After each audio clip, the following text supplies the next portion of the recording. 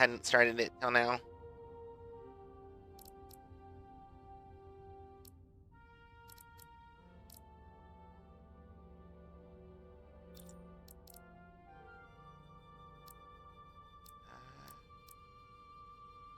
Apparently, it picks up the progress from the demo, but I will start from the beginning.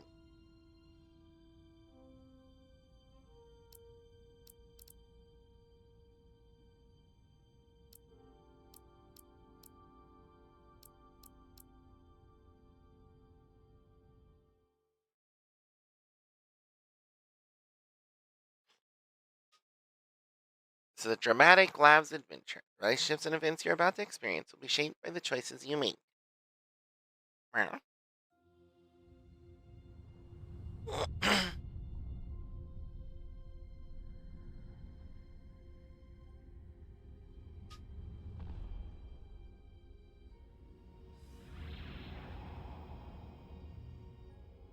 Captain's log, stardate 57931.4. The crew is restless. After spending too many months piecing our ship back together, we're finally about to venture out on a new mission. And the crew isn't letting this unprecedented ion storm slow them down. They're ready for something different. I know I am. Perhaps more than any of them. Fortunately, nothing ever stays the same. It's entropy, the nature of the universe. Change is inevitable. And while entropy says order gives way to chaos, in this case, change is good.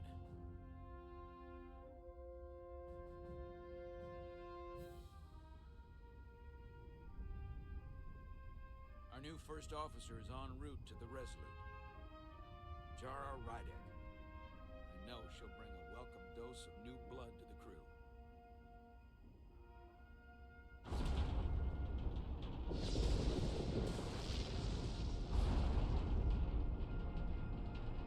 Oh, that don't look good.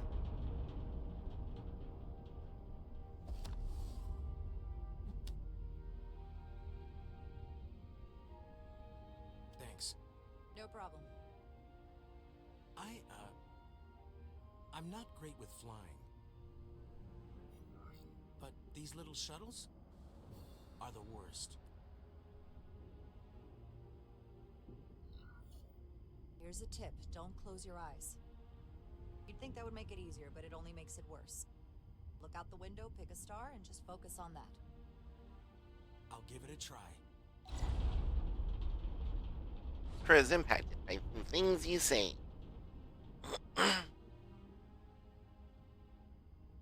Sorry, I'm a little anxious. I hadn't noticed. I'm on my way to my first assignment. When we get to the starbase, I'm transferring on to the Resolute. So am I. It won't be easy for Jara to step in at the 11th hour like this. But if she's half the officer I knew she could become when she was a cadet at Starfleet Academy, she'll be the XO this ship needs right now.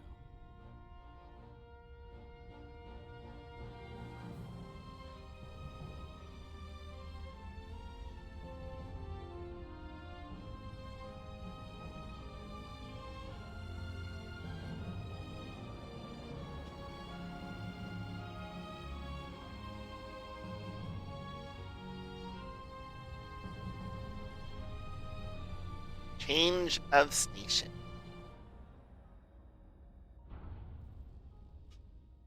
Boop.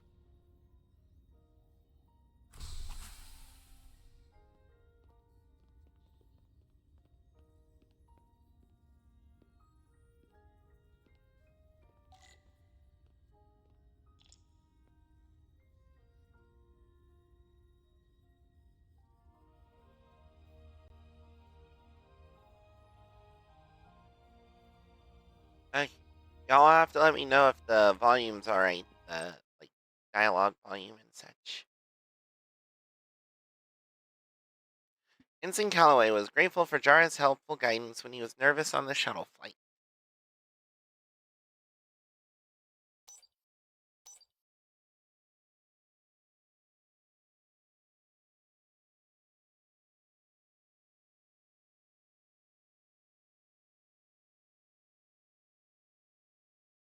There's exploration, shootings, scenes, stealth scenes, tricorder usage.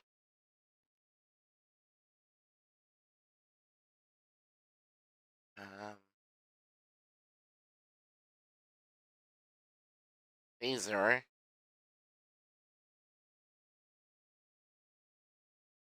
Shuttle. And the transporter.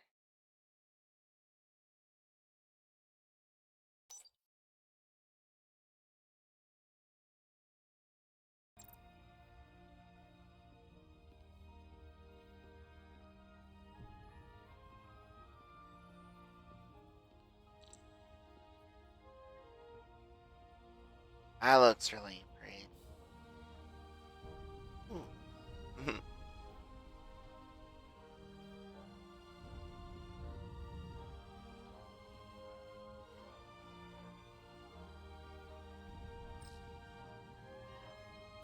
A starbase on the very edge of Federation space. Long way from home now. Welcome to Starbase 128, Starfleet Operational Support Services.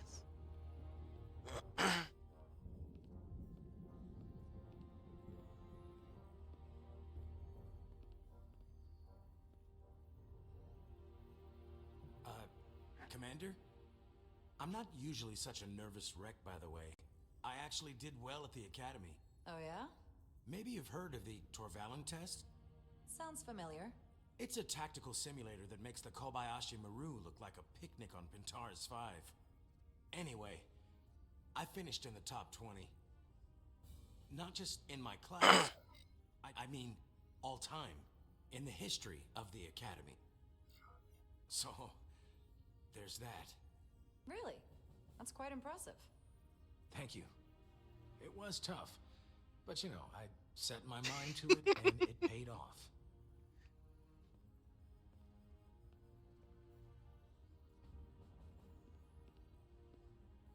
Please place your hand here.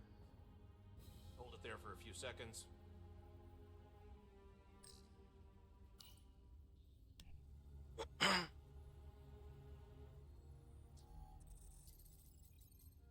Welcome, Commander Rydek. Wait, you're Jara Rydek? You absolutely crushed the Torvalin test. You finished in what, like the top 3? That would be me. Now I'm really... It's an honor to meet you, Commander. Sorry, I didn't realize before. I just came off the shuttle and was glad to be on solid ground. The pleasure's mine, Ensign. Paul Calloway. Good to meet you. I believe Commander Ermot is expecting you. He's in the concourse just ahead. See you on the Resolute. He's trying. Find Commander Ermot. Okay.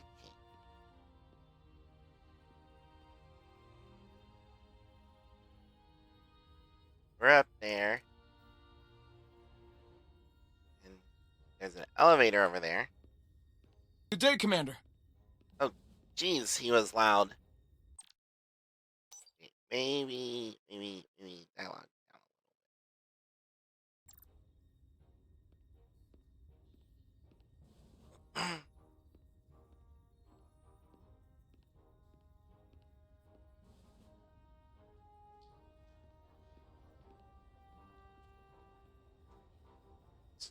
Strategic applications, command tech center, expedite initiatives, dynamic services, virtual rooms, deliver corridors. Where are they delivering the corridors? I guess to there? Who's delivering corridors? Convergence doors, step portals, integrated desks, streamlines. What? I kind of feel like they gave up on coming up with places on a starbase like halfway through.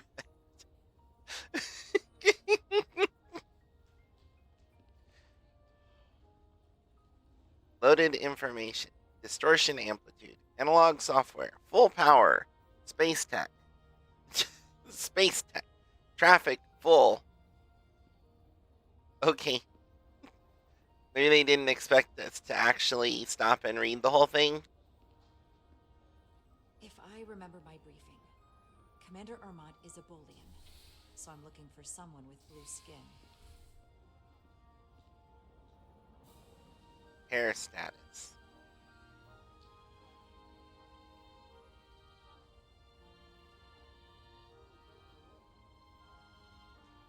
Ship repairs in progress.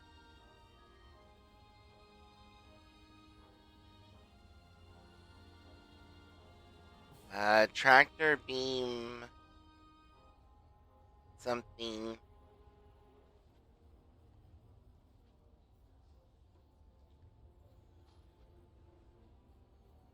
I can't read most of that, unfortunately. Are you alright?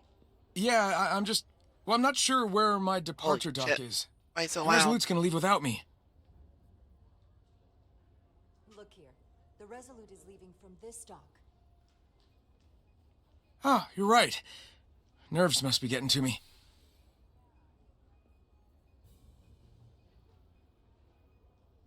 Thanks so much, Commander. Why was he so loud and that other guy? But she's quiet.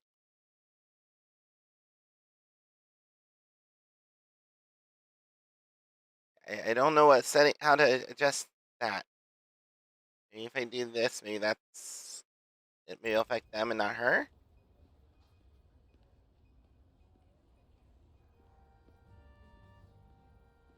Maybe this volume is just being wrong with some people. Try having it like this, and I can turn it down for my own ears. Or is it going? All right.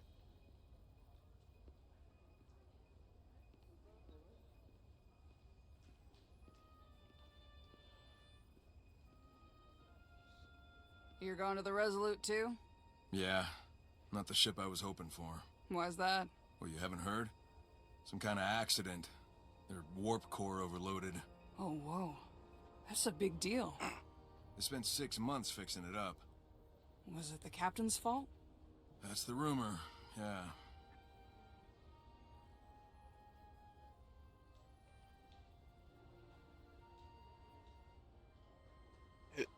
Geez, who's their engineer if it's taking them 6 months to repair an overloaded warp core?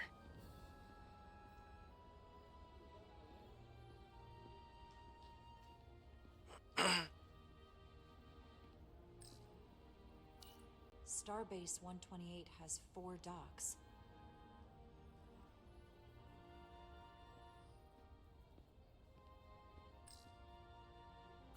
Excuse me, have you seen a Bolian around here? Yes, sir. Right back there, near the replicator. Ah, there he is. Thank you. Happy to help, Commander. Okay, I am gonna see if this will affect their volumes without affecting my volume.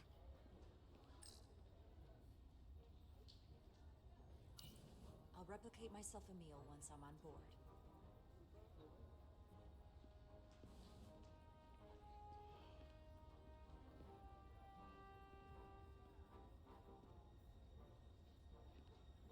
I don't remember having this problem in the demo, but it has been a while, so I could be wrong. Excuse me. It does seem to be like the random, not random, but like the Hey, you hear the Resolute's getting a new first officer? the Someone from extras. The crew got promoted? No, get this. They're from a different ship. Oof. Wonder how the crew feel about that. It makes them look desperate. Is their crew that bad? Yeah, not a good look.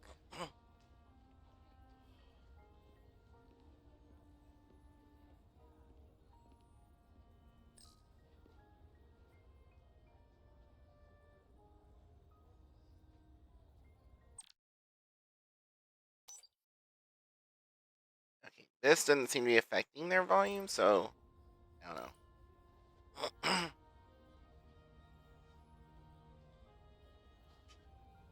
Welcome to the edge of the galaxy, Commander Rydek.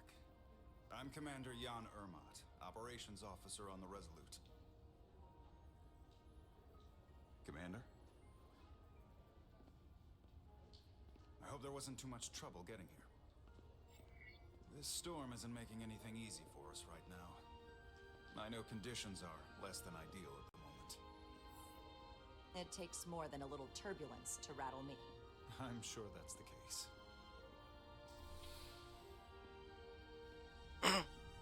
We're grateful you were able to come fill our first officer vacancy at such short notice. From everything I've read and everything I've heard, we're lucky you were available to us. Coming from a premier starship and all. To our little research vessel. What exactly have you heard about me? First in your class at the Academy. Received the Starfleet Award of Valor during the Dominion War. Most recently, Tactical Officer and Chief of Security on the USS Endeavor. You've done your homework. Like I said, we're very lucky.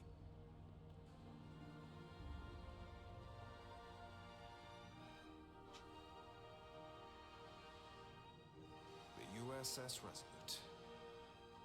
She may not look like much compared to the bigger ships, but as far as science vessels go, she can more than hold her own. And she doesn't look so bad considering 6 months ago she was nearly cracked in half, venting plasma, fighting for her life. It was an accident? The equipment malfunction. An accident suggests fault, but no one's to blame. It was a planned test, but the warp core was pushed beyond its limits. It destabilized the dilithium, there was a runaway reaction, and the warp bubble deformed. We thought we could reach a higher resonant frequency, but it was more than she could handle. Cost us our first officer and 22 of our crew. At the end of the day, we're all responsible for each other.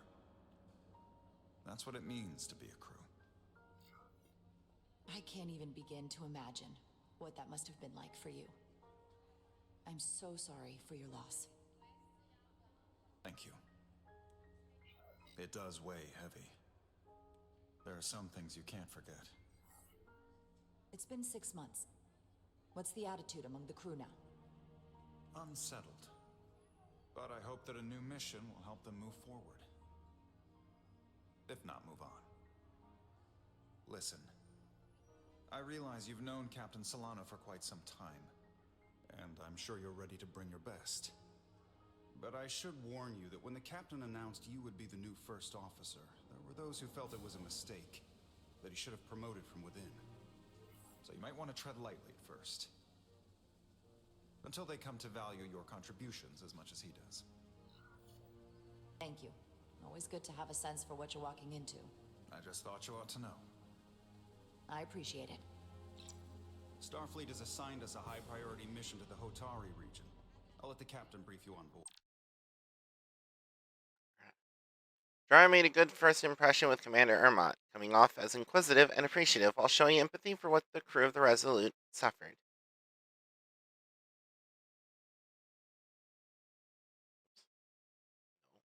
I know he's eager to see you. Will we be mission ready in time? We have every intention. The crew has been working around the clock to get the ship ready. There's still so much to do.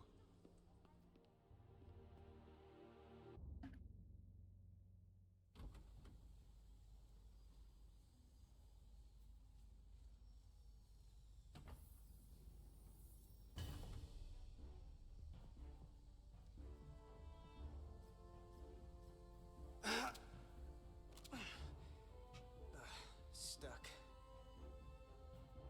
I got just the thing. Find the plasma torch. Which is down there, but I just want to see what these others are. A hyper spanner, interphasic coil spanner, ODN recoupler. Don't need to rewire the optical data network. Just need to burn this gunk off. Hyperspanner does almost everything, except what I need right now. Now, need to melt some corrosion, not just a plasma injector. Grab the plasma torch.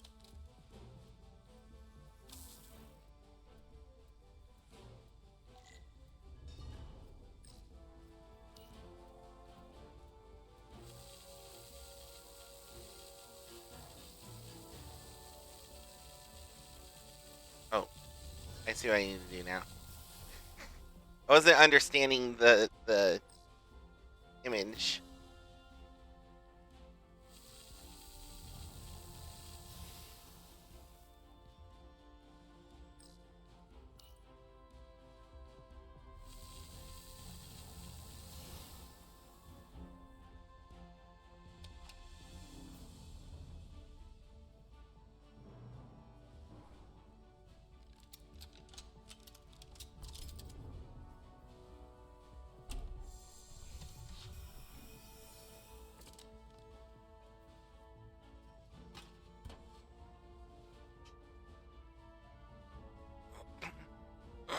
That.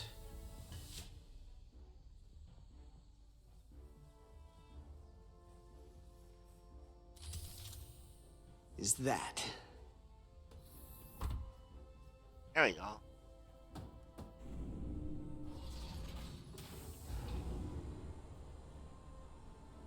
The lower decks. I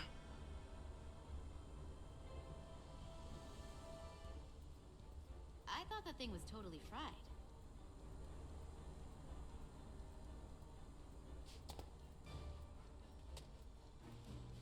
Nice work, Carter. Nothing to it, Neely. And not a moment too soon. The boss wants us down in engineering. Like, now.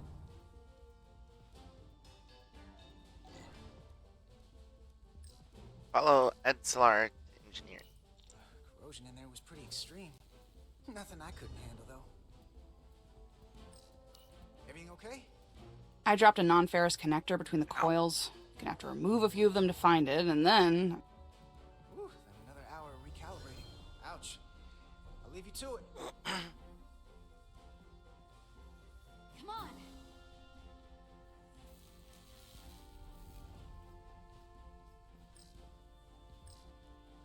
This storm looks pretty bad. Just another reason why we need to get this ship ready.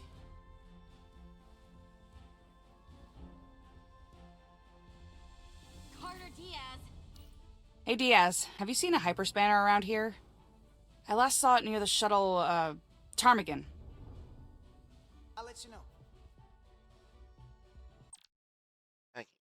I'm gonna mess with this dialogue volume slider again, see if it how much it fucks with things.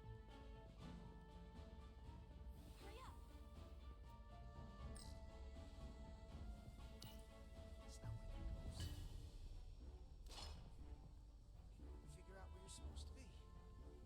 Okay. So that did definitely affect his volume.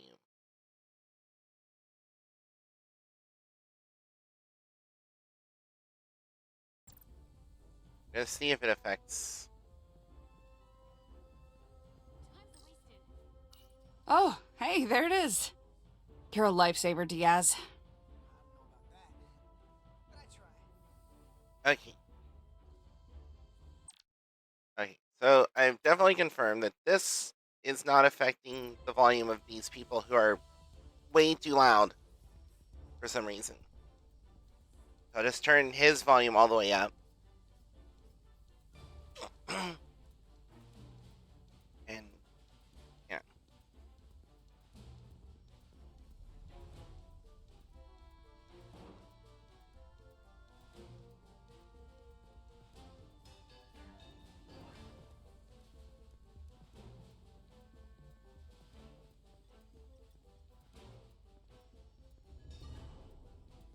Hey Diaz, can you give us some help with the transporter? What's the problem? We need to test this cargo transporter. I've never been that great with the signal plotting. I got it. No problem. Why are you the one testing it?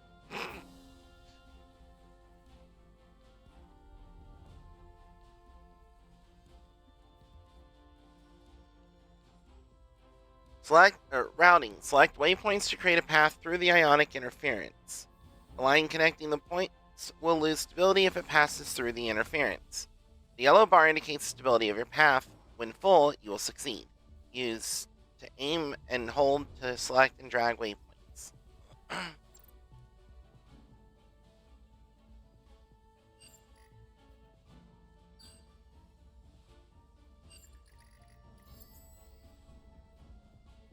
no sweat. Whoa, hey, buddy, get off the pad! Wow.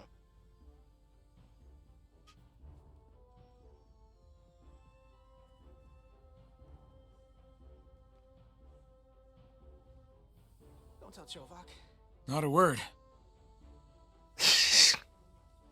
Maybe don't walk onto random transporter pads without when they're being tested.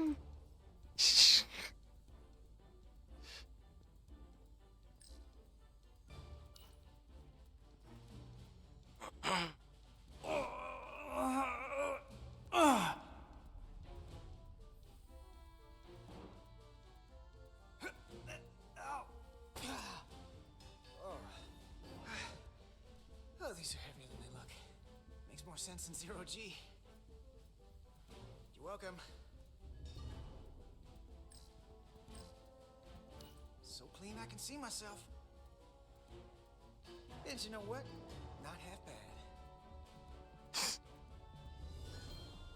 Oh god, camera went inside his head for a moment. That was neat.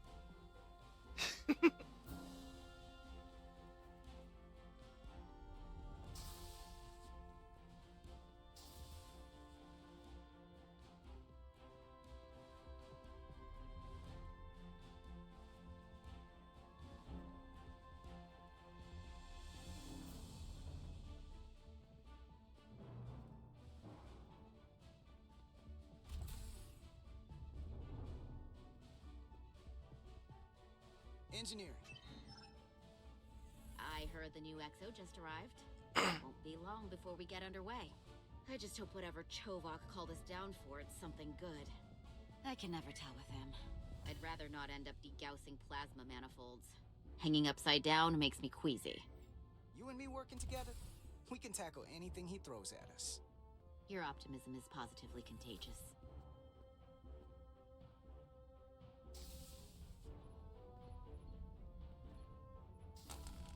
Looks like we got here before. Lieutenant Commander Chovak. We were just looking for you, Commander. Petty Officers Ed Solar, Diaz. I was beginning to think you would be late. We are all hands on deck right now, which means if you are not at your post at the appointed time, I do not have someone to replace you. A point I have been forced to make to Petty Officer Edsolar on repeated occasions.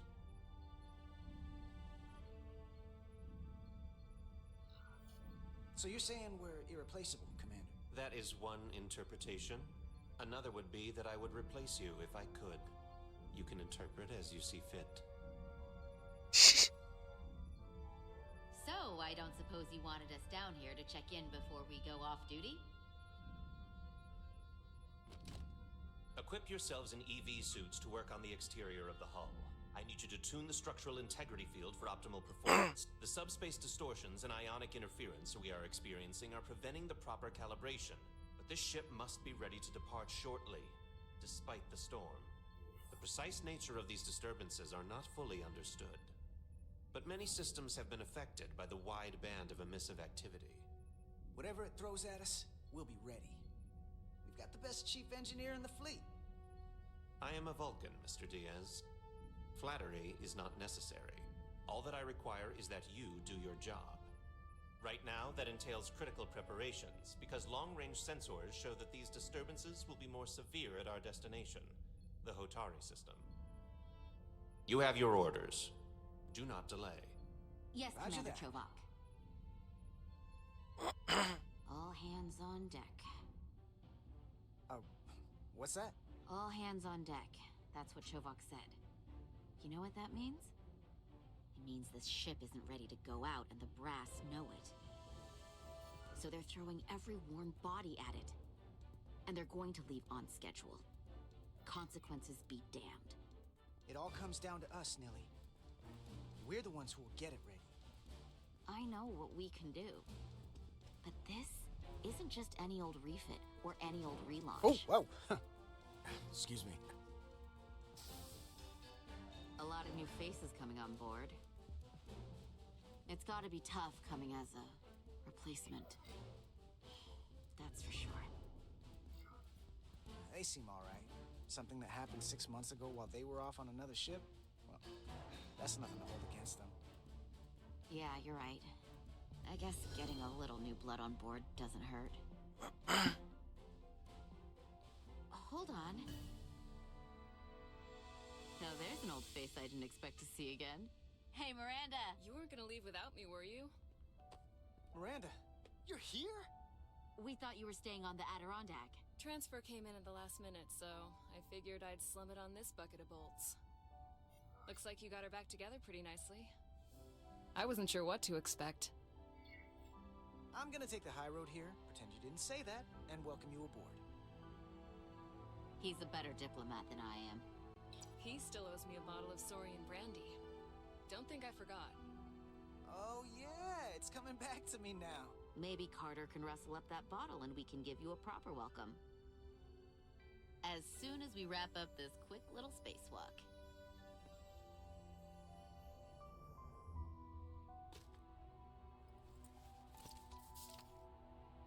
Here, let me help you. Thanks. So what's the word? Are you back in the security rotation? Yep. Still running with the usual suspects. Whoa! Good to go.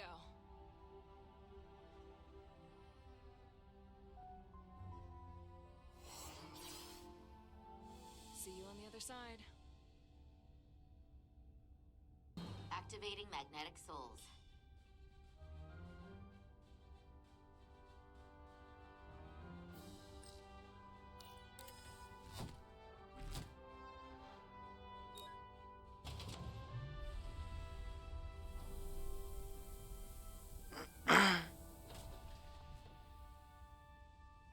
Spacewalk.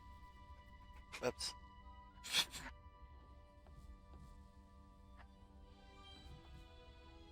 Oh, there's my water.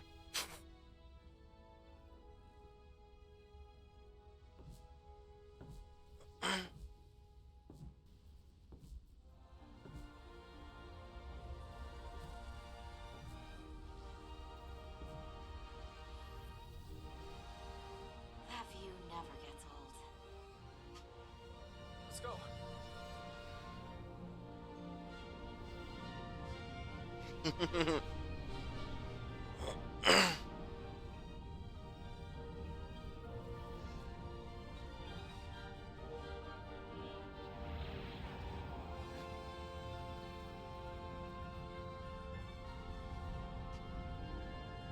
USS Resolute.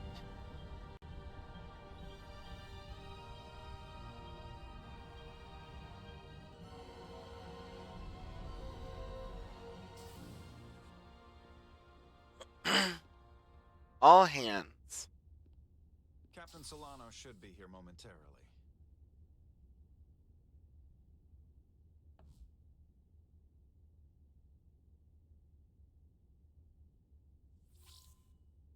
You'll have to forgive me, I don't know much about Kobleods.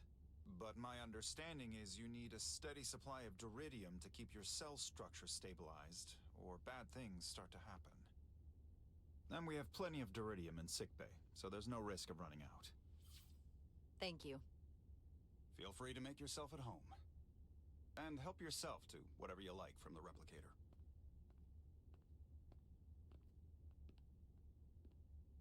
Interesting.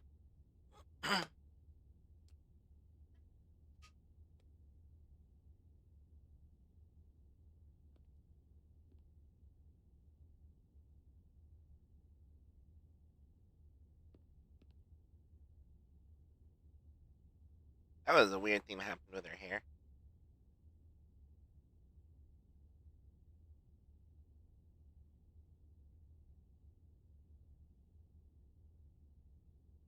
Just checking something real quick.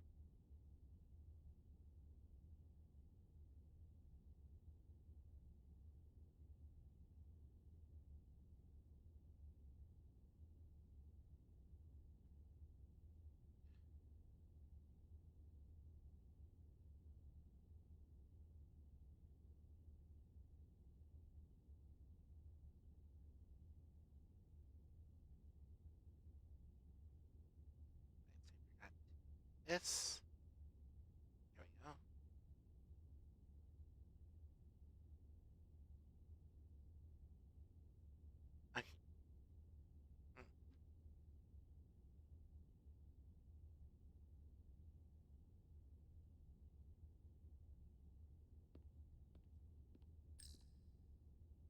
Bottle train!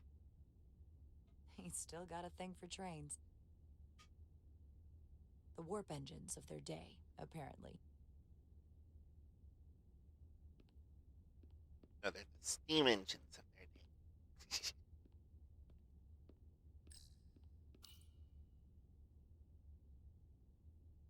I can't believe he keeps this around.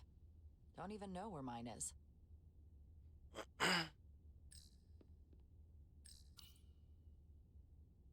We'll be out there soon. Going where no one has gone before.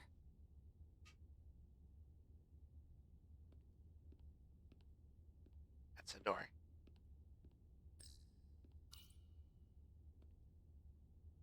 The first mineral Captain Solano ever discovered.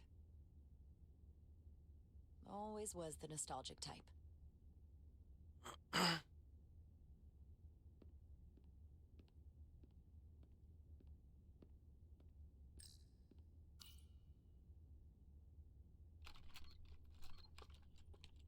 Can't wait to plot a course myself.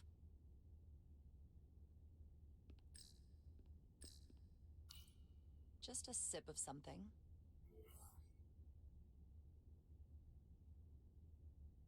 Decisions, Could go with coffee. Decisions. Or I could go with... Oh, the Roctigino. Ractigino. Isn't that... I know it's it's basically a coffee. I just forget where it's from. That sure has a kick. Is it Klingon? Jara Rydek. Last time I saw you, it was graduation from the academy. You'd already secured one of the most prestigious assignments possible. And you were burning with enough ambition to fuel 7 trips around the Necrid Expanse.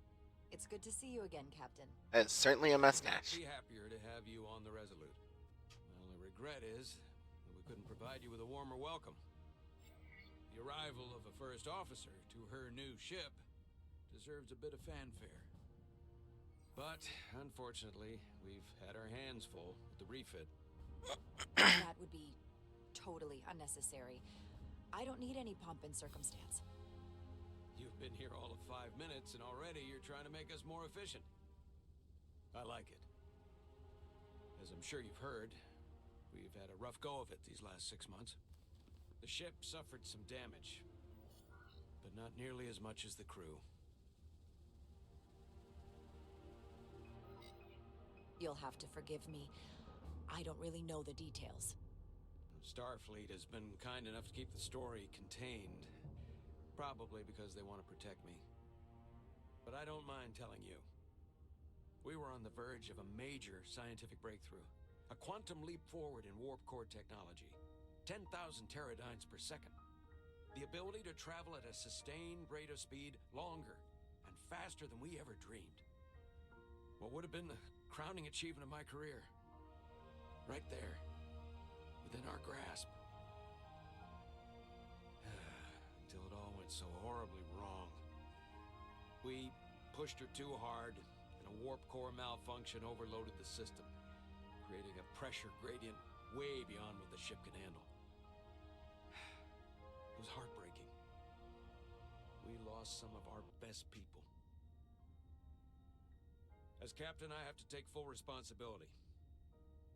It was my decision to make, and I have to live with the consequences.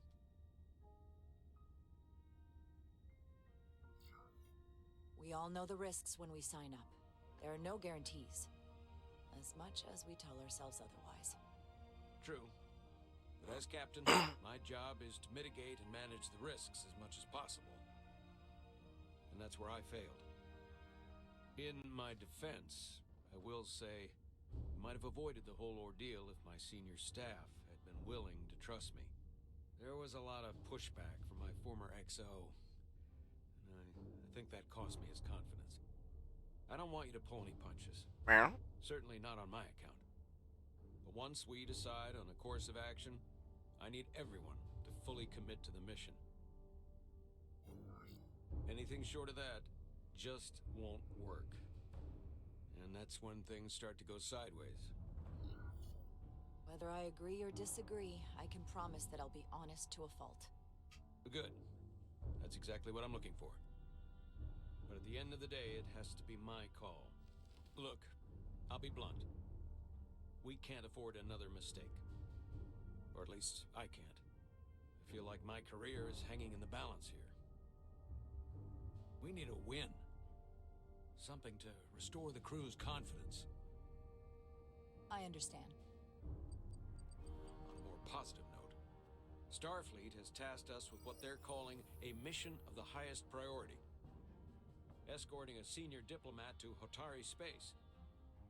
Two previously peaceful and otherwise non-aggressive civilizations now find themselves on the brink of all-out war.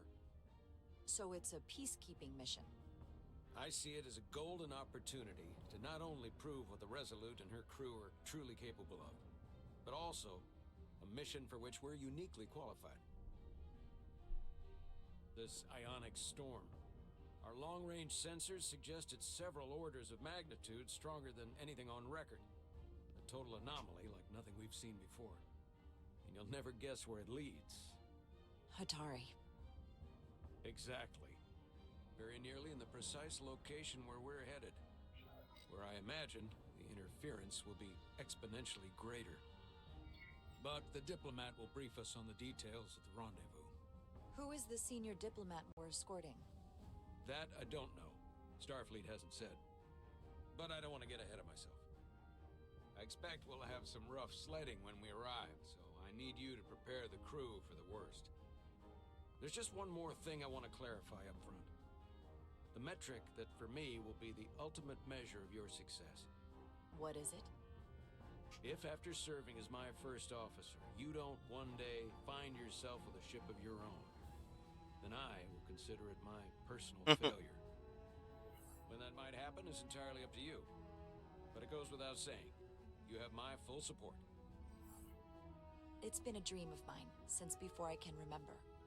So I would be honored to become a captain someday. As long as you're willing to do the work, you have my promise. I'll do everything in my power to see that it happens. Thank you. Come, let me introduce you to the crew.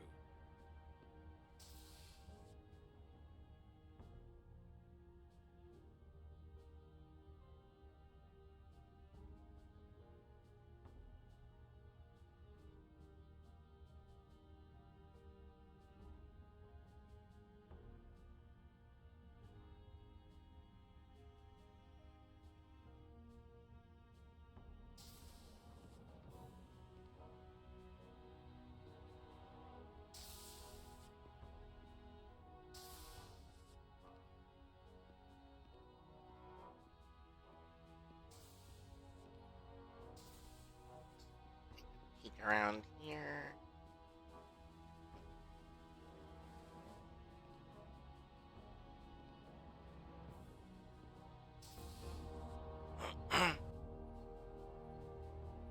Double hinge.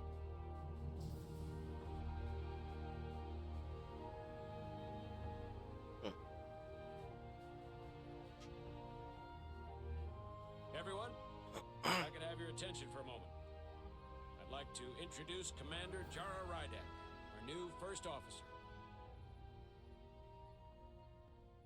Some quick introductions. This is Lieutenant Handar, our helmsman, one of the best in the business. One of? Well, what he lacks in humility, he more than makes up for in ability. Bajoran. Glad to meet you, Commander. Likewise. Next, we have Commander Westbrook, our Chief Science Officer. I've come to rely on his expert counsel on a regular basis. Pleasure. Commander Rydek, it is such an honor to meet you. This is our tactical officer, Lieutenant Bedrosian, who's been looking forward to meeting you for about as long as I can remember. I've been following your career for quite some time. And I look forward to learning as much as I can from you. If anything, the honor is mine. Well, I have to admit, one of the reasons I've followed your career is because you're part Kobliad, because of what you've overcome. Starfleet stands up for people who can't defend themselves, and you were one of those people once. But since then, you've done so much to protect others who need it. I really admire that. So, you've been something of an inspiration to me. Not that I've done anything close to what you've done, but you definitely set a standard to strive for. I don't know what to say. That's incredibly flattering, thank you. I hope someday I can follow in your footsteps. I'm sure you will. And then, of course, you've already met Commander Ermont. Please, do everything you can to make Commander Rydek feel at home here. I'll be on the starbase. I have an urgent meeting with the starbase commander to get our authorization to get underway.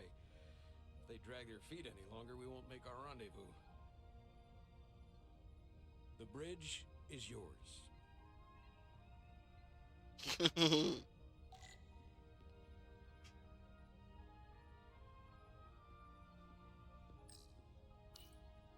Communications. Keeps us in contact internally and with other vessels.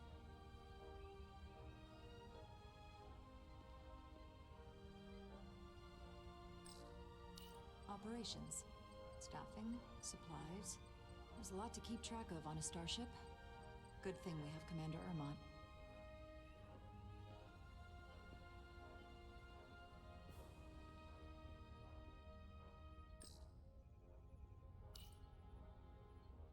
Impressive range of view.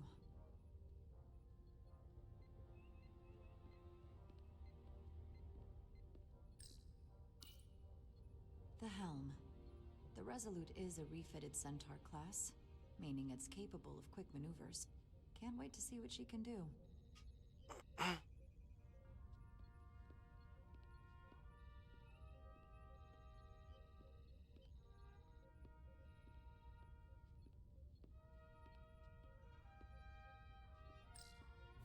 Science station. The Resolute is a science vessel, primarily. Might explain Commander Westbrook's attitude. I'll have to speak with him later.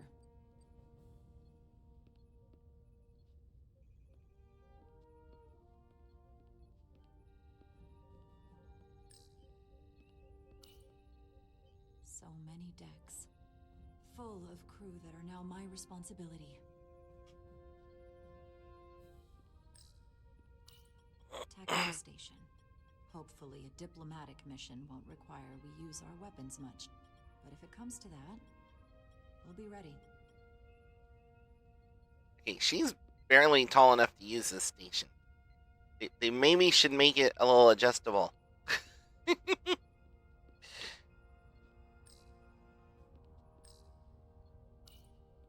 first officer's seat. My seat. Right now, though, I need to fill in for Captain Solano.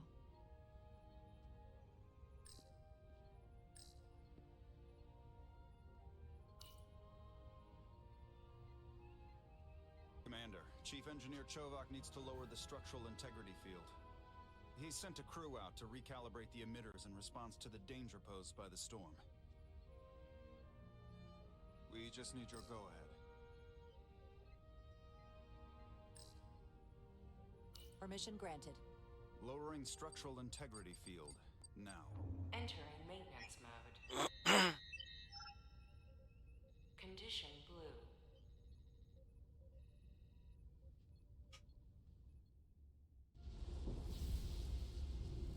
The Storm surge. Looks like they turned off the SIF.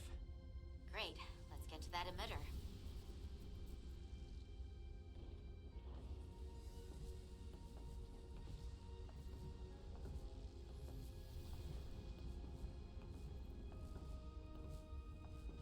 Every time we're out here, I half expect to see her in pieces again. She's still got some scars on her. It adds character. When I joined Starfleet, all I wanted was a ride out of town. But this isn't exactly how I pictured it. On the outside of the ship? No. Sometimes it feels like we're just part of the machinery. Don't you want more than that? I mean, Starfleet is noble and all, but it's still a machine. A massive, massive machine. I am more than that. And so are you. You wanted to get away. I enlisted because I didn't want to wait years just to get out and see the galaxy. I wanted to go somewhere. anyone's ever seen before. Just because I'm cranking a hyperspanner up in a Jeffries tube today doesn't mean that's all I'll ever be.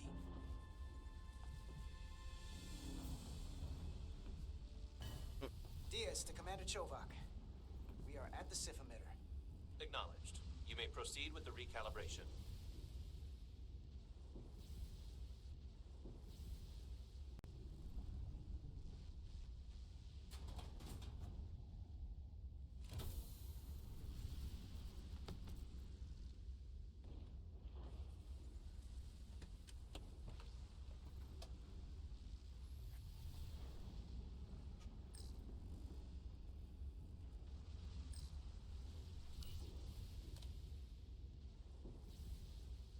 Beginning recalibration.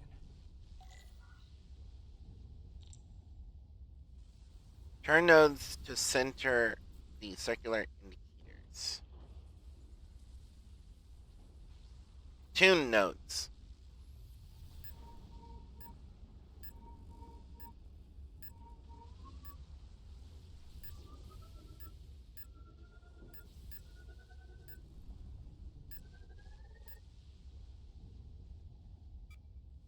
Looks good. That wasn't so hard.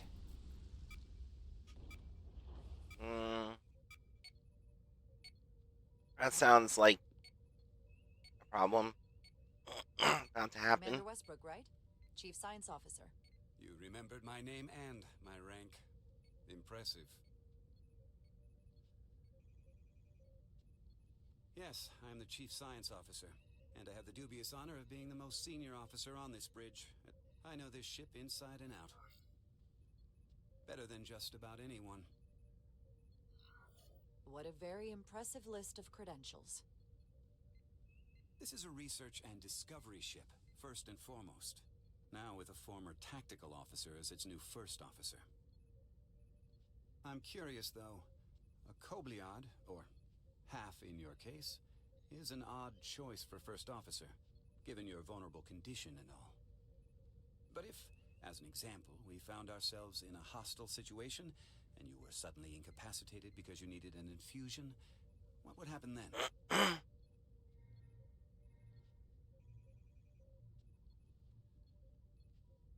You'd leave Captain Solano without an XO. Granted, that would be a worst-case scenario, but not outside the realm of possibility. That's very kind of you to be concerned about my well-being. But you don't need to trouble yourself on my account. I'll be fine. Well, I wouldn't say I was concerned, just curious, that's all. Listen, can I be blunt, Commander? I see no reason to stop now. Commander Sutherland, your predecessor, was one of the best first officers in all of Starfleet. His record was impeccable and his reputation was without equal. I mean no disrespect, but the shoes you're stepping into are almost impossible to fill. He was loved by the crew, and he was one of my closest friends. So I can only hope that you'll live up to expectations. I don't think I could ever replace Commander Sutherland. And it would be a mistake to even try.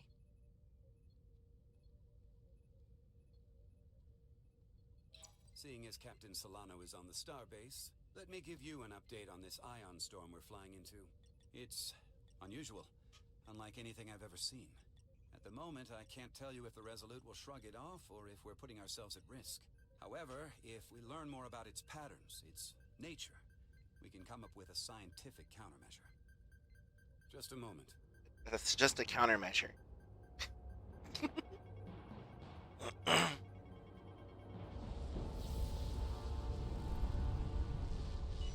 got a massive energy wave inbound. On screen. Uh-oh. That's not good. Tracing its trajectory. Starbase docking clamps are holding. The storm's emissions are fluctuating, coming in waves. And if my projections are right, we're about to get hit by a wide-band burst of ionic energy. Like a tsunami. I'm reading power abnormalities all over the ship. Estimated time to Red alert. Aye.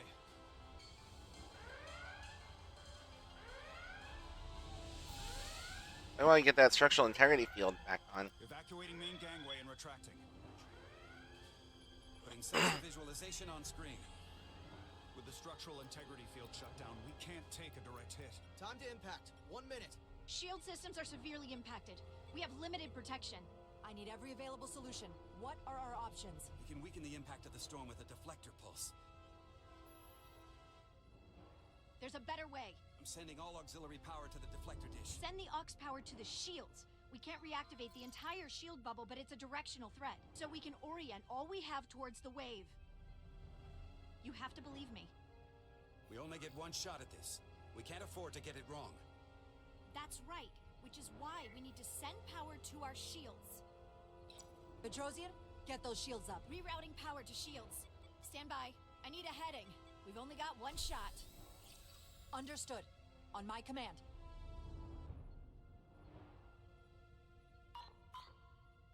Heading locked. Raise shields.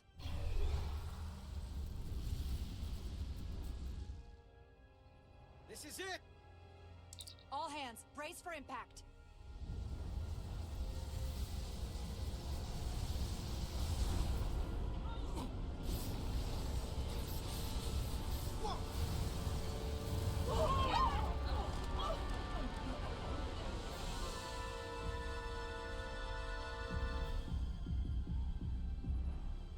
What happened?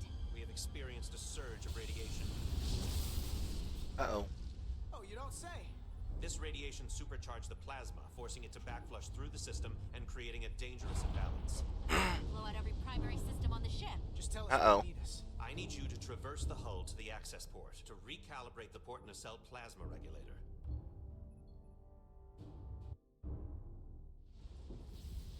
Did I make the wrong decision? We've reached the first access point. Understood. Do you see the override for the level 1 failsafe circuits?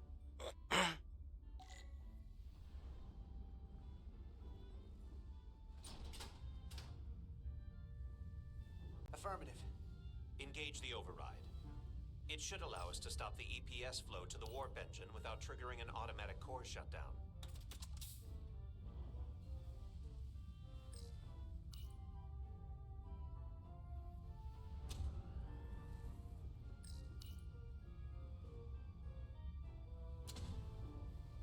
Failsafe override engaged.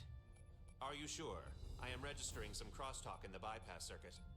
We need to route the signals so they don't interfere with each other.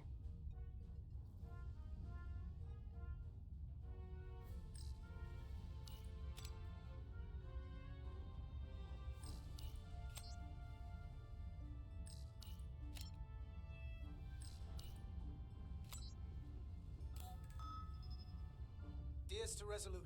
The failsafes are temporarily disabled. Moving on to the EPS regulator. Heads up, Carter. What is that? One of the discharges coalesced. It's coming right toward us.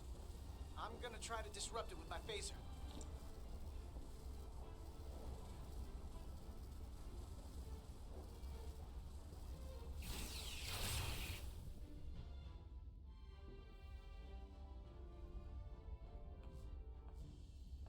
So we gotta climb up the pylon. Not that there's really an up, but, you know.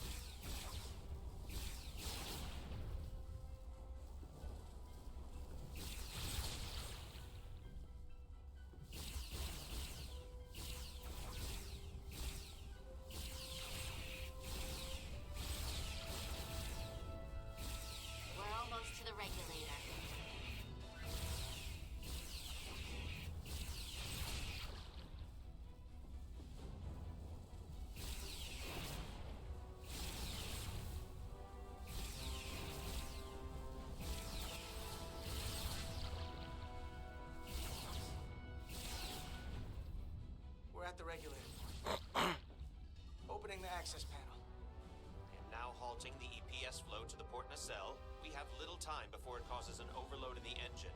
You must work efficiently.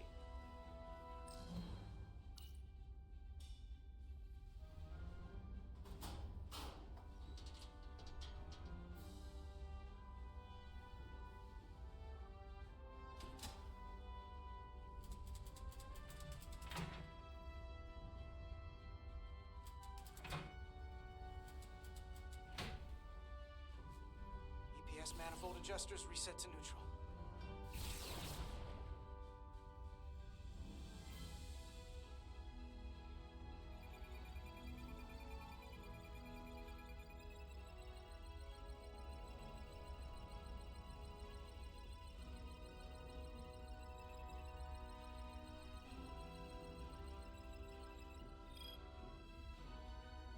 The EPS lines to the port warp engine are back in balance. Almost done. Once I cycle the manifold nozzles, Chovak...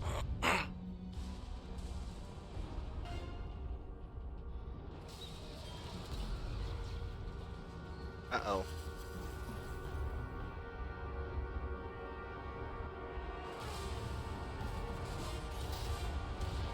That's not good.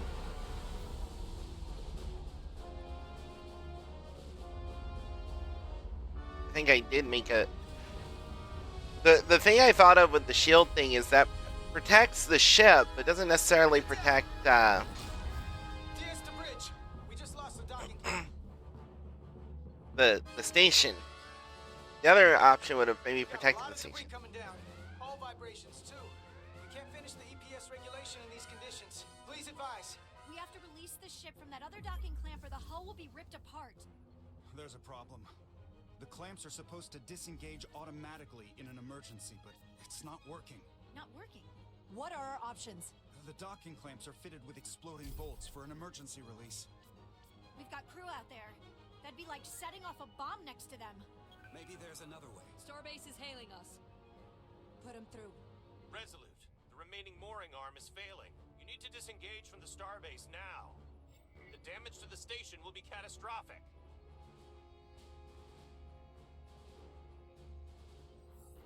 The docking clamp isn't functioning. We're exploring our The options. option is to detonate the emergency release. Commander, hear me out. Reverse the polarity of the hull, which theoretically will repel the docking clamps. And repel the engineering crew right off the hull into the storm. This is Captain Solano. Put me on screen. Go ahead. Captain, we have a situation. Commander, what are you doing? Blow the bolts on the docking clamp. The captain doesn't know the whole story. I'm giving you an order. Jara? Captain, you brought me here because you trusted me.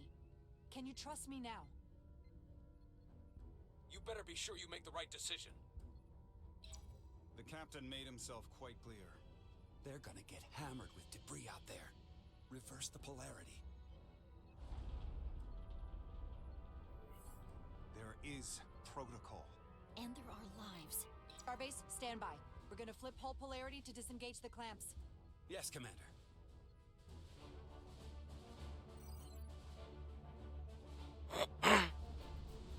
Repair crew, this is Acting Captain Jara Rydek. Be advised, we are going to reverse hull polarity to free us from the remaining docking clamp. Tether yourself and deactivate your boots on my mark. Understood. We're tethering ourselves 8, with 7, magnets. 6, 5, 4, 3, 2, 1. That was close.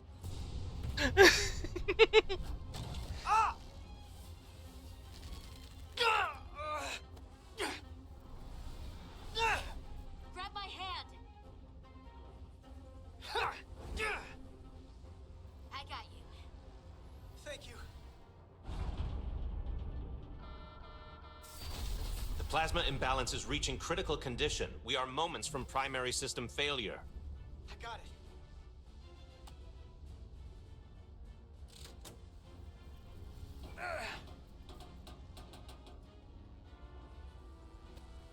On.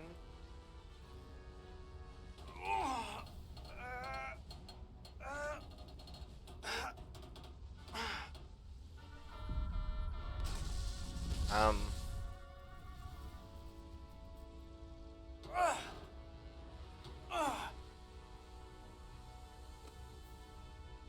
There you go.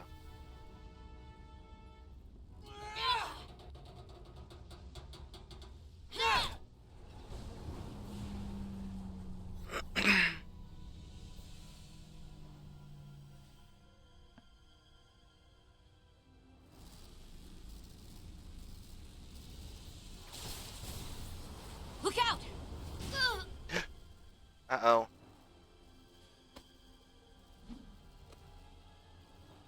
I got you. Petty Officer Etzelar's hurt and unconscious. I'm gonna have to tow her back to the airlock. Mr. Diaz, the situation has changed. You are at risk of triggering a substantial electromagnetic arc if you approach the main hull the way you came. But Commander, the way we came is the nearest airlock. There is an auxiliary hatch near you on the far end of the pylon. You must bring Miss Etzelar there to access the interior. Roger that. Going there now. Ooh.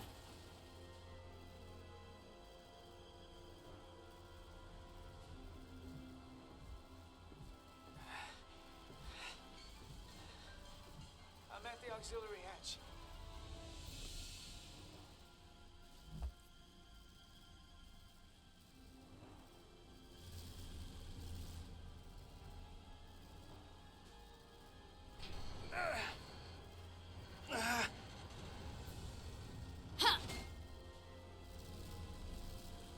You go first. What? Let me save your neck this time. No time to fight me on this.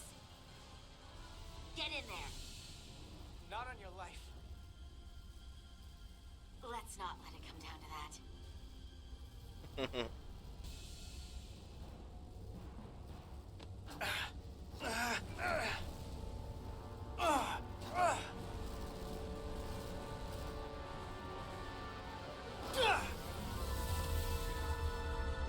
Oh, well, that's not good.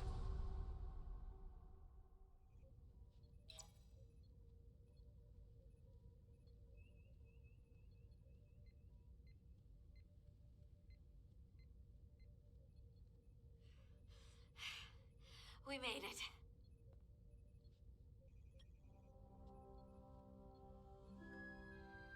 They're safe, bringing the SIF fully online. Do it.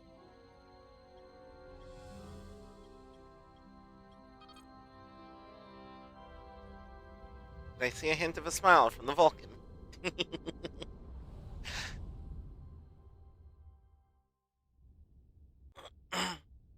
The price of duty.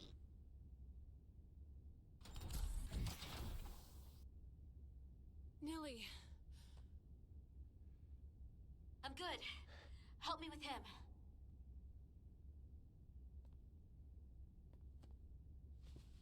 Let's get this off.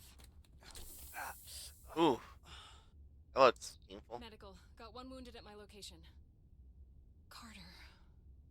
You don't look so good.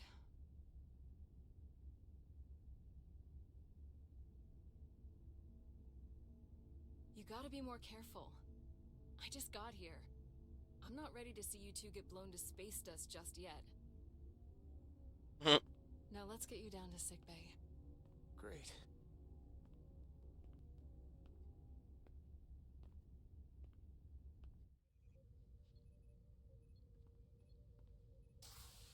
Status report. The repair crew made it inside. EPS flow is back to nominal levels. The SIF is back up. How does this affect mission readiness, Mr. Ermot? Releasing the docking clamps using hull polarity minimized damage to the Resolute. We'll have some last-minute repairs to make, but if we reapportion some of the staff, we can make our departure on time. As of now, however, we are successfully moored to the station. Good to hear. Send updates to my ready room. Commander Rydek, with me.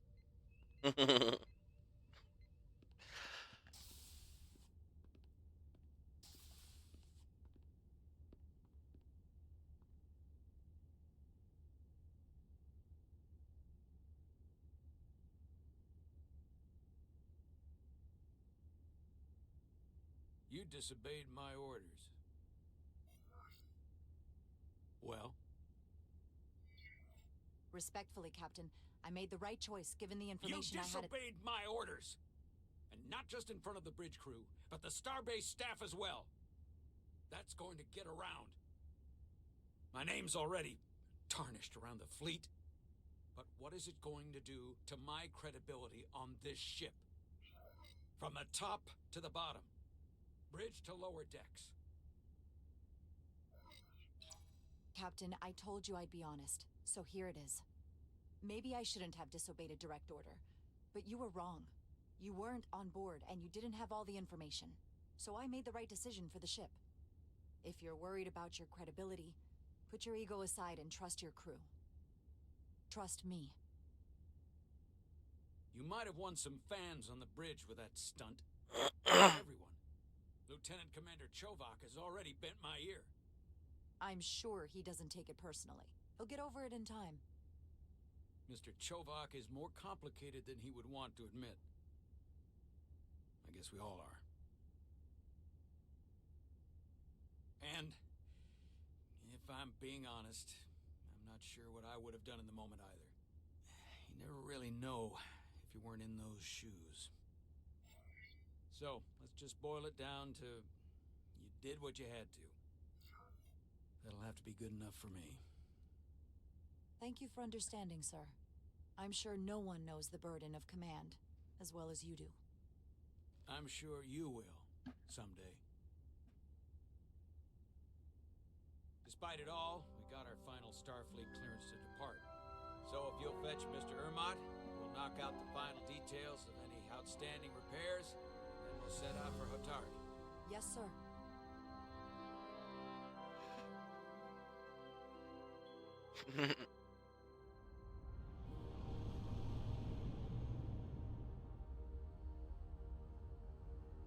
All I ask is a tall ship. NCC 92317.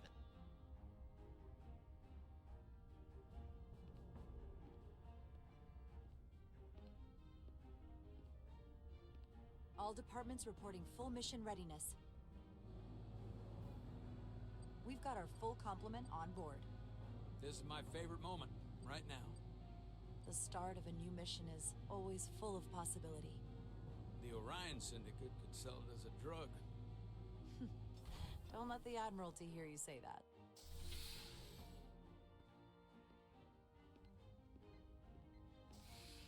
Captain on the bridge.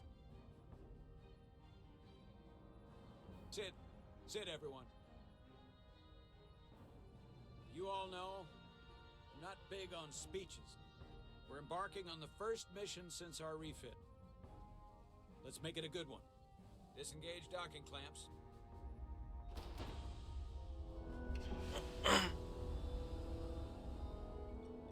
Docking clamps released.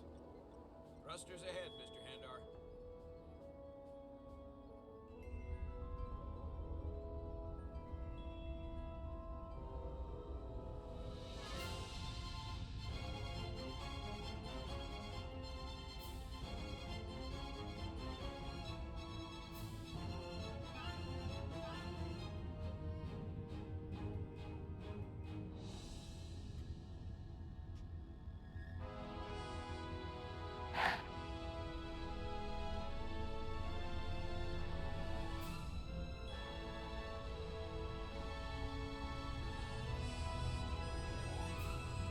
That should do it. Set a course for the Hotari system. Prepare to go to Warp 8. Aye, Captain. You know what? You take this one. Me? Ooh.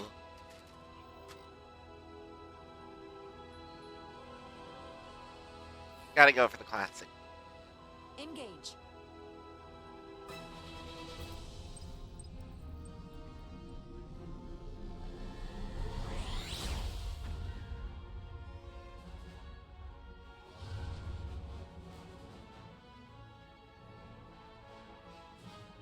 Simple, but effective.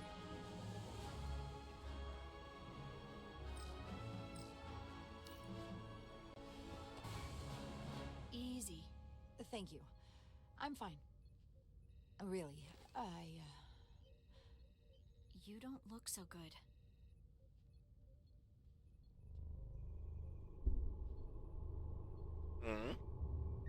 Uh-oh.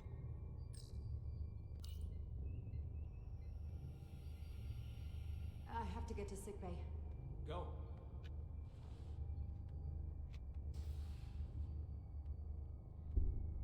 Commander, help me get her inside. Okay, maybe don't push yourself so hard.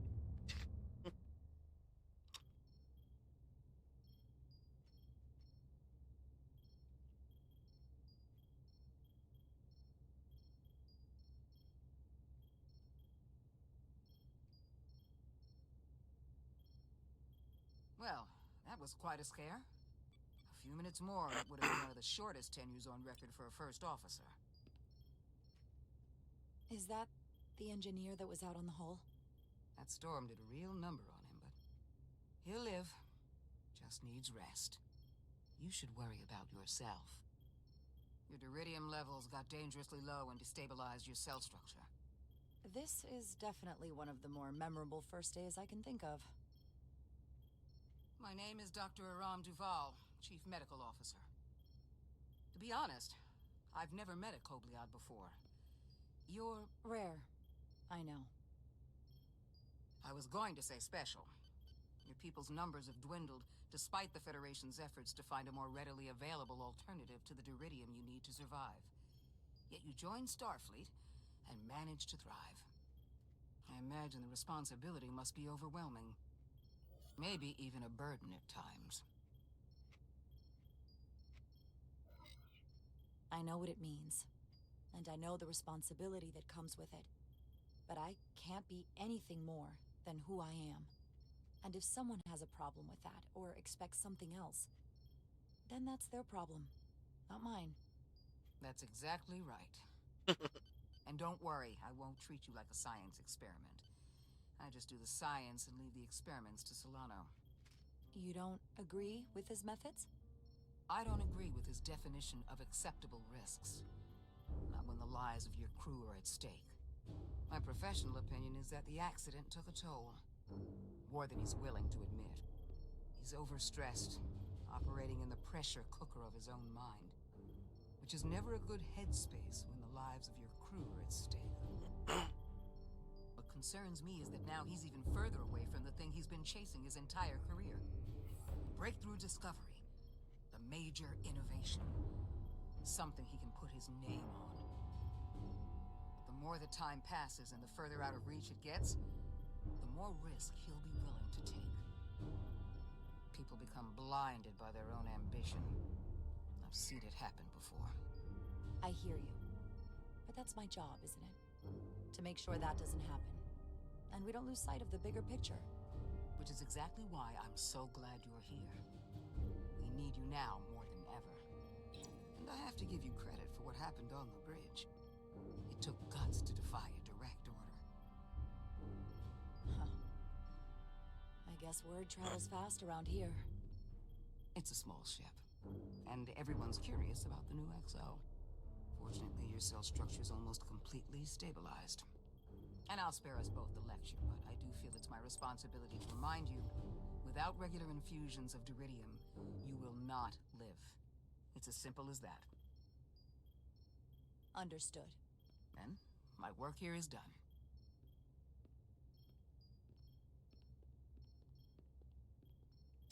Interesting. Lieutenant Bedrosian. I came to see if you were okay. We were all pretty worried on the bridge. No one knew what was happening. I'm feeling much better. Thank you. It's just part of who I am. You don't have to explain to me. I understand. I'm just glad you're okay. You trusted me earlier with the shields, and I appreciated that. I want you to know that I have your back. Thank you.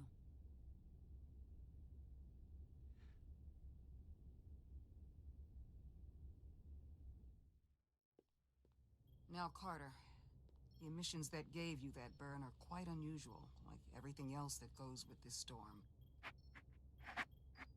That's a combination of hyronalin and lectrazine to counter the radiation effects. That should help speed your healing. She's come by a couple of times to see you already. Be brief. It's good to see you awake again. I was starting to get worried. Not that you aren't in good hands with Dr. Duvall. You did take one hell of a shot, though. So, be honest. How bad do I look? You look rugged. Rugged? Okay, how about heroic? Millie was looking in on you too, by the way. But since it's just us right now, I had a chance to think about this while I was away. And I thought it was important that I just come out and tell you. Instead of tiptoeing around it. Or worse. It's okay, Miranda. You can tell me anything. I know that. Then come on. Just spit it out. I'm trying. Let me talk. What I'm trying to say is, we've been really good friends for a long time. But I got back here and I couldn't ignore it anymore. I want to see if there's more between us than just being friends. Carter? Are you sure about this? They're my feelings. Of course I'm sure. Well, I just mean, seeing me in here, after we almost got killed out on the hull. I felt this way before that, Carter. I like you. And I think there could be something more for us. So, what do you say?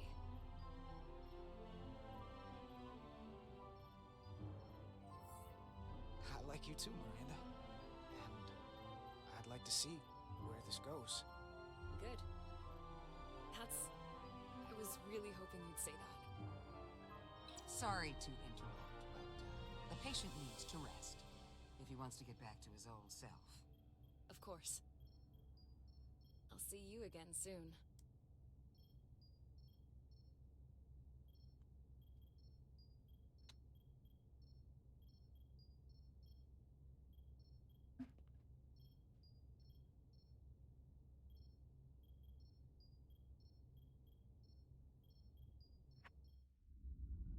Cast adrift. Approaching the rendezvous point outside Atari space. Helm, bring us out of warp. Dropping to impulse. Oh, hello. Ionic interference surging, Captain.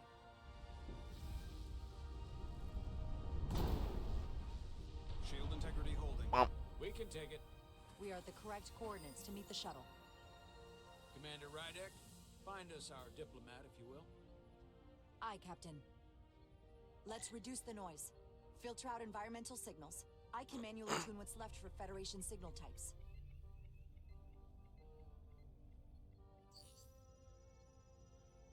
I've located the shuttle. Opening comms. On screen. Shuttle to Resolute. Shuttle to Resolute. Debris field. Lost maneuvering. Losing. I can't get it any clearer. We won't get a transporter lock. It's just not happening. Power up the tractor beam. We'll pull them directly into the docking bay.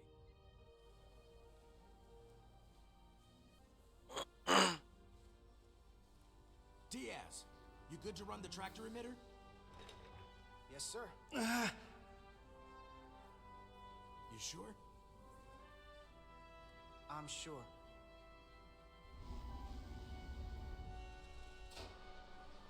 Come on, Diaz.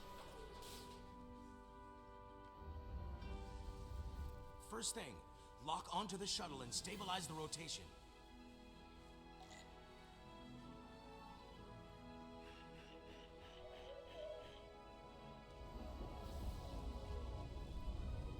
USS Excelsior. That's where that shuttle came from. I'm on it.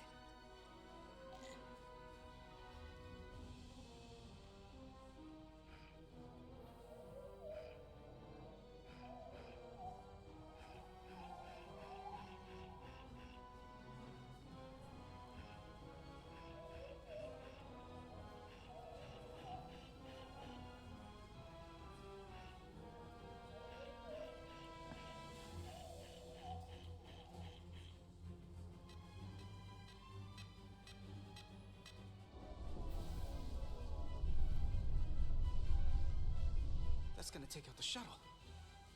DS the bridge. There's a large piece of debris headed for the shuttle. The tractor beam can't handle it. Can our shields take it? I believe so. Commander Ryder, plot an intercept course. On it.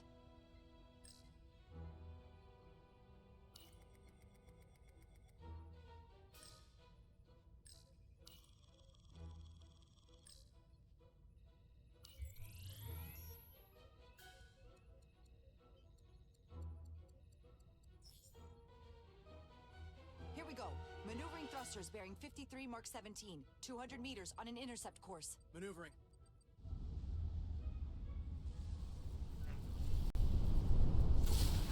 Ooh. Got it. Bonk. Whoa! Someone's working hard on the bridge.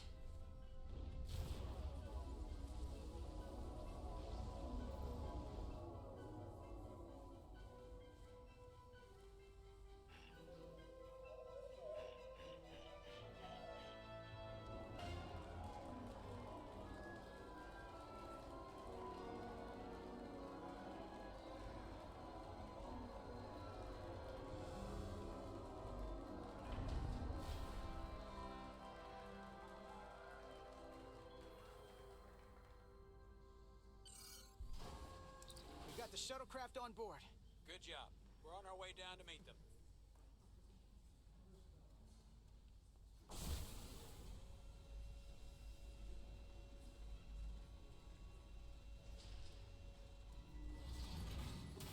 Terra firma, so to speak.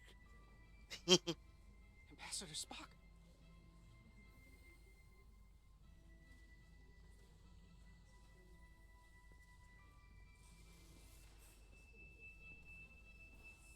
The captain will be right down to meet you, sir.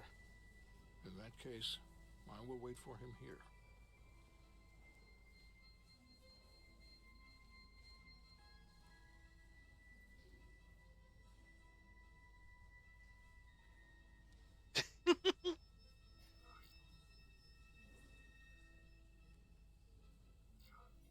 Well, let me be the first to say, welcome to the Resolute, Ambassador. Thank you, Petty Officer... Carter? Carter Diaz. Sir.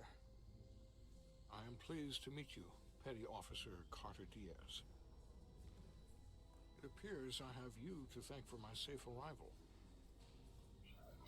Your assistance arrived not a moment too soon, if I may say so. Well, it wasn't all me. I got some help from upstairs. A bombastic approach to clearing debris. We thought we were prepared for our arrival in Hotari space, but it is evident my craft was not sufficiently robust for such intense ionic activity. The storm has been pretty intense. There was an element that was most unusual. Before you came to our aid, our maneuvering thrusters and impulse engines were rendered inoperable. So we attempted a short traversal at warp speed, only to find that we could not achieve warp at all, even though our diagnostics computer showed no faults or anomalies. What do you make of that? When all indications say that warp speed is possible, but in practice, we find it is not. Well, this storm is one of the strangest phenomena we've ever encountered. It's disrupted other systems. Who knows what it might do to a warp drive? Yes, it would seem further investigation is called for. We'll take readings, run some additional diagnostic checks, and we'll get to the bottom of this. Quite logical, Petty Officer Diaz. Thank you. Ambassador Spock. Excuse me. I'm honored to have you aboard. I'd like to get right to it. We're already behind.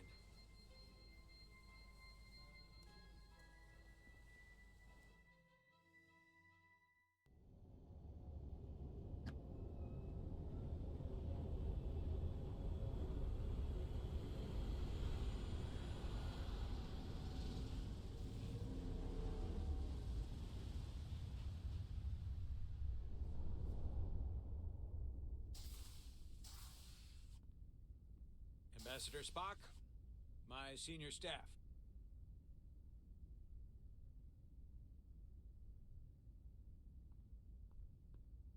It's not every day that a captain gets to welcome a Starfleet legend aboard. You flatter me, Captain Solano. But legend implies the past tense, whereas I am very much focused on our present circumstances. I didn't mean to suggest you were stuck in the past. You're right, Ambassador. Not the most diplomatic choice of words. Your experience comes from the past, but our present situation calls for it. True enough. We were hoping you could fill us in on the details. We got the basics from Starfleet. Two formerly peaceful neighbors are now on the brink of war. Indeed, and the tension between them grows fiercer by the hour.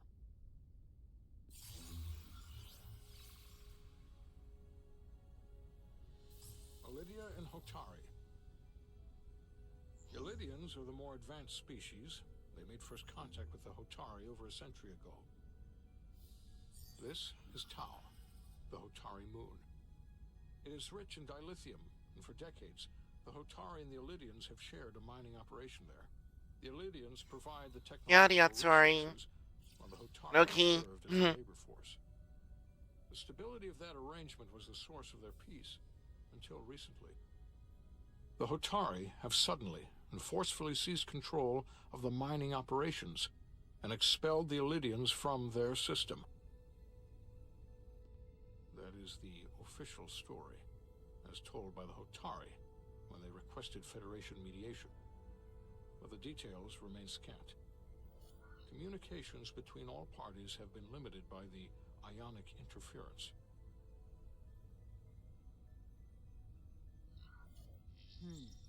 Have the Illidians retaliated against the Hotari, or taken any action against them?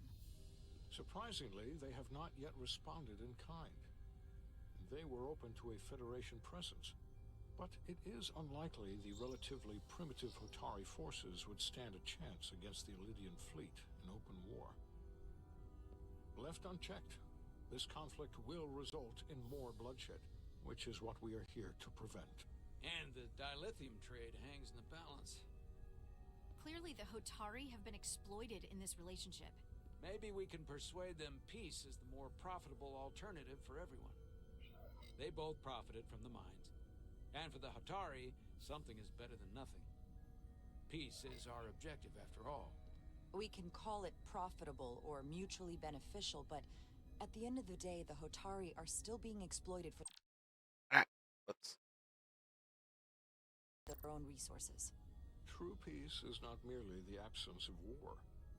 And as such, this conflict will surely come again.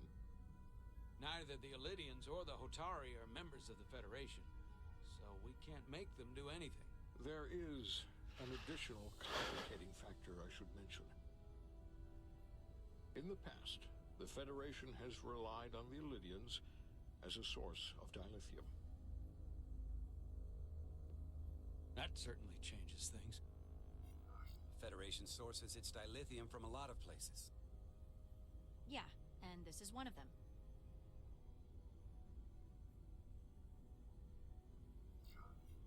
We could use that as leverage with the Illidians. They'll want the Federation to continue buying from them. There might be something to that, Commander. Putting that on the table could make the Hotari more hostile. Given the Federation's involvement in the Illidium dilithium trade, Captain Solano and I must make every effort to appear neutral in these negotiations. What worries me is if this whole thing unravels, and we're at the mercy of the storm at less than full strength. We can't let it come to that. Considering what the Ion Storm has done to our ship, and the Ambassador's shuttle, we have to assume the Illidian fleet has had problems with it as well. This recent surge in the energy disturbance temporarily levels the playing field. Commander Westbrook is correct. The energy anomalies around the Hotari systems have been noted in the past. But they have never been observed on the orders of magnitude we have seen in recent weeks. That may answer why the Hotari were able to strike back after so long. They finally had an opportunity, and they took it. That would also explain the Illidians' restraint. And reason to learn as much about the energy anomaly as we can while we are here. We do not want to be caught at a disadvantage of our own. I trust we understand our circumstances. We're operating on a strict timetable here, and we're going to be leaving for the negotiations shortly. Commander Westbrook, I want you to leverage our systems to investigate the anomaly from here while we're gone. Aye, Captain. Thank you all. Dismissed. I want to speak to both of you privately.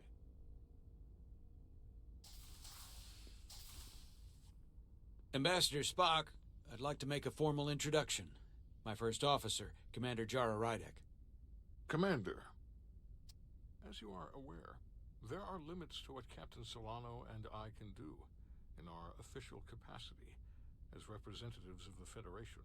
But someone in an unofficial capacity, your first officer, for example, would not be bound by those restrictions.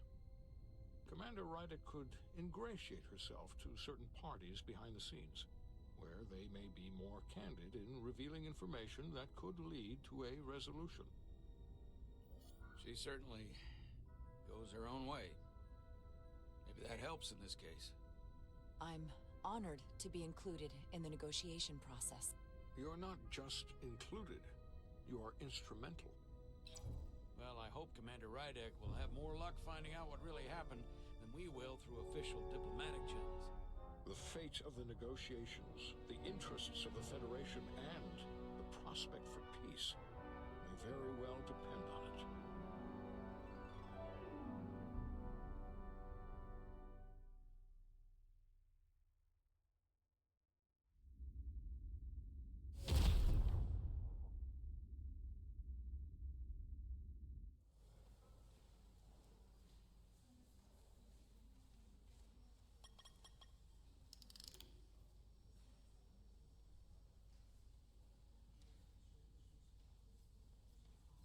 Mr. Diaz, I understand you have already discussed the warp drive failure with Ambassador Spock? I have. It is imperative that the Ambassador's shuttle be flight ready. I need you both to ascertain the root cause of the system failures he encountered. I'm surprised, Commander. I thought you would have wanted to work on Ambassador Spock's shuttle yourself. I respect the Ambassador and his many accomplishments, but I do not derive any satisfaction from interacting with his shuttle as if it were somehow transubstantiated through its association with him. Especially when I have the entirety of this starship to concern myself with. I am not the chief engineer of this shuttlecraft. When you look at it logically, yes, it is just a shuttle. No different than any of the others. There is plenty that is different about it, and that is what you are to investigate. But please limit your findings to observable scientific phenomena. We'll try to restrain ourselves. Then I will leave you to it. Make note of any abnormalities in your report. Carry on. It seems like he's warming up to us. Yeah. Even Chovok has to look at that face and know you've earned some real respect. And I have to admit that I owe you one. You were right to make me go first. I don't know what I was thinking. You've pulled me out of trouble how many times? Call it even. Okay. At the very least, maybe I can track down that bottle of Saurian brandy you're still on the hook for. But first, we have work to do.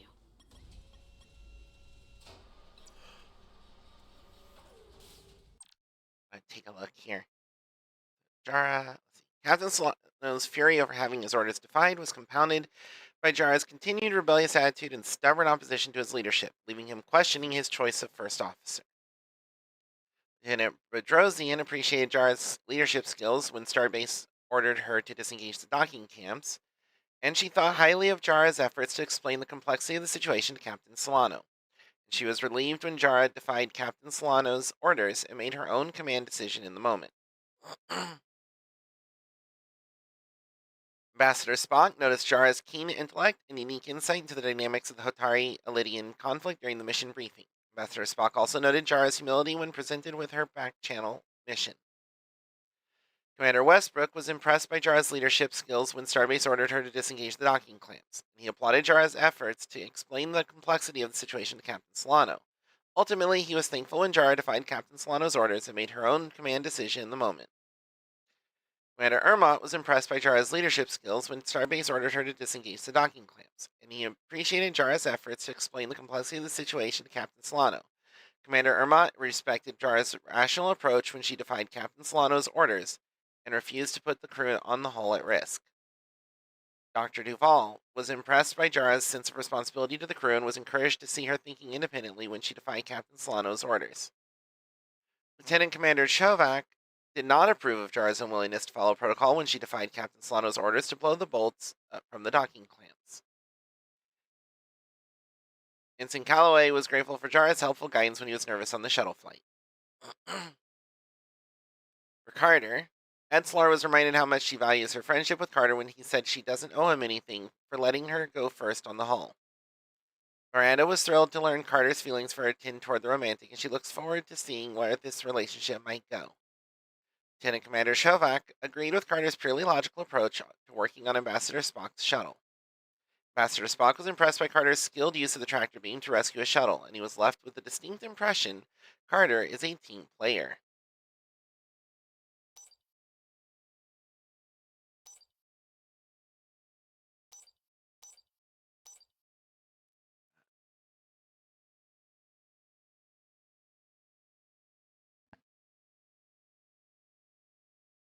Alright, I will be right back. Just need to get something to drink.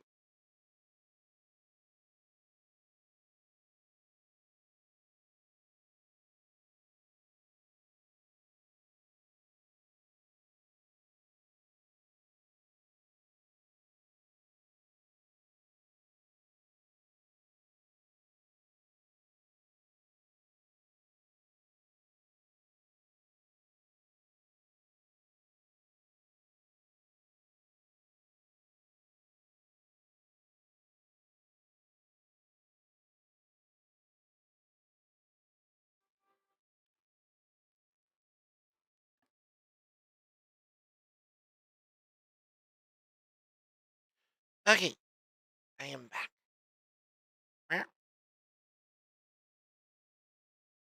Soon. Ready to go? All set. Let's run the diagnostic.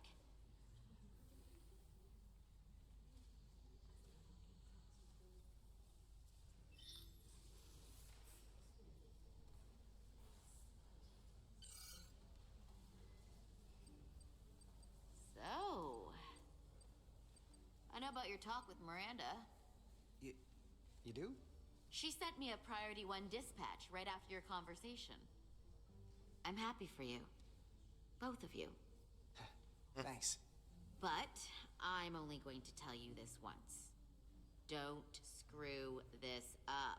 Because I would be very unhappy if you tried this out and then, I don't know, 6 weeks or 6 days later, I have to start splitting holidays between the two of you.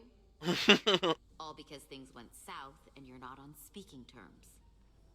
That just isn't gonna work for me. And I know you'll respect that. You really don't believe in me, huh? It's not you. Or her. Just running the numbers, and things don't work out more often than they do. I like my friends, and I like our group. I don't want to lose that. Is that thing done?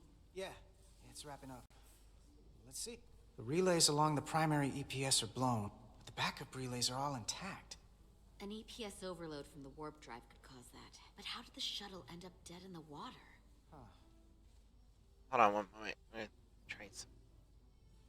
I don't understand why the volume's fluctuating so much like this.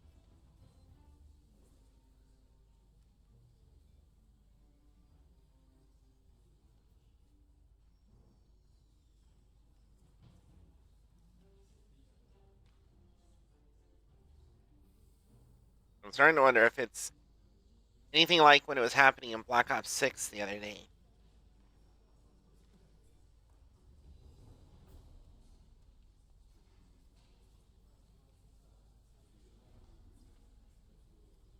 Well, maybe the ship's data recorder can tell us something.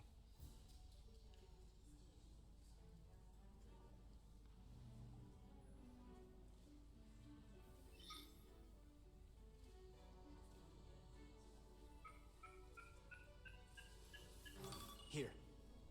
They were only about 8 minutes from their plotted warp point. No faults, just those warnings.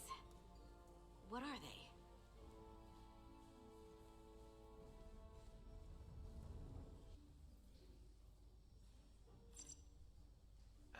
Subspace variance out of tolerance. What does that mean? It means the main navigation array lost sight of space somehow. Will the array going offline cause that? Yes, but it should have also thrown a fault code.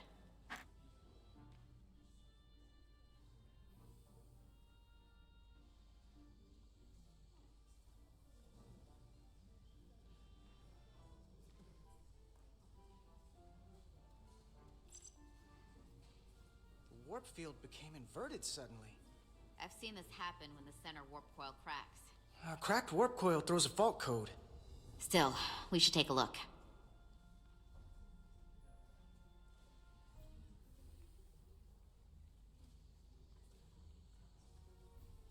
You can maybe try restarting the game, but that didn't work with Black Ops 6 before. I just tried restarting Discord, and that's not working.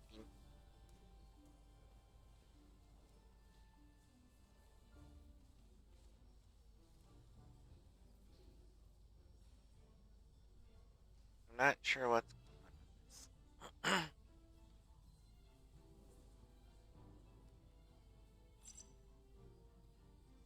There was a complete warp cascade failure. Wow. They're lucky the shuttle didn't turn inside out. Makes me think the computer panicked on the warp field equation.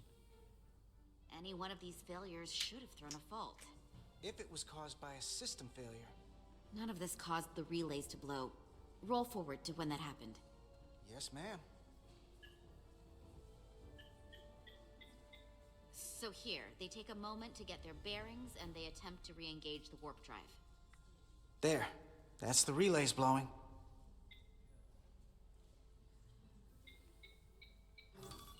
And look, there's another warp system alert. They're all the same. Subspace variance out of tolerance, or warp inversions. Finally, there's a complete warp cascade failure. Then it's one of two things. Either a warp coil is cracked, or the navigation array is offline. That makes sense. Divide and conquer. You want to check the warp coils or the navigation array? I'll check the other. Let's not overcomplicate this. One of these systems is likely broken.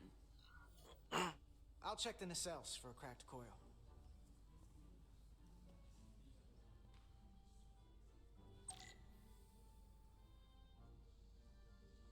Tricorder usage. Your tricorder can record and analyze data. Looking through it will reveal the unseen.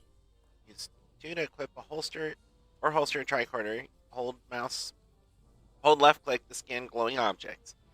You must be close to some objects to scan them. Watch the frame of the screen to see if you are too far away.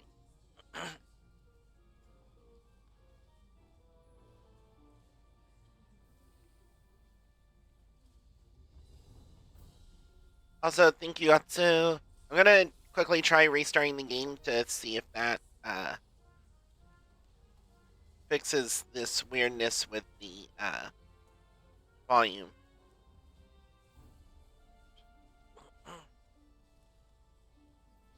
Hopefully this is synced properly. I don't remember exactly how saving works. But I think it's automatic.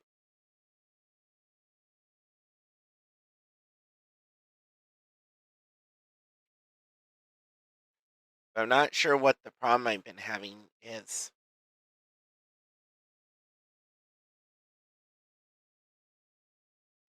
It might have been a problem I had in the beta, not beta, the demo also. I just don't remember.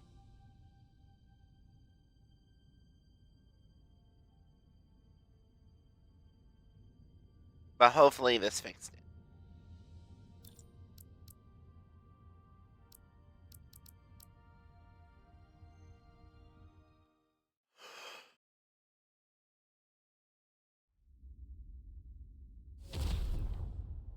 I might have to replay a little bit of what I just did.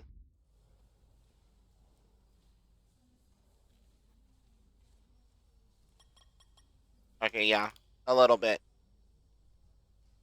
Try to make sane choices. Mr. Diaz, I understand you have already discussed the warp drive failure with Ambassador Spock? I have. It is imperative that the Ambassador's shuttle be flight ready. I need you both to ascertain the root cause of the system failures he encountered. I'm surprised, Commander. I thought you would have wanted to work on Ambassador Spock's shuttle yourself. I respect the Ambassador and his many accomplishments, but I do not derive any satisfaction from interacting with his shuttle as if it were somehow transubstantiated through its association with him. Especially when I have the entirety of this starship to concern myself with. When you look at it logically, yes, it is just a shuttle.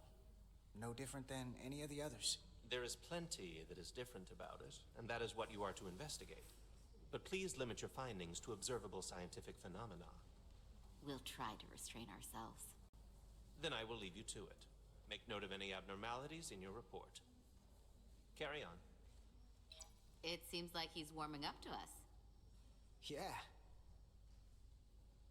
Even Chovok has to look at that face and know you've earned some real respect. And I have to admit that I owe you one. You were right to make me go first. I don't know what I was thinking. You've pulled me out of trouble how many times? Call it even. Okay. At the very least, maybe I can track down that bottle of Saurian brandy you're still on the hook for. But first, we have work to do.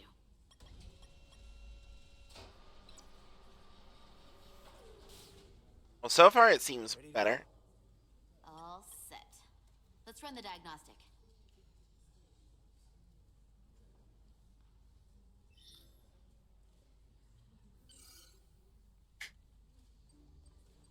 So, I know about your talk with Miranda. You do? She sent me a Priority 1 dispatch right after your conversation. I'm happy for you. Both of you. Thanks. But I'm only going to tell you this once. Don't screw this up. Because I would be very unhappy if you tried this out and then, I don't know, 6 weeks or 6 days later, I have to start splitting holidays between the two of you. All because things went south and you're not on speaking terms. That just isn't gonna work for me. You really don't believe in me, huh? It's not you. Or her. Just running the numbers, and things don't work out more often than they do. I like my friends, and I like our group. I don't want to lose that. Is that thing done? Yeah, it's wrapping up. Let's see. The relays along the primary EPS are blown, but the backup relays are all intact. An EPS overload from the warp drive could cause that. But how did the shuttle end up dead in the water? Okay, volume's still wonky.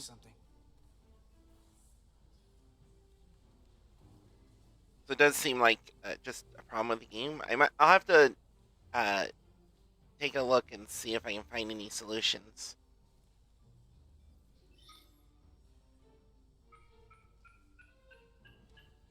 Here. They were only about 8 minutes from their plotted warp point. No faults, just those warnings. What are they?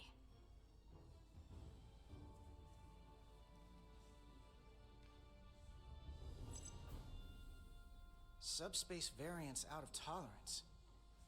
What does that mean? It means the main navigation array lost sight of space somehow. Will the array going offline cause that? Yes, but it should have also thrown a fault code.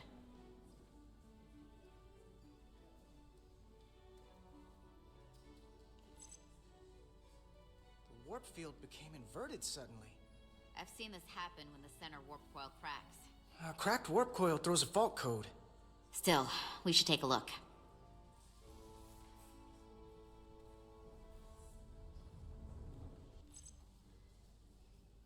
There was a complete warp cascade failure. Wow. They're lucky the shuttle didn't turn inside out. Makes me think the computer panicked on the warp field equation. Any one of these failures should have thrown a fault. If it was caused by a system failure. None of this caused the relays to blow. Roll forward to when that happened. Yes, ma'am.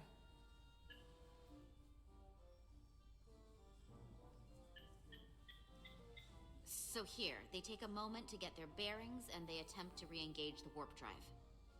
There. That's the relays blowing. And look, there's another warp system alert. They're all the same.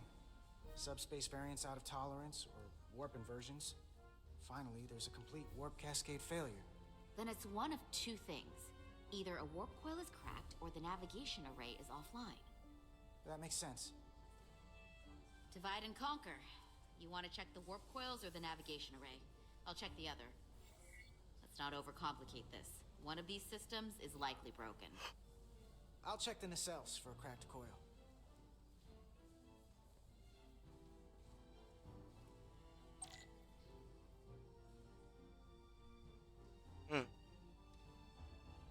Let's see.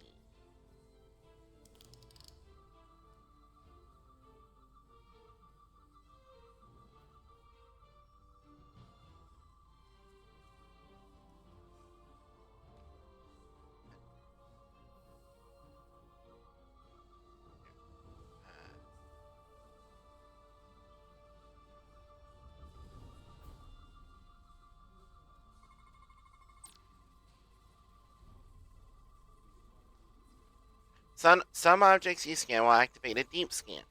During a deep scan, use Q and E to switch between different scan modes and search for glowing objects.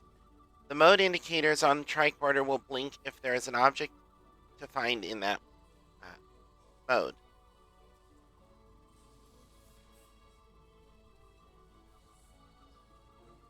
When you have scanned all objects, the frame will change color. Hold right-click, analyze the data, and finish the scan. How are you doing, Atsu?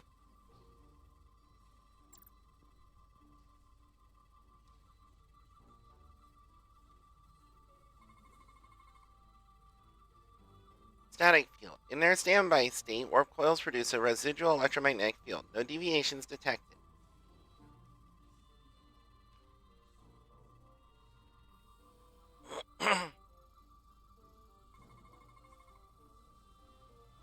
Polyferronite depositions. The leading coils show evidence of routine maintenance to repair microabrasion from neutrino interactions.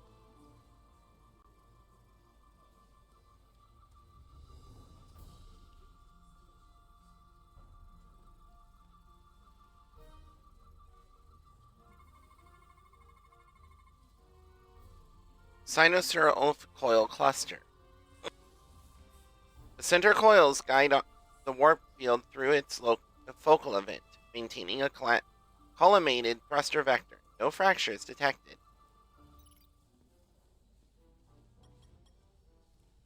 I checked every coil on the port nacelle for imbalances. If any coil in either engine were cracked, I would have detected it. So, it must be the navigation array. Except it's not. Checked and double-checked. Well, the readings don't lie. Here comes the security detail for the way team.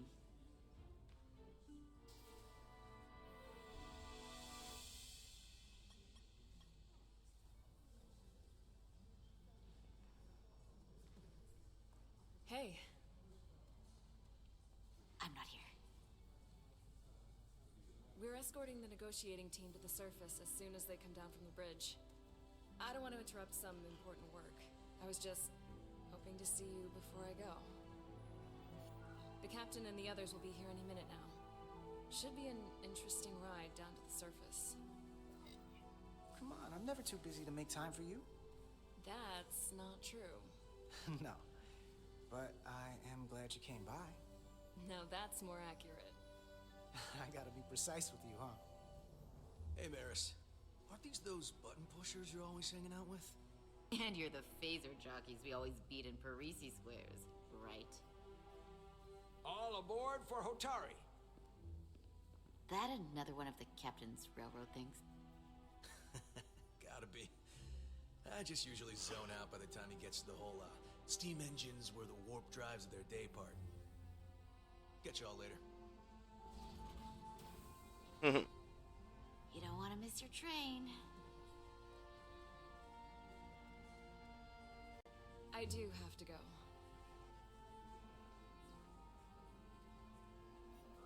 Not gonna lie, I'd rather not leave right now.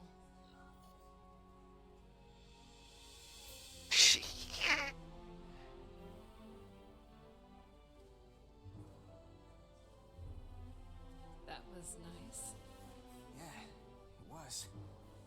Save some of that for when I get back. You've got a deal.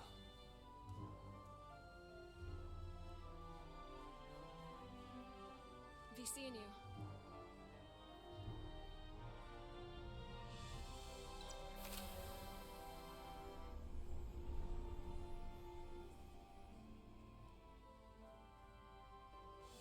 Salar de Diaz. If you could float back down to reality, we still have a ways to go. All right, where were we? So, the warp coils in the navigation array are fine, but the nav computer doesn't seem to think so. I'm out of ideas short of field stripping the shuttle from bow to stern. You wanna take this out of the shuttle and throw it on the bench?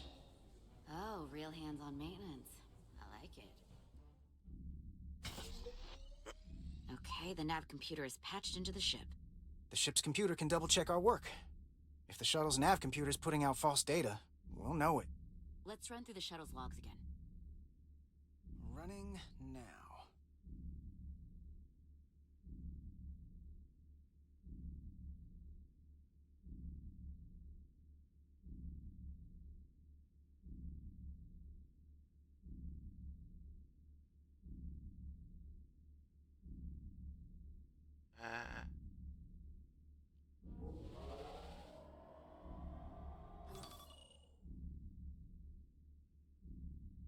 Same.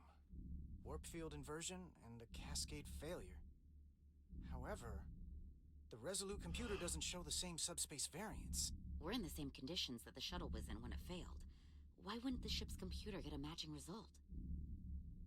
What if the subspace variance was a momentary occurrence? That's a possibility, and it would explain why the simulation under our current sensor readings failed to reproduce the issue. But a subspace anomaly strong enough to cause a warp field collapse would leave graviton ripples for days. Let's run with the momentary subspace variance theory for now. Roll forward to the shuttle's attempt to re-engage the warp drive. We need the conditions of space around the shuttle at the moment of warp failure.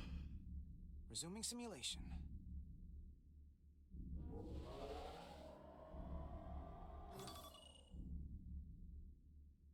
Error in warp field calculation. Cochrane formula variables are out of range. That right there.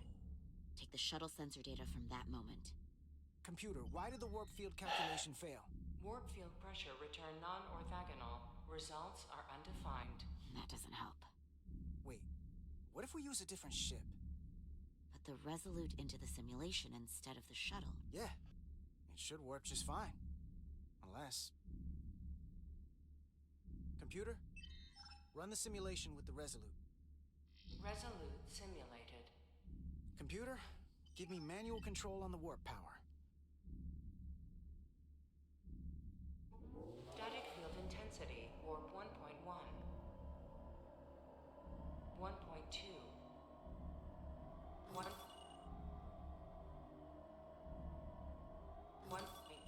Warp pressure is destabilizing. Error in warp field calculation.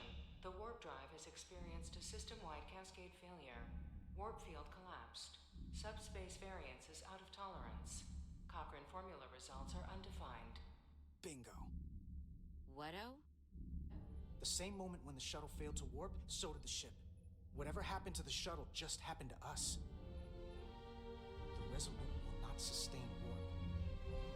We can't leave Hotari space. Well, that's interesting.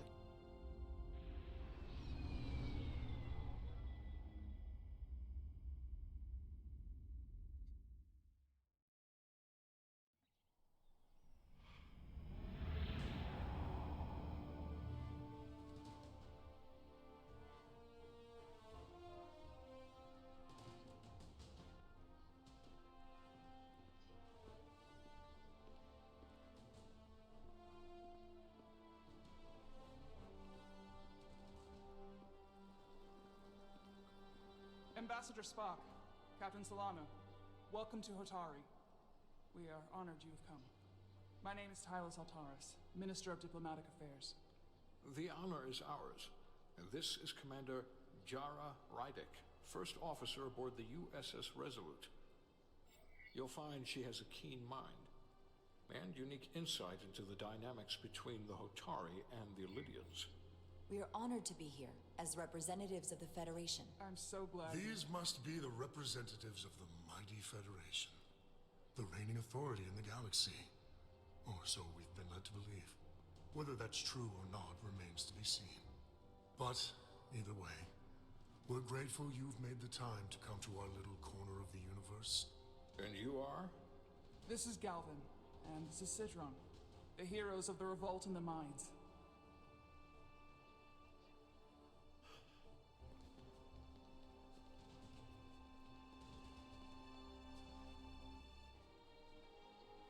Let's hope this is the last time we ever have to come here. If you'll excuse me.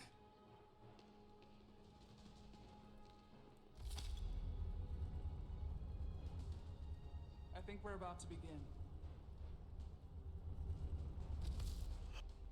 Did you hear the arrogance from that guy? I don't know what we're walking into here, but that guy was something. That may be true. But let's keep an open mind going into the negotiations. Hopefully he's just one voice amongst many. Then let's hope he's the outlier. The Hotari have invited us as their guests, so we must show them the proper respect.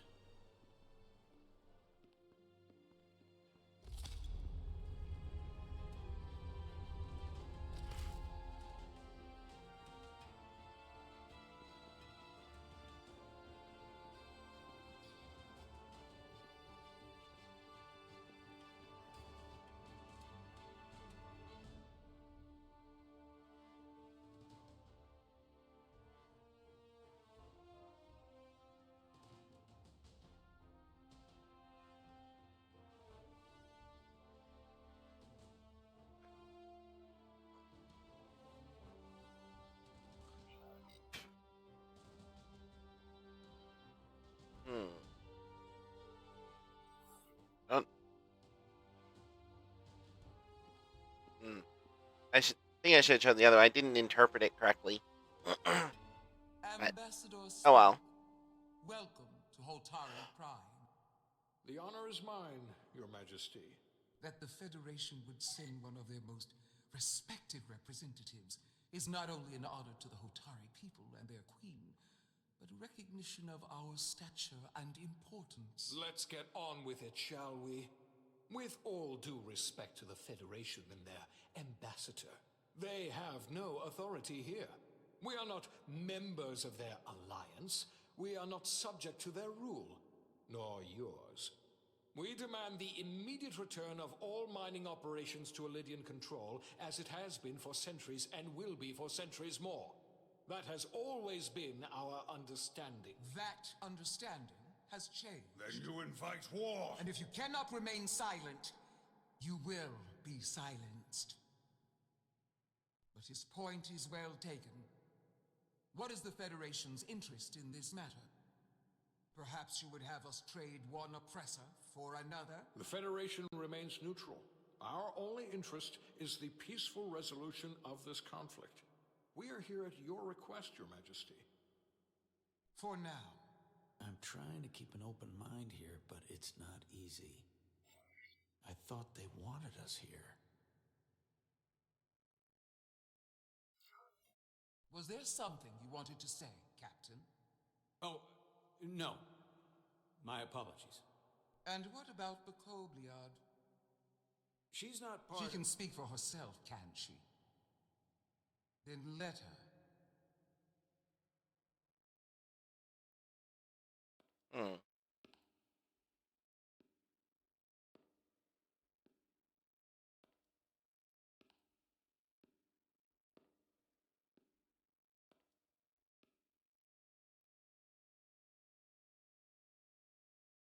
Now then, one should know their place. What you might be somewhere else is not what you are here. Which is standing before a queen. And a queen deserves respect. A bow is not too much to ask. Is Hotari Prime, heart of the Hotari system. My apologies, Your Majesty. I meant no disrespect. Better. You are Kobliard. Your people suffered brutal treatment at the hands of the Cardassians. Their injustice towards the Kobliard is as unimaginable as it is unforgivable. Not unlike how we have been treated by the Alidians. As much as they'd have you believe they are the victims here, remember it was the Hotari who attacked us. Hundreds of innocent Alidians were slaughtered without mercy in those mines. The blood is on their hands, not ours. Quiet! If after all the Kobliard suffered, you finally had the chance to right that wrong, to get out from under their control, would you take it? Or would you negotiate a peace?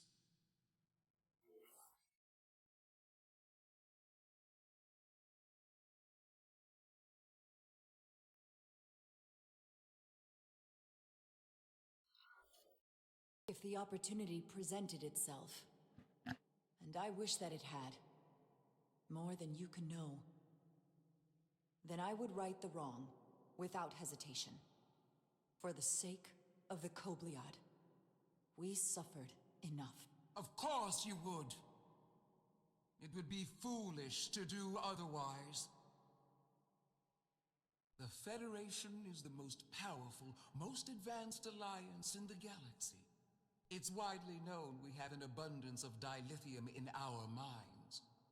And it's in your interest to secure a steady supply. Your Majesty, if I may. Ambassador Spock would have us believe you're here as a neutral party in the interest of peace. So why are you really here? I want the truth, not your Federation rhetoric. It's possible the Federation has an interest in both peace and securing a steady source of dilithium. One does not preclude or prevent the other. But that's just my personal opinion. Given the Federation has done business with the Alidians for decades, I would agree. It's entirely possible, if not highly likely. What they haven't said, but cannot deny, is a simple truth. The dilithium trade would not and will no longer exist without Alidian involvement. We created it for the benefit of everyone, especially the Hotari. We've given them warp technology. We've let them share in the profits. We've made their lives infinitely better than before dilithium was discovered.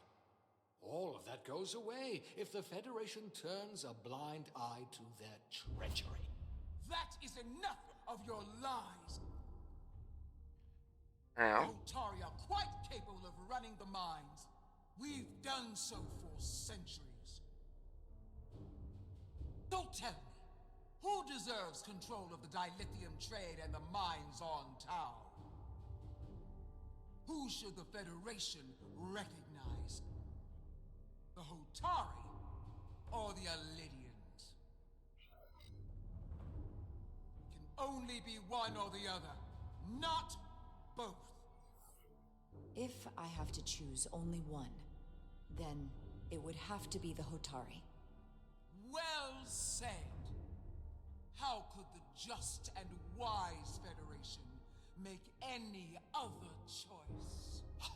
This is an outrage. The Federation has lost all credibility. The mines are ours. Lydia will not be deterred. We will take back our mines by any means necessary. Then you will see more blood spilled. I am more than willing to address your concerns, Your Majesty. Yours as well, Representative.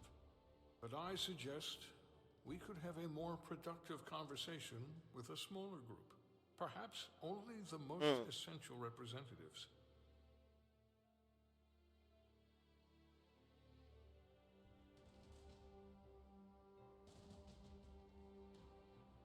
I suppose there is some sense to that.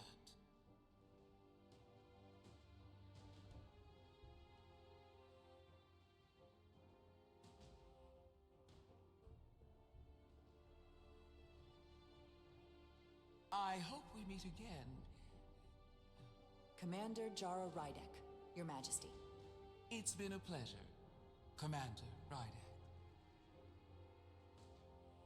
Welcome back.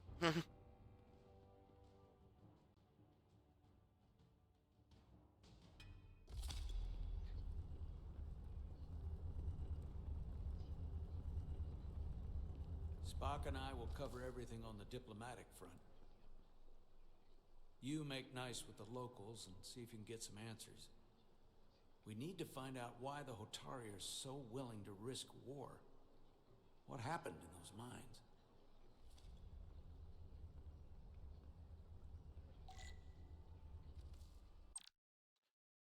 Captain Solano thought Jara handled a complex situation as well as could be expected when the Hotari Queen put her on the spot in the Queen's chamber. Ambassador Spock thought Jara performed well under pressure when she was being questioned by the Hotari Queen. Nice. Oops, wrong button.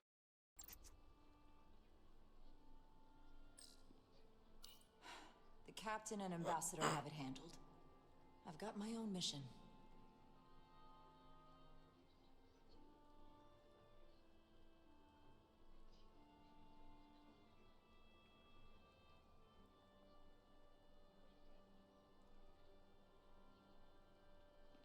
Let's see.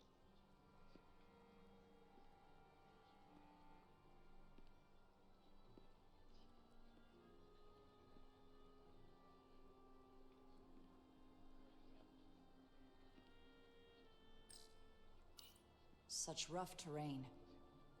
No wonder the Hotari are so tough.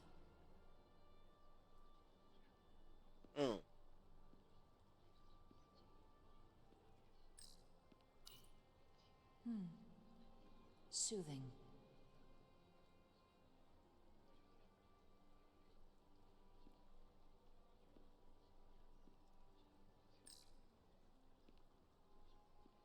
Sidra. Commander, I'm glad you've chosen to side with the Hotari. I knew the Federation would see through the Elydians' baseless claims and protect the interests of my people. The Hotari have suffered enough at the hands of the Elydians. I couldn't agree more.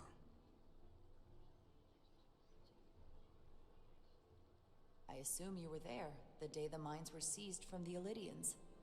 Not seized. Reclaimed. And restored to their rightful owners. Yes, I was there. We had to be decisive.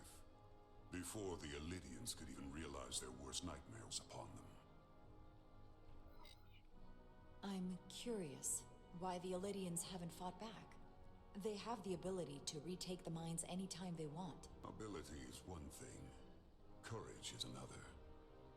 The Elydians know any hostile action on their part will not end well. They respect one thing above all else, and that is force. The greater the force, the more certain the outcome. Any talk of making peace is just that, and worth little without the strength to secure it. Which makes me wonder about your ship, the Resolute. Undoubtedly the Federation's finest warship. Ready to contend with anything the Elydians might have in store. Or is that not true? Maybe I've misjudged it. I wouldn't say state of the art, but the Resolute is plenty capable and can hold its own against just about anything. Let's hope so. Because at the moment, it's the only thing preventing them from wiping us off the map. Sidron. A pleasure meeting you, Commander. I'm sure we'll cross paths again.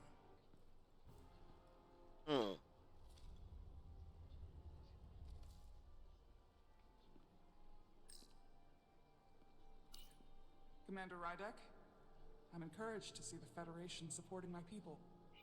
I'm afraid of what might happen without your help. I'm glad to hear it. I just hope you're not the only one who feels that way. I apologize for that. These are unusual times, to say the least. Much is changing. I saw you speaking with Sidron, our national hero. I'm curious, what did he say? He seems to be of the opinion that negotiating for peace is a waste of time. Because force is the only blunt instrument he understands. He's a miner, not a diplomat. For the first time in our history, the Hotari have the upper hand. We see ourselves as strong instead of downtrodden. New voices have risen up. Old voices shouted down. Galvin and Sidron have become national heroes. Now they have the Queen's ear. Better or worse, depending on your perspective. I get the sense you don't exactly trust them. I don't trust their instincts, which are leading us to war. My fear has been that the Illidians will launch an attack and crush us. You've seen their starship, no doubt. They could have retaken the mines whenever they wanted to, but it never happened. And as strange as this may sound, I'd almost say they're afraid. I just don't know what they're afraid of. It's still the same bluster and bravado you would expect from them. But it has no teeth. Like they're afraid of what might happen. Do you think it has something to do with the Ion Storm? Right now, it's stronger than ever, isn't it? It's entirely possible. I'm not a scientist, but I do know the storm has knocked out all kinds of systems. So maybe the Illidians weren't willing to risk their ships, given all the interference.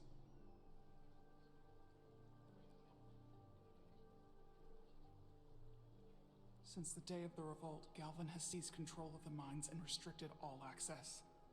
No one's allowed without his personal authorization. And they've taken over a section of the palace with just as much secrecy and security.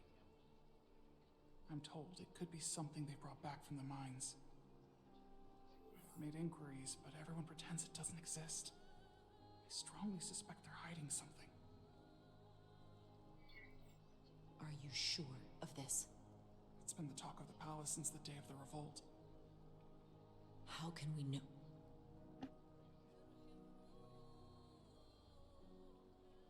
I'd better see what's happening. Do you think you can find out what they're hiding? I need to see proof of something before I can make my case to the Federation. I can try, but even if I found it, I might not know what to make of it. Take this. You can use it to capture whatever you find, and then send it to me.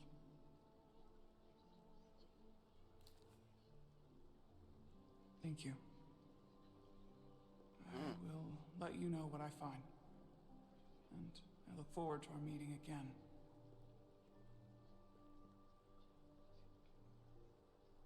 Sorry, I couldn't help but notice you were speaking with the Hotari this whole time. I figured in the interest of fairness, I should offer another perspective. Of course.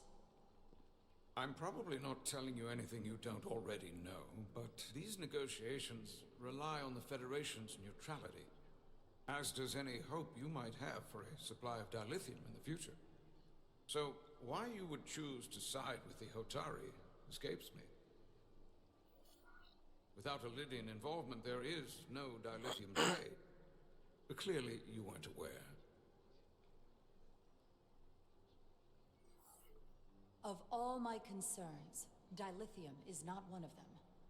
I could care less about securing a supply, now or in the future. I'd be curious to know if the rest of the Federation shares your indifference. Major Salit Arminta, Special Attaché, Illidian Armed Forces. Pleasure to meet you, Commander. I have my issues with the Hotari, but I have to give them some credit. They know how to seize an opportunity. Inciting an uprising the same day as a massive, once-in-a-lifetime ion storm. Our assumption was that this storm was just an anomaly. Yes, a very convenient anomaly. At least that was what we were told. Of course, I wasn't there. But who am I to say otherwise? You sound skeptical. Well, the official story is that it was the storm that enabled the revolt. How else do a bunch of unarmed, unorganized miners seize control of an entire moon, much less thousands of mines? But I've talked to people who were there. They tell a different story. They say they're lucky to have escaped with their lives, that it was more than just the storm, that somehow the miners were able to harness the energy from the storm.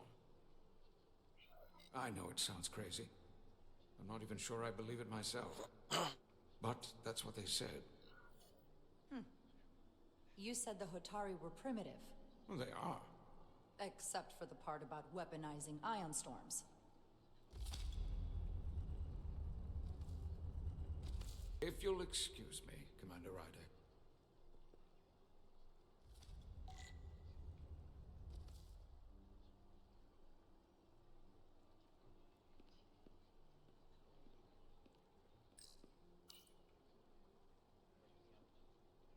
They seem proud of their culture.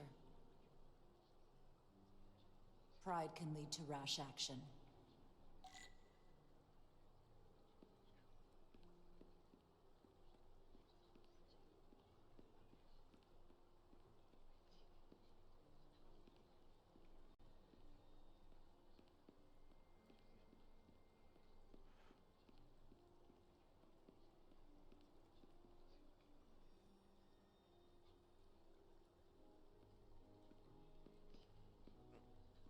Feeling a little bit sleepy because I haven't slept much this week.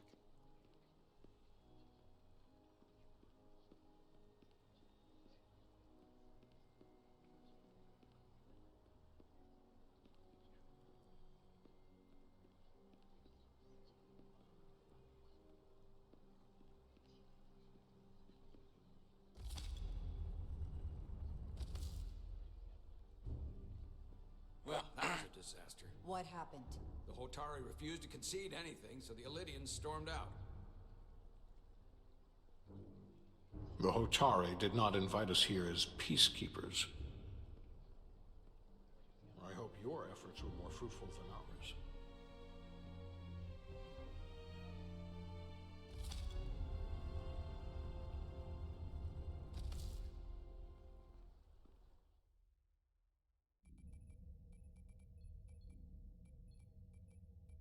Gravitational harmonics failing to resolve.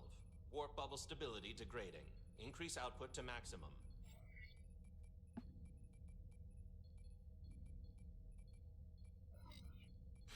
Increasing warp output to maximum. It's happening again.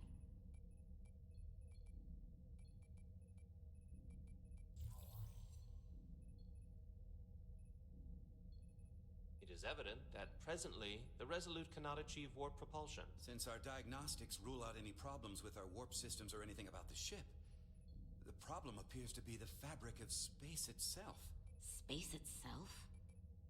You're saying something about this region of space prevents warp travel? Prevents it, or can't sustain it. However improbable, that appears to be the case. We need to know more. Otherwise, it'll be an extended stay in the Hotari system. Well, couldn't we slowboat it out of here at impulse speed? It may come to that, but we don't know how far this warp dead zone extends. Captain Solano is on his way back from the negotiations, and I want to have some answers for him when he gets here. Indeed. Given the facts at hand, we may be able to deploy subspace probes around the ship to construct a clear picture of the phenomenon. Around the ship. I'll prep a shuttle. The scientific method.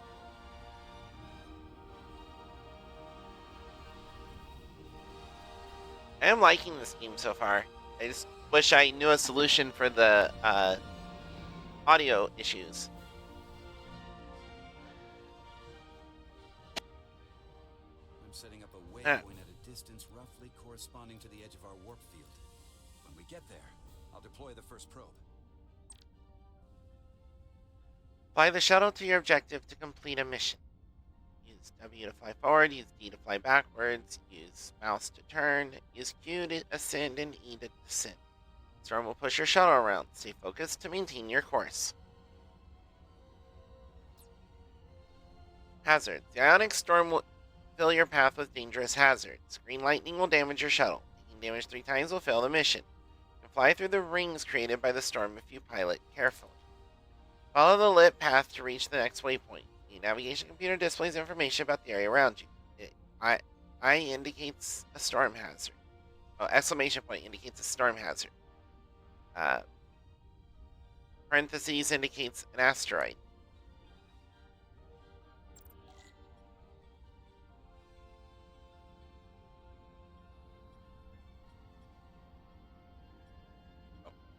Not crash into the... Or, okay, let's just crash into the ship, sure. Commander Westbrook, the Resolute systems are calibrated to receive the probe's readings. We are standing by to reproduce the warp field collapse after the first probe is deployed. Thank you, Mr. Chovak. We'll be in position shortly. And, Mr. Diaz, do take care in piloting the shuttlecraft. Now is not the time to indulge in the human penchant for joyriding. Chovak probably isn't such a fun guy to work for, huh?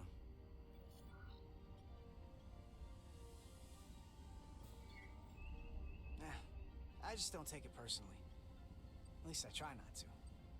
That's a very mature answer. Shows a positive attitude on your part. Remind me of it when I start complaining to you about the ship's new first officer.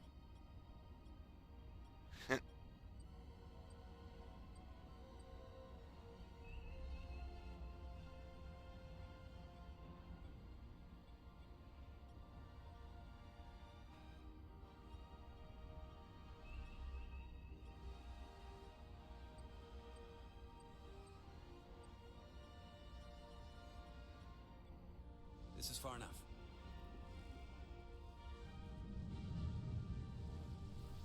Transporting the first probe into position.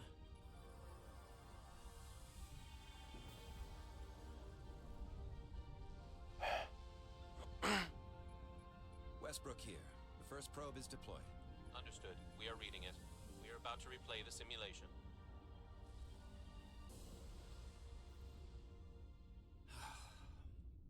Problem? I just can't get a handle on her.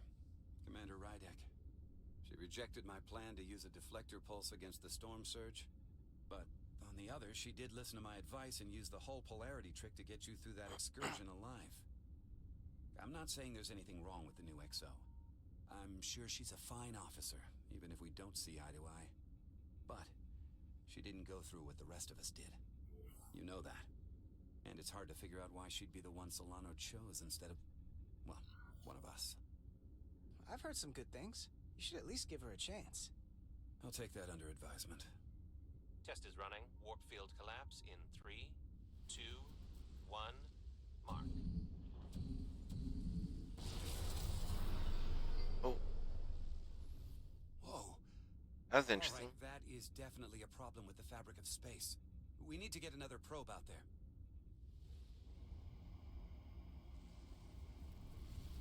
With 2 points of data, the Resolute and the probe, we've managed to get an interference pattern. I'm setting a waypoint to a particularly strong area of interference. We'll deploy the second probe there.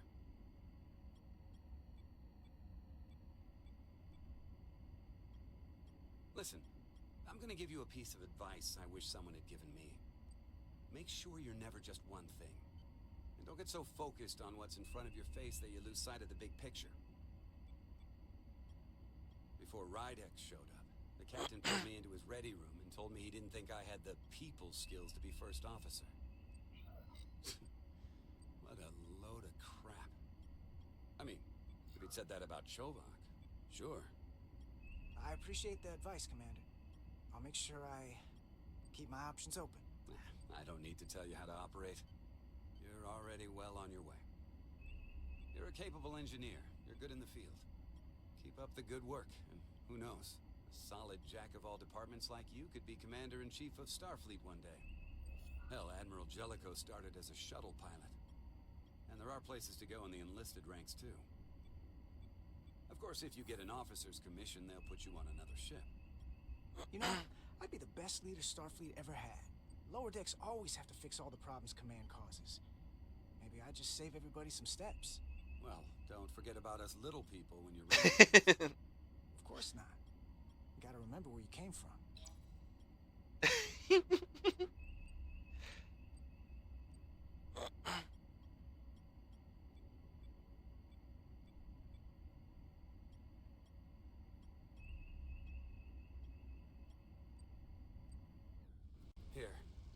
close enough. Stop the engines. Deploying the probe. Westbrook to Commander Chovak. We're ready for another sampling of data. Very good. Running the simulation again. Warp field collapse in 3, 2, 1. Mark. There it is again. I saw it. It seems to be directional. Well, what about the scans? Anything?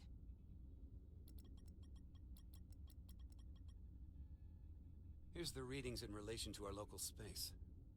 We've got the Resolute, Atari Prime, and the probes. All this interference is overloading the sensor buffers. We're gonna have to triangulate the sensors manually.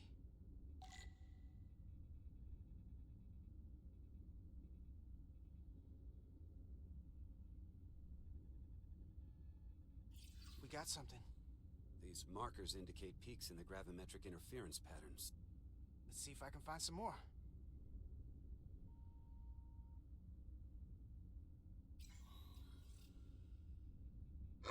Hold up. This is coming from the moon. A beam that blocks warp travel. Aimed right at us. Someone is doing this intentionally. I don't know how they're doing it. This is like nothing I've ever seen. Why would they be doing this? We came here to help these people. And now we're getting hit by some warp-killing weapon? Now, look here. It's current readings of the ion storm. These concentrations. They line up with the interference pattern. The storm and this beam, they're coming from the same place. Carter, whatever petty local conflict brought us here, it's just a small part of something much bigger. Well then. Presently, we don't have an explanation for how they're doing this. Suspicions. One thing is clear. This is no fluke. Thank you, Mr. Westbrook. I want a full briefing when I'm back on board. Solano out. A targeted weapon that inhibits warp travel. Coming from the moon Tau. That would explain the difficulties my shuttle encountered. More importantly, the tenor of the Hotari during the negotiations. And here I thought the Illidians would be the problem. Coming to peace talks in a warship. This wasn't supposed to be so complicated. For all their posturing, every indication is that the Illidians are afraid of the Hotari. They didn't bring their warship as a threat. They brought it because they're scared. From everything we witnessed, I would say that is highly likely. But what are they afraid of? Tylus, the Hotari representative, said she thought they found something in the mines.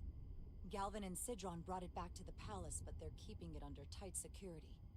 She's going to investigate it. I gave her my tricorder. I expect she'll contact us soon. You found an ally. Why would Tylus help us? Go behind her people's back? It's a fair question, considering. Out of all of them, she's the one who seemed to genuinely appreciate that the Federation was involved. She believes in us, and I think we can believe in her. That may be true. She's certainly more likely to help than the other Hotari we've met. That raises another question. Specifically, what do the other Hotari have to gain in bringing us here, only to make this hostile maneuver against us? There must be some motivation. Unless they changed their minds between when they asked and when we got here. Sidron was very curious when we spoke outside the Queen's chamber. He wanted to know all about us, our ship, the Federation. He wasn't giving any answers. He was looking for them. Well, I'm sure you didn't tell him too much. I don't think the Illidians know what's really down on that moon either. Major Armintas said the revolt defied explanation. That the Hotari miners somehow harnessed the energy of the storm. Harness the energy of the storm? Doing that is beyond even our capabilities. So is a weapon that disrupts warp travel. There have been civilizations and entities, both past and present, far more technologically advanced than the Federation. The Illidians and Hotari don't fall into that category. But that is all the more reason to investigate further. Ow. Commander Rydek, sorry to interrupt. We've received an urgent call from Atari. The Queen's advisor, Tylus, has asked to speak with you. Put her through.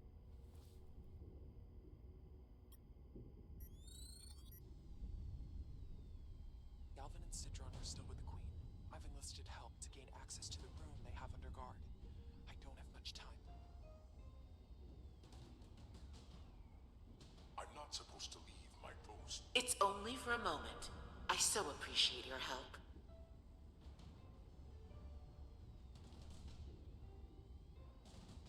I found something. I'm sending you a scan. Huh. Interesting. Got it. Tylus, if we needed to gain access to the mines on Tau, is that something you could help us with?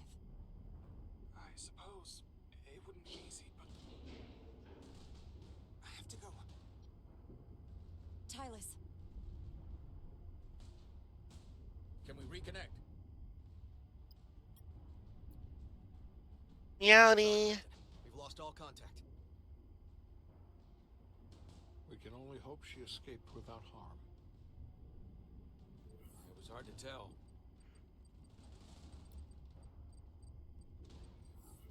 Tylus wouldn't have offered to help if she didn't know what she was doing. That's a lot of faith in someone we barely know. Let's see the scan of whatever the hell that was. Thank you.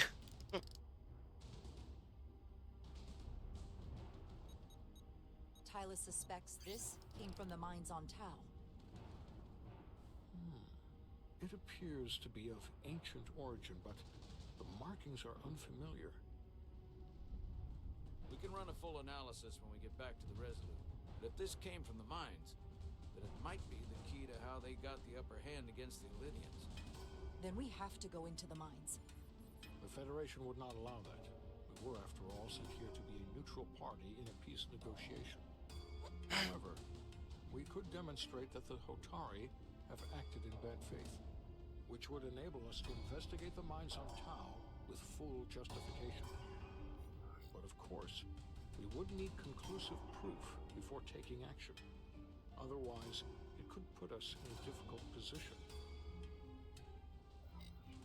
Whatever this artifact is may be proof enough. At least to satisfy the Federation.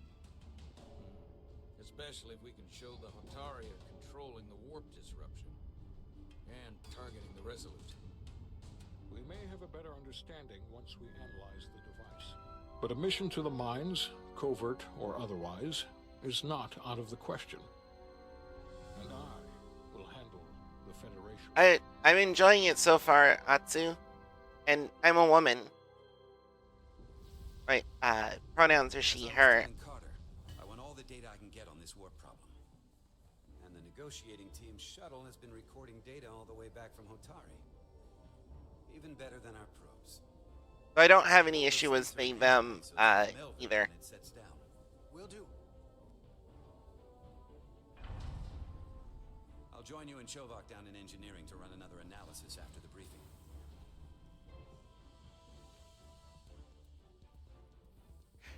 Meowdy, Agnar. Problem when we thought it was some astronomical anomaly, and I like it a hell of a lot less now that we know someone is doing it to us.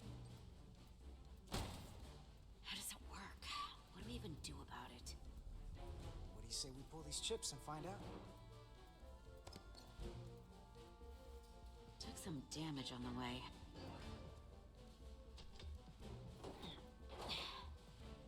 Thank That you. Interference scored the hull plating. Might be some micro welds. Let's try pulling together. All right. 3, 2, 1. It won't budge. Gotta be the storm damage. We need to... I made her myself, actually. Any excitement down on the surface? Excitement? No. Nothing like that. Hey, can you hand me the EJ7 interlock? From the toolbox. Thank you. I don't know what that is. Not much use for one on a security detail, huh? Carter? Yeah, I'll get it.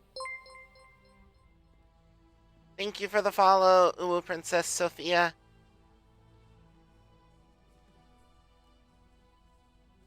Why is solo since here we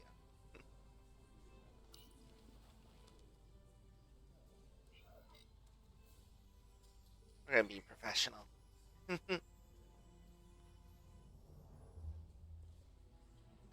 Okay. I'll apply pressure while you decouple the panel.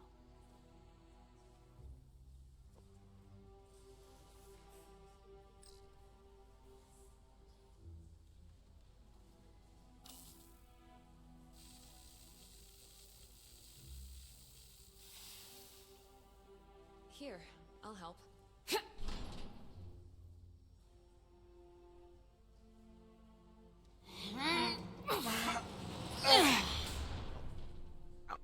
I apologize for the volume fluctuations in the game. I can't figure out a way to fix Thanks it. for the hand. We have to get these isolinear chips down to engineering. No problem. You really know everything about these ships, don't you? The tools, the systems. Like a walking Starfleet technical manual. Well, I wouldn't say everything, but I know my stuff. I can see that. Come on, start pulling chips.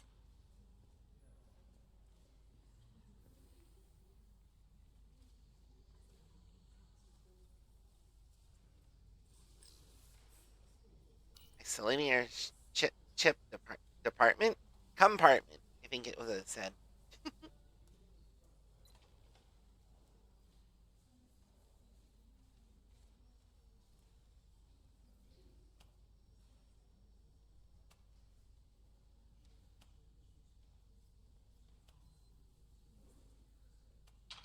Oh. Dropped one. Oh? What's this? Some kind of crystal formation? Tricorder.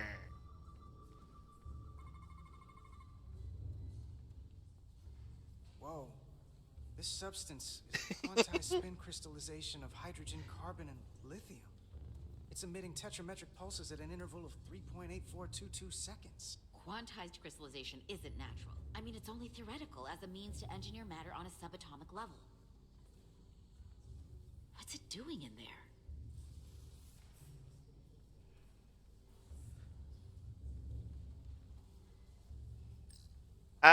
That's complicated at the moment.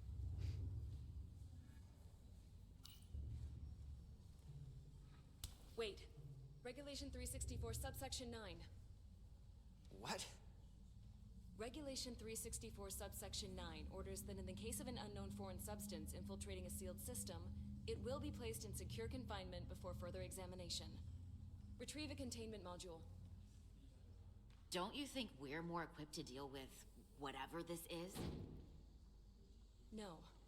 Before anything else, this is a security issue. You don't even know what this is. Which is why we need to study it. Once it's contained.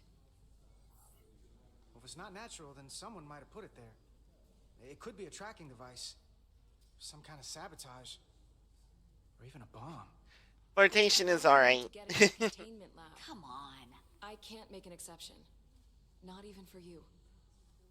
I'm still going to report these crystals to Commander Westbrook when we send the shuttle data. And I will inform my superiors. I'm taking this just as seriously as you are. But I overheard talk about the warp disruption on the shuttle. Now these crystals? Maybe this situation is more than we can handle with just a science vessel. We could trigger a distress call, get Starfleet to send more ships. Or I could send a message to my old CO on the Adirondack. Get some combat-tested vessels. We shouldn't do this alone. We're at the edge of the quadrant. Help isn't just gonna pop over like we're in Sector 001. Wouldn't hurt to try. You talk like you've never had your backs up against a wall before. This is Starfleet. We solve our own problems.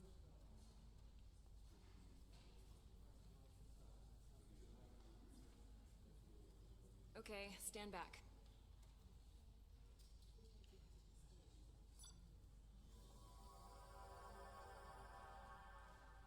interesting Just to the transporter containment lounge. visual there.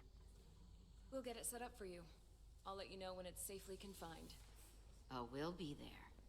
Last thing you want is to study this down in main engineering and have it explode next to the warp core.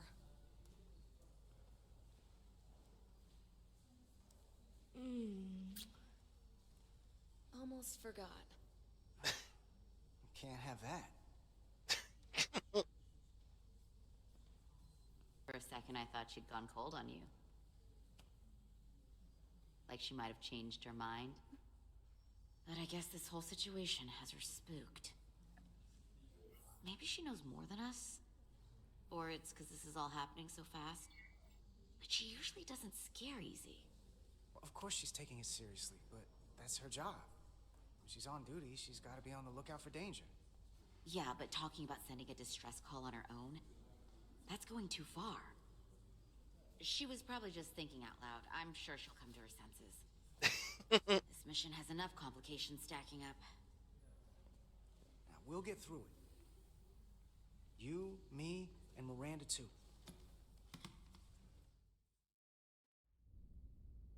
Commander Rydek was able to work Symbols and behind the legends. scenes during the negotiations and made contact with a representative from the Hotari delegation named Tylus. She mentioned an unusual artifact of unknown origin being held under tight security within the Hotari Palace, which she believes came from the mines on Tau. Now, this artifact might have a connection to the revolt, to the storm, and to the warp disruption we now know has been targeted at the Resolute. Commander Rydek, if you want to take it from here. Of course. Tylus managed to infiltrate the heavily guarded location within the palace and sent us these scans using my tricorder. It appears to be some sort of control panel, possibly connected to the warp disruption weapon originating on Tau. Of particular interest is this symbol, which we couldn't identify the origin of. The Federation database has records from a vast number of civilizations. If anyone from Starfleet has come across this before, the system should recognize it. Cross-referencing with Federation records. Displaying symbols from Federation database with a 90% probability of match or higher. Select a symbol to further analyze.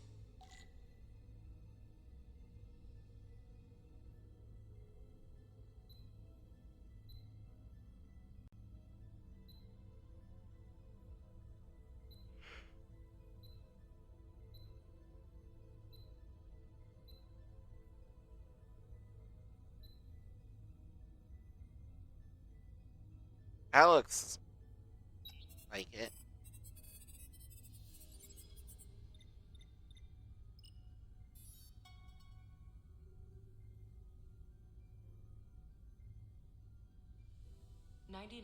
.2% match.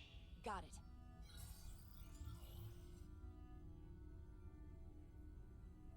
Khan Empire. So, what are we looking at? The design and composition indicate this is a glyph associated with the ancient Khan Empire. Their civilization collapsed over 600,000 years ago, but once spanned millions of systems with a population numbering in the trillions. Fascinating.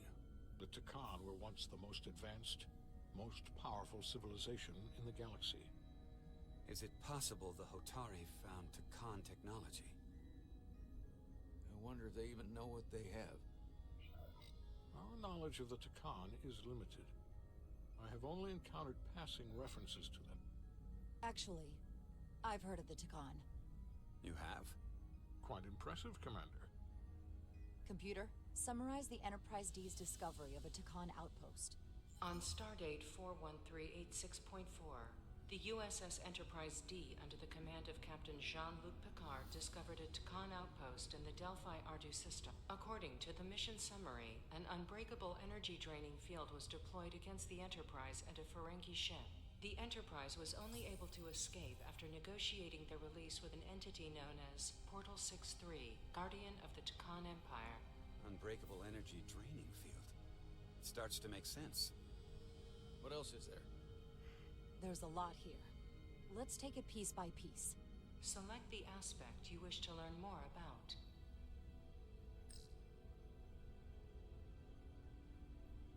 The the technology to capture and hold the Federation flagship would have to be unbelievably powerful. Computer, what else can you tell us about the energy-draining field the Takan used? The Enterprise D was unable to break free on its own. The precise nature of the technology was never fully understood. Only that the crystalline technology used was beyond the comprehension of then-current Starfleet science. The engineering team found a quantized spin crystal formation in the shuttle you took to Hotari. They registered tetrametric radiation coming from it. We have Takan technology on board right now? We might. I'll run a full analysis in the containment lab.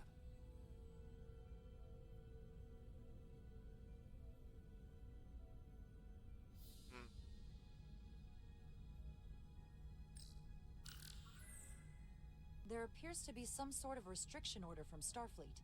Computer, explain this restriction. A Starfleet directive similar to General Order 7 forbids entering the Delphi-Ardu system or attempting to make contact with Portal 6-3. Starfleet doesn't throw up a no trespassing sign for just anybody. I suppose it makes sense considering what happened to the Enterprise D.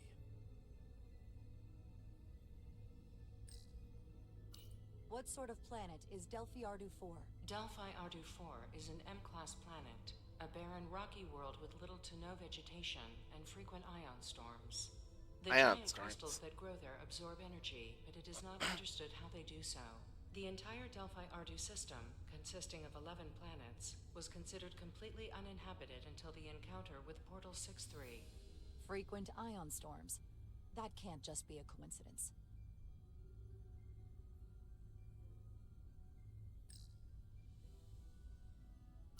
Someone from the Takan Empire is actually still around. Or at least was, 16 years ago. Computer, what other information do you have on Portal 6-3, Guardian of the Takan Empire? The entity known as Portal 6-3 is of an unknown nature. A biped humanoid, he was unaware that the Takan Empire no longer existed at the time of the encounter. He was able to control the crystal-based technology of the Takan outpost through apparent telepathic means. It was by his choice that the Enterprise was released from the energy-draining field after Commander William T. Riker of the Away team argued on behalf of both Starfleet and the Ferengi. Telepathic control of their technology. As I have said, they were the most advanced civilization in the galaxy. The Elydians should have crushed the revolt. But if the Hotari have Takan technology and can control it, see why they're willing to negotiate peace. For all we know, this could be just the beginning. And we're up against something greater than we can imagine. For now, it's probably best we don't let on how much we know. Play our cards close to the vest. Smart. I agree. Then when the time is right, we can confront them. Diplomatically, of course. Right. We've been able to triangulate the source of the ionic interference and warp disruption to a specific mine on Tau. Engineering used the latest data from your shuttle to pinpoint its origin. There. So we know where to look. We need to know what's down there. What the Hotari are hiding, to better understand what we're up against. And to neutralize it if we can. Captain, embarking on a mission to the Hotari moon would not be viewed favorably by either side. However, given the circumstances, we are entirely within our rights to defend ourselves. I just want to make sure this doesn't blow up in our faces. Which is why I'm thinking of sending Commander Rydek on a covert mission to Tau. Assuming you're up to the task. It would require absolute secrecy. And obviously, it's not without risk. I'll get the Away team in and out. They're in safe hands with me. Under normal circumstances, that would be the case. Given the sensitive nature of this incursion, I'm afraid you'll have to go it alone. I'm hoping Tylus can accompany you. The priority is to avoid detection. It's a calculated risk. The last thing we need is to get caught and then blamed for violating our neutrality, aggravating an already tense situation. We can't afford any mistakes, which is why I've chosen you. Tylus will be essential to my success. Not only her knowledge of the mines, but her ability to gain access, particularly now that we know which mine we need to get into. Make sure she understands the need to keep this covert. She's not going to want her people to know about this. Get in touch with Tylus and make the necessary arrangements as discreetly as possible. Bridge to Captain Solano. The Illidians have moved additional ships to the edge of the Hotari system. Current heading is straight for the homeworld. Understood. It would seem we no longer have the luxury of waiting. In that case, may I suggest you and I return to Hotari Prime? Doing so will provide Commander Rydek as much time as possible to complete her mission. Agreed. We'll hail the Queen's delegation from my ready room. We all know what we need to do. Dismissed.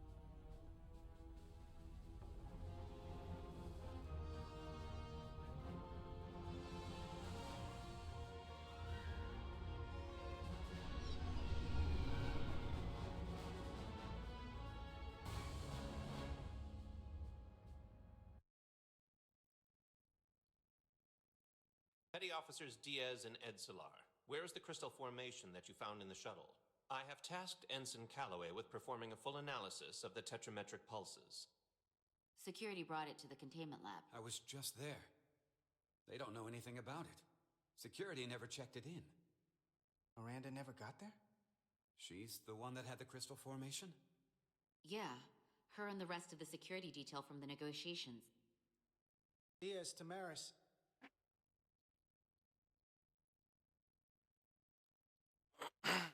Carter Diaz to Miranda Maris. Commander Westbrook to Petty Officer Miranda Maris. Respond. Something's not right. She's still on the ship. She has to be. Computer, locate Petty Officer Miranda Maris. Petty Officer Miranda Maris is in the isolinear storage array on Deck 5. I'll go find her. Good. I am sure Mr. Diaz can attend to this on his own.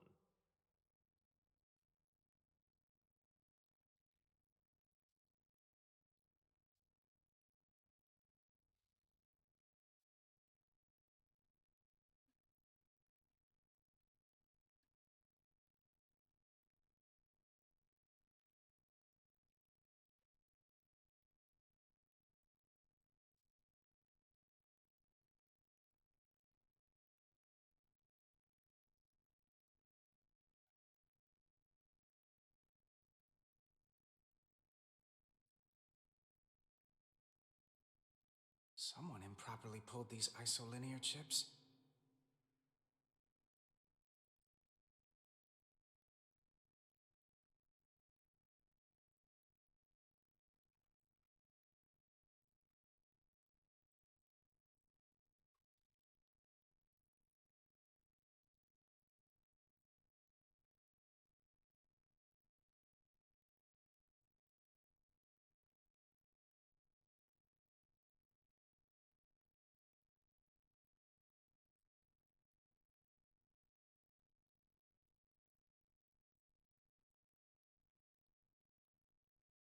Who did this?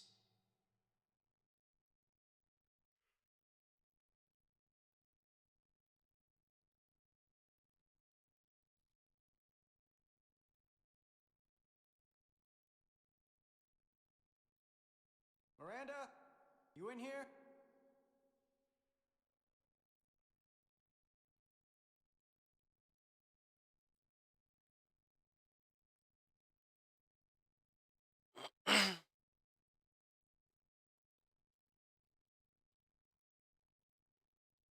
Hello?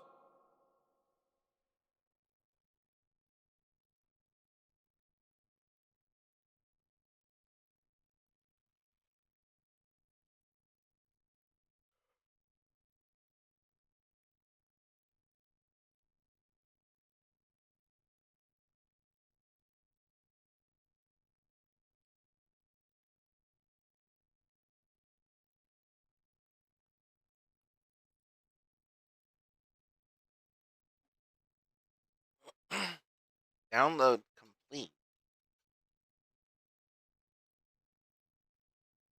Oh, there's Miranda, look like. Hello? Hey!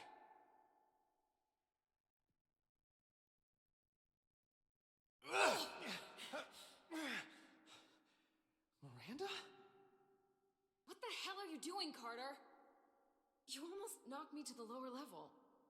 What's wrong with you? Look, I'm in here looking for you. Well, I'm busy. I was just leaving. Well, hold on. Commander Westbrook said the crystal formation we found in the shuttle never made it to the containment lab. I don't know why he'd say that. I brought them there myself. Whatever he told you, he got it wrong. All I know is where I left them. And why didn't you answer when I tried you on the comm badge? When I called out to you in here? I guess I was caught up in my work. Now, if we're done here, I have to go. Do you mind? I'm in the middle of my shift. I saw the data terminal and the isolinear chips. Were you copying data? There's no one else in here. I wasn't. I was performing a security sweep of the area. And you didn't see the open terminal? I want a straight answer, Miranda. What are you doing here? Carter, if things are gonna work out between us, I'm gonna need you to trust me a little more than this. Because this is not a good start to a relationship.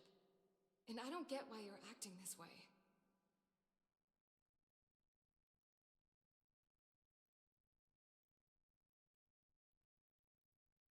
I'm just worried about you. This isn't like you. You're sweet to worry. But I can take care of myself. Etzelar de Diaz. What's the holdup? Don't answer that. You and I can work this out. Please.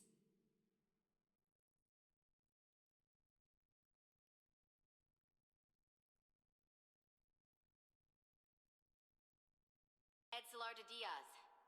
Are you okay? Carter? Carter! Damn it. All right. Now can we talk?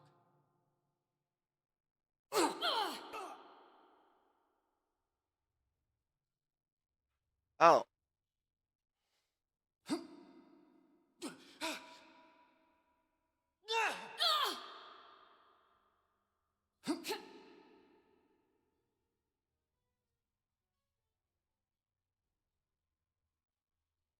So I see you found each other.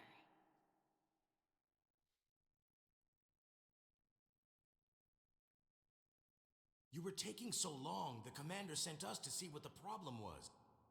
Diaz, you were sent here with specific orders, and fighting your crewmate wasn't one of them. What the hell is going on here? Let's just let them explain. I'd like to hear that, because I know what it looks like. She attacked me. That's ridiculous. And tried to get away with this. She was copying data onto it. I must have interrupted her when I came in. This drive is unauthorized. There are ISOs all over the floor. And that's why I was in here, investigating this situation. And when Carter came looking for me, we got our wires crossed. It wasn't anything more than that.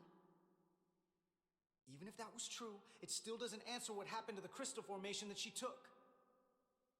And she isn't helping. I can't tell you what I don't know. I brought them where they belonged, and that's where I left them. I don't know what's going on here, but I think we need to call it into security. She can explain herself in the brig. Hold on a minute. We don't need to put this on anyone's permanent record. Miranda, maybe you're feeling out of sorts, and we should head to sickbay so the doc can check you out? Yeah, I haven't felt right since I came back from Hotari. I think I should see the doctor. You two know her? If you really think she's not well, we can take her to sickbay first. But what I know is this is a security breach, and we should treat it as such. Please, just let me go see the doctor. She did have a bumpy ride back on the shuttle. Let's take her to sickbay. It's better than the brig, isn't it? Yeah. Yeah, it is. Fine. Get checked out by medical. You two go with her. I'll put this back together.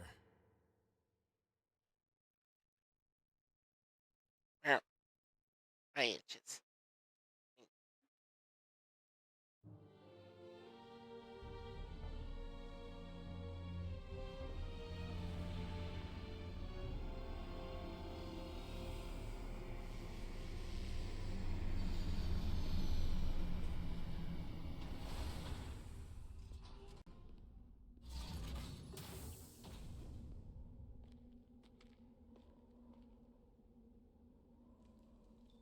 What lies beneath?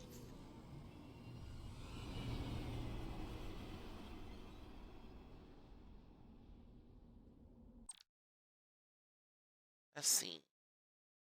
Captain Solano couldn't help but be. Alright. Captain Solano couldn't help but be impressed by Jared's intelligent approach to the mission to Tau, despite the evident risks. Lieutenant Bedrosian was inspired by Jared's boldness when discussing how to address the Otari threat during the senior staff meeting. Ambassador Spock thought Jara performed well under pressure when she. Read that one.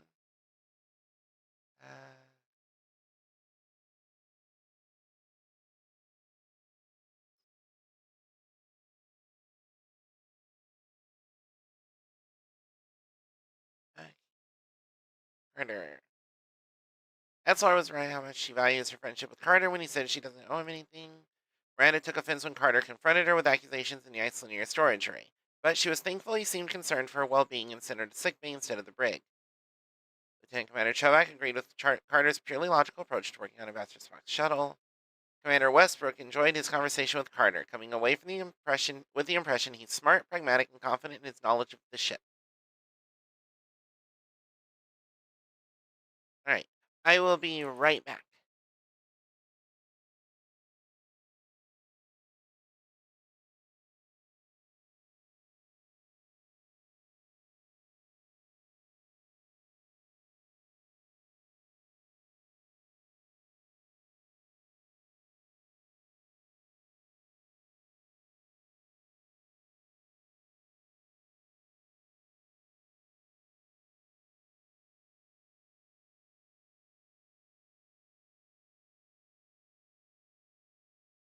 Okay, I'm back.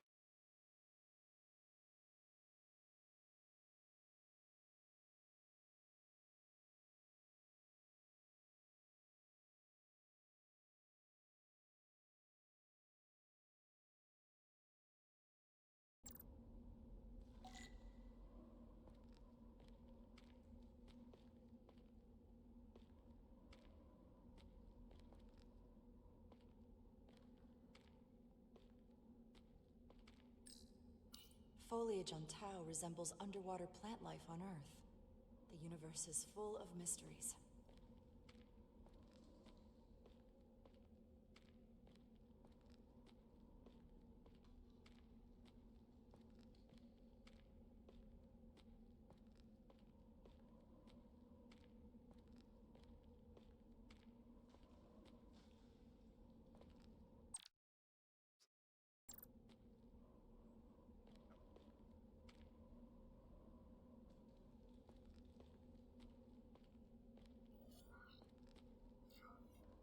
Rydick here.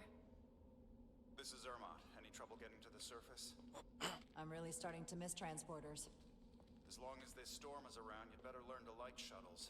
But if you can find the cause of the interference, we might be able to get back to transporting.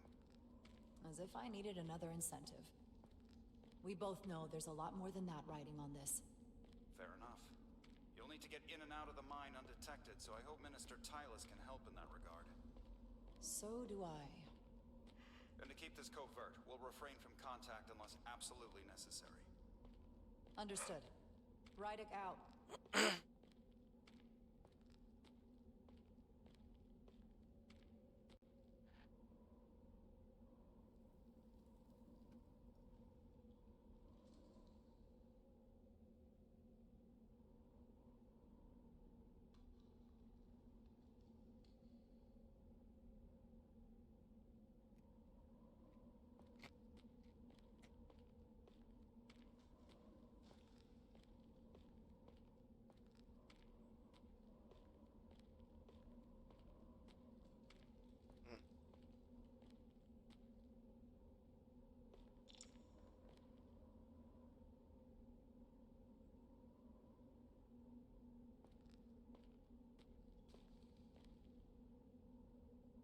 Meow.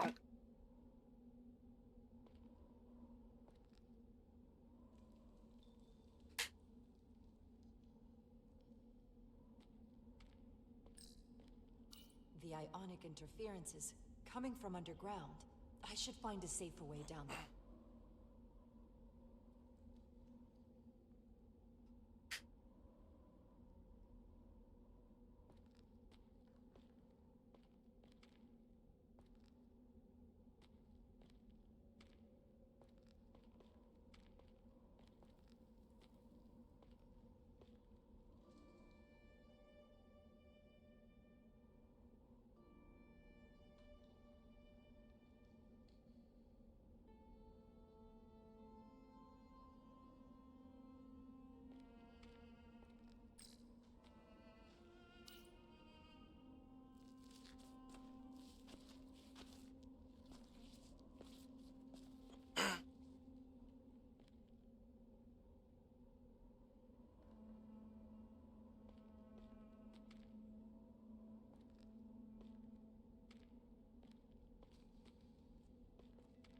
I saw your shuttle take off. Hopefully no one else did. It's good to see you. Even under these unfortunate circumstances. When you called to give us a scan, it sounded like they caught you. I was worried you'd been hurt. It was nothing I couldn't handle. Lead the way. I'll fill you in on what we've learned about the situation. Follow me.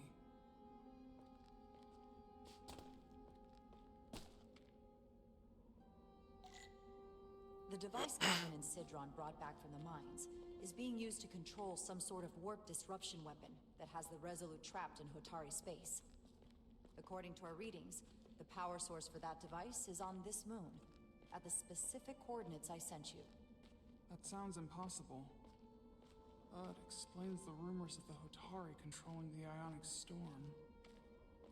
We strongly suspect the device was created by an ancient empire known as the Takan. The Takan? Once the most powerful civilization in the galaxy, but they've been gone for over 600,000 years. It's hard to believe there's something like that on Tau. Which is why I need proof. If we find hard evidence that Galvin and his allies are hiding dangerous Takan technology, I can convince the Federation to let us intervene. Understood. We're almost there.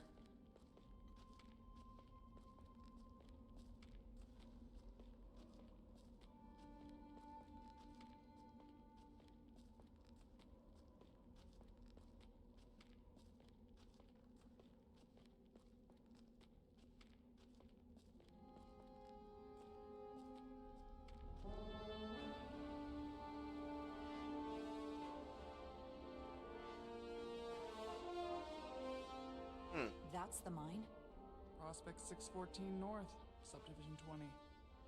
It's enormous. Just one of the thousands across Tau. The pride of Hotari. How do we get inside? The structure that circles the mine has entry points for transporting equipment into the lower levels. They're guarded, but nothing I can't get past using my authority. Well, that's good to hear. As long as you can avoid being seen, I should be able to talk my way past any miner. And provide a little distraction for you in the process. How do I avoid being seen? You don't use the door.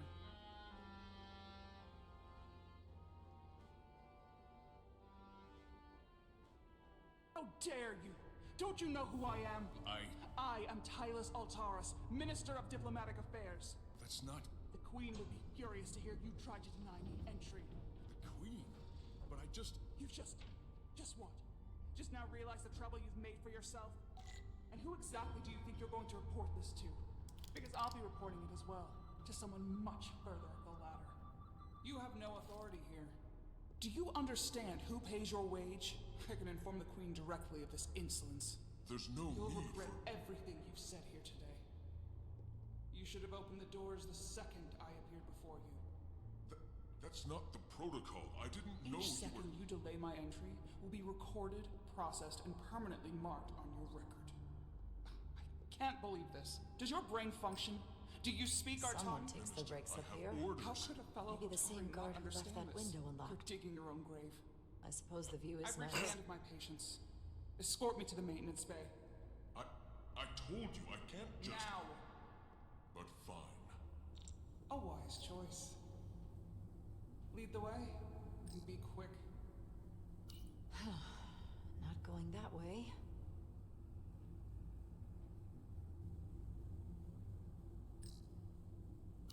Force field. Looks like it was installed recently. No safe way around it.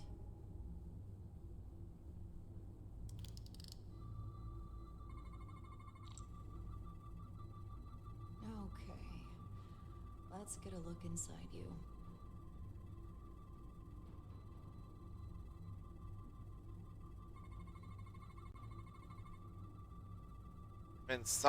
EM field prevents solid matter from passing through.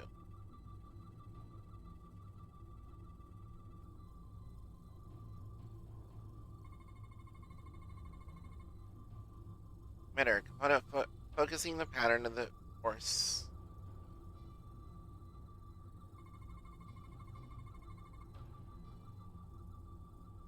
Signal receiver that controls field activation.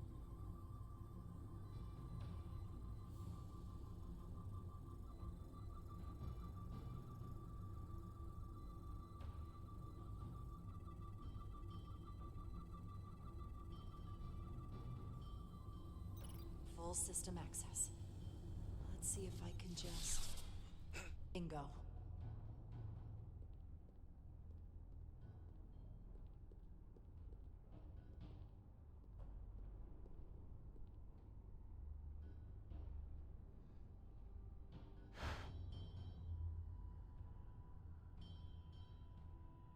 Better hurry.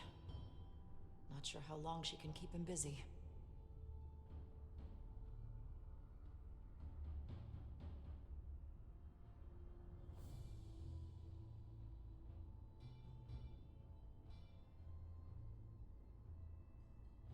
One moment.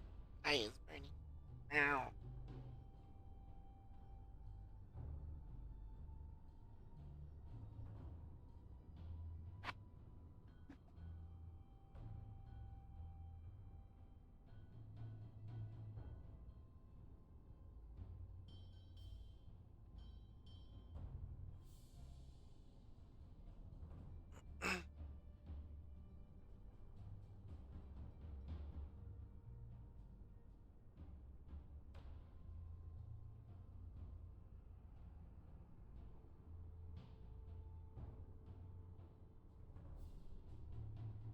Also has food now.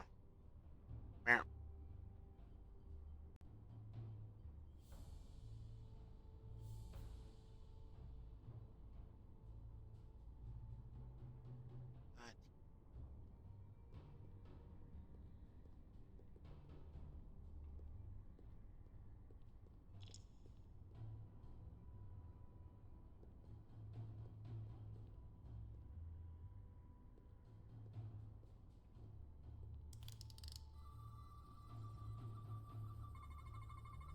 Something in here is keeping that door closed.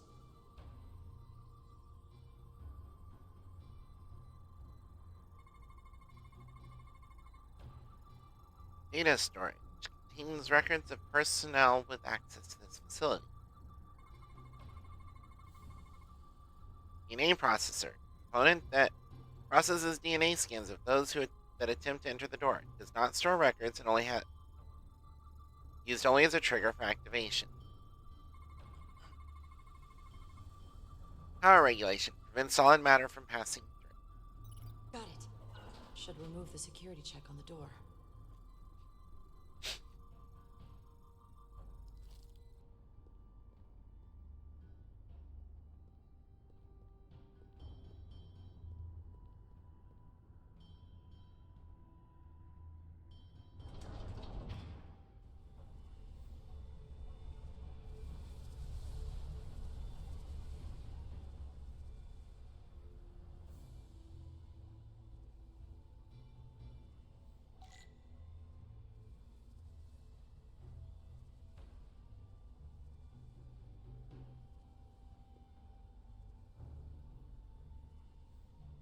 Oh, that is really killing my frame rates.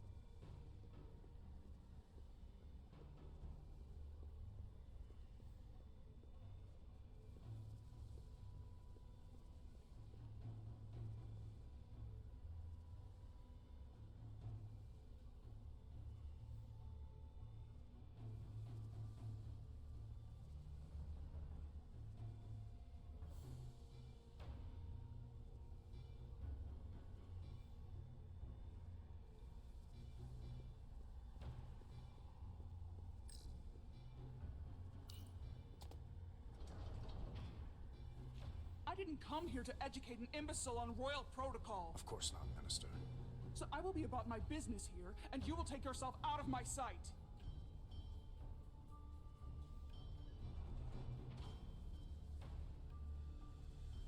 There you are. You really let that guy have it. It worked, didn't it? I'm used to having to throw my weight around. Hard to get anyone to listen to you otherwise. I'm impressed. I didn't know you had it in you. There's a lot you don't know about me. Underestimate me at your peril. The catwalks were booby-trapped. Galvin and Sidron have gone to great lengths to keep out the uninvited. Well, we're inside. Where do you want to start? The ionic interference is coming from below us. We need to go deeper. That lift goes down, at least to the changeover station. But we can't use it without DNA authorization from one of the guards. I have an idea, but we need a few samples of DNA from the miners who work here. Samples? Fingerprints, sweat, blood. Which will trick the machine and get us control of the lift. That's the theory. Let's test it.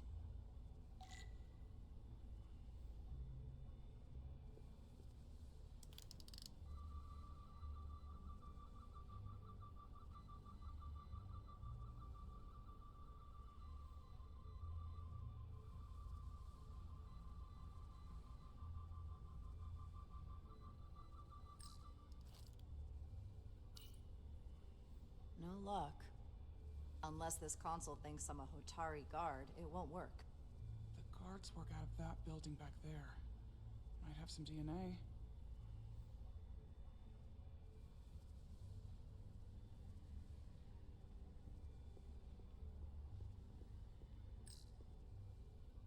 This facility doesn't seem well maintained.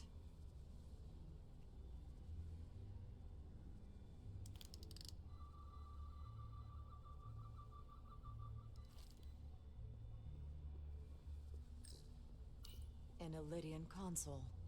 All the managerial technology in the mines is Illydian. So they can keep an eye on their investment. That's how it is.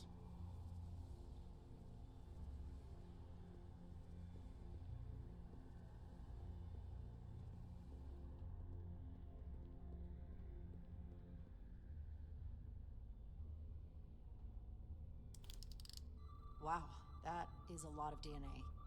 I should look for the most concentrated spots.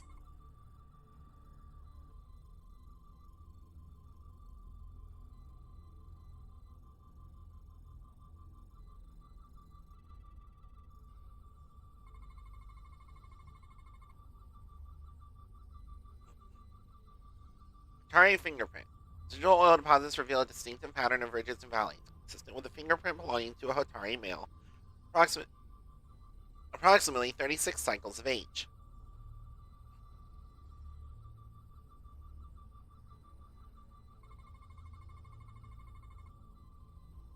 Epithelial residue. Detected the presence of cells shed from the outermost layer of skin, indicates recent contact with this surface.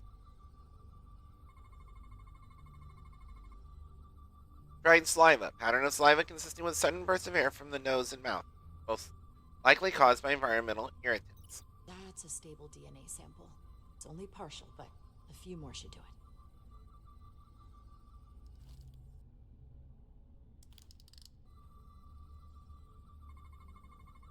Not concentrated enough. I should try somewhere else.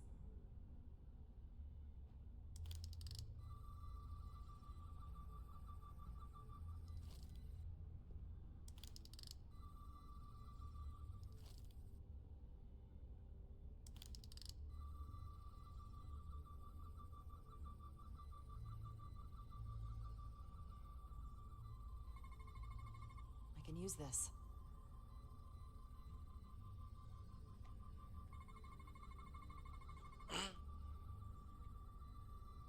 Tiny finger. Good. That's another I could use. Just need one more sample.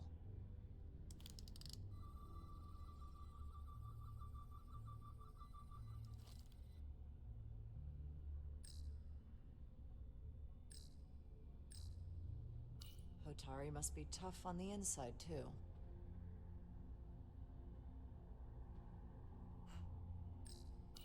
If they eat in here, it's likely there's some DNA in the room.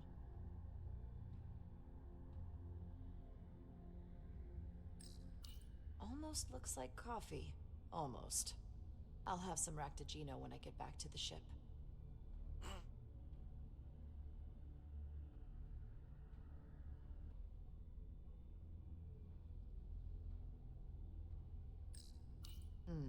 Leftovers. I should give this a scan.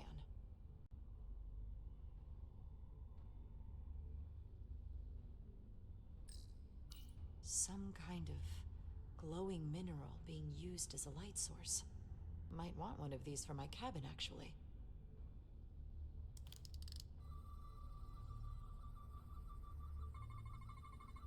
There's gotta be stable DNA here.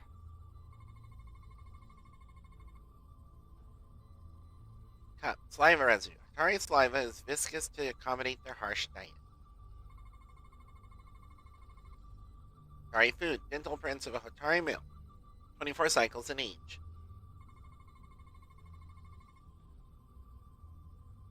Utensil. Hotari food is often dense, allowing use of a single pronged utensil.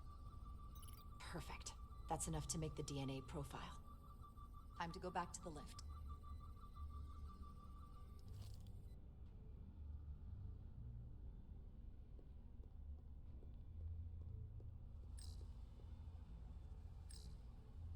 You're not coming inside? There are some things I'd rather not smell. Ah.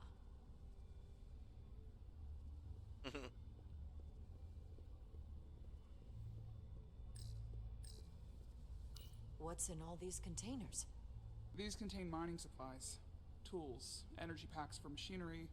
Shouldn't mining supplies be inside the mines? It is troubling. If the workers here aren't mining... And what's going up to the ship?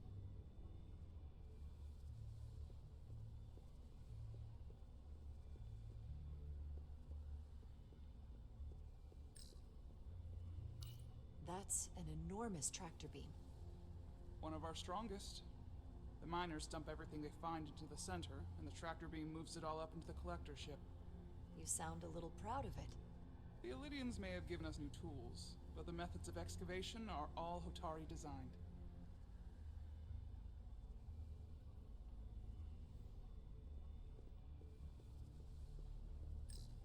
Do you think we could just find a way to climb over this? Possibly. But the console on the lift itself is locked by the same system that locks this ramp. No shortcuts, then. I'm sure you can figure something out.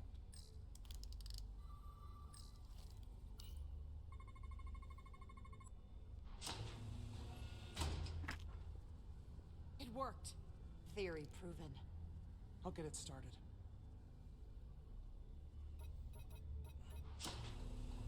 Ready?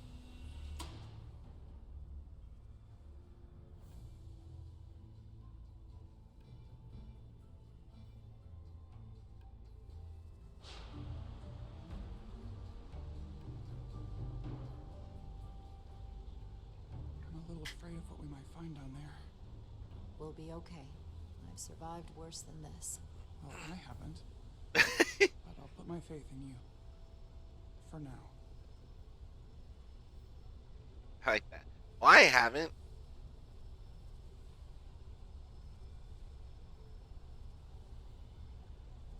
Jara. No, stay back. There's a guard at the station. You'll have to hide.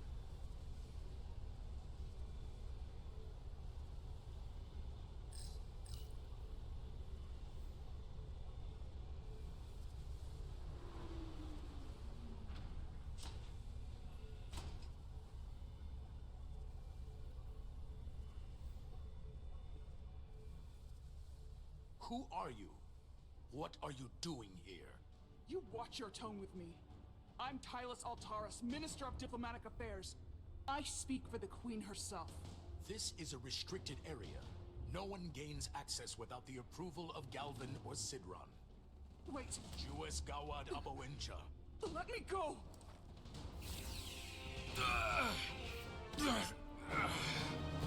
Are you all right? I don't know. Are you injured? No, I thought if I could talk my way through like always, I'd be fine, but... I'm a diplomat. This isn't what I do. I've never even fired a weapon. This is just... It's real now. I wasn't ready for this. Hey, I'll keep you safe. Can you? I was a tactical officer before I was posted to the Resolute. I know my way around a phaser. You saw how I handled our large friend here. I suppose that is somewhat reassuring. My authority has never been challenged like that. It meant nothing to him. So we should assume any Hatari we encounter from here on can't be reasoned with. Agreed. The only loyalty they have down here is to Galvin and Sidron. Can you switch over the lift? Guard should have a scan card that will allow us to operate the switch. That's some serious armor. Conditions in the mines are harsh, even for Hotari.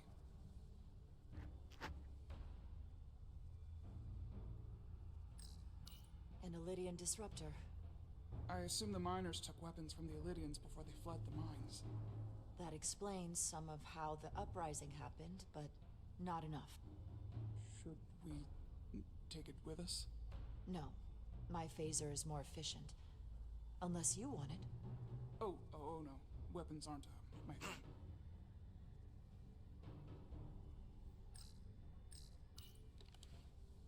Got it.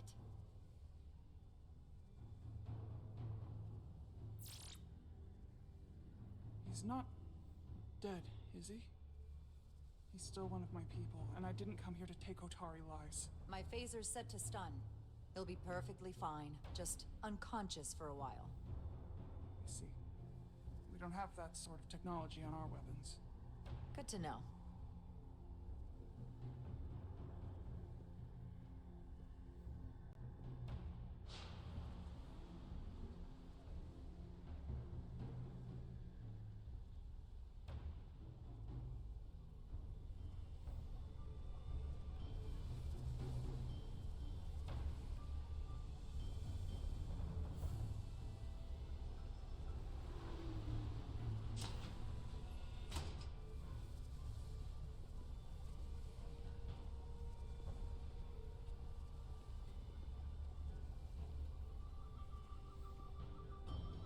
The energy readings are emanating from this tunnel. It's sure to be guarded in there. Stay low and follow my lead.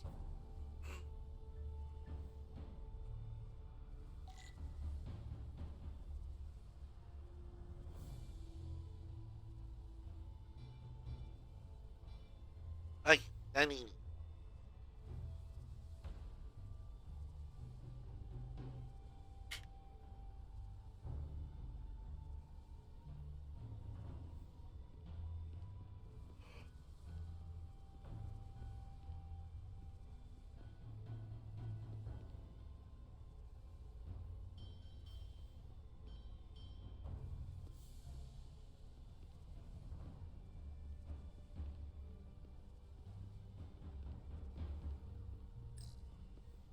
Is that all dilithium? Not all of it. We excavate large chunks of rock that contain varying amounts of dilithium ore. It's sorted and processed at the collector ship above.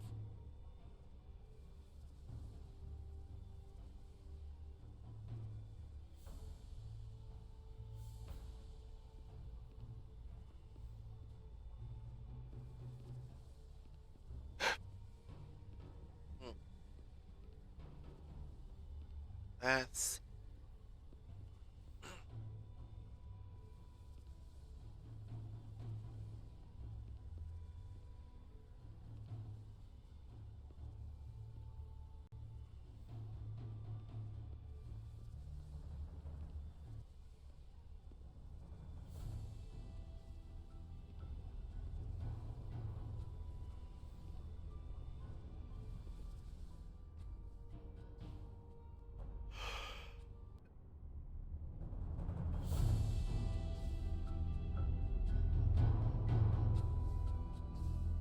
More guards. I take that as a sign we're getting close. I'll get a closer look.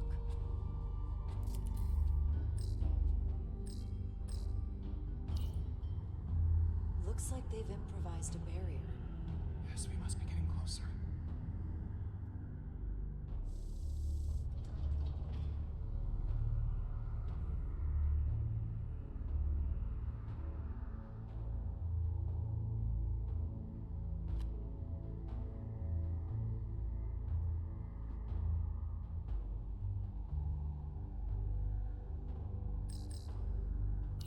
We need that particular card, don't we? I'm afraid so.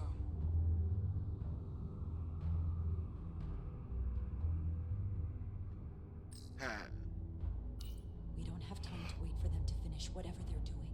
We'll have to try to keep low and sneak past them. I'm starting to see the utility of a phaser. I wouldn't stand a chance against all three of them.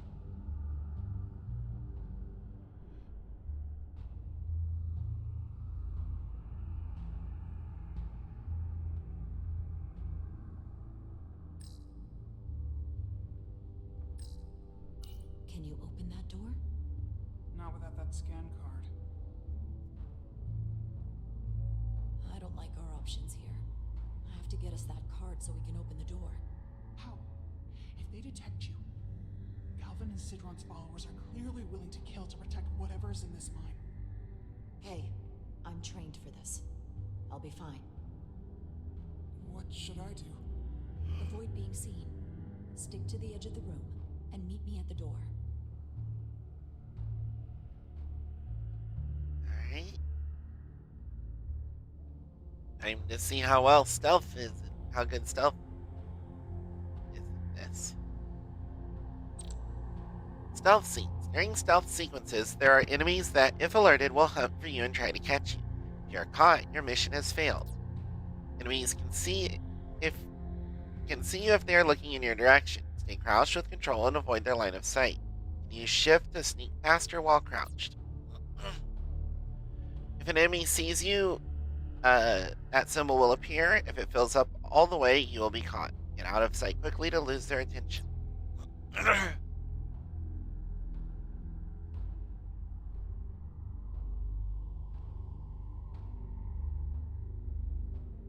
Enemies will take predictable paths.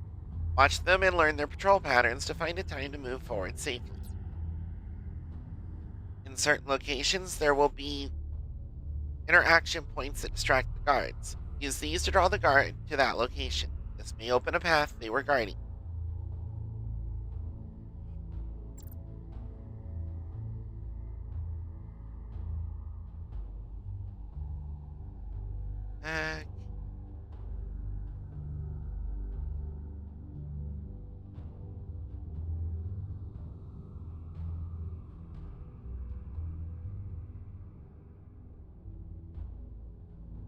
I did all the grunt work.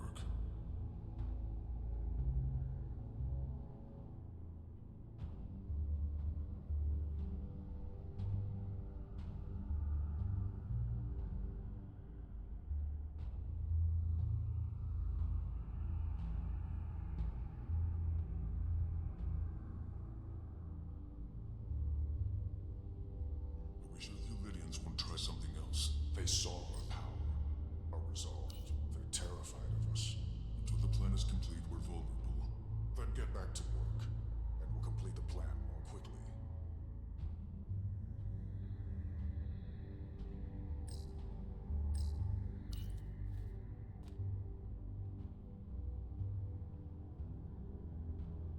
This requires too many inputs.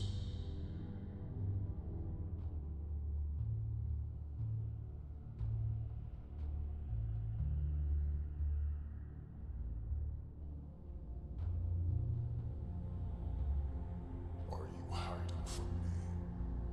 I saw something. That's not the symbol it said.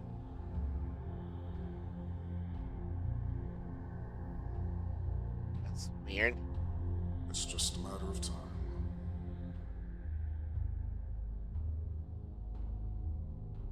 Where's the... Is someone there? We need more light in here.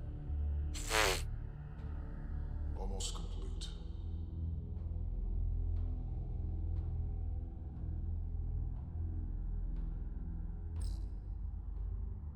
Oh, there's the security guard.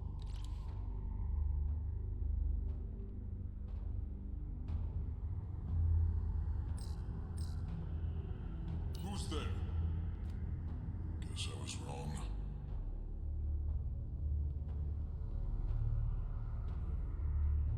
How long is Galvin going to make us wait? I'm not worried. He's led us well so far. It's a miracle we're even here. We've been waiting for so long. Patience, brother. We'll get our chance. It's inevitable after all. Then it is. Okay, thanks.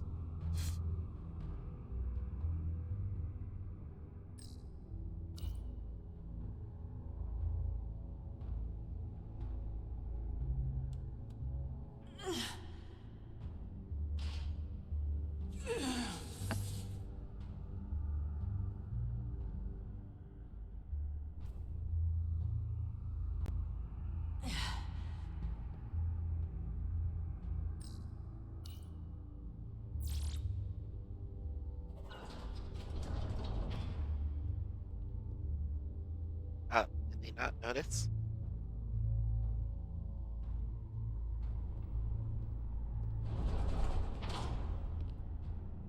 They didn't notice the door open? They're oblivious. Stay close.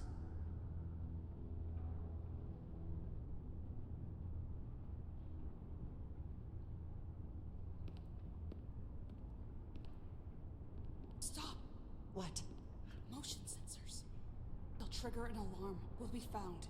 Invisible to the naked eye. They could be anywhere. How will we get through?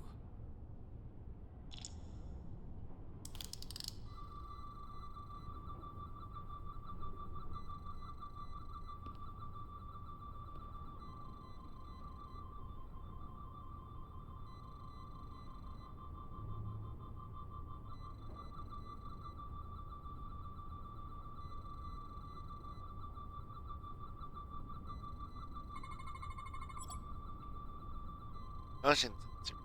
An energetic beam used to detect motion. Avoid intersecting the beam's path.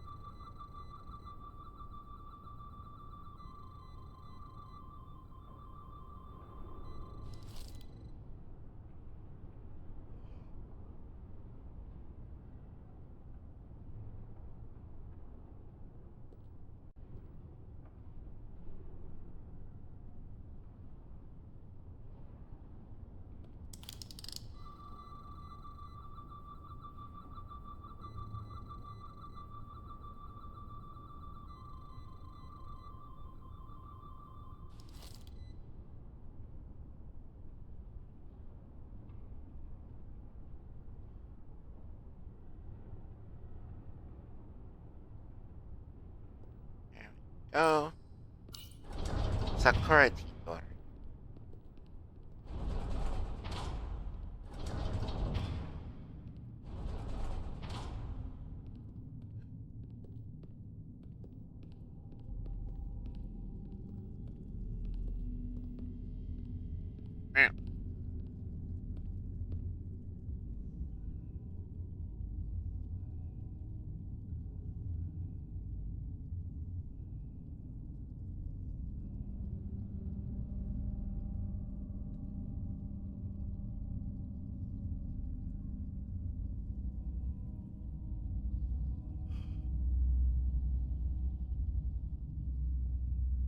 This.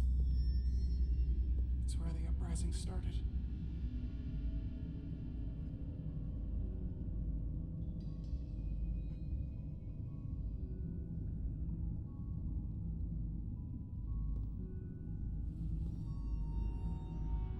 Otari, don't do this. We defend ourselves, but we don't kill on this scale, this level of savagery. There's no such thing as a bloodless rebellion. I don't know if we should keep going.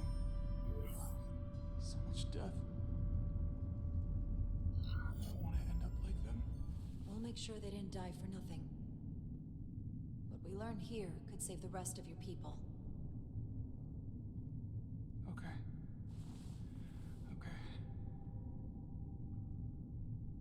Whatever happened here, it made the Illidians abandon the mines.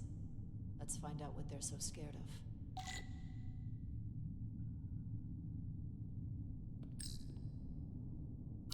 Otari and Illidian, both sides, took a beating.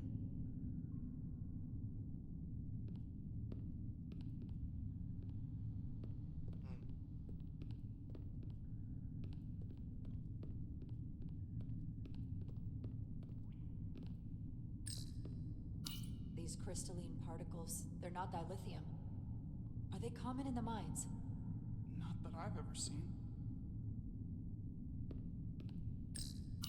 Is this the effects of an Illidian disruptor? Yes. Disruptors are cruel weapons.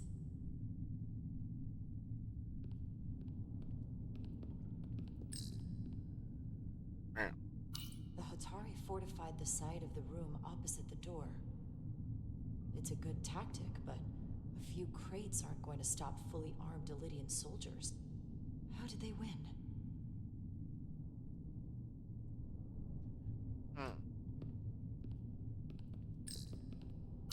From the blast marks, it looks like the Illidians had far greater firepower.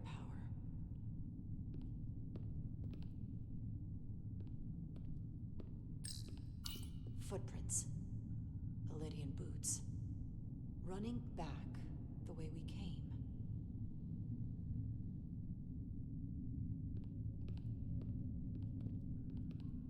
Tylus. What? What kind of weapon did this? This is like nothing I've ever seen or heard of. My people don't have a weapon that does this. What else can you tell me?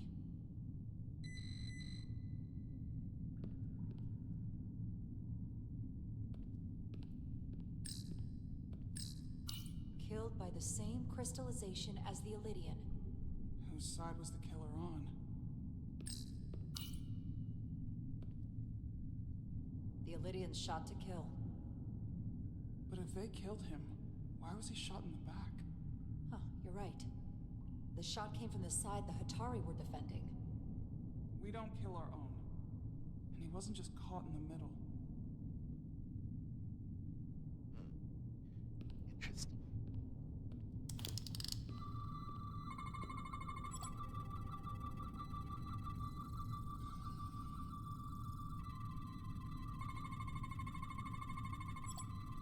Crystal growth. Crystal growth of unknown origin lodged inside the Illidian skull. Its low levels of tetrametric radiation.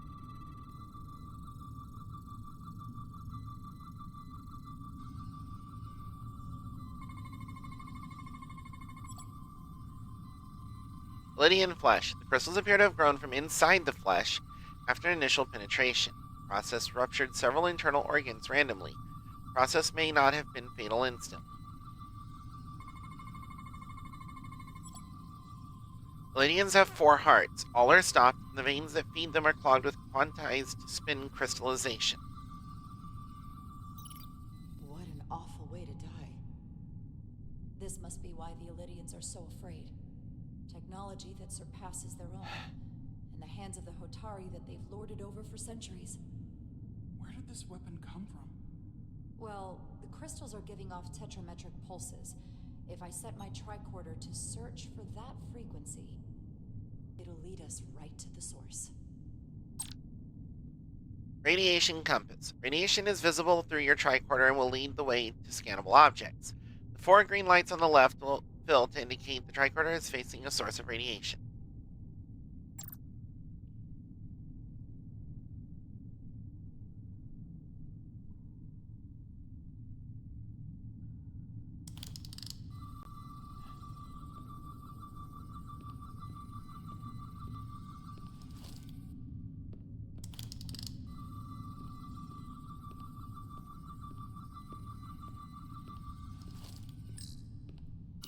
This makeshift barrier forced the Elydians to enter from the service corridor, creating a choke point. Quite the advanced tactic for a species that's never waged war.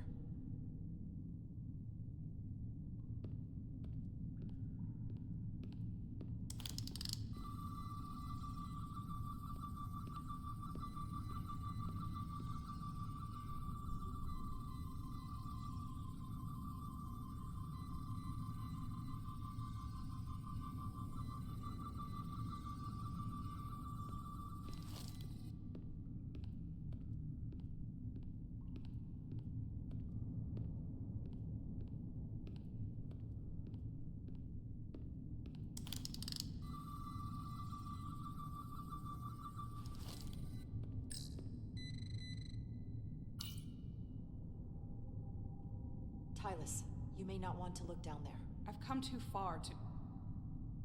What is this? They've been dumping bodies down here.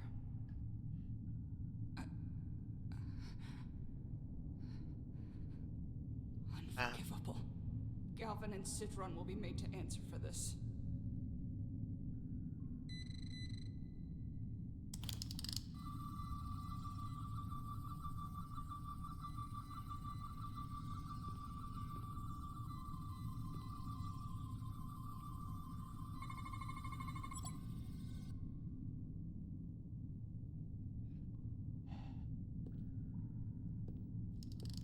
Think they parked this here on purpose? One way to find out. Meow. Need any help? I've got it.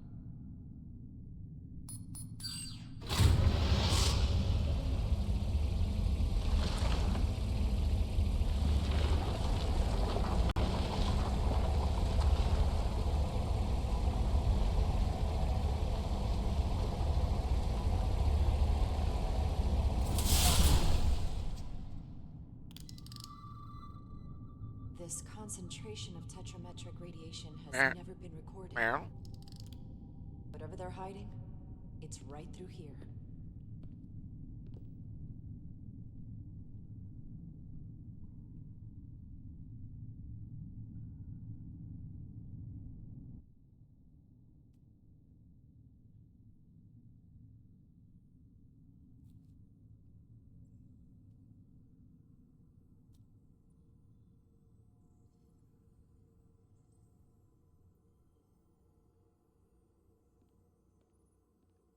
Alright. This feels strange. The crystals are increasing, growing outward, replacing the soil. It's like an infection. A parasite. Growing inside Tau.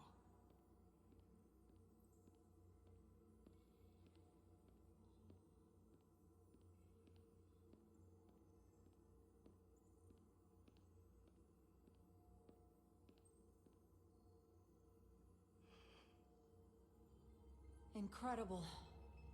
This is definitely not Hotari.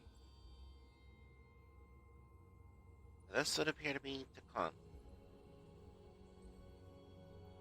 It's the remnants of the Takan Empire.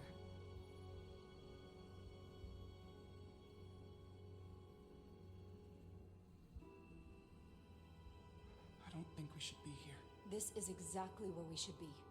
Every strange thing we've seen in this system, it might all come from this room. We need to learn everything we can.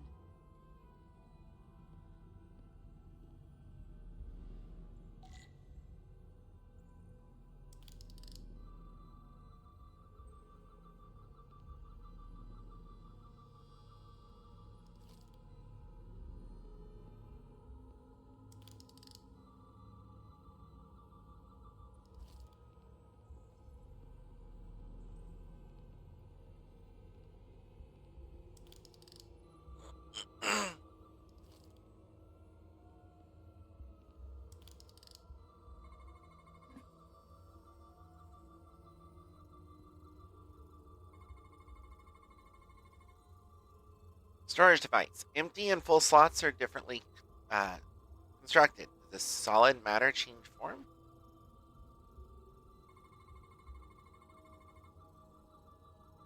Crystal. Radically complex crystalline device. Purpose unknown.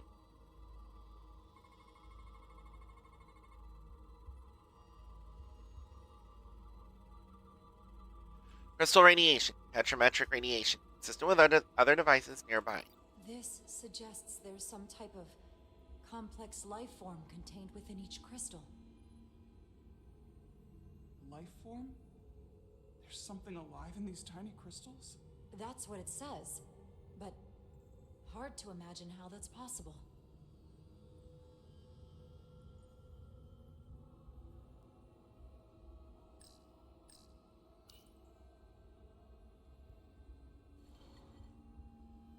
Our science division will have a field day with this. We need to study it on the ship.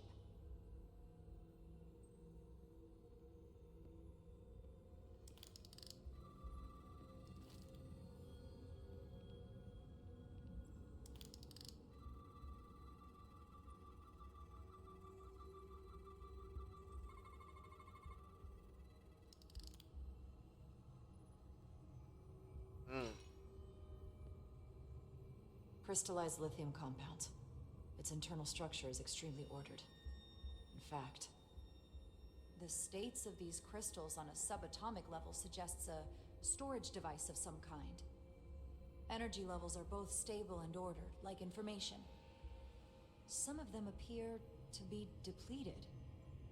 What kind of information would you deplete?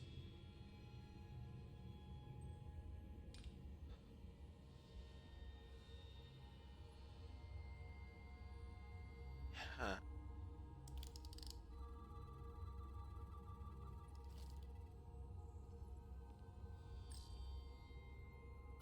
Why are these all over the floor? They resemble the one we scanned earlier. They must no longer contain a life form. I guess they're of no use once depleted.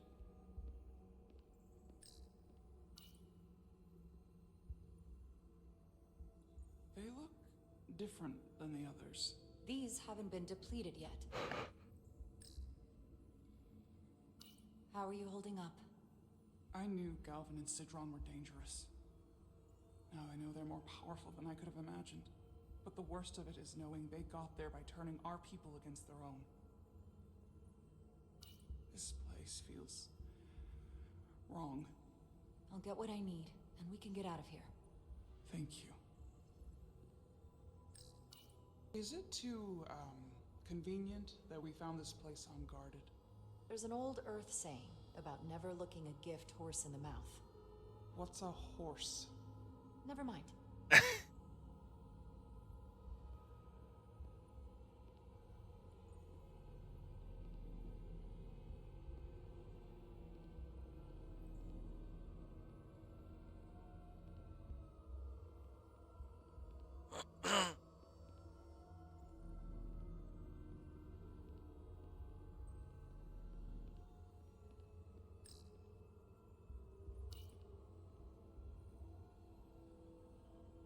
Looks like some sort of replicator.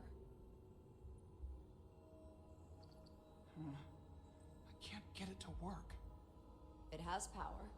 Must be looking for some other kind of authorization.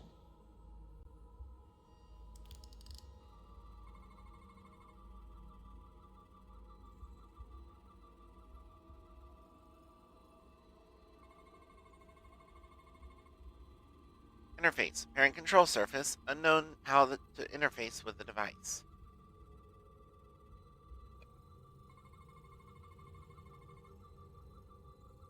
Weapon. Quantized spin crystallization. Resembles a weapon in form. May have been used on the victims in the mines.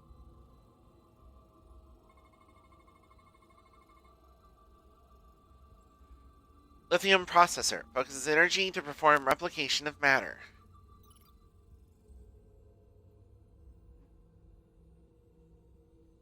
What is it? The device's primary function is to transmute lithium into this quantized crystalline compound.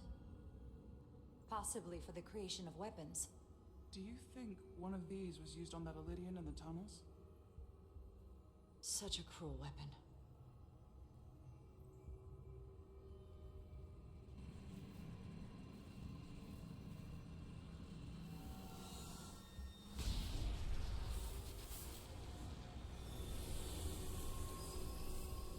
Jara? I see it. What's happening? Doesn't look Someone good. turned it on. There's no one here. But maybe the device I saw in the palace can send a signal? If that's the case, we may not be alone for long. Let's hurry. Make sure I ain't missing anything else over here. She is also suddenly over here.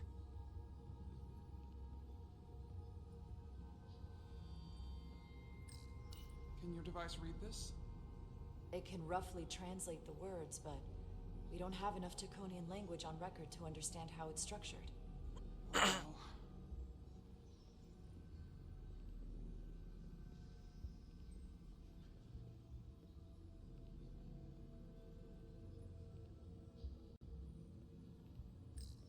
Somewhat resembles a transporter pad.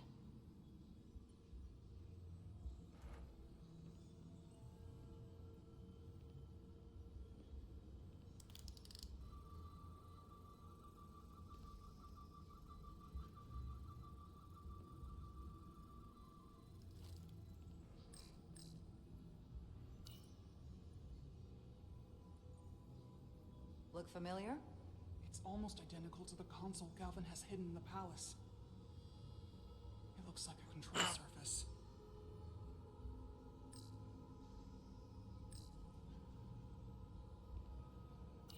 I can feel the power coming off it. I've never seen this kind of energy before. I'll need to record this with my tricorder.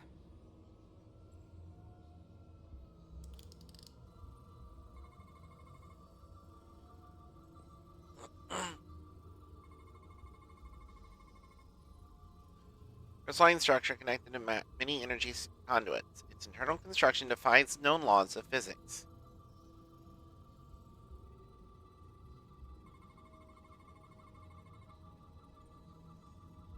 Tetrametric radiation flowing upward into other parts of this chamber. Levels too diluted to record.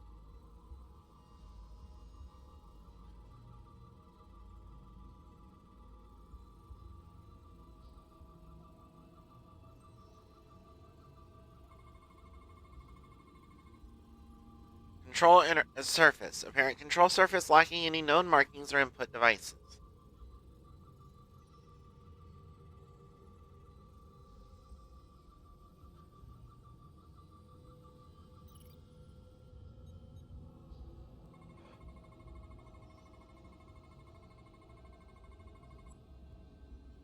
This can't be right. It's putting out almost 50 zettajoules of energy. I assume that's a lot? Enough to power this entire quadrant. This amount of power, the kind of radiation it's putting out, it's the cause of the storm. The warp disrupting beam, all of it.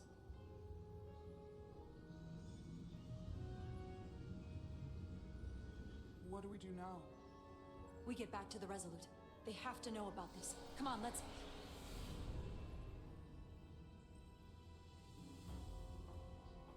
Quickly.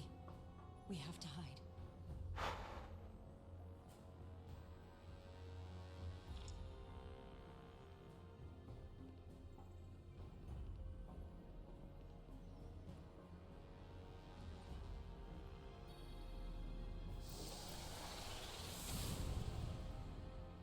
outrageous! I demand you let me go! No need to complain. You're about to receive a gift beyond your wildest imagination.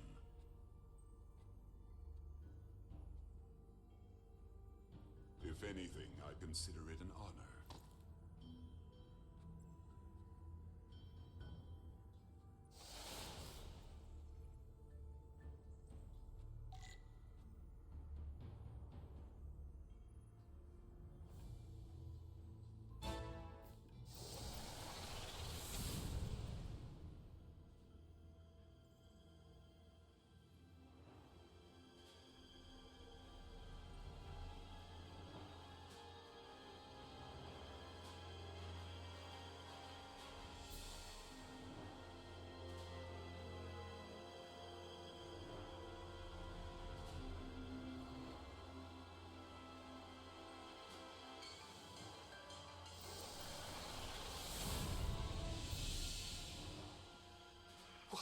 What is that? What are you doing? You'll see soon enough. I can influence the course of the negotiations. I can make sure the Hotari get the better end of the bargain. So can I.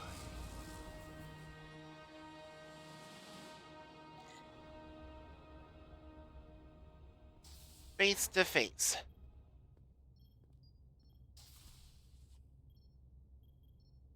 But first, I will be right back.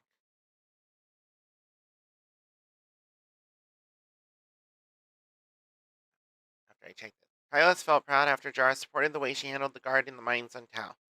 But she was shaken by her encounter with another guard, so she was grateful for Jara's leadership and experience. Alright, be right back.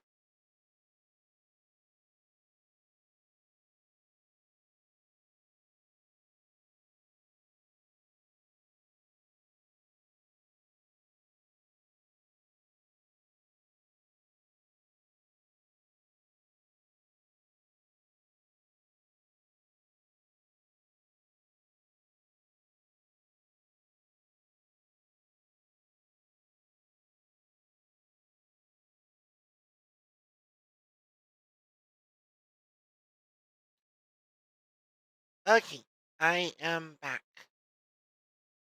I made some more coffee. Unfortunately, we're out of Raktaginos.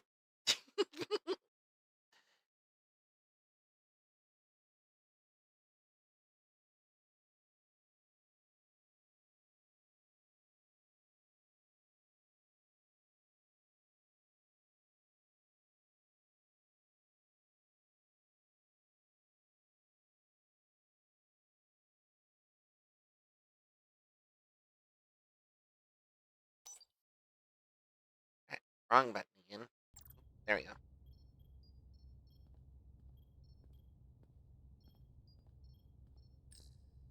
Dr. Duval must not be back yet.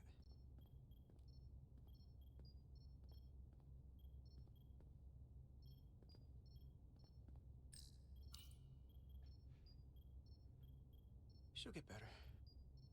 She has to.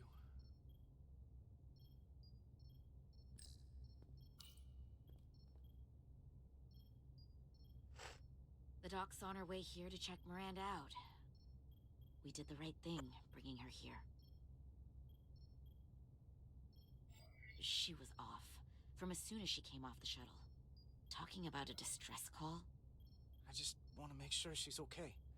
This isn't like her. We'll get her fixed up. You should talk to her.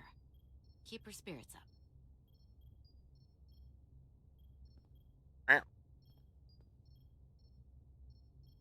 And to think, yesterday I couldn't wait to get back on the Resolute. To get back to see you. You can't imagine how stupid I feel right now. I can't even believe it myself.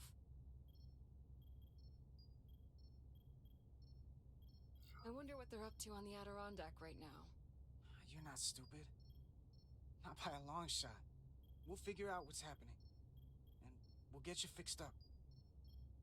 I'd like to believe that. I'm scared, Carter. I don't want to find out that there's something really wrong with me. something they can't fix. Or even explain. You're in good hands here. There's not a lot that Starfleet Medical doesn't have an answer for. I'm not so sure about that. They don't know everything.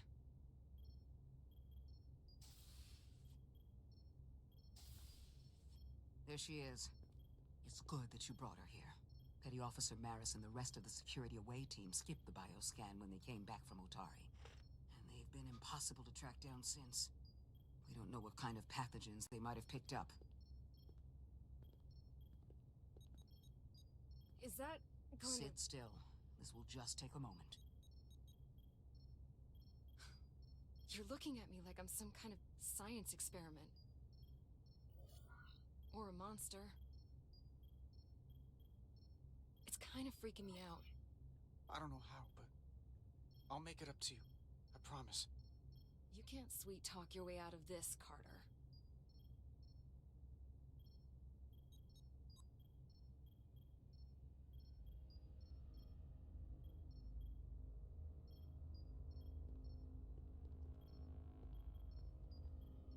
What is it? A pathogen? No. That's not Petty Officer Miranda Maris. I don't know who that is, but it's not Miranda. I know that sounds hyperbolic, but that's the simplest way to put it. Doc, she's been acting strange, but she talks like Miranda. She knows what Miranda knows. That may be, but the genetic material, the brainwaves I'm getting from her, well, there are enough differences with what's in Miranda's 15501 that I cannot say with certainty this is the petty officer we left Starbase with. I guess you could call the process bioforming. This body is Miranda's, but her DNA is changing into something else. But what's more troubling is there appears to be another mind layered on top of her baseline brain scans. Miranda isn't in control. Someone else is. That explains a lot. But it's not the explanation I wanted to hear. There's no sugarcoating in my sickbay. So you know what's happening. Can it be reversed? Just because I can describe what I'm seeing, it doesn't mean I know how it's happening or can put a stop to it. There's a lot more we need to learn. I want to take some functional readings. Take this and get her talking while it scans her. I'm sure you don't want to speculate, Doc, but is there anything...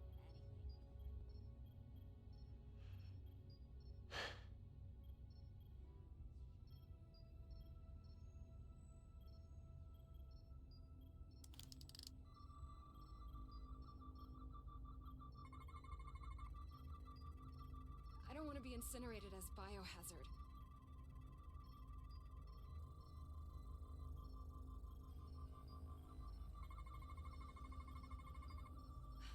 I don't know why I did it. Any of it.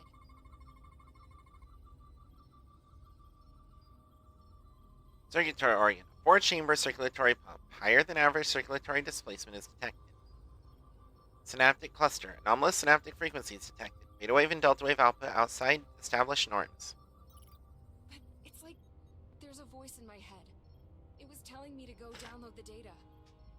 It told me not to let you stop me. And there was nothing I could do to say no. But I didn't want to. I swear. So this voice in your head, what else does it tell you? It's not like a conversation. It's hard to explain.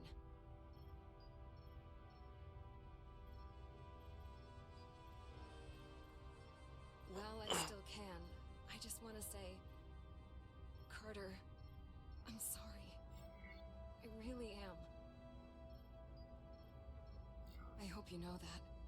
Don't give up on yourself just yet. We can beat this thing. Oh, I'm not giving up.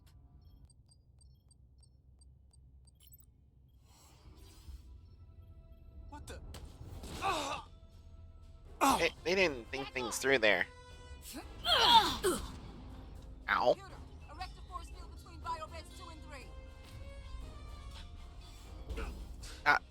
Fuck. Computer, lower force field. You do not have authorization. I was too slow. I just want to live. I have a right to exist. Give Miranda back. One sec. Go. I'm right behind you.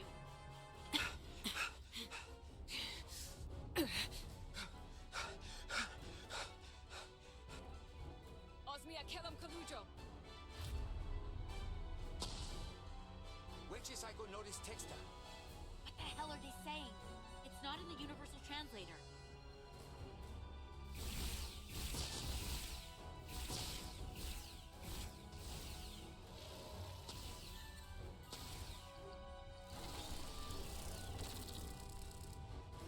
Is that some kind of transporter pad?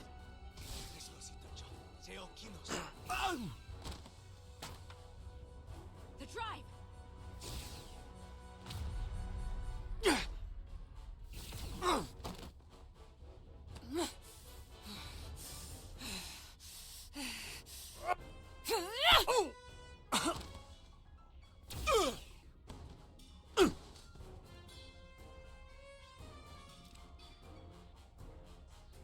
Who the hell are you? We are scions of the flame. They can't get away with that. You have to shoot Miranda.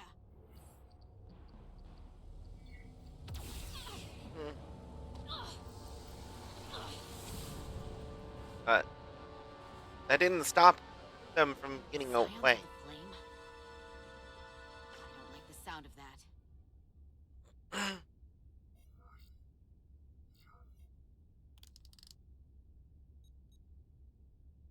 You're never gonna believe this.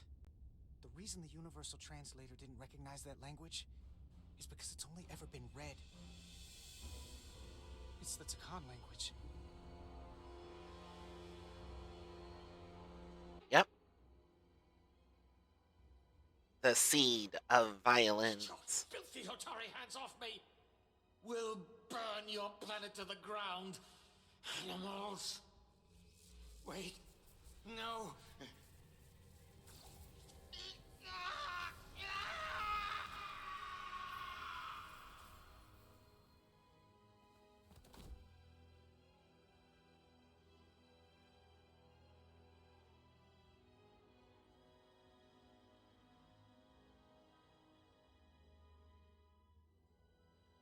I do find it interesting how certain visuals they've decided to go not the same as what Star Trek traditionally uses.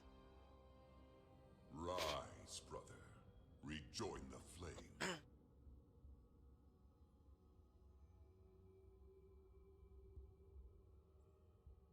This can only mean our time has come. I'm only sorry I couldn't find the more suitable host for you. All in good time. This is only the beginning. They're working together? An Elidian and a Hotari? They did something to him.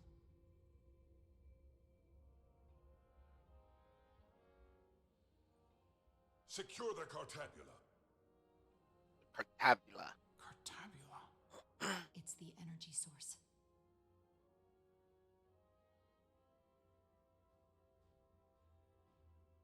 Spread out. Search the vault. Go back through the mine. Cut off their escape. Find them. I need to use one of these fancy transporters, I think.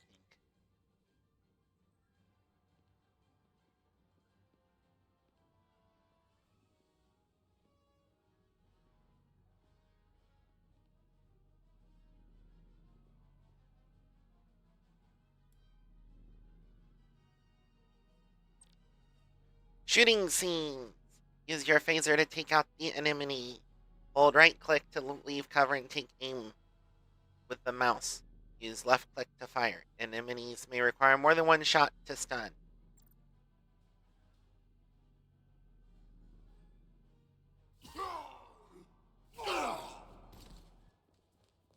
Not when I shoot him in the face. Very Starfleet of me.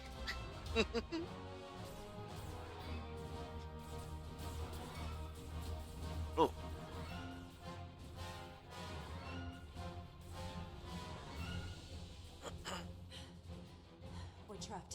They're blocking the only exit.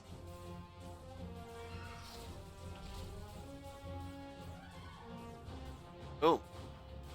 Maybe not. Can you buy me some time? For what?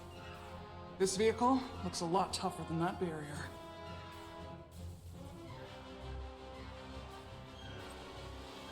Enemies will shoot at you when you are out of cover. Sparks and smoke from your cover will indicate they're trying to line up a shot. Release to duck into cover until their fire lets up. If you take damage 3 times, you will fail your mission.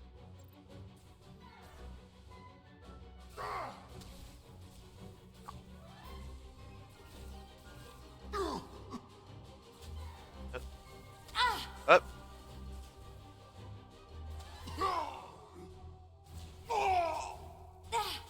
Shit. But I think I did good enough.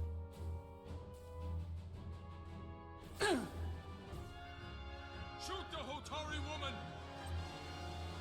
Protect your allies. Enemies will also target your allies. If an ally dies, you will fail the mission. If a symbol appears over the enemy, they are targeting an ally. If it fails completely, your ally will take damage. Shoot these enemies as quickly as you can.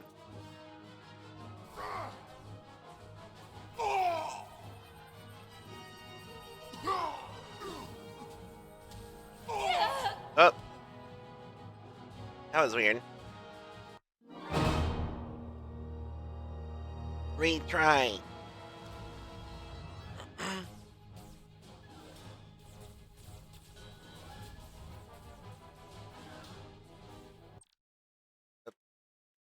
Nope. There. We're trapped. They're blocking the only exit.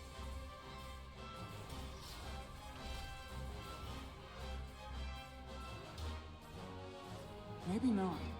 Can you buy me some time? For what? This vehicle looks a lot I will tougher say than this that barrier. music feels more Star Warsy than Star Trek right now.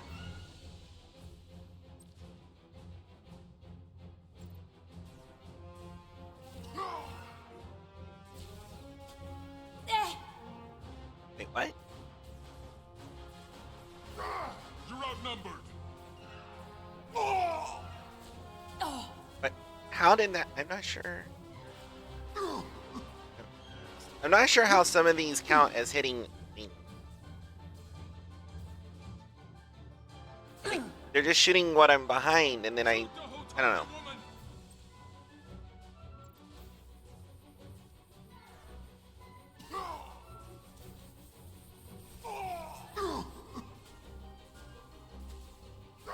Conquest is ours.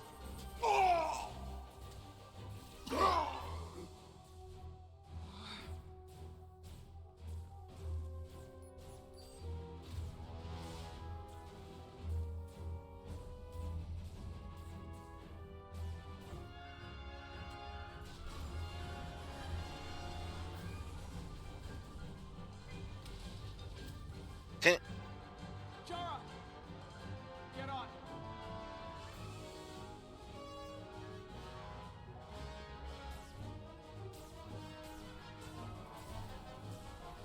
Oh.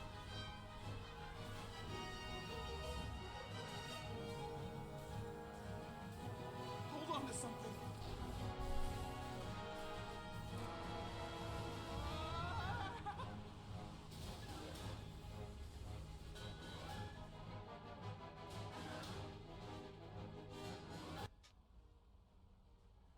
Oh no. Don't stop. I'll handle them. Cover switching. If appears on the side of the screen, you can switch between cover spots. Use in the direction of change cover. Some enemies will only be visible from certain cover spots.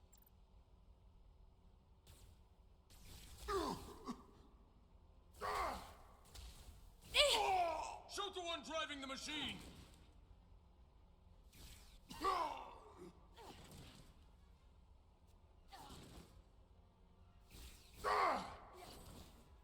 You deliver.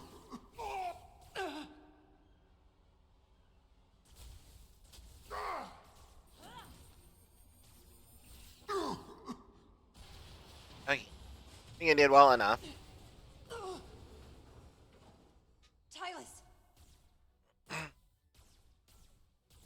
We're surrounded. I'll get it working.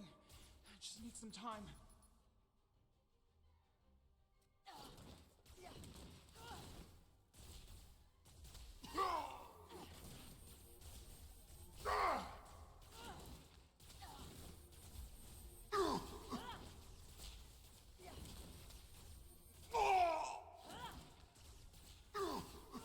Conquest is ours! Here we go.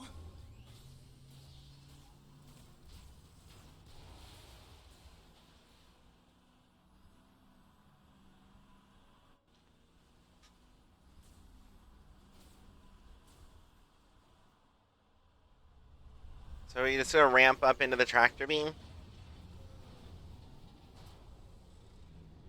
Wow, the brakes on this thing aren't very good. We're gonna jump into the tractor. The lift. Uh, We're trapped. Resolute, 2 to beam up immediately. Resolute, come in.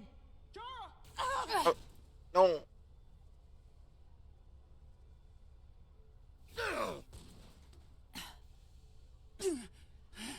Are you alright?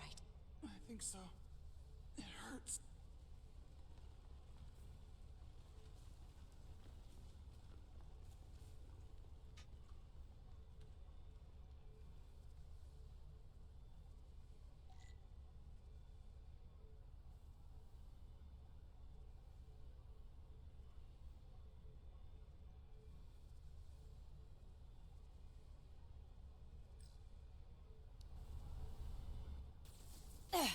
Into the low frame rate.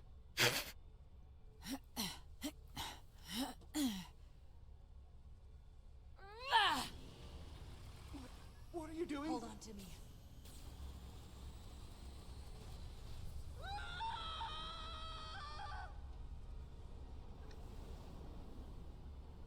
Why wouldn't it be picked up? I guess maybe it's too heavy for that. Oh, there it goes. Or maybe not. I don't know. Commander, we read you, but there's too much interference. Transporters still can't get a lock.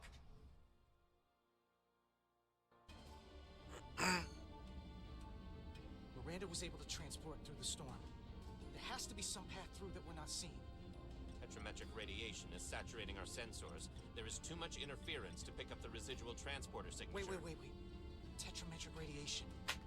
Of course. I can align the transporter with the tetrametric signature. The crystals emit tetrametric pulses every 3.8422 seconds, roughly 26 centihertz. All of this is connected. The storm, the warp-killing field, the crystals, Miranda's alien transporter tech.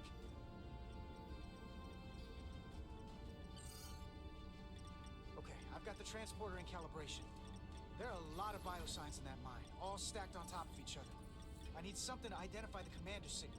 Something loud, energetic. Understood.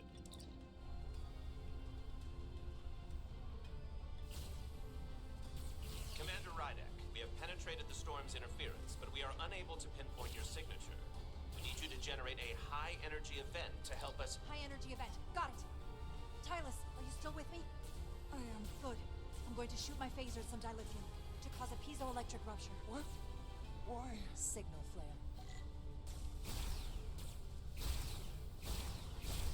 These crystals have to be pure enough. There we go.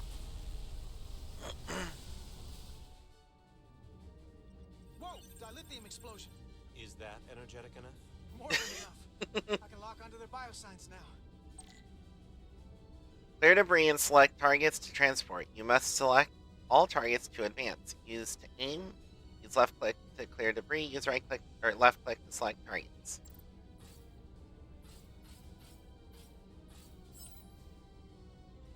I've got their biosigns isolated.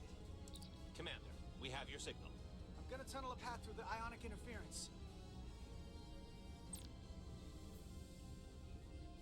Just instructions I read before. There we go. I've got a path. Just gotta calibrate Bam. the signal. Lock the frequencies at just the right moment to give the transporter enough power. Use mouse to move your cursor and left click to lock it in place. The bar fills when your cursor is at a point when the distance between Yes. The bar fills when your cursor is at a point when the distance between the waveforms is the greatest. The blue power bar on the bottom is added to when each yellow bar is locked. If the blue bar is full when you lock the third, you will advance. If you do not have enough power when you lock the third bar, you will need to try again. If you're having trouble, find a spot where the non-moving waveform is touching the edge and wait for the moving waveform to touch the opposite edge.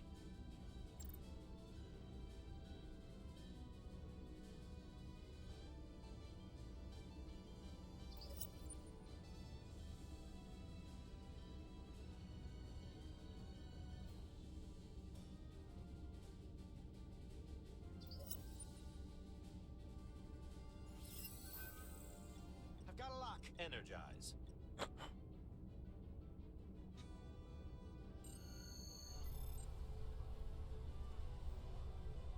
I don't know why he moved his hand over to the wrong place, but...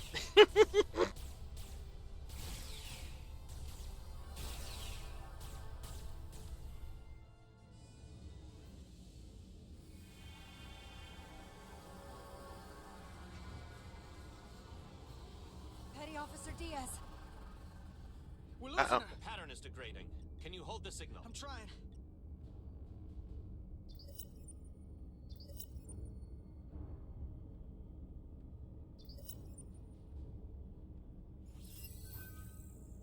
I got it. Oh, come on, come on.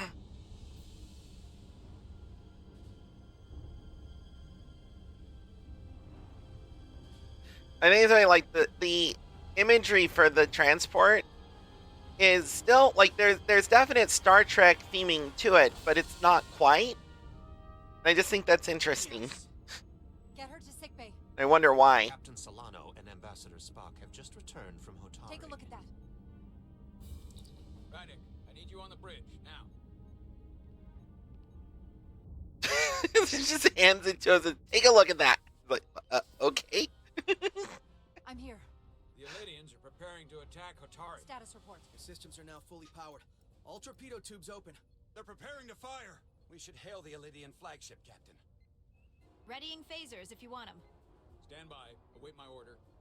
Recommendation, Commander? We need to act quickly. Before this spirals out of control.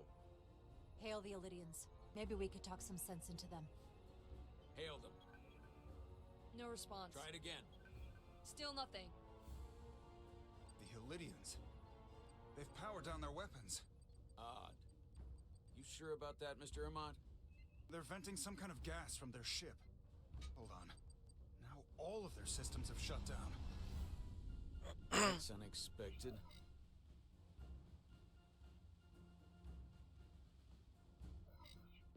Commander Irmont, scan them again. We have to be sure. No mistaking it. They're dead in the water.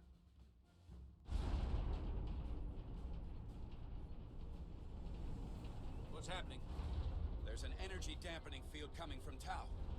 Take us out of range. Aye, Captain.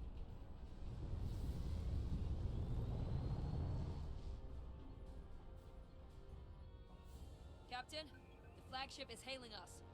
On screen. Zeldy to the Starship Resolute. Our main power cores are completely disabled. The more power we give, the more it takes. Running off batteries. Life support systems have failed. Unable to ventilate. Contaminated atmosphere.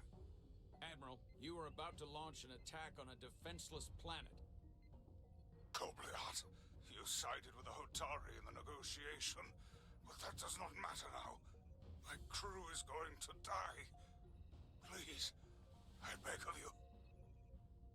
You must render assistance. System failures are compounding around my ship. We'll help you. Yes, we will. Thank you. No one cares what the captain says. Admiral, excuse us while we devise a rescue plan. By my estimate, the crew only have 23 minutes before their atmospheric mix becomes lethal. While we may not be able to transport the Elydians directly, if we were to transport them from their ship to a nearby shuttlecraft, it should be possible to amplify the transporter signal there and reroute it to the Resolute. The Ambassador's plan is incomplete. An away team will have to beam aboard the Zeldi and set up pattern enhancers for a stable enough signal out of the dampening field. Thank you for identifying my deficiency, Commander Chovak. Jarvis, you need a senior officer in command of this. Take Chovak and Bedrosian in the shuttle and get it done. Petty Officers Diaz and Edgelar, you will be part of the rescue mission. As will I. We will bring the shuttle within transporter range of the Zeldi, then beam you both aboard. Beam us on board. Why? The pattern enhancers must be placed on the Zeldi to make it possible to beam the Illydians back to the Resolute. Gather the pattern enhancers and get to the docking bay.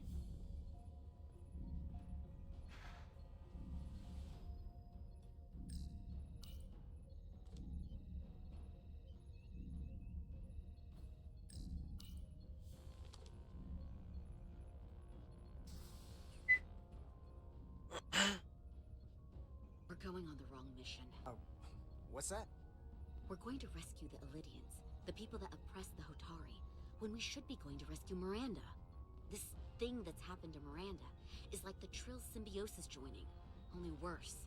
And I've seen too many people I care about wiped away by some greater entity to stand by while the same thing happens to her.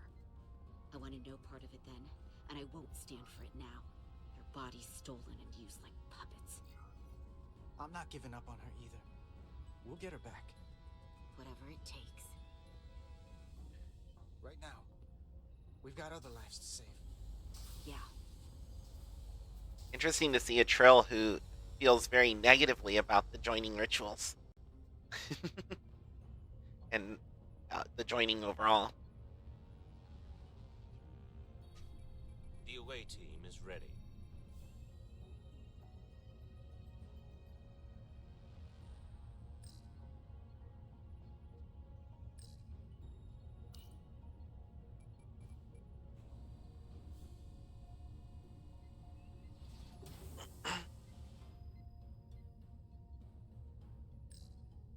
I need that. Alright.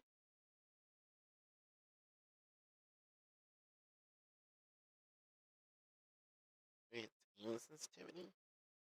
Try turning that up. Nope. That's not it. Oops.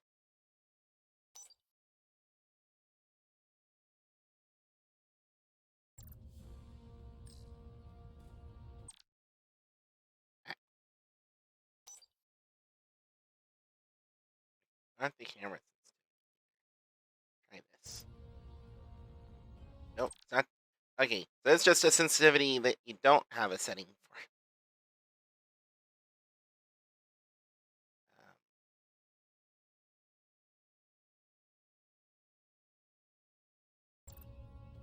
Okay.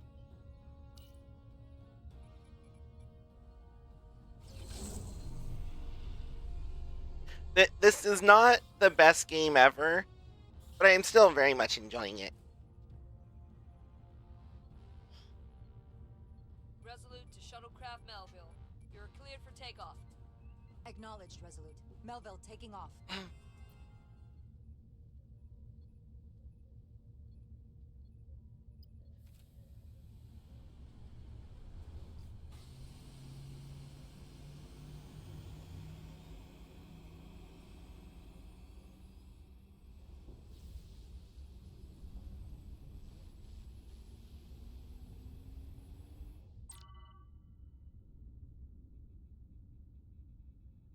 Alright, time for more flight.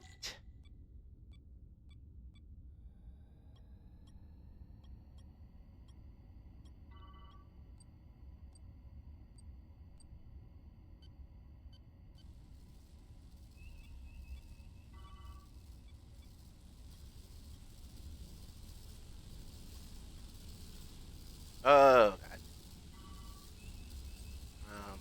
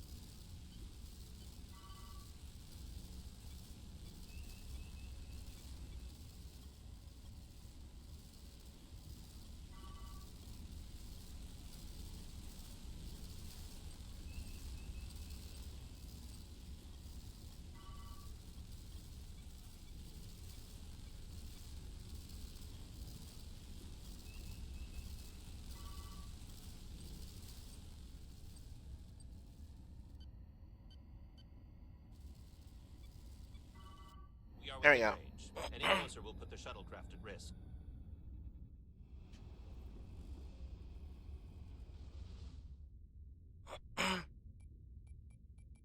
Preparing to transport the away team. Energizing.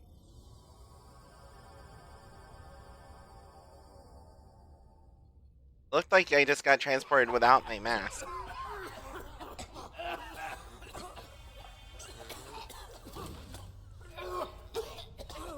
Errand of Mercy.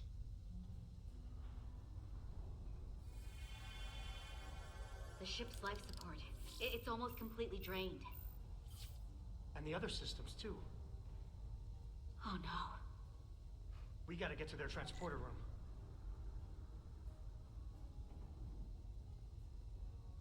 Not to step on the atmosphere in here unconscious. is turning to poison.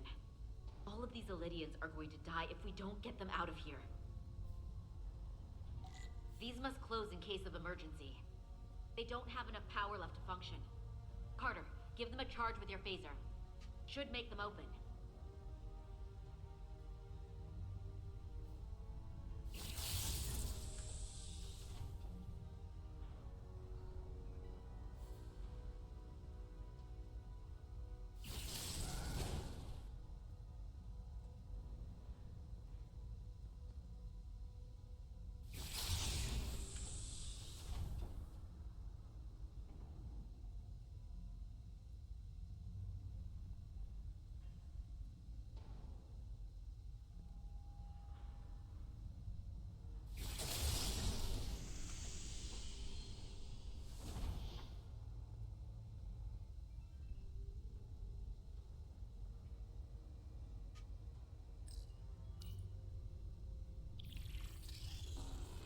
It's not working. No power's running through any of this. We gotta get him open manually. I am the ranking officer here. State your intentions. We are under siege. Explain yourselves. What does it look like? We're here to rescue you. And yet, you cannot even open a door. Whoa there.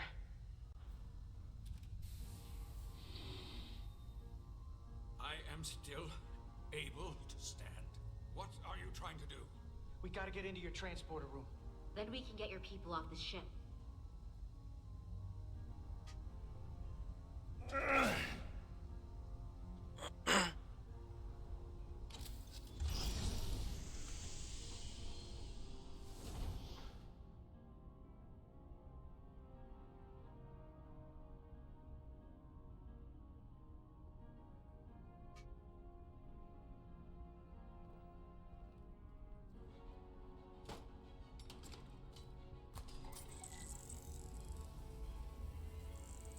Make sure they're evenly spaced. We need to manually adjust beam trajectory so they connect. I got this one. You get the others.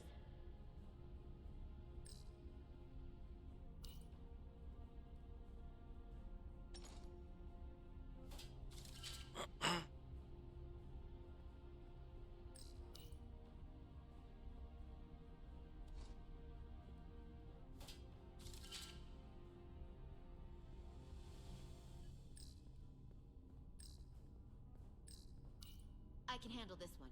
Make sure the others are lined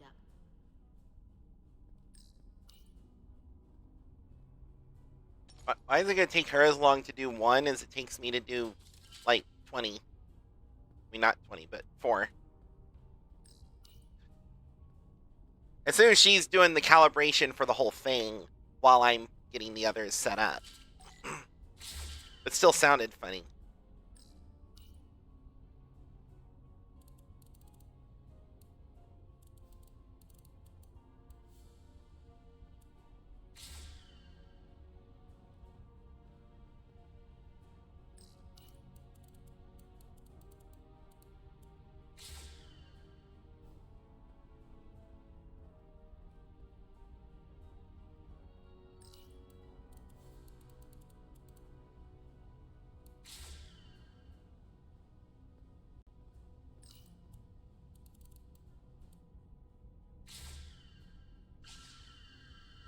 That's really bright. Alright. The pattern enhancers are aligned and ready to go. Let's wrap them up. This will boost the signal so we can transport through the storm. We have a shuttle outside this ship that will route the signal to the Resolute. All crew to Transporter Room 2. We are evacuating.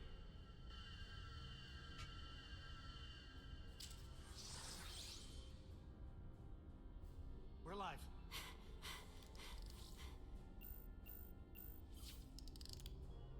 Here they come.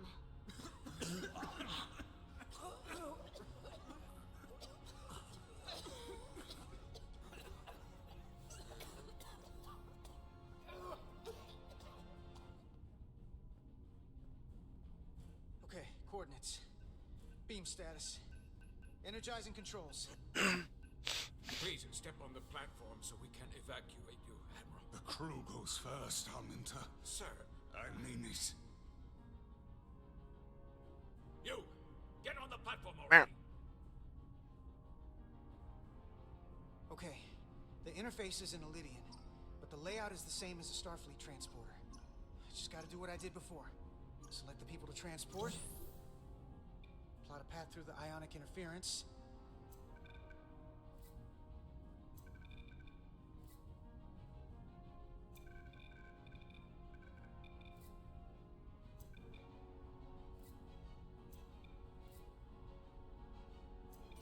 Okay, just have to calibrate the signal gain to get the highest possible output.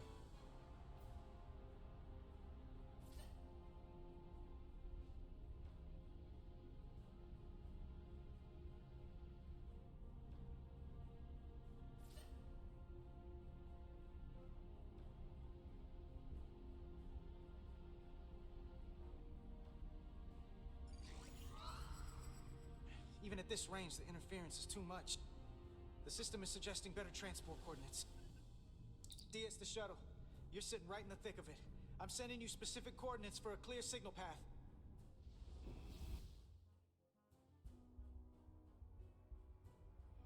Waypoint's been added to the navigational computer. There, Commander. Give or take 50 meters.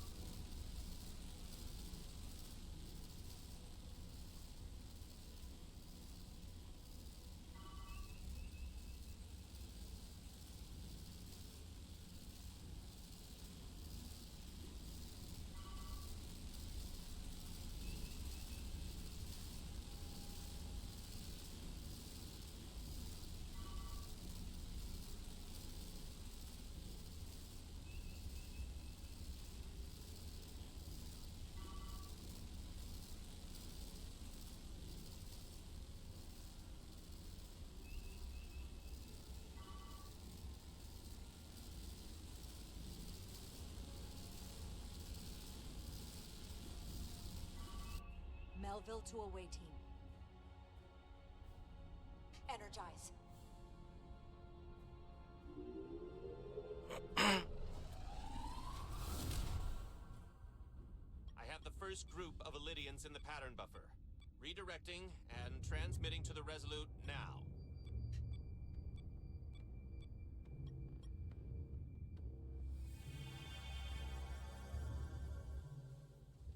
This is Resolute. We have the Elydians safely aboard. We did it! I was so worried this wouldn't work. We got this. Good work. Keep it up. Yes, Commander. This is Commander Rydek. We're holding steady. Signal is good. Keep them coming.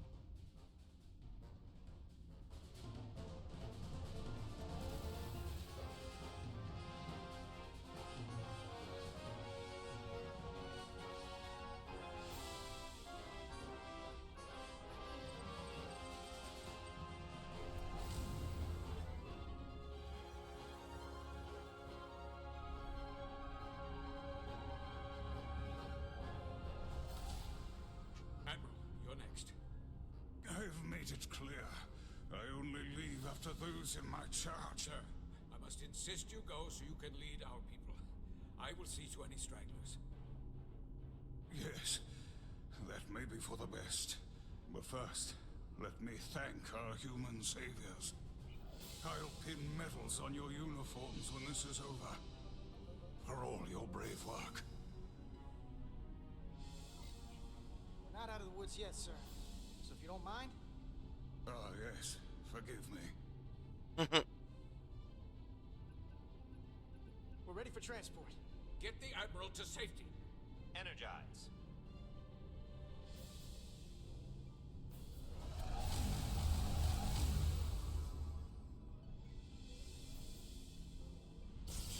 Uh-oh. Massive power surge! Sending available power to the annular confinement beam. I have the Illidians in the pattern buffer, but I cannot resolve their signal to send them through to the Resolute. Nor can I materialize them here. We need a better position with the Resolute.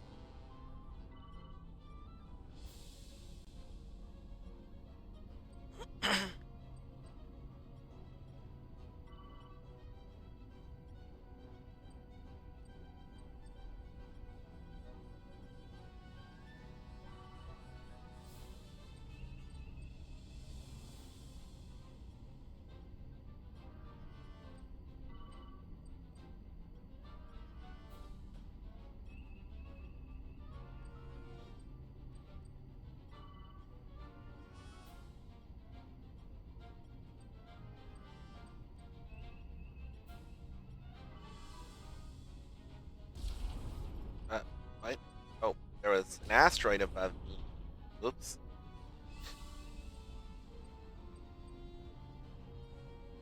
Thankfully, hitting the asteroid doesn't actually seem to matter.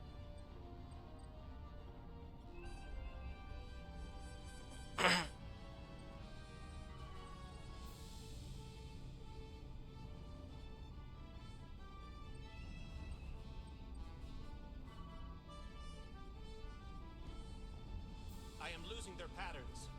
I need more power, but internal relays are not functioning. I'll do it manually. Do it! I am trying. I will lose the transport if I do not have more time. Signal is resolving. Please! Ooh.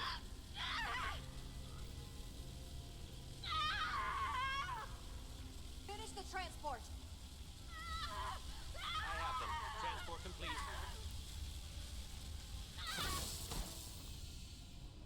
Ooh. She's gonna need some time to recover.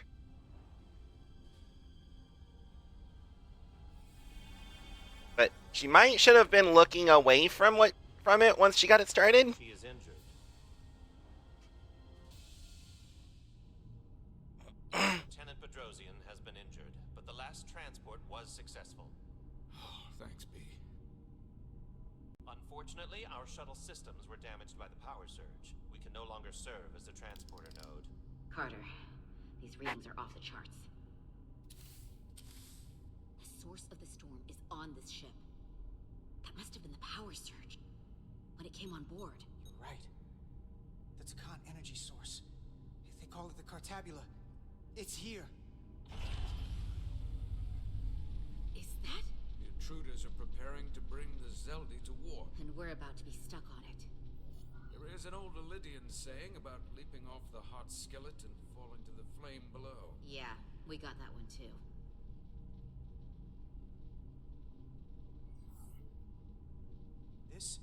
This is an opportunity for us.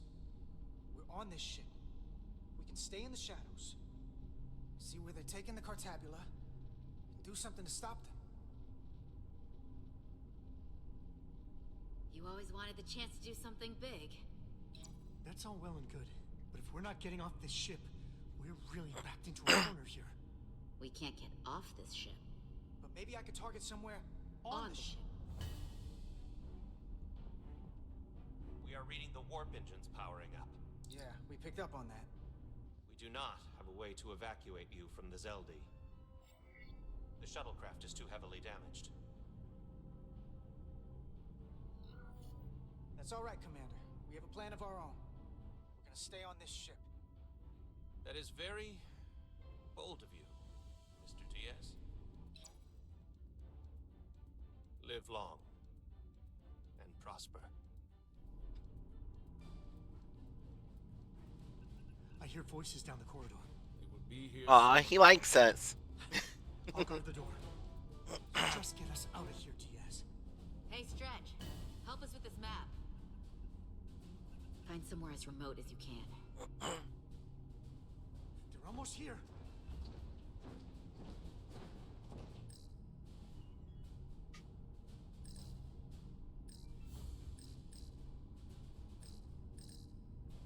Crew quarters?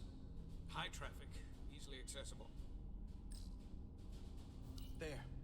The aft cargo bay. That is acceptable. Sounds good to me. Whatever you're doing, do it now!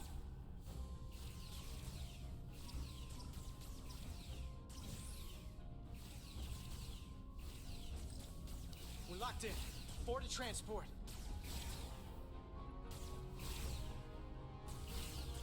Come on, Belle! Uh-oh.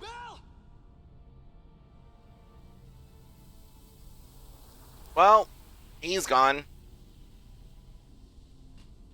It's too late for him. Carter!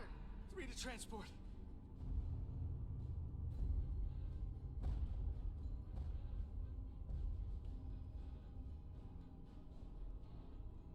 Energize.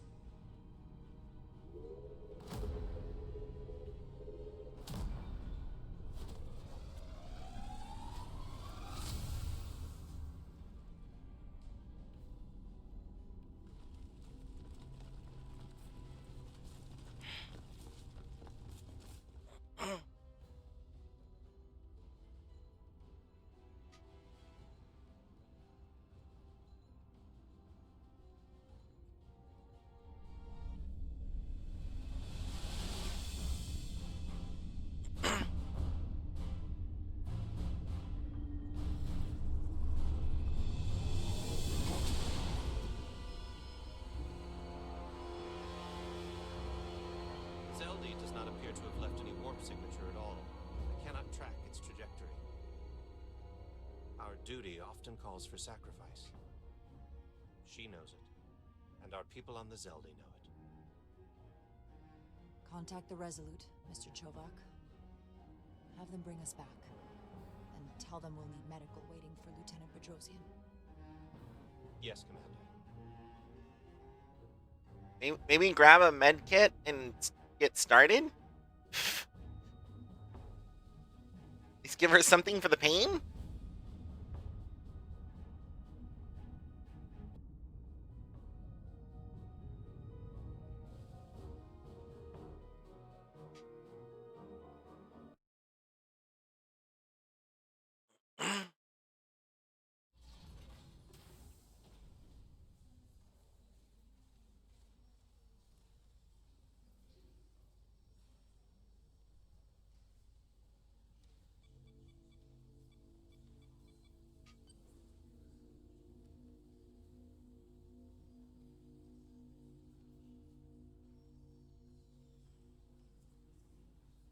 Through your efforts, we were able to save almost 100 Elydians from certain death. As for Lieutenant Bedrosian, well, Duval will do her best, but the prognosis isn't very encouraging. Lieutenant Bedrosian went above and beyond her duty. She deserves a commendation. I'll see what I can do. Commander Rydek, I heard what you did. The sacrifice you made for our sake. You saved not only my life, but the lives of my crew. An incredibly heroic deed. All of Elydia is in your debt. We cannot thank you enough. Just doing our duty, Admiral. I'm sure you understand. If you'll excuse us. Of course. How are we getting our away team back? Ambassador Spock and the rest of the senior staff are waiting for us in the briefing room to discuss just that. I wanted a chance for you and I to speak first, given the circumstances. While Protocol might suggest we alert Starfleet about our situation. Missing crew, the data breach, possible threat to the Atari or Khan. I think we're better off keeping this to ourselves. Under our control.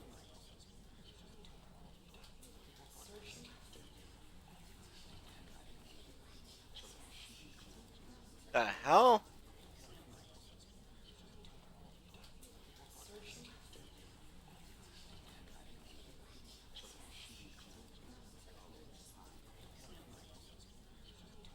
You know what's at stake for me here. That is some weird sound going on. Don't know if that's supposed to be going on or something weird happening.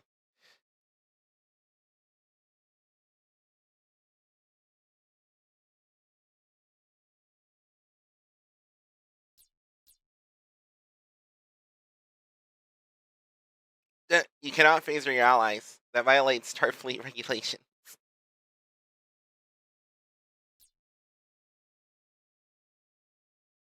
Oh.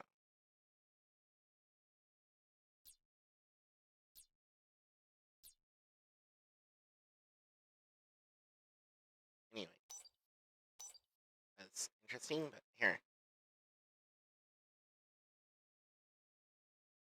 Captain Solano was respected Jara's display of leadership when she recommended Lieutenant Commander Bedrosian receive special commendation for her heroic efforts during the Elidian ship rescue.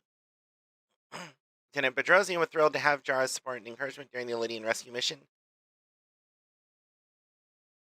but may never forgive Jara for the plasma blast that left her permanently disfigured.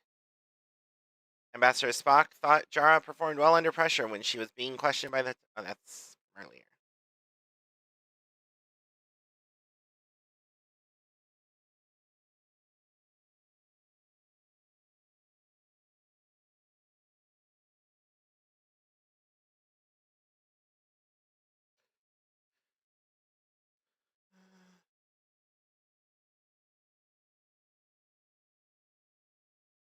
And what is at stake for you, too? I can't afford another mission gone wrong. And I'm really counting on your support. I don't want to raise a false alarm just yet. I have every confidence we can wrap this up before it gets any worse than it already is. I'm sorry, Captain, but this isn't about you. The lives of everyone who wears a uniform are at stake. I don't see it that way. We're ready in the briefing room, Captain. On our way. Is there any update on our That was efforts weird. to trace the Zeldy's warp signature? Unfortunately, no. Somehow they were able to mask the signature and block our ability to track their trajectory. I'm also concerned about what went with them. A Taconian energy source. Sidron referred to it as the Cartabula. Yes, I've been analyzing your tricorder scans. This Cartabula is more powerful than any energy source on record. It disabled our ability to warp and likely created the ion storm. We have to find that ship. It could be anywhere by now. Literally anywhere. We should alert all stations to keep an eye out for that particular ship. You're saying we should warn the entire galaxy? I'm saying we do the math. Calculate their maximum speed against a given time interval. That gives us an expanding radius of where they might be at different periods of time. We alert the stations at each radius at regular intervals. It's casting a wide net, but it's at least worth a shot. A sound approach. The Takan also compromised our systems when Petty Officer Mera stole data from our computer core. We're assessing what was lost as we speak.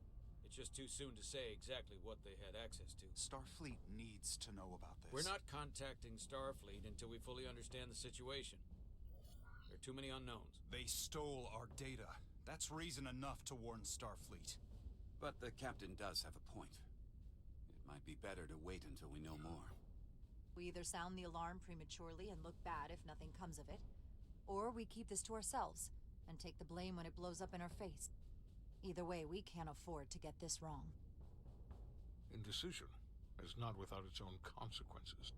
I want to speak with the Hatari, get to the bottom of this before we get Starfleet involved.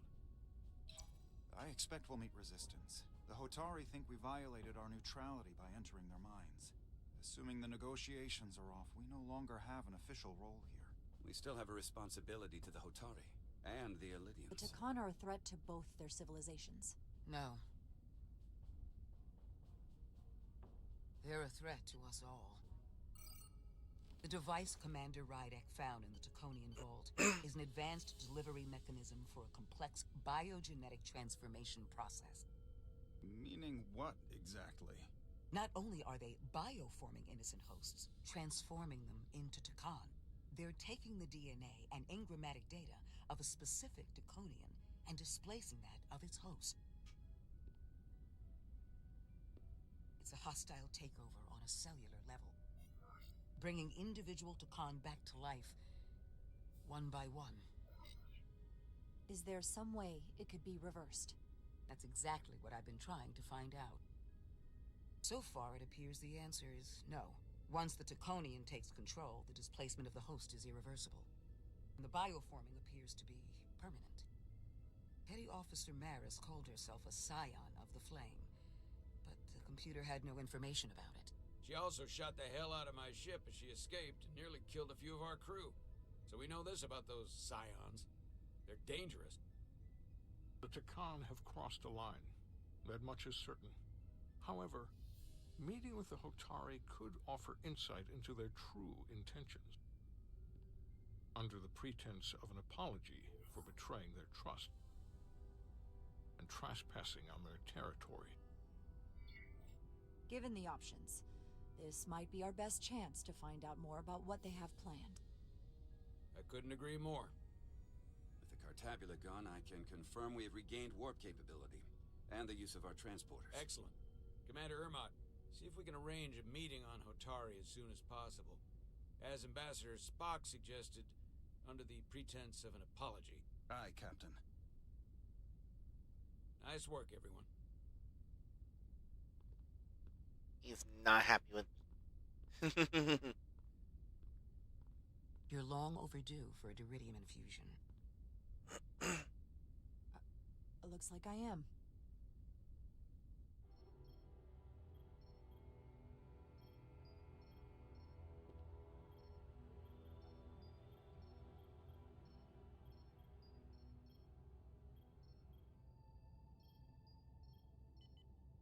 Oof.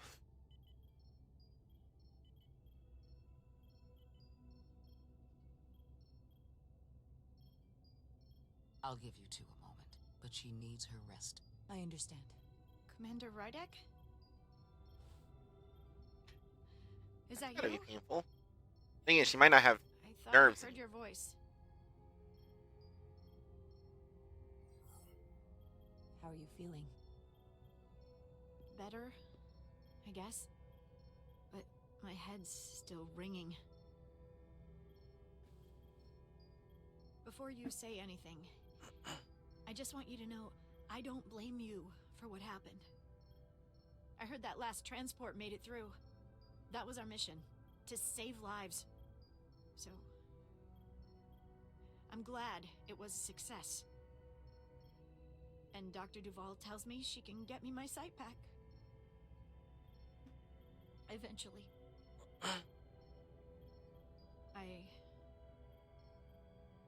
I just hope this isn't the end of my career. Can't be much of a tactical officer if you can't see what's coming. But this is all I've ever wanted to do. I have absolute confidence in Dr. Duval.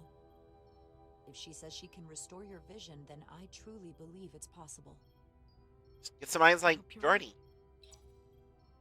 All right, you two. Lieutenant Bedrosian needs her rest, and you have an infusion waiting for you. I will check in on you soon. I promise. I'm gonna hold you to it.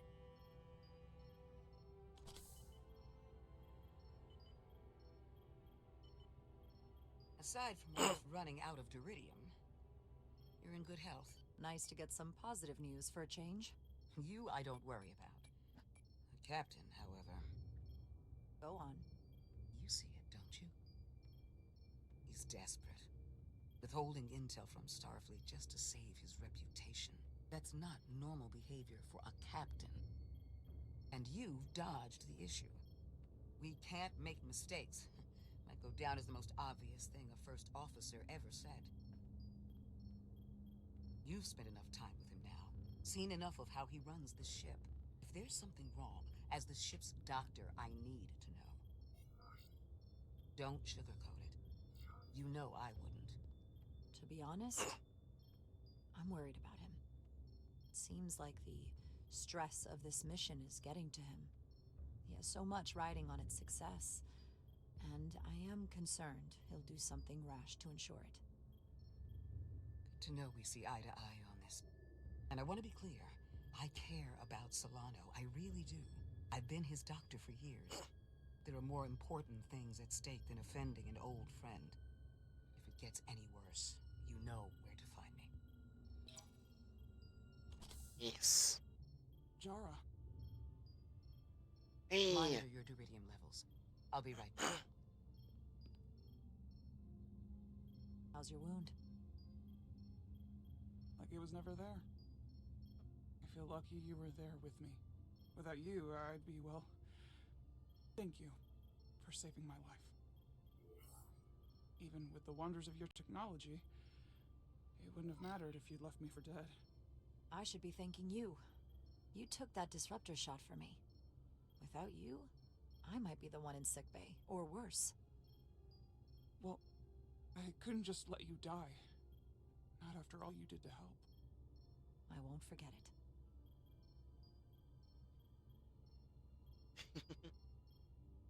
We saw the truth down in those mines. What Sidron and Galvin really are. Who they've become. The lengths they're willing to go to. What they did to that Lydian. It's hard to accept.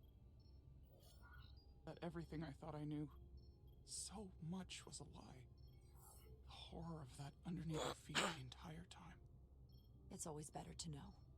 No matter how awful, the truth is better than living with a lie. I am coming around to that thinking as well. Commander Rydick, you're needed on the bridge at once. What is it? The Hotari have agreed to meet.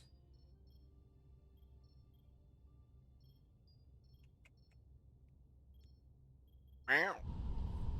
Stowaways.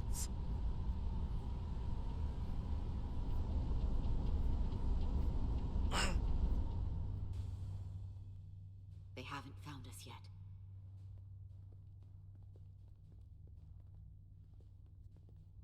We can't just wait to get rescued.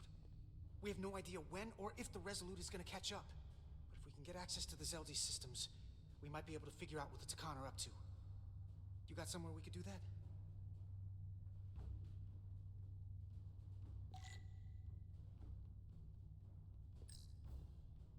Power cells. Lydians must supplement main system power with these. Interesting. Come on, Carter.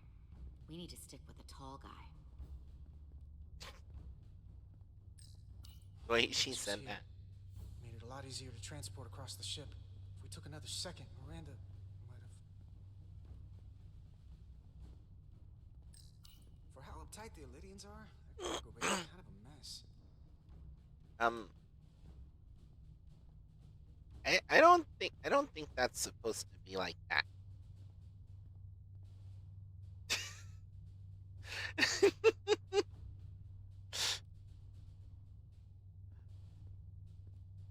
Their cargo bay really is a mess. They got shit fused with the wall. Huh. Lydian consoles still have mechanical keyboards as a backup.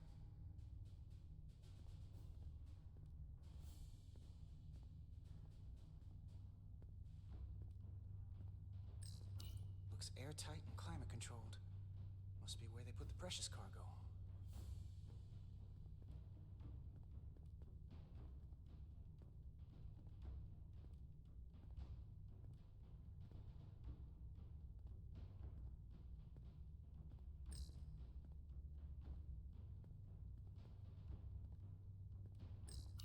Based on how this is reinforced, probably contains dilithium. Stray phaser blast could cause a piezoelectric rupture and blow a hole in the ship. Better be careful. No time to look over here. I better follow Major Arminta. Major Arminta.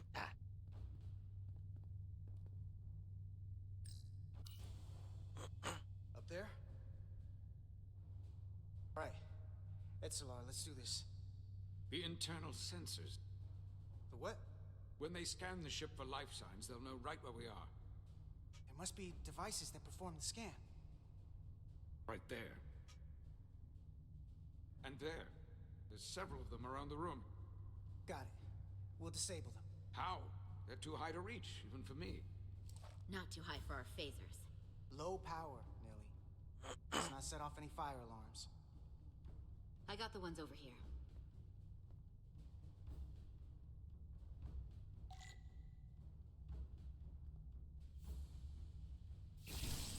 Got one.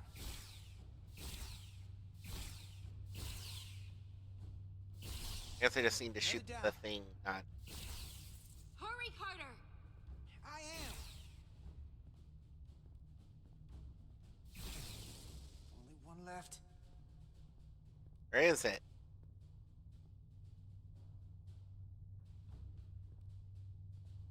Oh, there. Here it comes.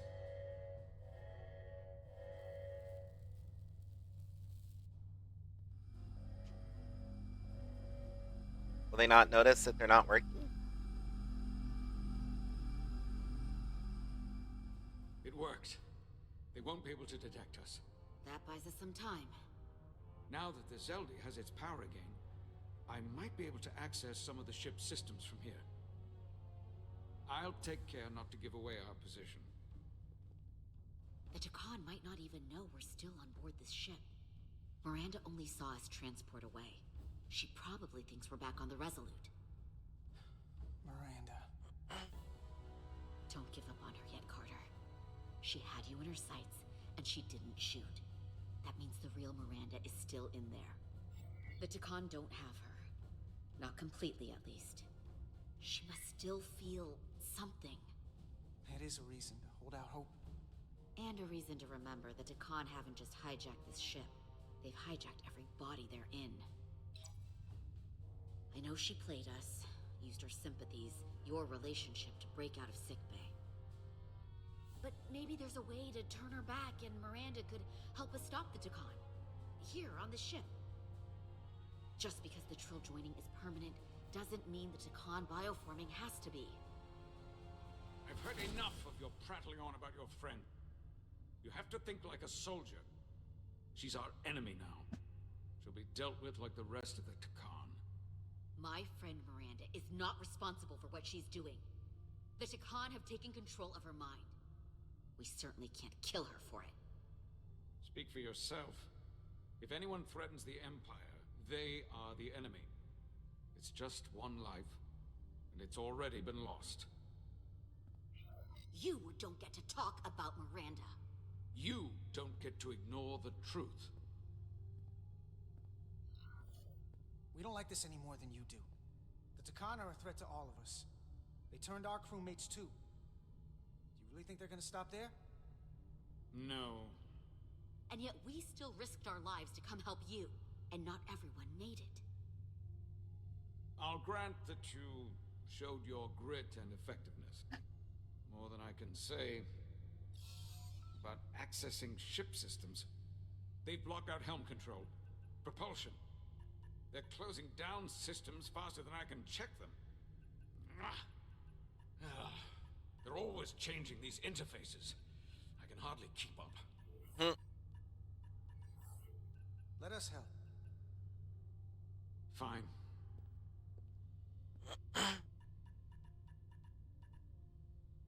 They're using a senior officer's access code to lock down our systems from the bridge. The Takan must have turned someone in command.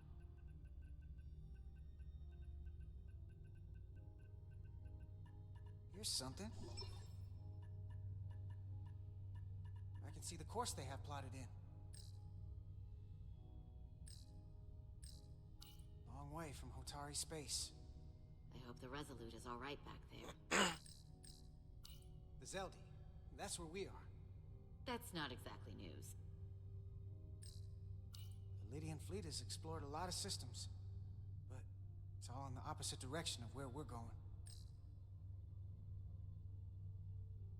We're headed to the edge of the galaxy. Nothing but uninhabited systems along the way. And if we keep going, we'll leave charted space. A lot sooner than I like to think about, too. That can't happen. We need to take control and turn this ship around. Get back to the front lines of the battle for Elydia. We are on the front lines. They're going to do this all over the quadrant. The whole Federation is at risk. That is a possibility, but it's already a reality for my people. I'm sure it's pretty damn real for the people who are trapped in their own bodies controlled by the Takan. You can't just turn your back on them. I'll take this ship without you if I have to.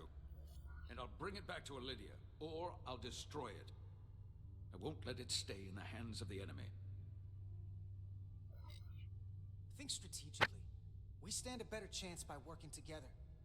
You're right to be angry. But it doesn't do any good to turn it on us. Fair enough. The most important thing is that we get control of this ship, so that we don't end up so far away that the Resolute can't ever catch up to us. And if we control the Zeldi, that also means they can't use that Cartabula thing. I'm not sure we can do much more from here. What's this? It's a data stream. It looks to be a two-way communication. Let me see if I could put it through a demultiplexing processor.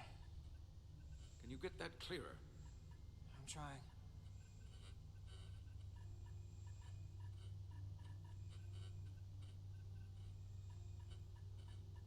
Okay.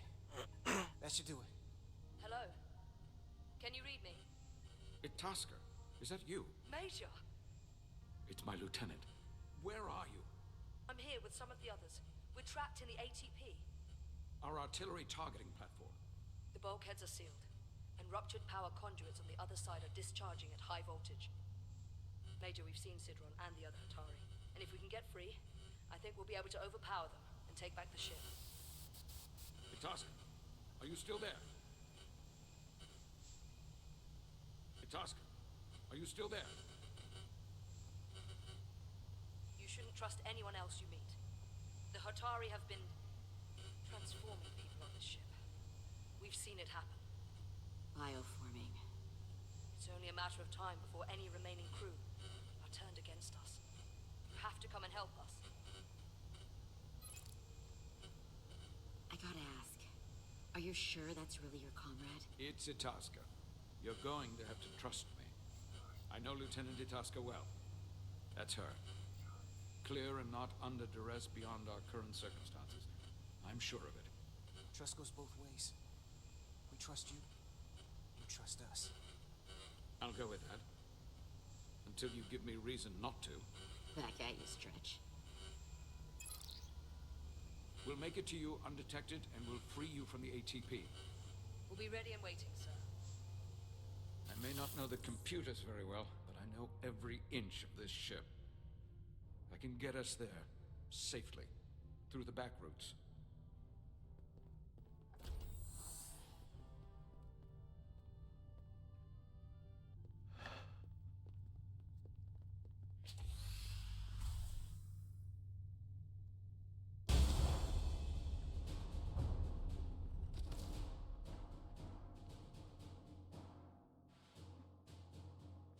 Unmask.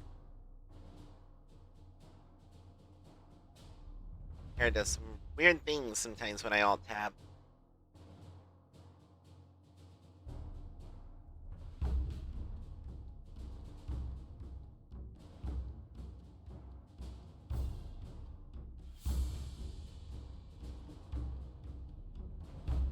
Hey, just had to fix it real quick.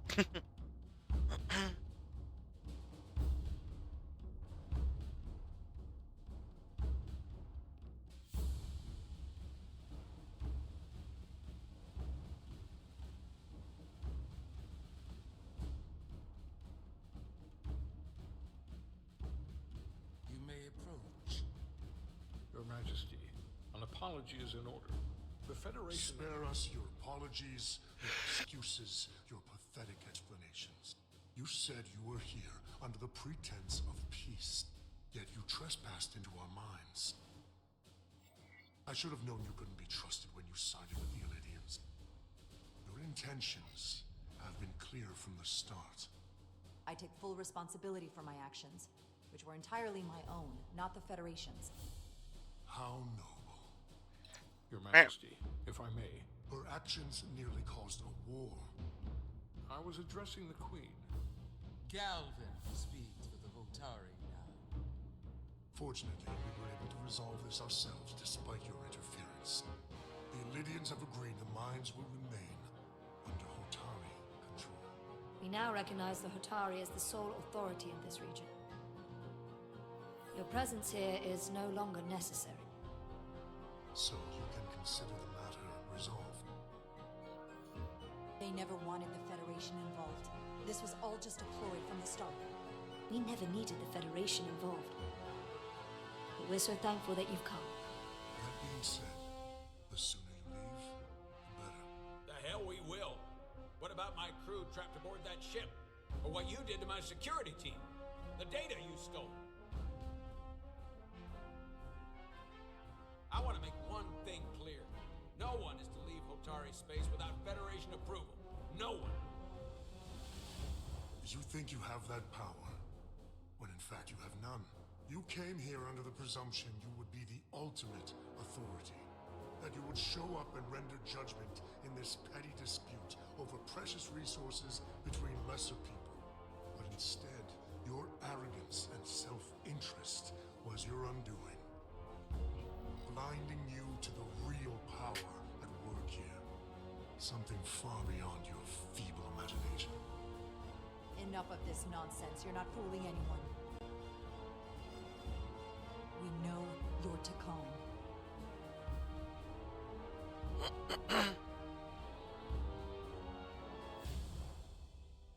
Takan. A word I haven't heard in a very long time. At the height of our power, the Takan Empire spanned hundreds of thousands of light years and trillions of Taconians. An empire that encompassed what is now considered Federation territory. What's yours was once ours, so it feels only right that we reclaim what was lost. Everything you hold dear will be gone. The first of many painful losses to come. You do realize this will never work. The Federation will stop you no matter what it takes. Will they? From what I can tell, the Federation is little more than a loose assemblage of the weak and the misguided. But I certainly invite them to try. You might be surprised how many want to be part of the most advanced civilization the galaxy has ever seen. We will not stop until we've reclaimed what is rightfully ours. Imagine what a queen, a starship captain, or even a Federation ambassador could accomplish if their power was wielded by a truly superior entity. In the face of such impossible odds against an adversary so clearly more advanced in every way, the only logical choice is to submit. Never.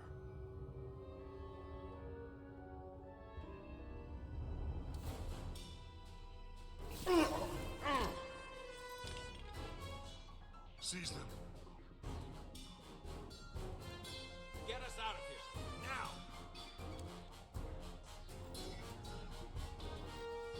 Rydick to Resolute. Beam us out.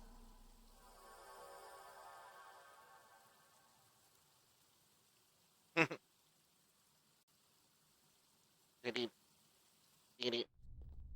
ever done something like this before? Close quarters combat? Infiltrating an enemy stronghold? Something like that. I once spent 6 days crawling through sewers during the siege of Tofar Ket to retake the citadel there. That's just one of many campaigns I've served in. My dress uniform is well decorated. I'm glad we're here with you. We need your kind of experience. I should say you do.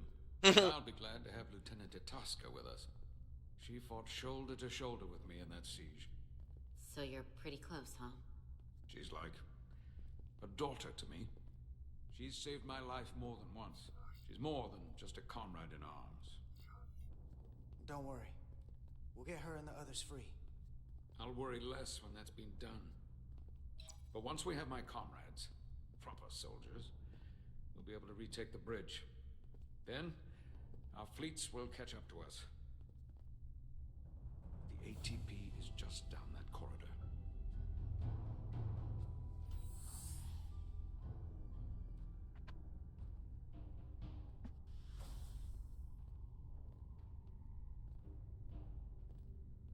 Is this the artillery platform? This is the power distribution for the forward armament cluster.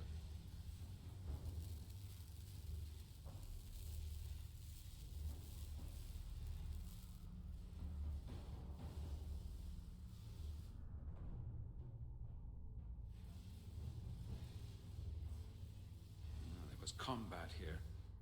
Disruptor burns on the walls. Signs of a grenade detonation. If there was a fight, the Takan might still be nearby. Maybe my people killed them. Or they could be waiting for us. And that's a problem for when we meet them. The distribution conduits have been knocked loose. The currents in those lines would be lethal. Is there any way to power those down? Each circuit has a control panel that regulates power to the magnetobanks. I can track connections between the power lines. Magneto. I should be able to clear a safe path to your crew. We'll get the door open here.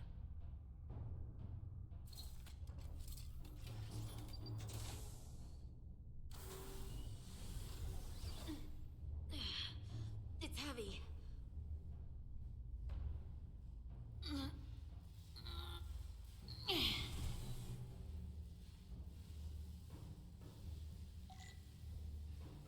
Find consoles to deactivate the electricity.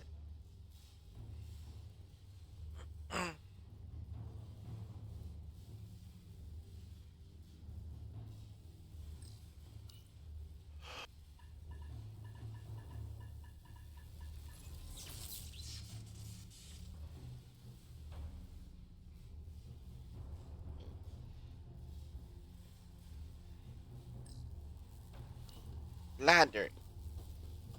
Ladder. I think that's what I just came.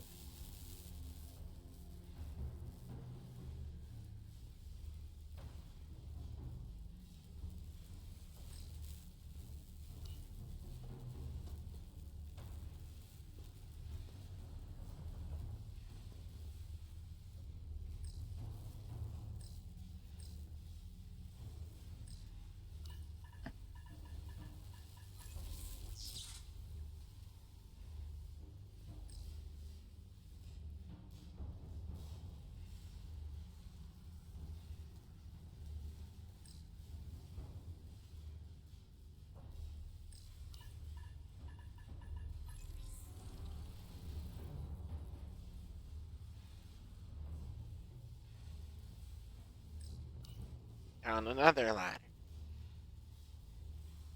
But not up that ladder. That one. This one looks good. Oh, there's...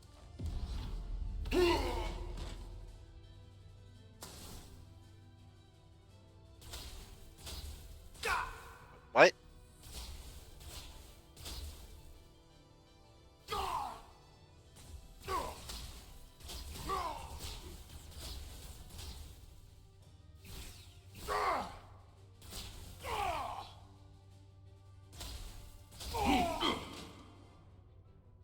You! Federation, you made it. Barely. There's a lot of collateral damage out here. They backed us into a corner. We did that to drive them out. Put some space between us and the enemy. Oh, there was one. Get down! I think they've given up on capture. We'll never make it if we go back that way. You, give me a hand with this!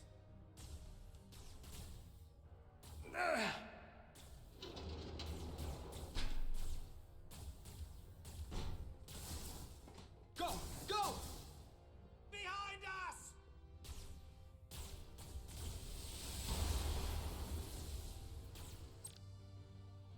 Objects with over them will explode when shot. Use these explosive objects to take out multiple enemies at once. There is a small delay before the explosion triggers.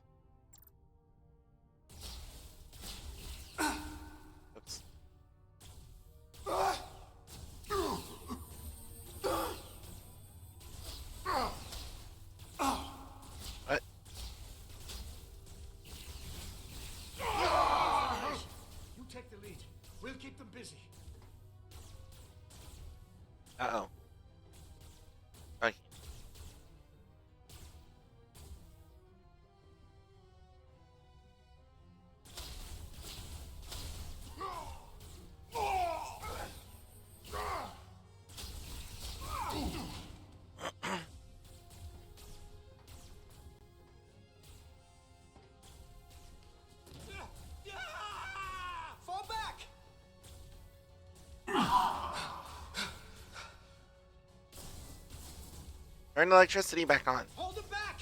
We can't let him reach the stairs!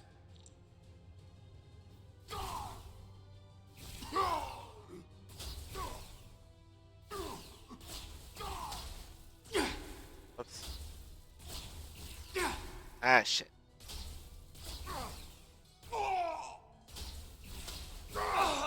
Nope. That was not a good spot to be set up. Oops. Zoom.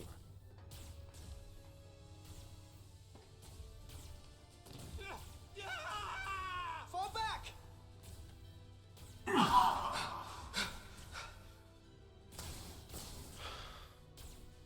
Hold him back!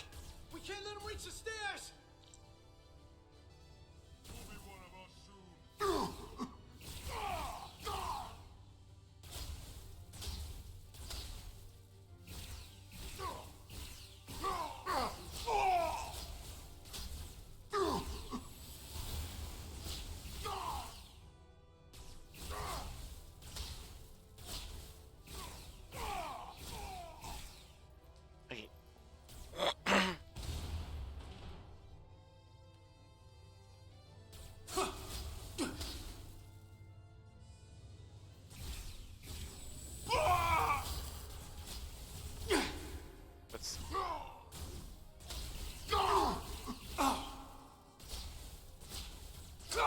What?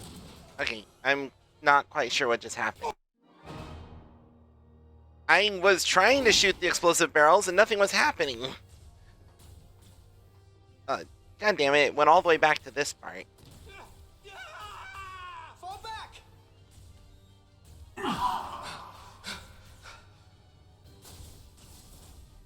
It's putting me in a really bad cover spot, too.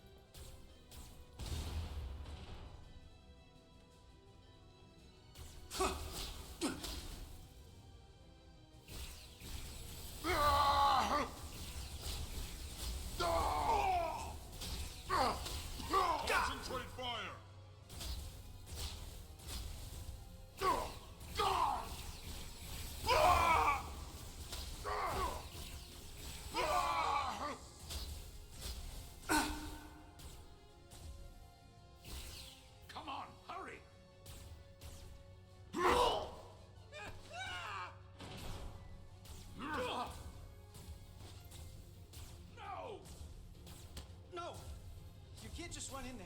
Must live to fight.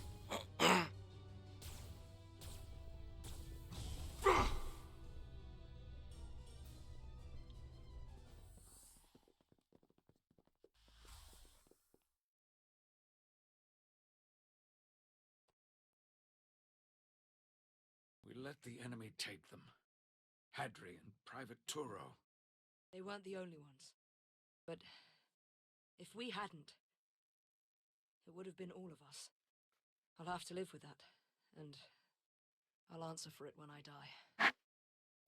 It's not the Illidian way to leave one of our own behind.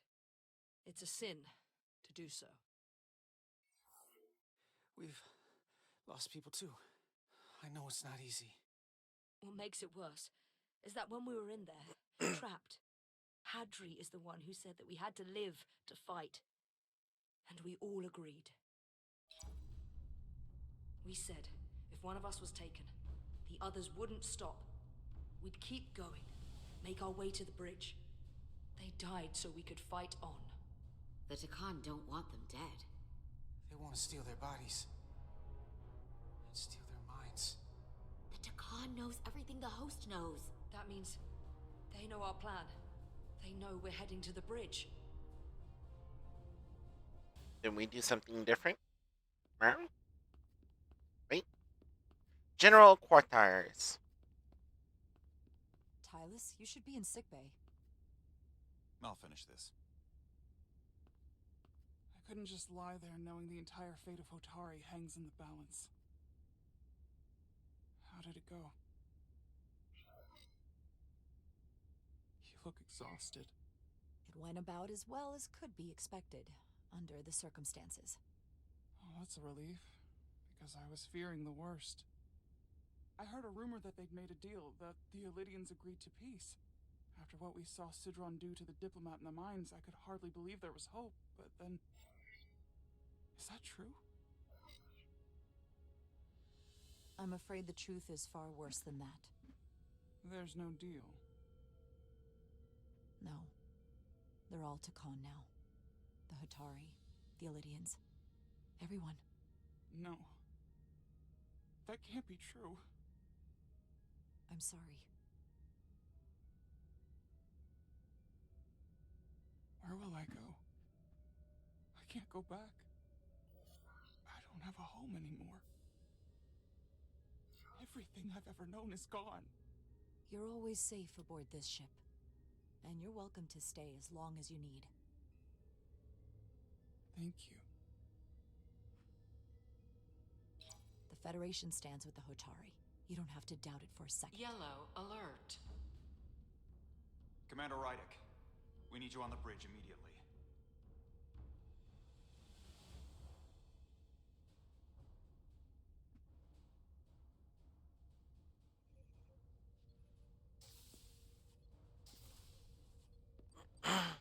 Commander. Good to have you back. You didn't opt for the ocular implants. Maybe someday. The visor was the best the doc could do on short notice. We've got an Elydian ship, the Veskar, rapidly bearing down on our position. Or what was the Veskar. Now I'm not so sure. Bring it up on the view screen. 600 kilometers in closing. Still coming straight for us.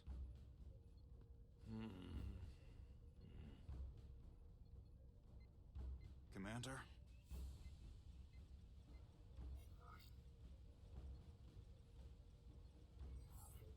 Have you tried hailing them? Try it. Hailing the Elydian ship now. No response. 400 kilometers in Oh, closing. jeez. Shields up. It's crystallized. Shields up. Phasers ready. Incoming. Lock phasers and open fire. Heavy damage. But deflectors still at full power? That bypassed our shields entirely. That's impossible. God damn it, return fire. Everything you've got. Rydick, modulate the shield frequencies. See if you can get us any cover.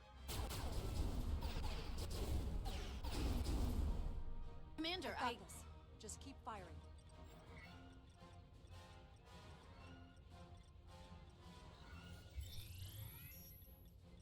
Shields still have no effect. That doesn't make sense. I'll try another. And modulating the shield mutation. There! We've got incoming! How do they keep matching our shield frequency? They couldn't. Unless... They've compromised our shield algorithms. They can bypass our shields at will. What? Ah! Captain! He's out cold. You mean they get out of here? Why'd they stop? Damage report. Running on emergency power. Major hull damage on decks 4 through 7. Warp core is stable and intact. We're completely vulnerable. Commander, we're being held by the Veskar. It's Galvin.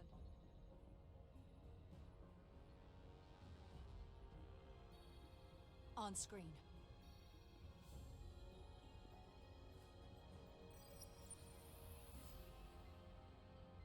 Commander Rydick, where's your captain? Not dead, I hope. At least, not yet. Don't take it personally, but he had better things to do than talk to you. Did he? Well, perhaps he's busy repairing his pathetic little ship. I have to give you credit, Commander. You survived longer than I thought you would. But make no mistake, your shields are useless, your weapons ineffective, and there's nothing you can do. I could destroy you at any moment. But I'd rather hear your pleas for mercy first.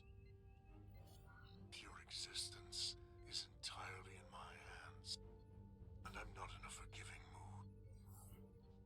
If you want to destroy us, then I invite you to do your worst. We'd rather die with honor then beg for your mercy.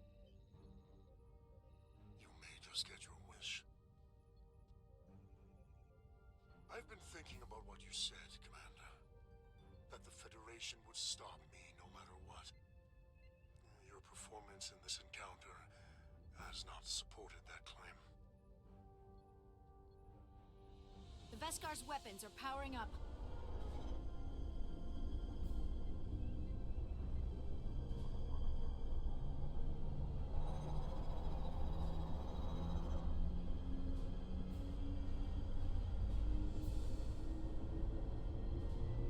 But the Takan are not mere savages.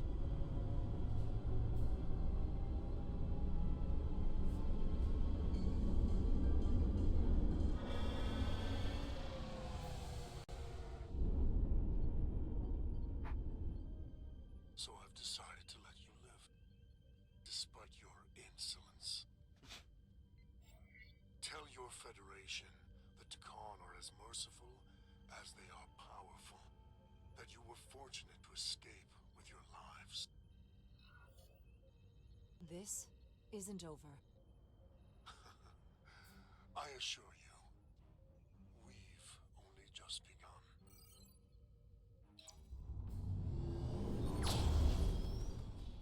I've lost their signal. Can you track their warp signature? Nothing. It's untraceable, just like before. Notify Ambassador Spock. I want everyone in the briefing room to discuss our options. What's the status of the repairs? Hull breach should be patched up in a matter of hours. Impulse power is at 67%. Should be fully restored soon. Still no luck tracking Galvin's warp signature. They've all but disappeared. Keep trying. Finding that son of a bitch is the best shot we got. Commander Rydick, you had the Khan after the ship was attacked. What is your assessment, given our current situation and the losses we have suffered? I'd rather not fight this alone. We need to call for reinforcements. In that case, we might have an option. Portal 6-3, Guardian of the Takan Empire. If anyone could find Galvin, it would be him. That's assuming he's willing to help us. True, but there's only one way to find out. Wouldn't we need to secure authorization from the Federation Council to contact him? The nearest Federation outpost is Andoria. I can travel there by shuttle and inform them personally of the threat from the Takan. Meanwhile, the Resolute can travel to the Delphi Ardu system in search of Portal 6-3. I still have my doubts. I do not. Captain William T. Riker has first-hand experience with the area and with Portal 6-3. His guidance will prove invaluable and should alleviate your concerns. Delphi Ardu 4 is a restricted zone for good reason. For all we know, we could be walking into a trap. Not to mention the high likelihood Portal 6-3's allegiance will be with the Takan. It's just too much of a risk. A waste of time. Time we can't afford to lose.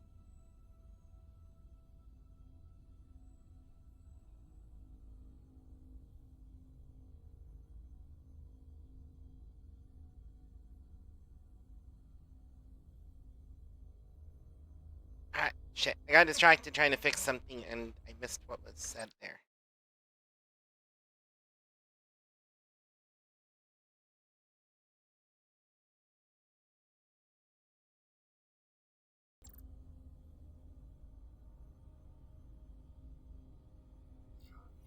According to Commander Riker's records of meeting Portal 6-3, he was willing to listen to reason.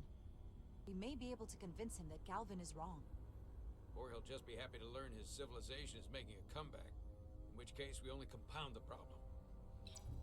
I am inclined to agree with Commander Rydick. Her logic is sound. This portal may have knowledge that proves to be invaluable, including information on the nature of the Cartabula. We must act on the facts at hand. Then we'll give it our best. I'll arrange a meeting with Captain Riker. And I will speak with the Council. They need to understand the magnitude of the situation. I can leave for Andoria immediately. I wish you luck finding Portal 6-3. The very future of the Federation may rest in your hands. Sudden volume change out of nowhere. Haven't had that in a bit. It takes a minimum of 8 crew on the bridge to run the ship. So we can expect at least that many hostiles. If they bioformed Hadri, they know we're coming. Which means everyone needs to be ready for... Take cover! For that. Now what? We need that door sealed. We can handle that. Where do you need us? There's an access panel there. We should be able to patch into the local systems. We'll be shot getting there. I'll cover you. On my signal. Now!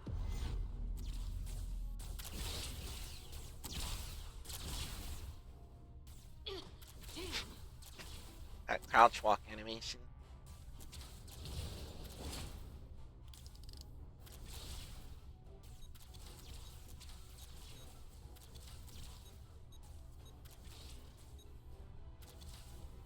Looking for the bridge doors. Wait, what's this? Got something?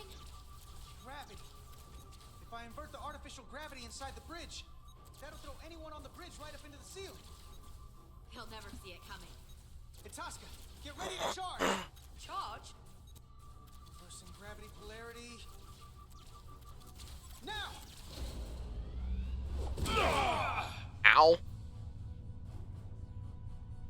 Amazing. Close in. How do we get them down?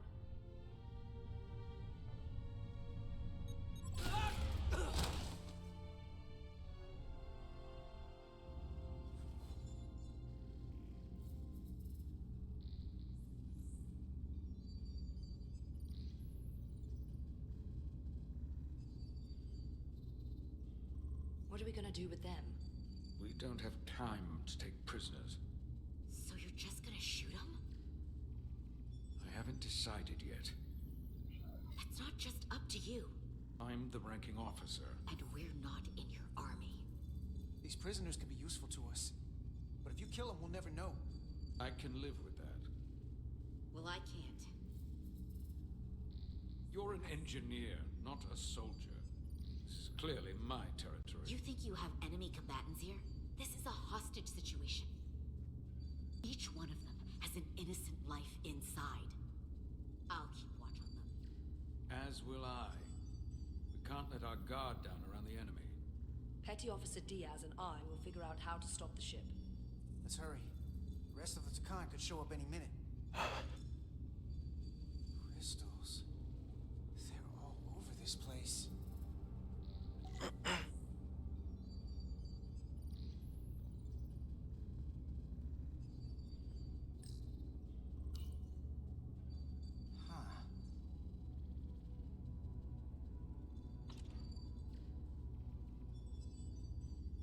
Careful where you point that thing. It's not active. I can't see any way this would work as a weapon. It's dead. Out of ammo? I'm not sure.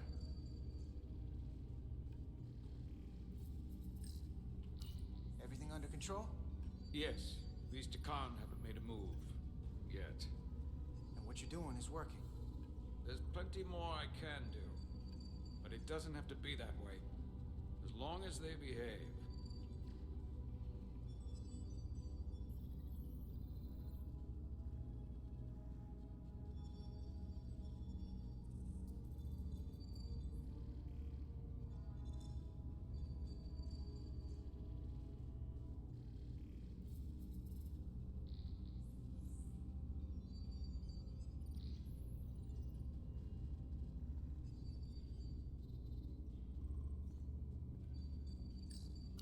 Any trouble? Don't worry about me. Worry about Stretch over there. Why? He's looking for any excuse to vaporize the prisoners. But I'll make sure he doesn't. Even if they're the enemy, it's not right. I'm here if you need a hand. Just hurry up and figure out this bridge. That's the best way to help.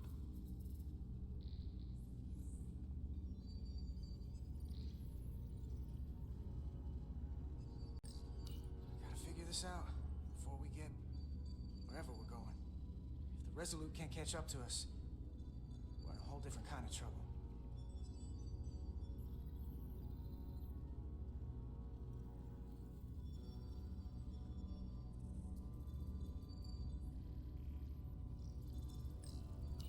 This console looks unaffected.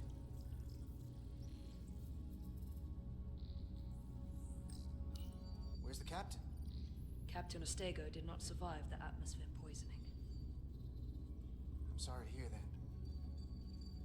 He died defending the Empire. That's how he'd want it.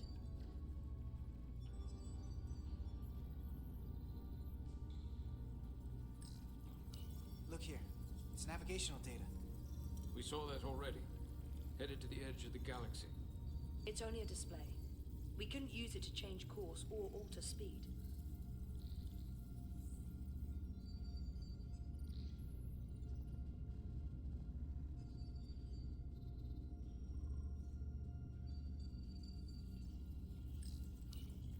There are two interfaces on top of each other. This is not Lydian programming.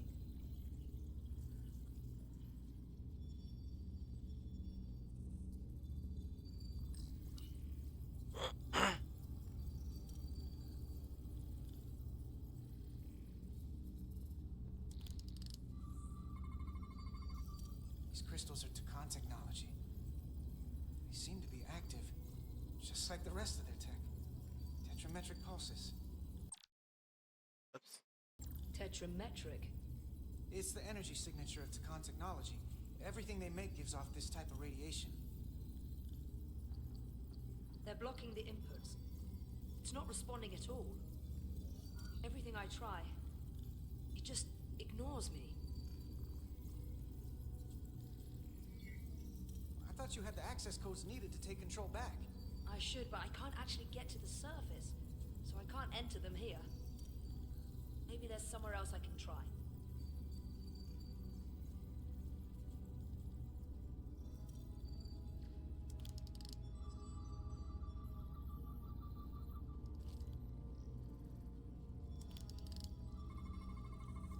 Engine's a red line, running at full power.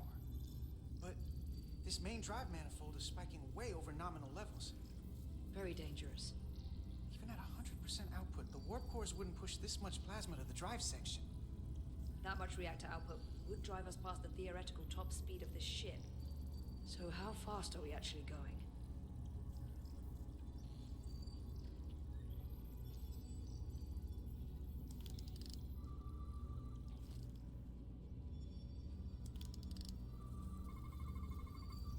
We're gonna be there in less than an hour.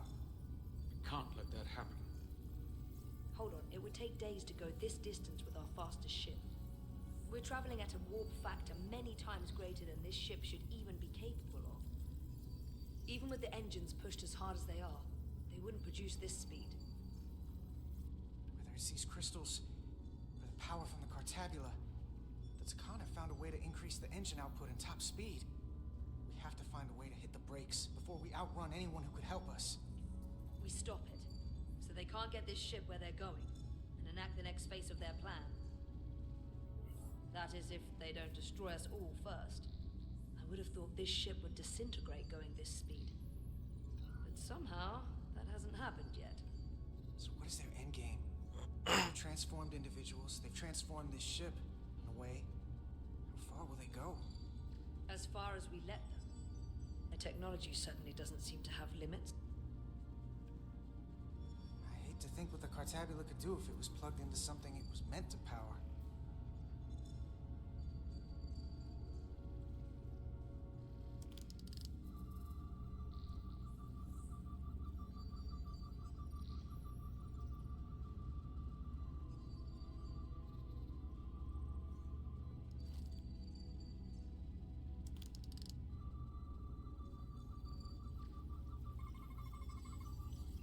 It's the Takan language.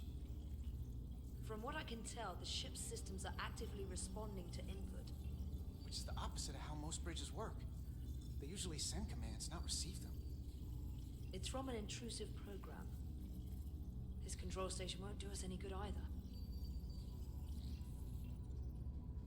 What have they done to this bridge? Consoles running themselves, some clogged up with crystals that are sending off tetrametric pulses. But none of this is sending signals outward. It's receiving. They're flying the ship from somewhere else. That should be impossible. But it explains why there's less than a full bridge crew. If they aren't flying the ship from the bridge, where are they controlling it from?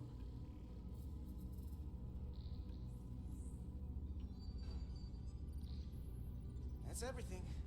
You got some answers. I don't like what they tell us, though. If we can learn nothing else, then what's left is to make these Takan talk. And if they don't, we'll dispose of them. Hey, that's not how we do this. That is enough from you.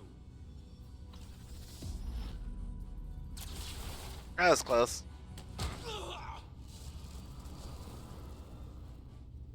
I thought that thing was useless. It was.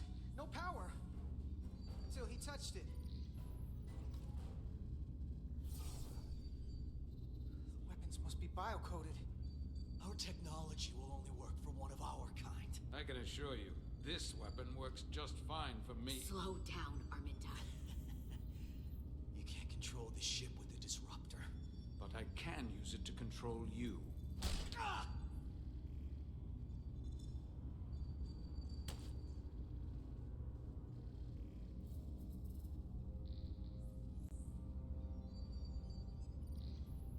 Let's talk.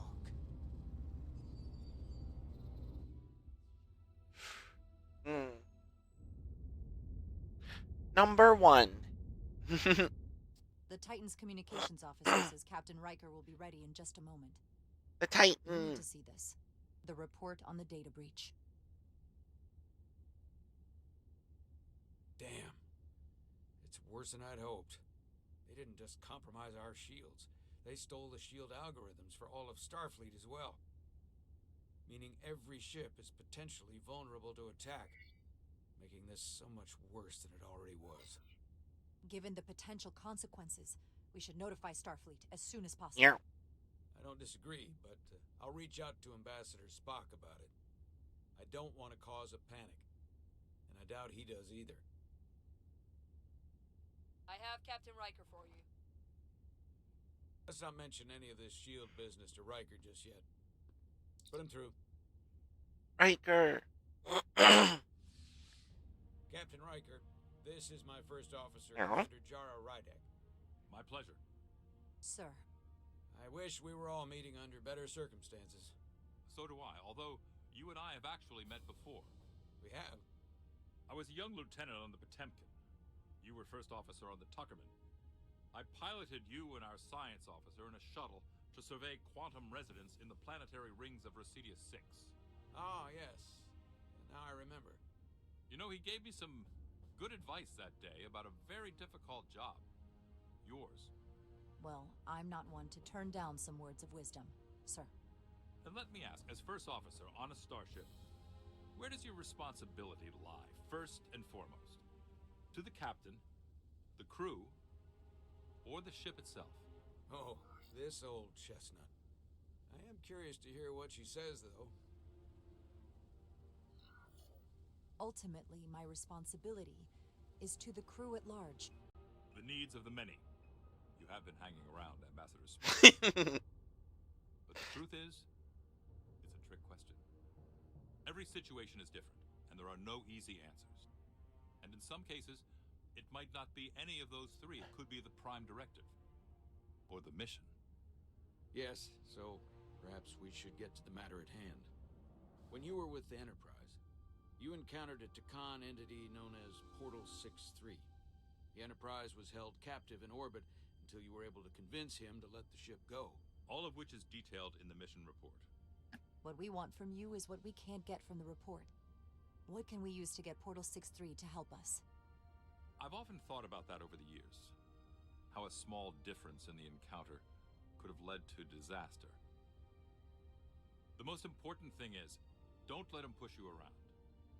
He can appear as a man or as a godlike projection. He'll test you, but don't be overwhelmed by the pageantry and theatrics. I'll stand up to him. You can trust in that. Good, but that's just the first step. Portal is full of bluster and bravado, but he can be reasoned with. And that's my other piece of advice. You want to appeal to him rationally. You don't want him thinking you're acting out of fear. But we are afraid of the Takan, and with good reason. He's not the sort to suffer fools. And he'll lose interest if he feels his time is being wasted. I suppose that's one thing we have in common. Do you think he knows that the Takan have returned? He didn't even know they were gone when we went there. But the moment the Enterprise dropped into orbit around Delphi Ardu 4, he downloaded the entirety of the ship's computer. So I'd expect the same when you get there. What if he won't cooperate and we have to face these Takan ourselves? Then we have a much bigger problem on our hands. What I mean is, in the 16 years since you discovered this outpost, there has to have been research. Battle plans for what to do about the Takan if we encountered more of them. I need to know what they are. If I had that answer, it would have been the first thing I told you. We both know Command has had their share of hidden plans in the past. Like Admiral Hansen and Captain Shelby's Special Projects Division at Starfleet Tactical, devising new ways to take on the Borg. Trust me. This isn't some Starfleet conspiracy to keep you in the dark. But if you two don't think you're equipped to make contact, you need to tell me now. Because there is no silver bullet here. Now's not the time to hesitate. I need to know you're up to this. Were you equipped to meet Portal 6-3 all those years ago? I'm here, aren't I? Yes, you are. And we have the benefit of your experience on our side. Fair enough.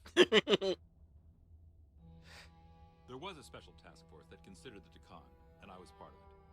But because there were no other signs of the Empire, we determined the best course of action was to create a restricted zone around the Delphi Ardu system.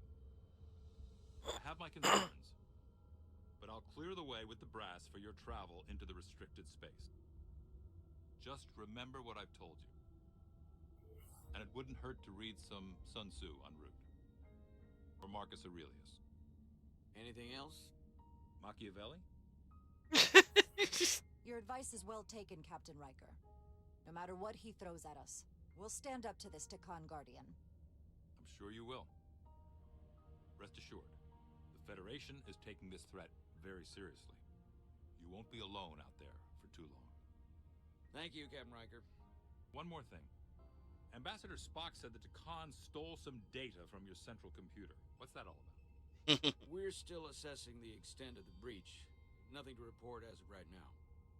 That's it? Ambassador Spock suggested it was something more serious.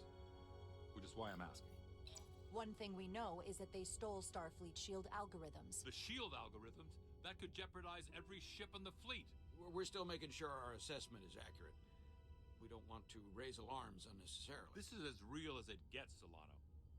I have to talk to Starfleet Command now, so I think this conversation has come to an end. I really do hope you get Portal 6-3 and find those Takan before this gets out of control. Riker out. I'm really pissing the captain off. I specifically said I wanted to keep this under wraps. I thought we had an understanding. Now all of Starfleet will hear about this. I'm sorry, Captain, but I didn't feel comfortable lying to a superior officer. I have no problem telling Starfleet. I just didn't want Riker holding this over me. Now I have to think about the damage control of it all. You're dismissed.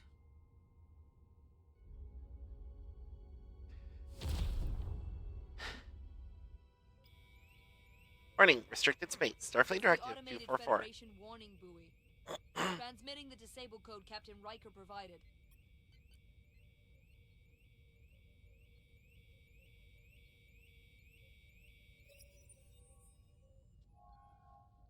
Access That granted. was unpleasant. Commander Irmont, what are the conditions of our systems? All internal systems operational. Commander Westbrook, what are your scans of the planet? Nothing out of the ordinary. No sign of this outrageously powerful Takan being? I'm running a magneton scan now, but so far, nothing. Where are you? Prep your way, team. We don't know if Portal 6-3 will cooperate. He's not an asset. He's an enemy. So be ready for anything.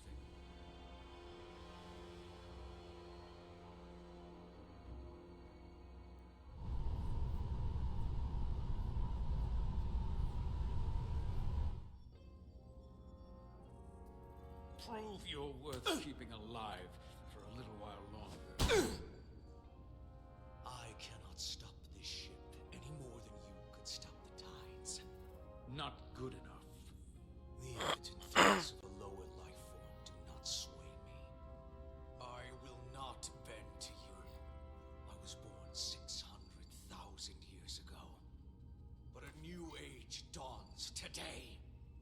liked you a lot better when you were Ryan Kapoor.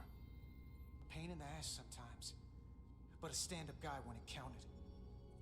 You weren't friends with the one who gave up this body. He didn't give it, you took it. And all the others. My name is Zanu Losa. I was born in the final days of the Age of Makto. I am but one of many. We who took a leap of faith across the bridge of time to be reborn in these bodies. Eventually, one of you will break. You don't understand how overmatched you truly are. This craft was nothing before we imbued it with the speed required by our mission. And the Cartabula produces enough energy to drive an entire fleet of ships like this one. But when we wake the Aphelion, we won't need a fleet. The Aphelion? Only then will you understand the might of the Takan Empire. Reborn in this time. And when you wake the Aphelion, what are you going to do with it? Anything we want. Come on! This goes from bad to worse unless you do what they say. Uh-oh. It's coming alive. He can't stop the ship. Then he will. Or we cut off his hands and use them ourselves. The moment I reduce speed or change our heading, the others will know. First, they'll just resume course from elsewhere. Trivial matter. And then, they will come here. For you, this is a dead end. That's a risk I'm willing to take. Not if they're just going to start it again. So you believe him? I'm not sure. Why would you tell us all this? I tell you because I value my own life. When my fellow Scions come, and they will come, I expect you'll all act like the savages you are, and a battle will ensue. We've all died once. I don't intend to do so again. I won't touch those controls. If you want to get us killed, do it yourselves. You fear death. There's a way to stop this ship for good, and he knows how. He just needs more pressure. What kind of pressure? We hurt him, he'll talk. Trust me. That's against Starfleet protocol. You're not on a Starfleet ship. Your protocol does not apply. We take the action that will lead to our victory. Don't assume your moral code takes precedence above all others. I'm not gonna torture them. Not like this. There's gotta be something we can work with here.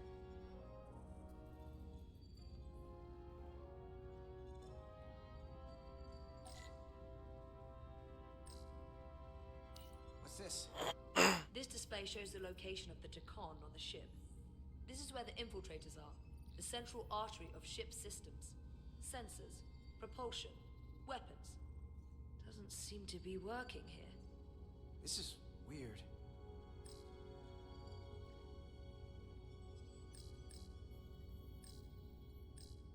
Going this fast, it would be too dangerous to force a warp collapse by cracking one of the propulsion coils. I could rupture the hull, end up damaging the Cartabula in the process. And that risks tearing a hole in space. We can't have that. Engine status. Right. The warp cores are still practically redlined. However they've supercharged the Zeldi, it still relies on existing systems.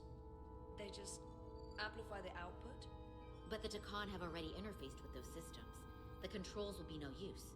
So we'd have to find a way to manually shut down the warp cores.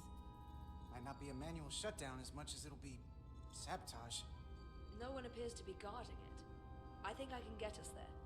But once we're in, do you really think you can cripple my ship? Not something I'd normally ask. But I'm coming around to it. Well, usually I'm the guy fixing the things that go wrong on a starship. But I'm sure I could figure out a way to break it. You may even find you like destroying things. This plan of yours She's is one flirting with problem. him. It strands us. Left out of the fight when there's a war going on. Our fight is here, now. This is how we do the most good. For the Empire. For the Empire. So, Carter, you didn't beam out after all. I thought you'd escaped when we boarded.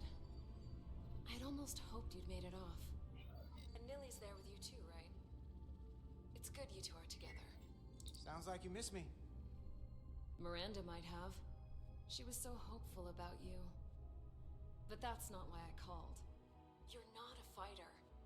I know it. You know it. That's why you're hiding. Somewhere on this ship. But the Takan Empire has so much to offer you. Think of all the knowledge lost for 500,000 years that you'd have access to. I know you want more from life, and I want to show you what you could be a part of. Not just the wonders you've already seen from us.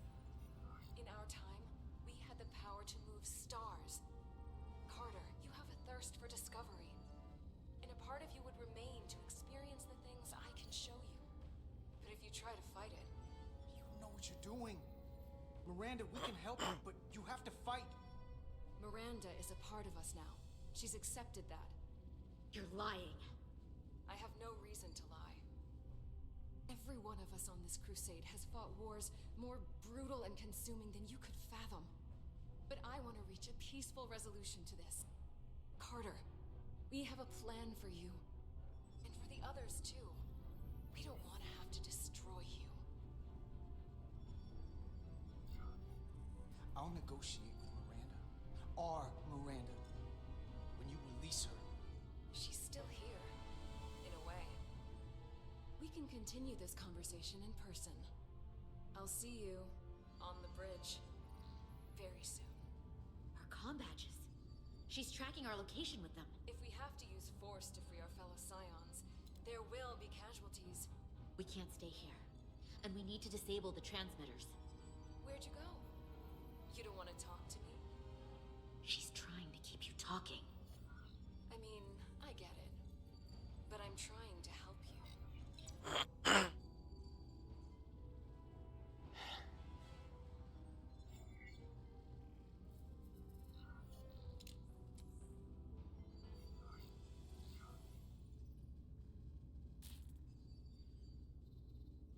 Got it. Mine's done too. Time to hit the road.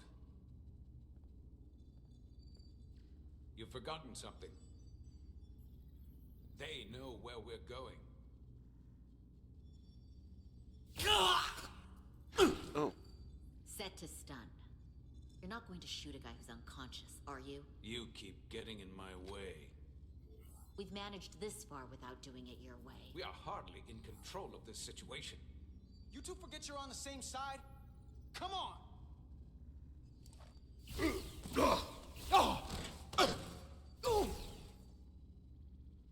Now let's move it.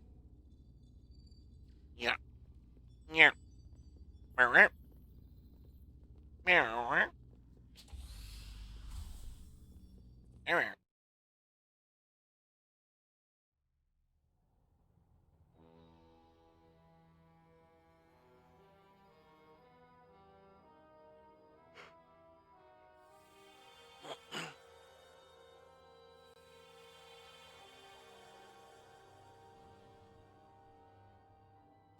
Our coordinates match the exact location where Riker met Portal 6-3. Unlike Riker's team, we beamed down without a problem. It's quiet. Portal has to know we're here. If he won't come to us, we'll go to him. Spread out.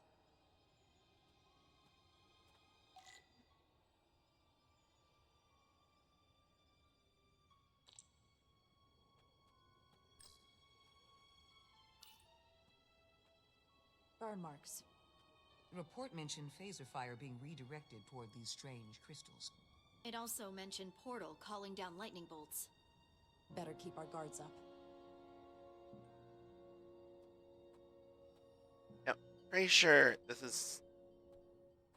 I forget exactly which episode this was from, but it's definitely season 1.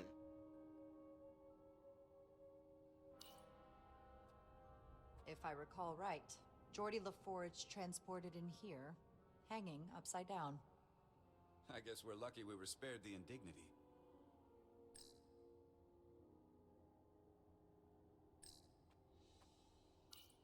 Anything unusual, Commander? It's all unusual, to be honest. We've precious little data on this planet, so brief was Captain Riker's visit. Anything he didn't see himself is a total unknown. We deal with unknowns all the time. Part of the job. I'm accustomed to dealing with the unknown from my station on the bridge.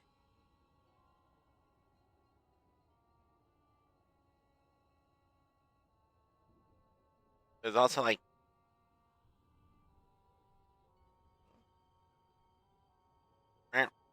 it's like I think it was the first time we saw the Ferengi.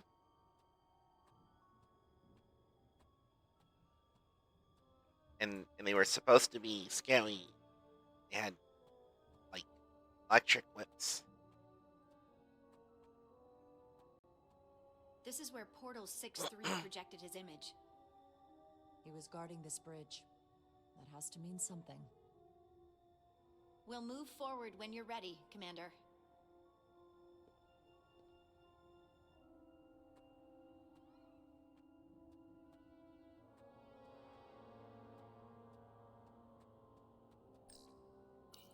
Doctor? Commander, keeping an eye on those iridium levels? Good. Last thing we need are your cells destabilizing on a hostile alien planet.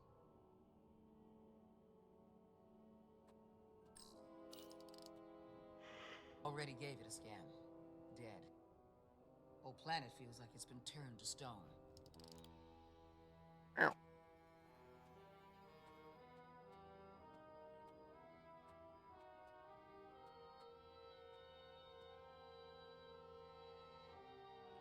Portal 6-3! Anybody!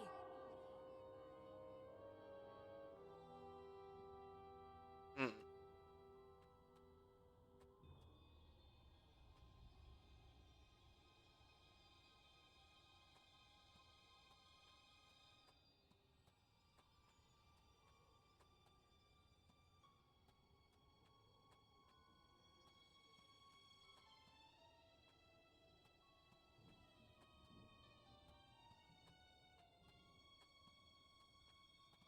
Follow me.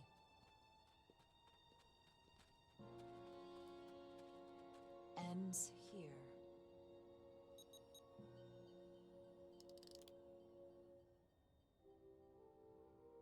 Is it me, or did that path just disappear?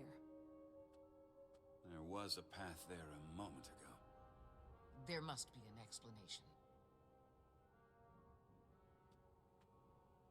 Is there an explanation for the way they stand?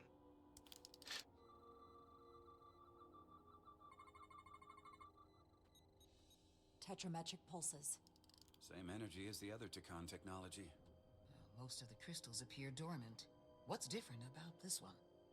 Readings indicate there's a cavity in the rock right behind it. We could try melting a hole through the wall with our phasers. Worth a try.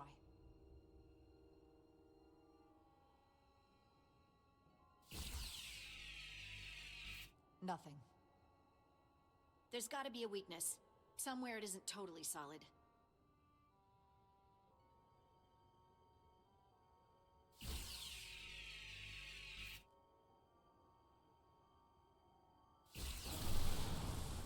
Whoa! An illusion. I'm sure that wall was as real as the rest of them. I felt it. It's almost like our holodeck technology, but far more advanced. The crystals must be absorbing the energy from our phasers. I'm picking up something. A biosignature. It's faint, but it's there. With me.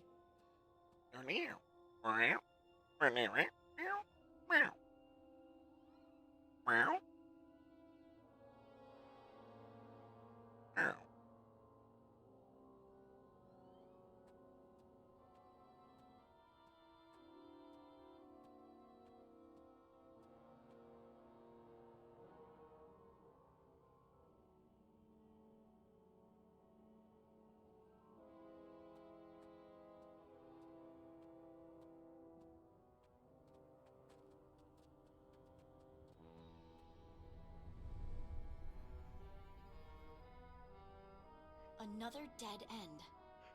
Or another illusion. Crewman LaRue, if you would.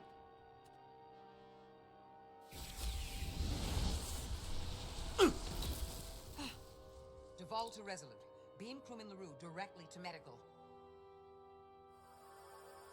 Is he okay? He'll live. Not all crystals work the same, it seems. Don't fire your phasers at any crystals unless we're sure they're putting out the same pulses as before. Commander, I may be able to speed up the process. I can now detect many different wavelengths of radiation simply by looking.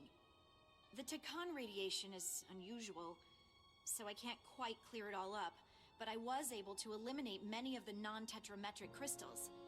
Your tricorder should warn you. That's an enormous help. Thank you, Lieutenant. It's my honor.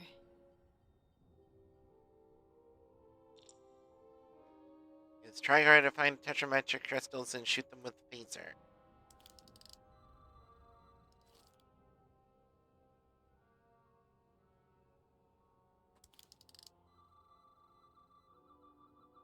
Non-tetrametric. Tetrametric. Good sign. Commander! The Voyage is back. Look at that. Trust, but verify. Indeed.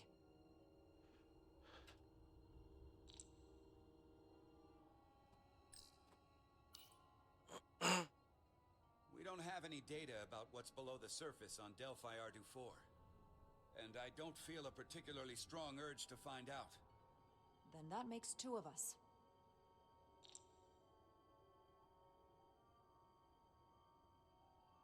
Alright. More crystals. Need a way across.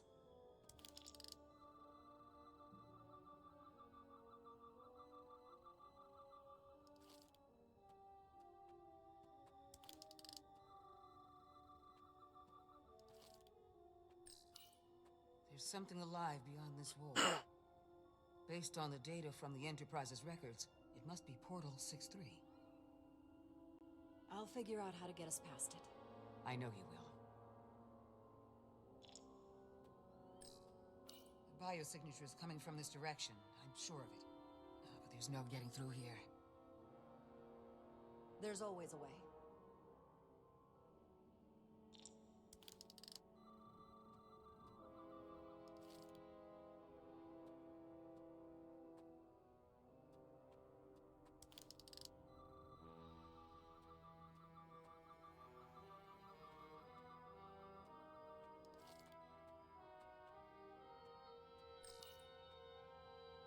Aside from the breathable atmosphere, this is a remarkably inhospitable planet.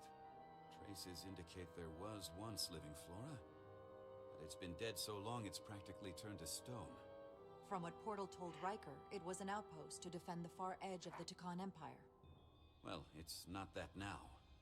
Now, it's a grave.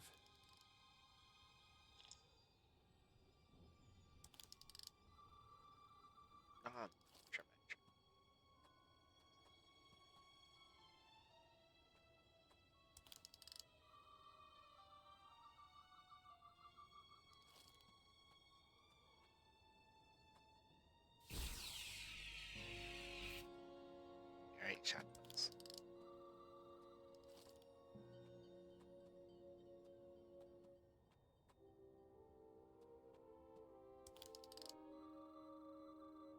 I wonder if this place was always so lifeless.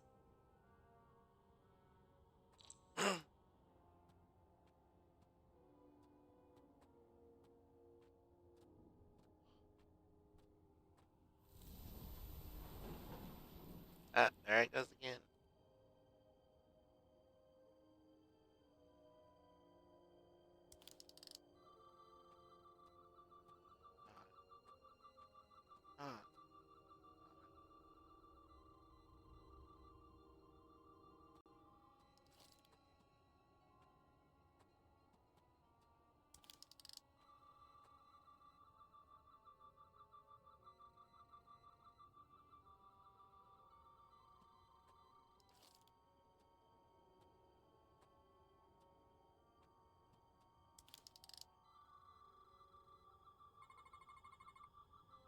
Good. Go.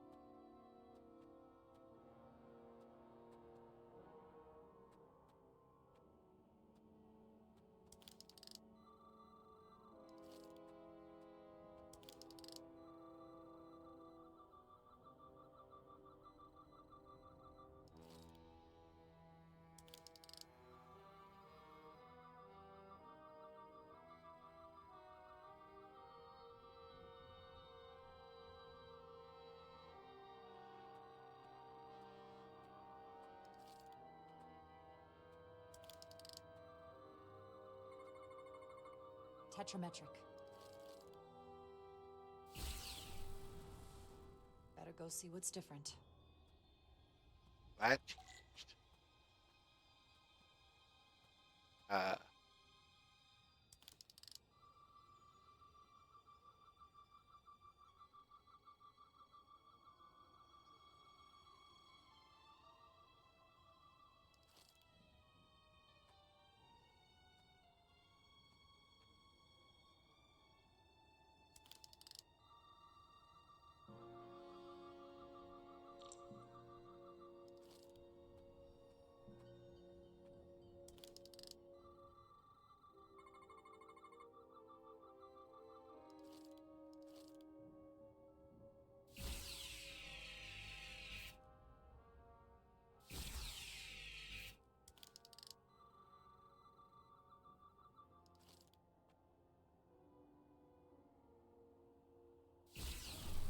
There you go.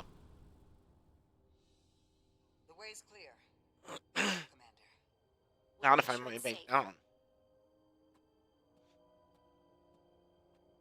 Ah, there we go. I did it narratively.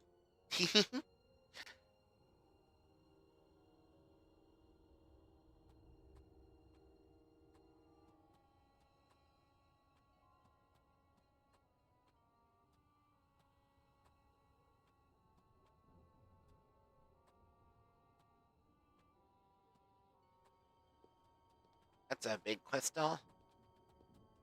And green plants. Incredible. The plants here are actually alive. Is this the biosignature you detected, Doctor? No. Not a match.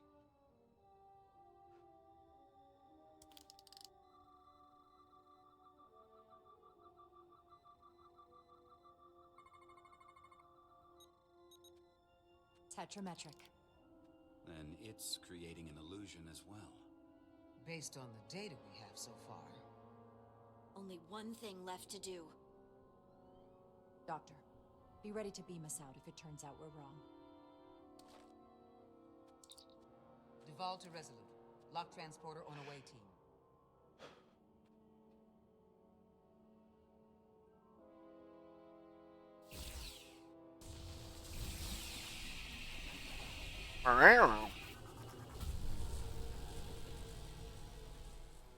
Amazing.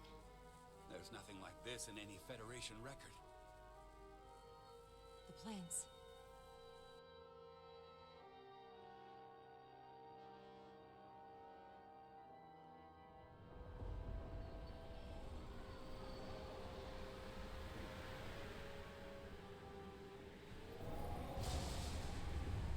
Barbarians.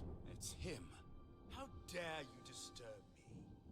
I'd hoped you had enough sense to leave of your own accord, but here you stand.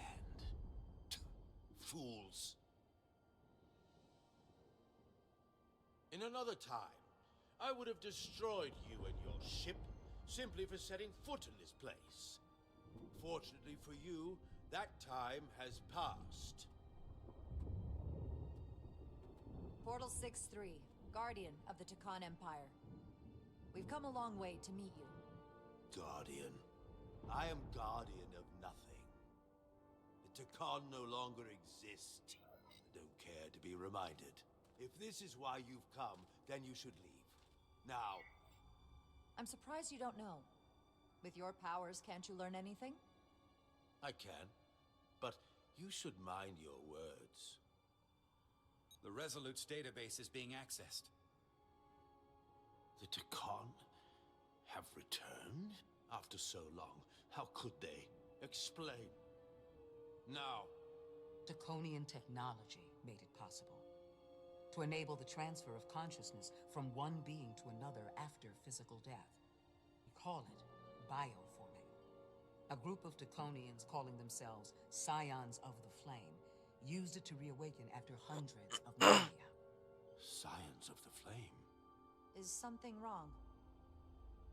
I'd hardly call them Takan. They were a radical faction with beliefs outside the mainstream. Beliefs that lesser life forms should serve as vessels to ensure Takan immortality. You want me to help you destroy them. That's why you've come. You want to destroy these scions. There is a war looming that could engulf the Quadrant.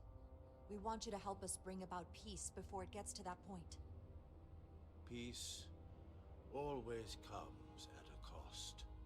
They have an incredibly powerful energy source they call the Cartabula. These scions have the Cartabula. And they've used it as a weapon against us. I will speak with you alone.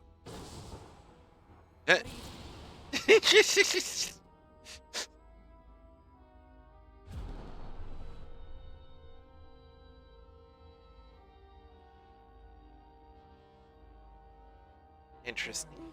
Where's my team? They're safe where we left them.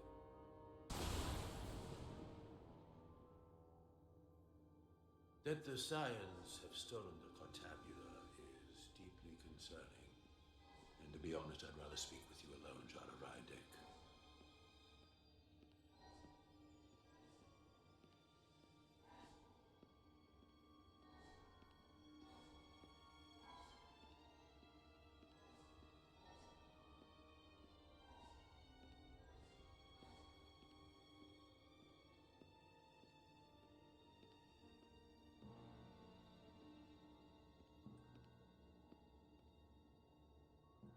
Your colleagues don't know what it means to be the last of one's kind. You and I are remnants of fallen civilizations. The Kobliad, the Takan. One dying, one dead. Our species could not be more different, but we both know the meaning of loss. The others wouldn't understand. It's beyond their ability to comprehend. But I'm not alone in the Federation. I'm a part of something larger, just like your Takan Empire was. We are not the same.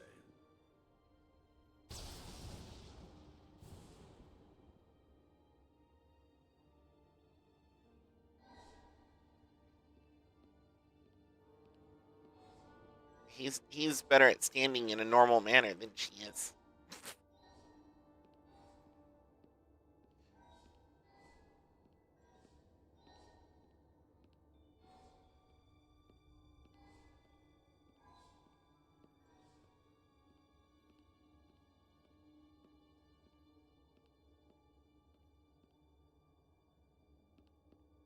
Tell me, why spend your days away from your own people when so few of them are left?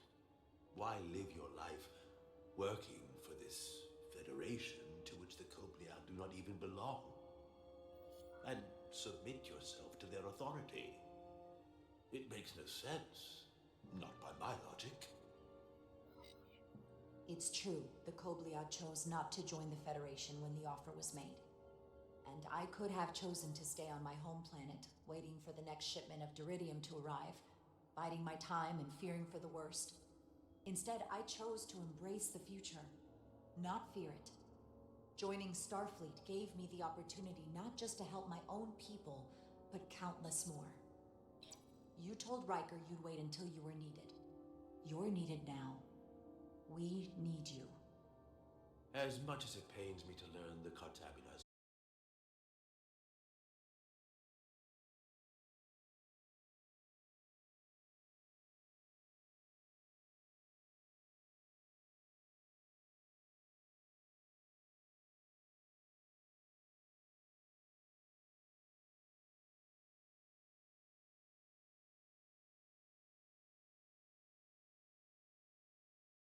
Okay, I'm back.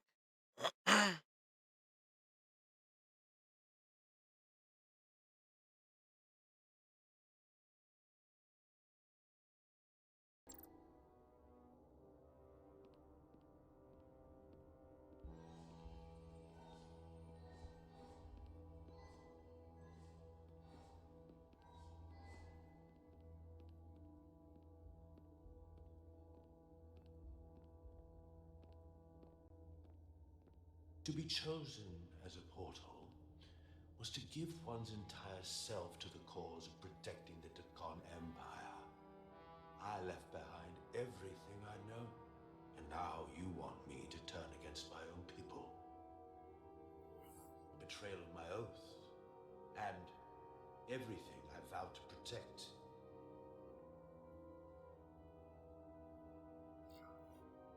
Every Takon that comes back does so by stealing someone's body. They are killing to come back. What you call bioforming, we thought of as a marginal science. But if these reborn Takon plan to restore the Empire, is that a disaster to be avoided? Takonian technology is so advanced, it could save millions of species currently on the brink of extinction, including your own. And at the price of a small few, think of how the many could benefit. Instead, it sounds as if you are reacting out of fear before you have a full understanding of what's at stake. I don't think you've given this full consideration. You may have more to gain than to lose. You told me your people didn't use bioforming. That's because you knew it was wrong. Wrong to employ on an individual basis, and surely wrong on a galactic scale. You are correct. The Takon did not use bioforming on a large scale. That the way these scions are using it would not have been accepted when the Empire still stood. I'm curious to see these scions masquerading as true Takon.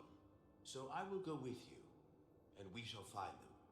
But when we do, I will judge them myself as a guardian of the Takon, to understand their true intentions, for better or worse. It's certainly your right to make your own decisions. I won't tell you otherwise. Very well. I'll return you now. Commander! Hold your fire. I'm all right. He's coming with us. We assumed the worst. She's perfectly fine. Now then, shall we? All right. We can beam up your... Do you have any equipment or tools?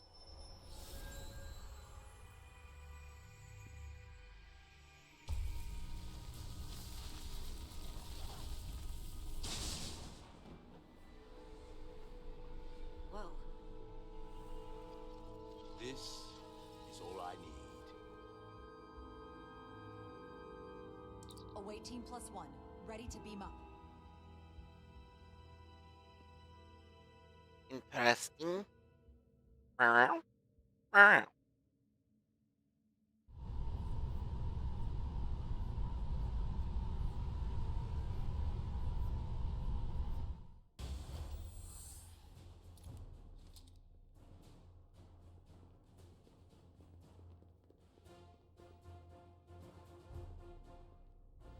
Four warp cores. That's interesting. Redundancy. If one goes down in battle, we can still operate. Makes this more difficult, though. This ship can maintain warp with half the cores offline. We'll need to disable 3 of them. Where are the engine schematics? Power flow routing charts. We're soldiers, not engineers. I thought you would know what to do. We understand how to operate it under normal conditions. We'll do our part, you do yours. Anything that comes through that door, stop it. That I can do. You at least know where we should start? This way.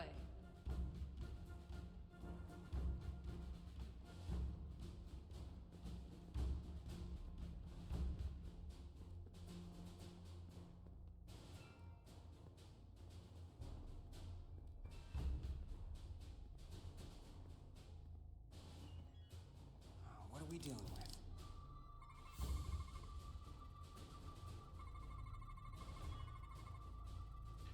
Lydian Warp Core, one of 4 warp cores powering the Zeldy. Thermal output indicates each core alone could not sustain minimal warp, but harmonic infusion of at least 2 cores would produce an exponential increase in power.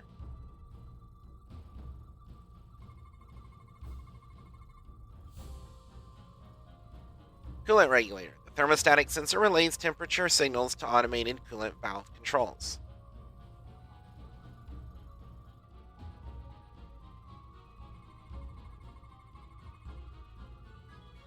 Radiation casing.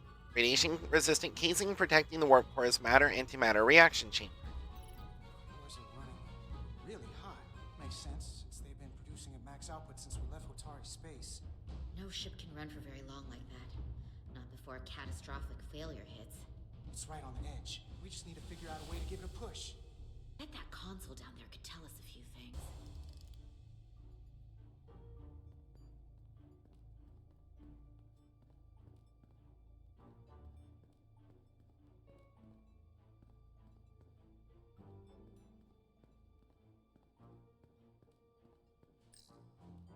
Whatever we do, we need to make sure the Takan can't undo it.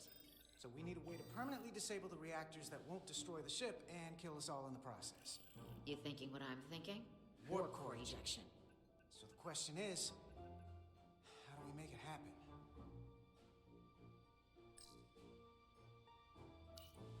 The reactor coolant system is operating at emergency containment levels. It's just barely keeping the temperature in check. Maybe we can use that. If it gets this high, their system considers a reactor breach imminent.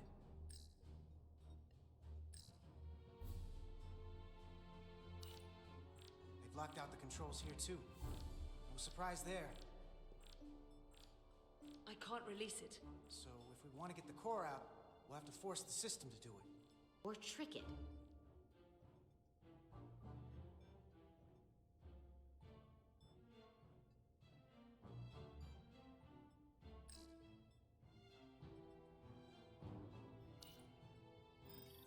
Like we saw on the bridge, all Oops. 4 warp cores are Accidentally operating at full alt-tab. capacity.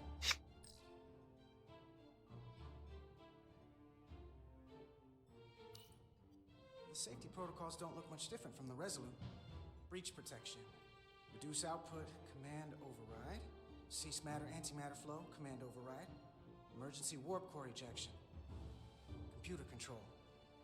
Even command functions can't override one of the most crucial safety measures. So the protocol's still active. That's good. Looks like if sensors show a core is about to rupture, the computer will eject it automatically rather than risk a breach. So we need to increase the warp core's temperatures. If we destroy the coolant regulators, there won't be anything to keep these reactors from going over. And it will trigger the ejection. Let's peel these suckers open. I'll take that one. I'll take the one next to it. The second you two start dumping cores, the Takan will know we're here. We'll be vulnerable. Stuck in one place while you work. We will have to make a stand. Start thinking about an escape plan. I have a feeling we're gonna need one. We'll barricade the door. Work quickly.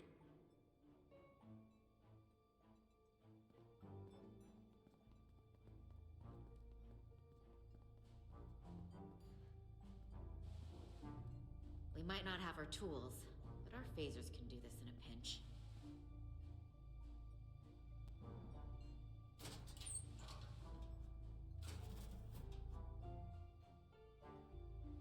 get this right. If we foul it up and this whole thing goes boom, We still stop them. we don't know how much damage that Cartabula will do. We accidentally crack it open. Look on the bright side. If it all goes to hell, we won't be around to see the fallout. That certainly inspires confidence. It's not a Starfleet warp core, but the coolant regulator has to be in here somewhere.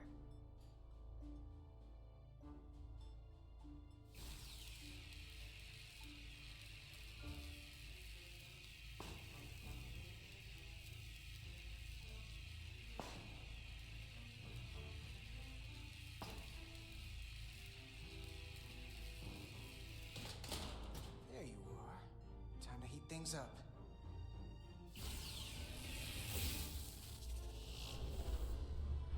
Warning. Warning. Warp core output at critical level. Ejecting core. Boom.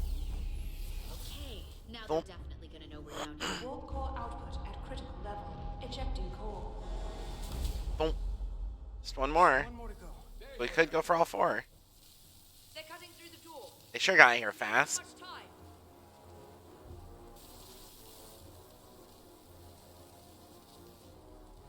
Okay, same as before.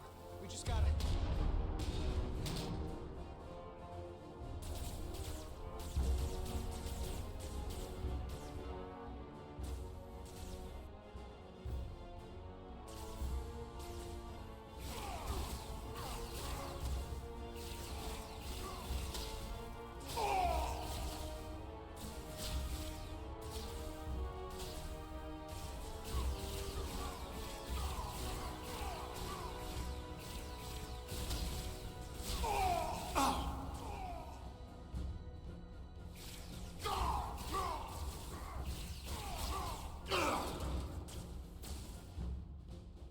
Go.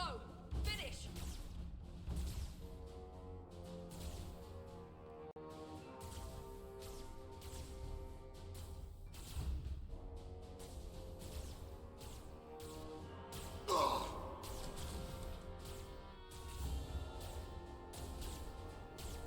Hey! Would you mind not shooting at the matter-antimatter reactor? I'll cover. What? No! Get the wolf. We're all dead.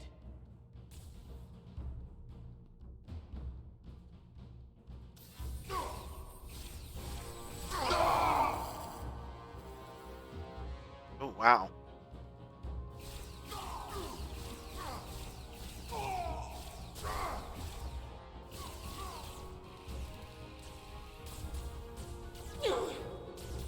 Oh, She-Heart.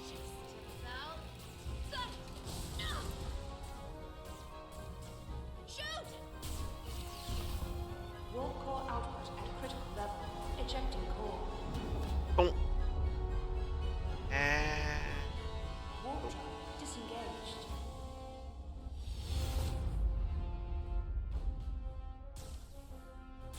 You did it. Now to escape.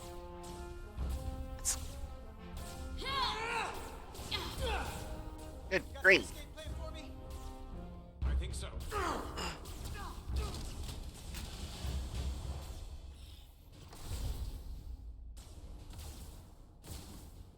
Itasca, can you climb? Oof.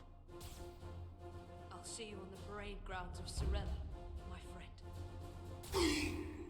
Aww. I like her. She's cute.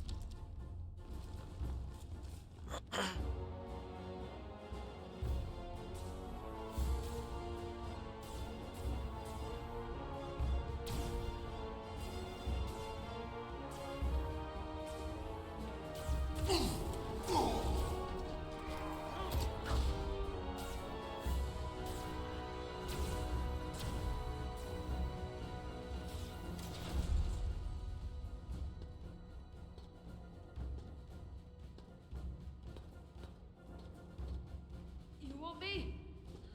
I'm right here.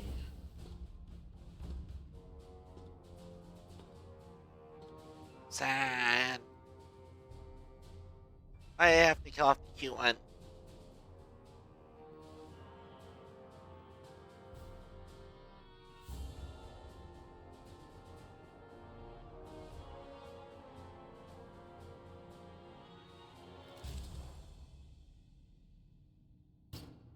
You too.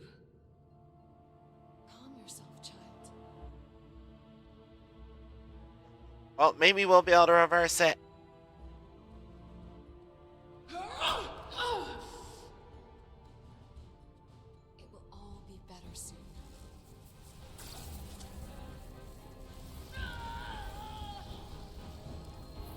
Need to get out of there.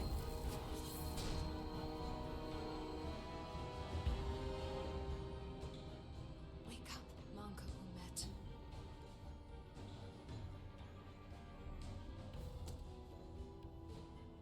Return to us.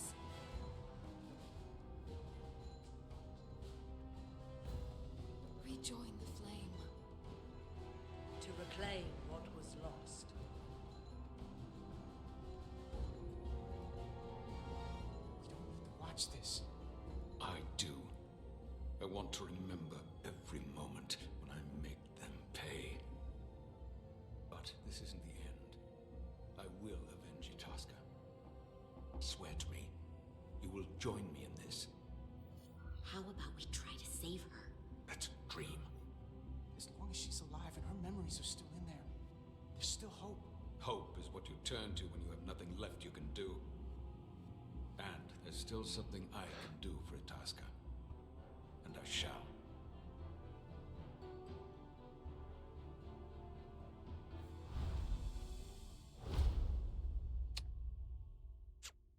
Or Itasca.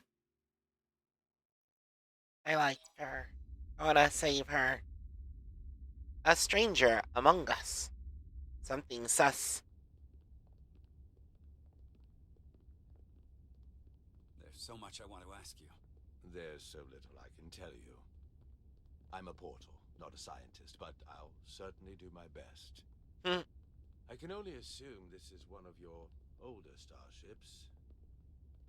One would think, given the importance of your mission, they might send a ship of a more recent vintage. But, apparently not. The Resolute is primarily a research vessel, if that's what you mean. Not a warship. Although she has been known to hold her own in a fight. Against what?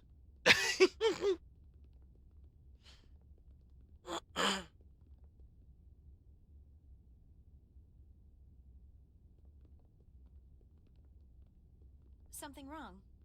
Not at all. The galaxy has grown more diverse since the days of the Tekon Empire.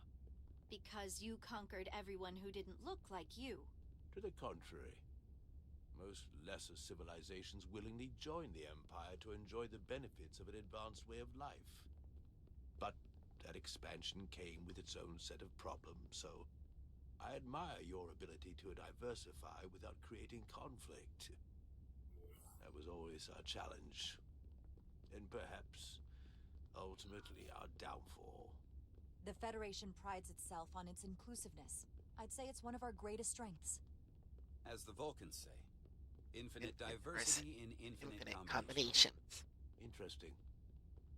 I'd be curious to meet one of these Vulcans.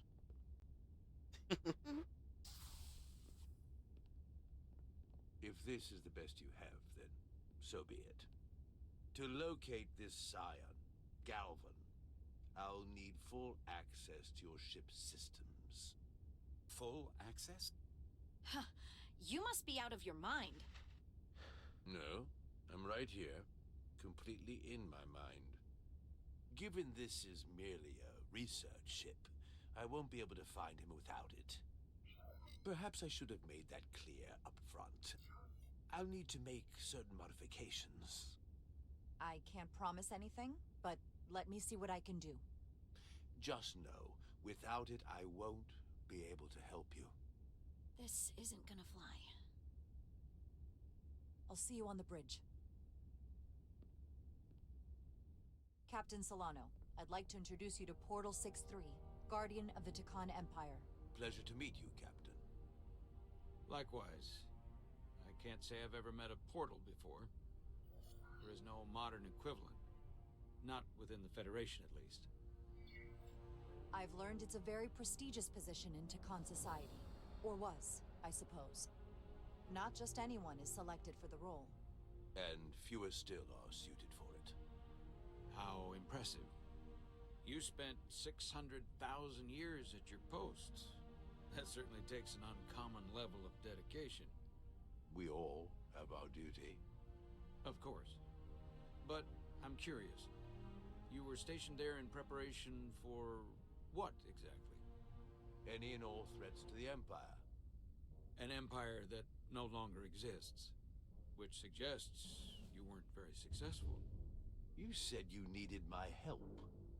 I didn't come here to be insulted. Perhaps that was a mistake. I'd be happy to return to Delphi Ardu at any time. Of course, the fall of the Empire had nothing to do with you. We know that. Do you? Because it seems your captain has a different opinion. I'm merely curious where your allegiances might lie. And clearly it's with the Takan. Yes, Captain. You have found me out and exposed my true loyalties. To the Takan, not to the Scions of the Flame, who do nothing more than tarnish us in name and reputation and don't deserve to be called Takan. That's why I'm here. And if you'd be so kind as to give me access to your ship's systems, we can get on with it. And you can stop wasting my time. Access to our systems? That's completely out of the question. Tell me that's not what you promised. We're vulnerable enough as it is. And now we're supposed to give him access to everything? Ridiculous. Captain, I know it's a risk. But right now it's our best shot at finding Galvin and that ship. Now I understand your reluctance. I never imagined offering to help would be met with such ignorance. Bordering on incompetence. If you're not enjoying your visit to our ship, we'd be more than happy to let you wither away back on your pathetic little rock. Captain? You clearly do not appreciate the magnitude of the threat the Scions pose. So myopic is your focus on your own ego. I will not be leaving until they have been found. Commander Rydek, a word.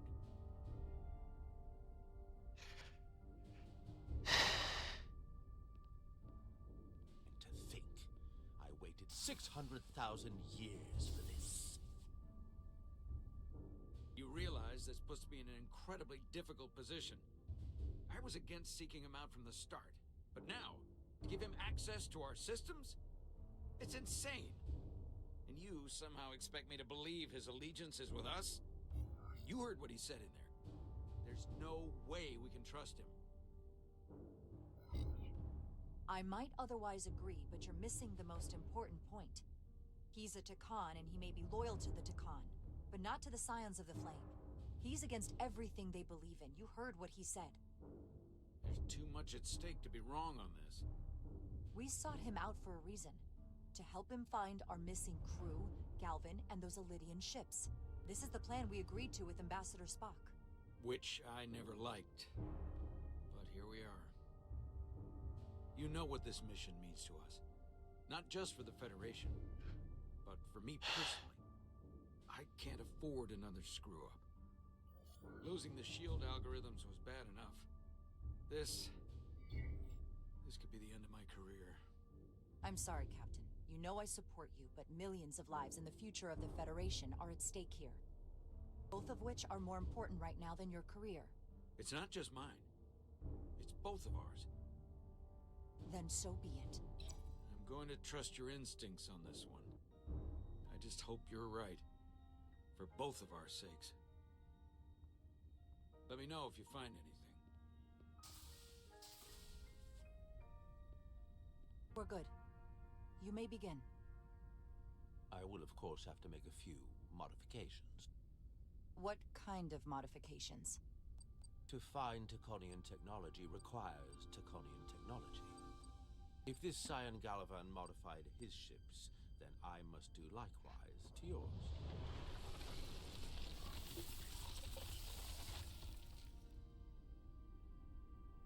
The galaxy is nearly infinite in size and complexity. This may take a moment. Not really, but it's very large. How long will I found it take? something. There you are.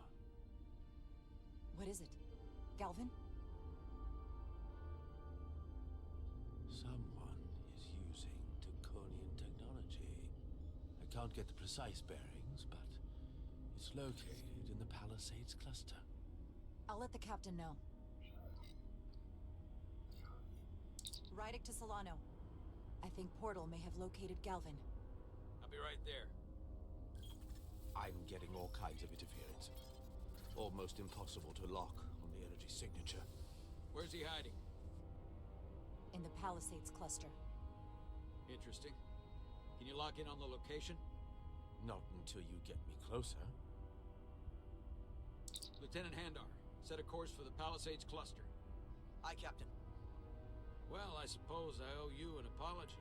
You were right after all. That's what I get for questioning the advice of my first officer. You always have my back. They say the true measure of a leader is being able to admit your mistakes. So thank you. Next time I'll do a better job of listening. Nice work. Let me know if you find anything more. Will do. What's wrong? I didn't want to say anything until I was certain. But the reason for the interference is simple. There's a Draconian device on this ship being used to block the signal. Whoever planted it was exceptionally clever. They knew how and where to hide it. But they have underestimated my abilities. Engineering. Take care of the Draconian device, and I can find Galvin. Interesting. It's designed to interfere with all transmissions, or at least delay and confuse the effort to find Galvin's ship. Hold on. My understanding is that Takan technology requires a Takan to operate. Is there another Takan on this ship?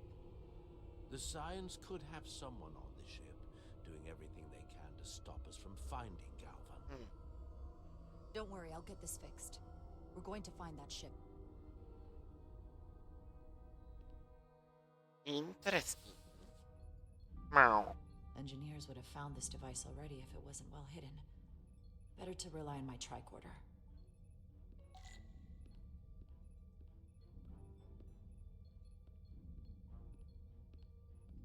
There's a lot of noise in here. I should scan the device putting out the most radiation to filter it out.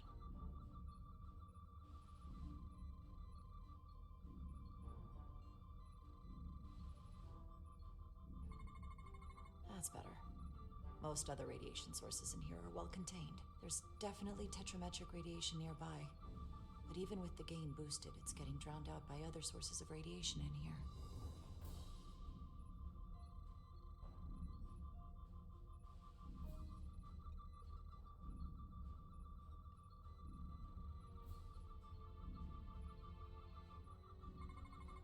A little bit of harmless radiation leakage here. UPS visual inspection conduit.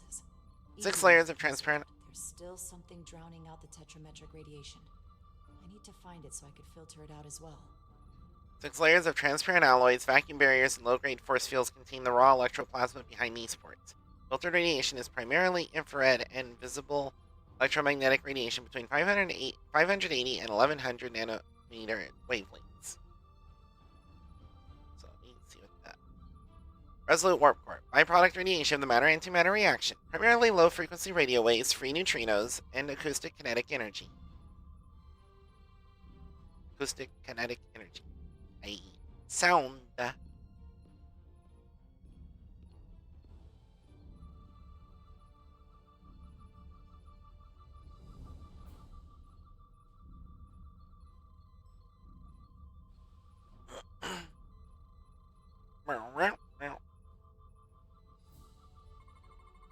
Jeffrey's tubes thump harmonics from all over the ship. I'll filter that out. There we go. I'm getting a clear tetrametric signal now. Jeffrey's tube. Maintenance crawl spaces act as a waveguide for ultra-low frequency acoustic and electromagnetic radiation, generally in the 75 to 85. Fuck, what's that?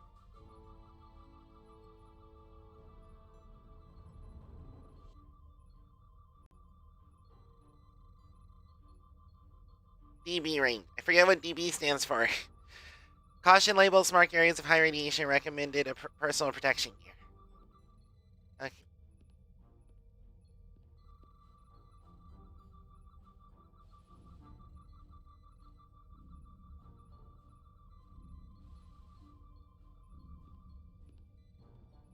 Still something coming from in here. There we are. Found it. Really? No one banged their knee on it or something? Do you belong here? Commander Rydek. I'm sorry. I didn't know it was you. Hey, it's him. Vincent. Paul. Calloway, right? Yes. You know, it means a lot that you remembered. What, are you doing back here? I don't mean to pry, but first officers don't usually go digging around engineering compartments. I was looking for you. Under the console? Dropped my tricorder. But I do need your help. Have you seen anyone else in here recently that might seem out of the ordinary?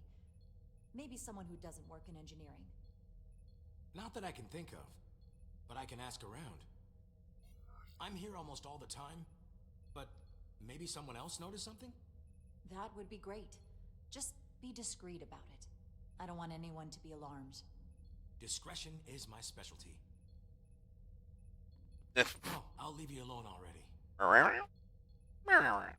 Oh, come to think of it, that Hotari woman was down here earlier with Dr. Duvall finishing the last of the bioscans. Tylus? That would be out of the ordinary, right? Thank you.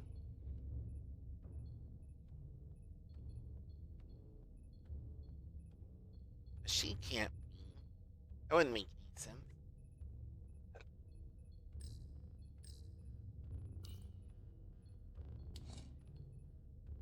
Maybe Tylus saw something.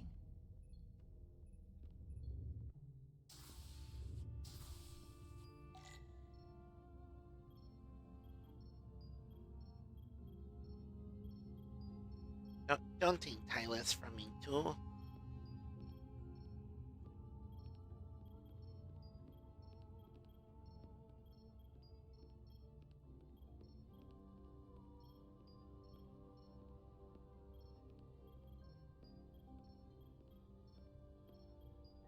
It's a force field.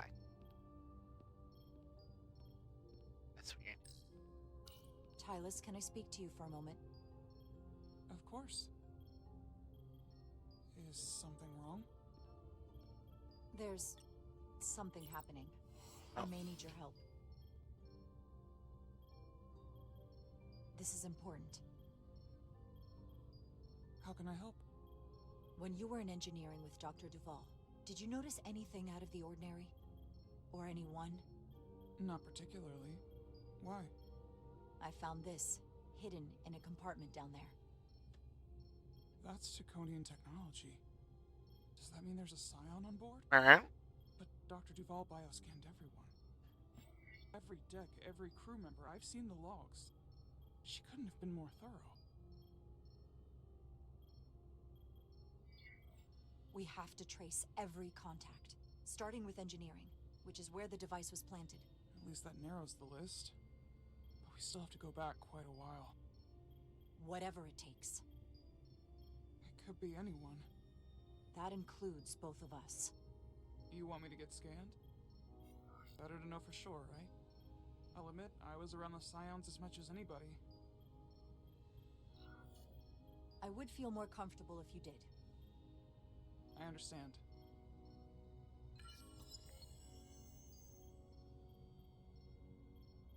Clear. Now it's your turn. Sure.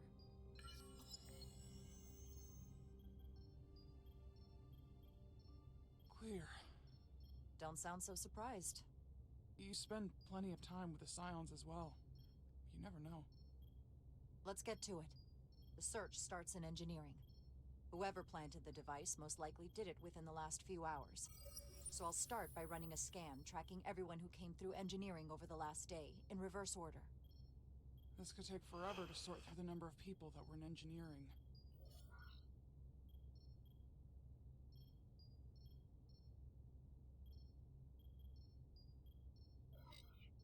I'll filter out the duplicates. That helps. Cross-referencing this list with everyone who's traveled to Hotari. Now this is manageable. filtering for outliers. People who don't work in engineering. Let's see who's left.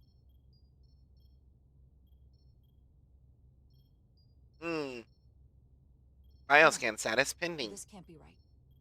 What? Of the people that went to Hotari and visited engineering, it could only have been Captain Solano. According to this, he was here while you went down to Delphi Ardu 4. Which would have been the perfect opportunity. And no one would question him. He's the captain. As much as I hate to admit Yeah, me too. Assuming it's true, it does explain why he was so opposed to getting help from Portal. And he made several trips to Hotari, so they had plenty of opportunity to target him. What happened when Dr. Duval bioscanned Captain Solano? That's just it. She never did. How is that possible? Something more urgent would always come up. There was nothing she could do. But performing a bioscan is the only way to be absolutely sure. That's not going to be easy. First thing I need to do is get this device to Portal. Be careful. And good luck. I'll need it. I found the device.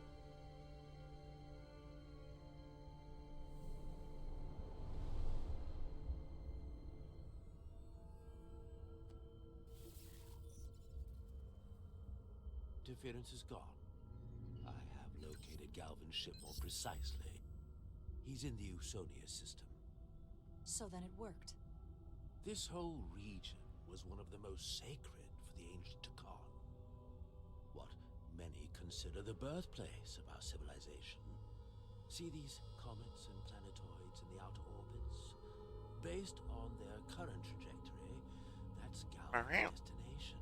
And legend tells us it's the location of what was once our largest arsenal. Not that we needed it in the late stages of the Empire, but it was there as a precaution nonetheless. What kind of weapons are in this arsenal? It's difficult to know what would have survived from the time of the Empire, but be assured that the damage they have done so far by altering your current technology will be minuscule compared to proper Taconian firepower. If Galvin and the other Scions secure the arsenal, they will become extremely dangerous. My people had such power at the height of the Empire. The Takan were as gods, keeping absolute control over countless worlds. I must speak with them directly. However, the presence of this device is worrying.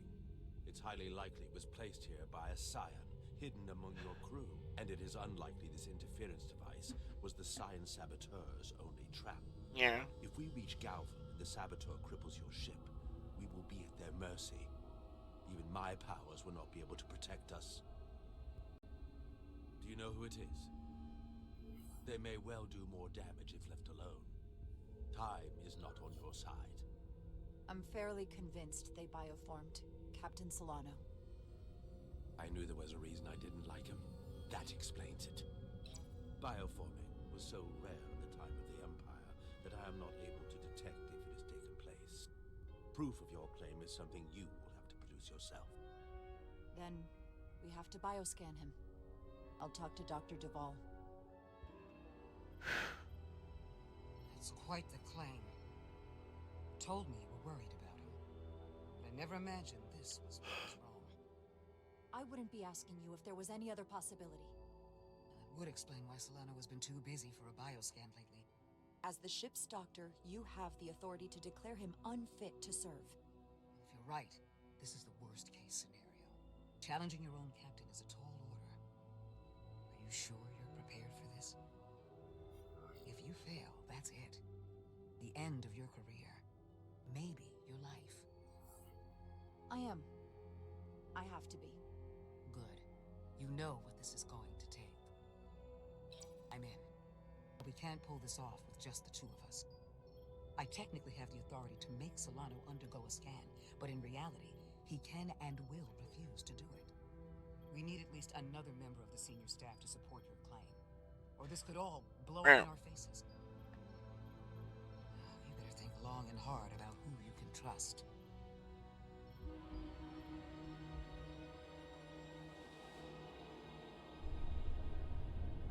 The blood of Batal. Of Batal.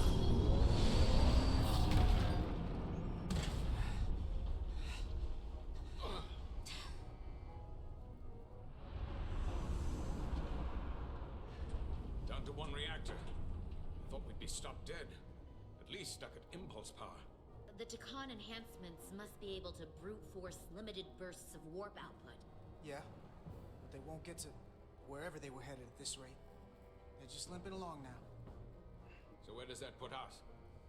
Maybe I can answer that.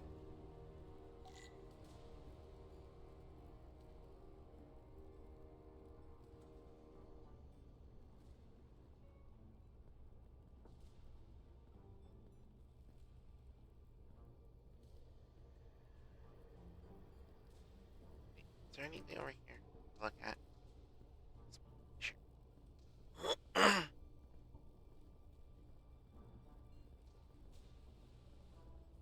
Okay. Excuse me. Excuse me. Pardon me. Oh my god. There we go.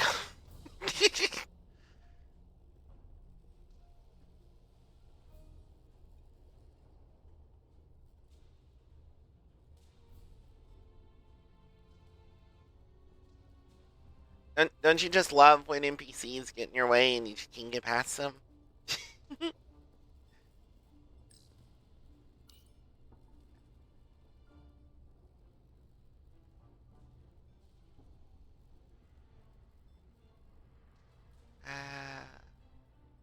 It's like down here. I got the ship's Starter map. They've changed course. Drastically. Looks like they're headed here. The Usonia system. They might stop there. Can we use the Zeldi's comms to signal your fleet? Comm systems are locked. Grab hold! Oh! Meow. Oh? What's that? The inertial dampeners can barely keep up. If they keep forcing this ship to make these short warp jumps, they're going to tear it apart. Zeldi is still made by Lydian hands, despite all this Takan corruption. We'll hold. We just gotta stay safe until Starfleet can find us. E. D? Oh.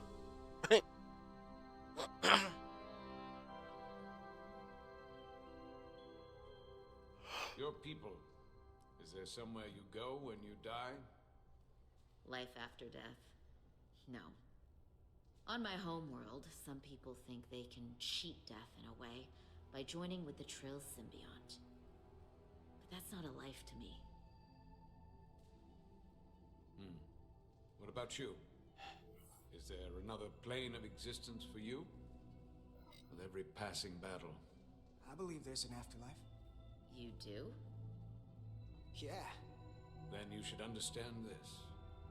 My people have a special journey. When Lydians die, we rejoin our comrades, family, and ancestors. On the parade grounds of Cirella? That is just one part of it, but yes. Death is not the end for us. So, even if some part of Itasca remains, by letting the Takan use her body, at best we are delaying the inevitable next step for her. At worst, we are leaving her as a prisoner in her own mind. You want to save the transformed. So do I. Now that I've seen it happen, does it make me a hypocrite to say he has a point?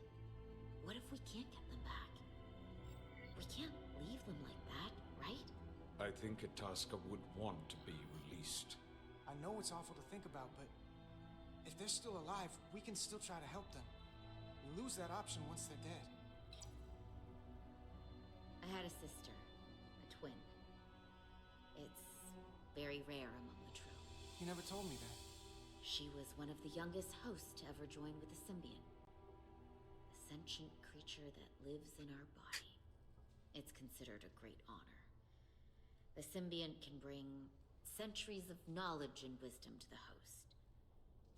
But sometimes, the symbiont personality suppresses the host entirely.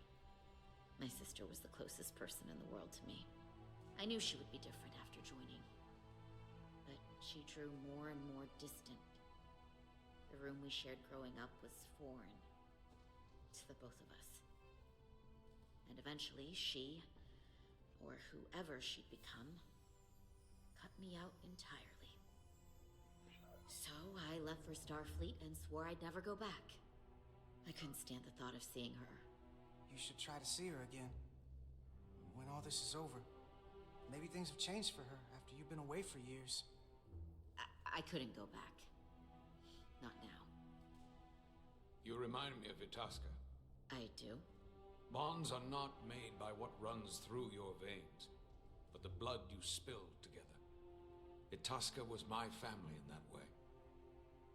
I want you to know there is nothing I won't sacrifice to win this fight.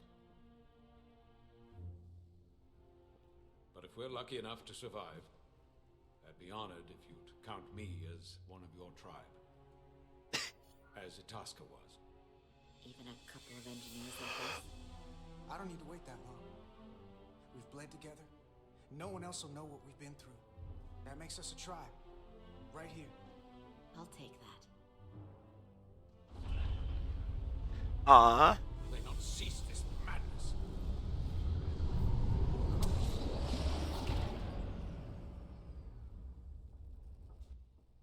What is this place? Is that the Veskar? Another one of yours? Not anymore. They've corrupted it. Just like the Zeldi. Now there are 2 ships. Did this just get better? Or worse? It certainly doesn't bode well for the crew of the Veskar. So many lives stolen. It's worse. This is definitely worse. Thanks. That really helps. This doesn't look like Ophelia. What are they doing here? You don't think they're just meeting their buddies? Maybe, but then why are their buddies here? Prepare for transfer. The storm. It's back.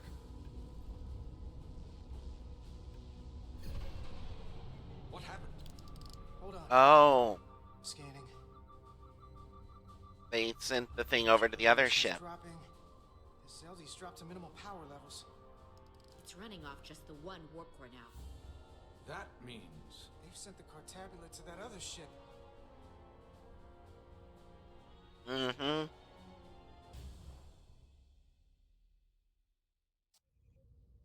Mutiny on the Resolute.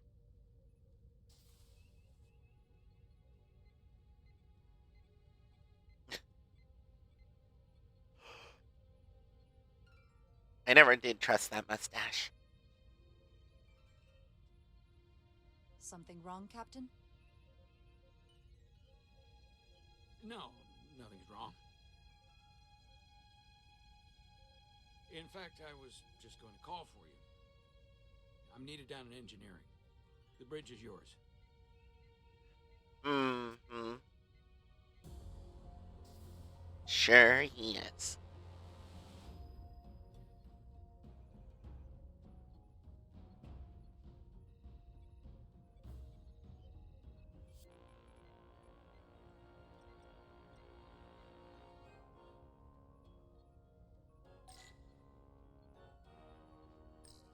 I mean, honestly, I think they're all pretty good options.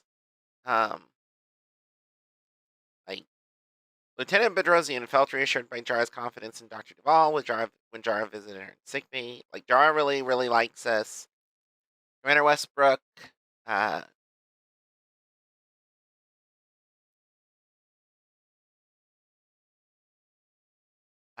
really likes us. Commander Ermont really likes us.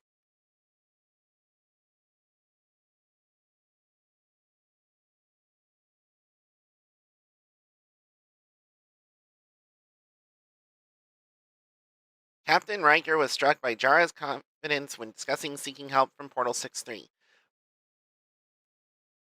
and he was glad Jara was honest and transparent about the shield algorithms being stolen.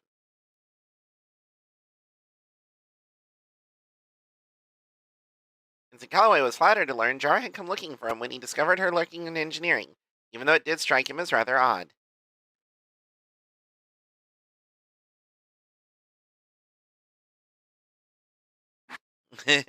Galvin was irritated by Jara's continued defiance when the Vesker had the Resolute at its mercy. Oops. Keep doing that. There you go. I'm going to Bedrosian. Lieutenant Bedrosian, a word, please.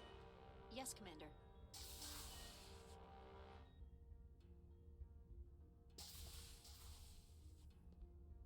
What can I do for you? Listen, the captain may have been compromised. What?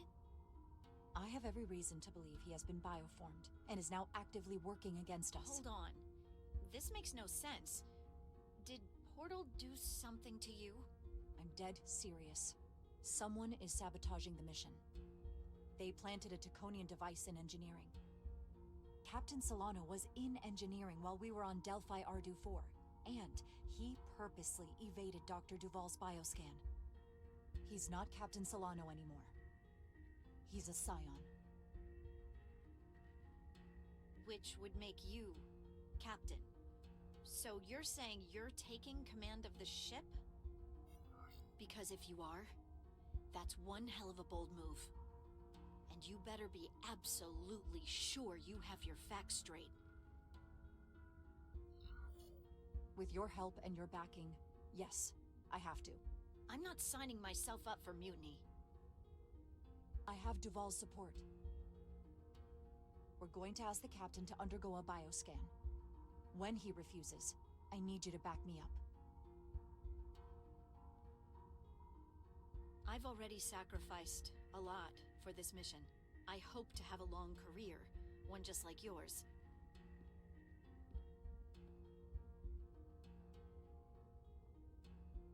We do this, we could be thrown in the brig, stripped of our rank, or worse. Is it worth risking everything on your hunch? I haven't been a bridge officer for very long. I don't want it to end before it even starts. I don't know what might happen, but if I can, I will protect you. I'll tell them I forced you into cooperation, that it was all my idea. I won't make you take the blame alone. So, my answer is yes. I'm with you no matter what. When do we act? Now. Dr. Duval is already on the bridge. All right. I'm ready. Okay, but the captain went down to engineering, probably to put a new device in.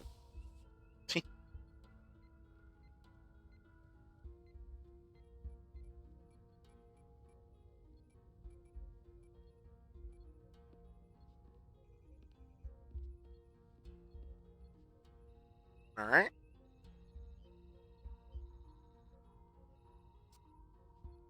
There he is. It's now or never. Captain Solano. Commander Rydek, we need to talk about... Doctor? What brings you to the bridge? Just a bit of housekeeping. You owe me a bioscan, Captain. I don't have time for that right now. It will only take a moment. I can't put this off any longer.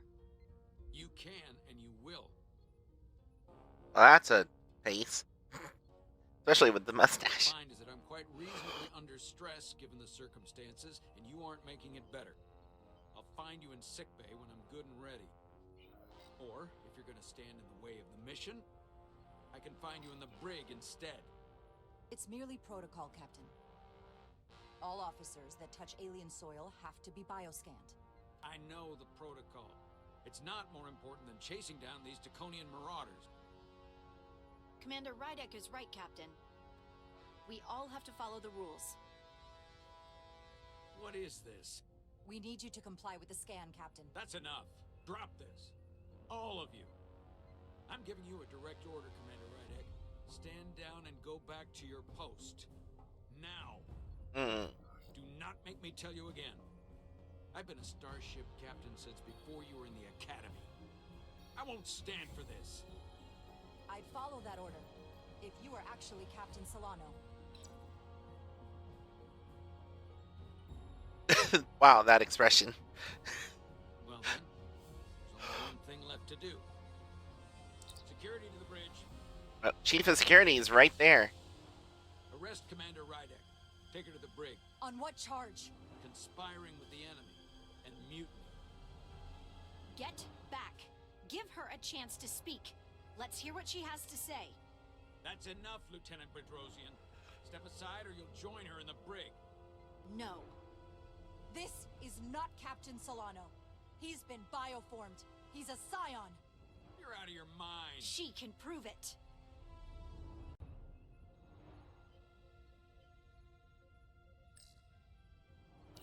He sabotaged our efforts to track Galvin with this.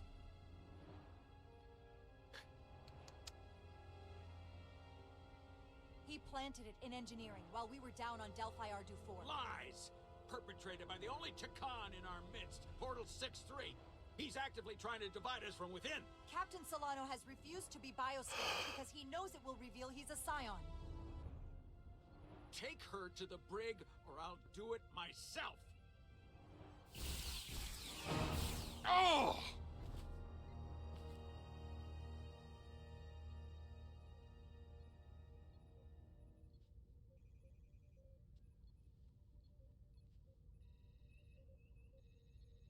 Wait! Stand down! That's an order! What is the meaning of this? Everyone hold until we get answers. This cannot happen on the bridge of a Federation starship. He's a scion. You have to believe me. That's not Captain Solano, as much as you'd like to think it is. If you're wrong, there's no coming back from this. I'm going to settle this once and for all.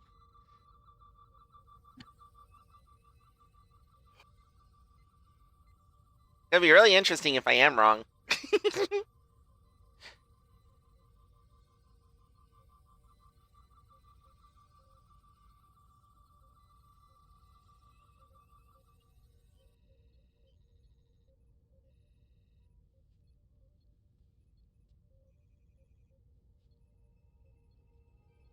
Commander Rydek was right.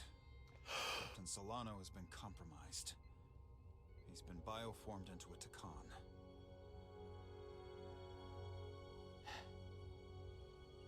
As the Chief Medical Officer of the USS Resolute, I am relieving Captain Zachary Solano of command. Take him to the brig.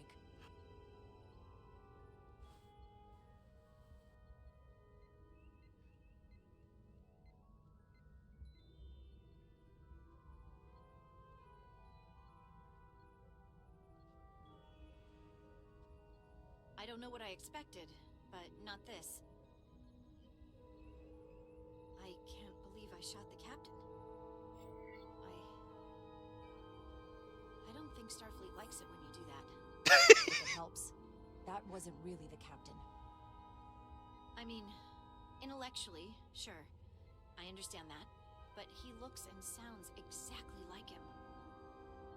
I'm not sure I'll ever get that out of my head.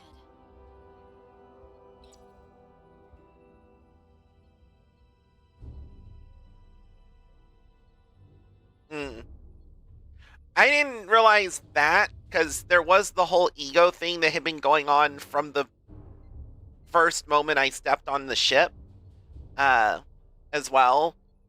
But I was not at all surprised. Like, when I realized that,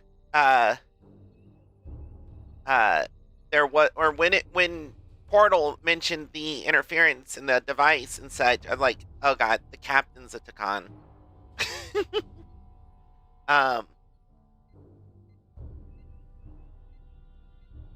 But I had a feeling I was going to have to take command of the ship at some point.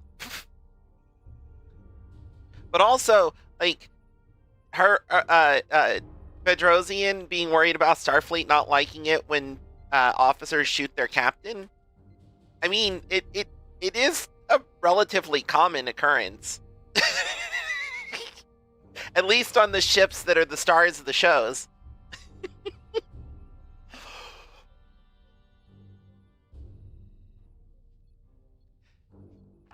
And it's not even always because the captain's possessed. Or because the person shooting the captain is possessed.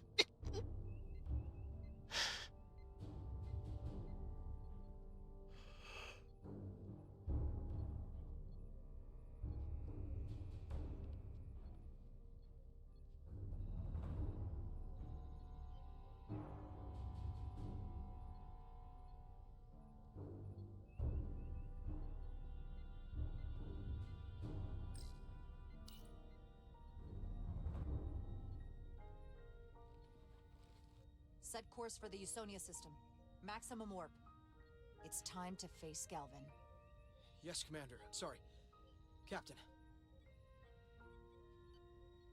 On your command. Engage.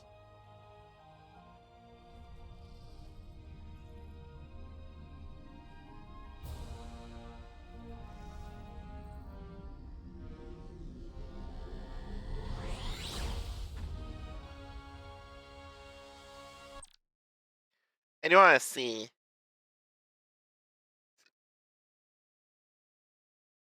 Captain Solano took Jara's actions as mutinous when she confronted him on the bridge and asked him to submit to a bioscan. Gee, I wonder why. Lieutenant Bedrosian was humbled when Jara confided her suspicions about Captain Solano and felt inspired after Jara offered to protect her no matter the outcome. The aftermath of the confrontation, once Jara became captain, Lieutenant Bedrosian felt better after Jara reassured her it wasn't actually Captain Solano she shot.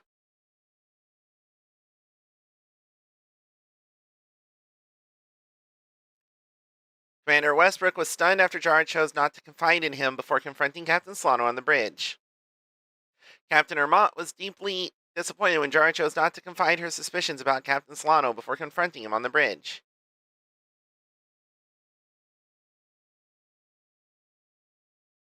I mean, potentially, like, they could have potentially given me the option to confide in all three of them.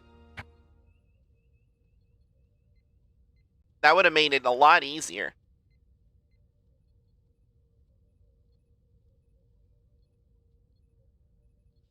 But it kind of seemed like it'd be helpful to have Chief of Security on my side. Collision course. Fire! Red alert! All hands to battle stations. Shield status. Set to maximum, but with the algorithms compromised, they may not do much. Captain, that other Elydian ship is here. Zeldi?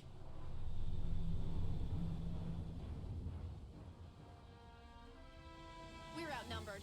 Captain, your orders. Evasive maneuvers. Aye, Captain.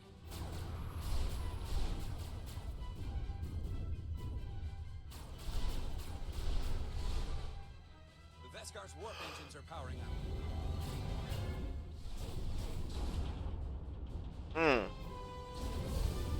Uh-oh. One of our nacelles is down. Warp engines are offline. That must have been their goal. They didn't want us to chase the Vescar. According to my readings, they also took the Cartabula with them.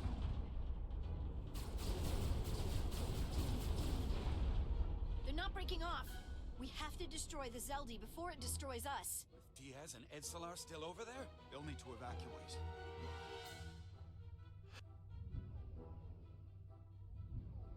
Come on. I almost have it.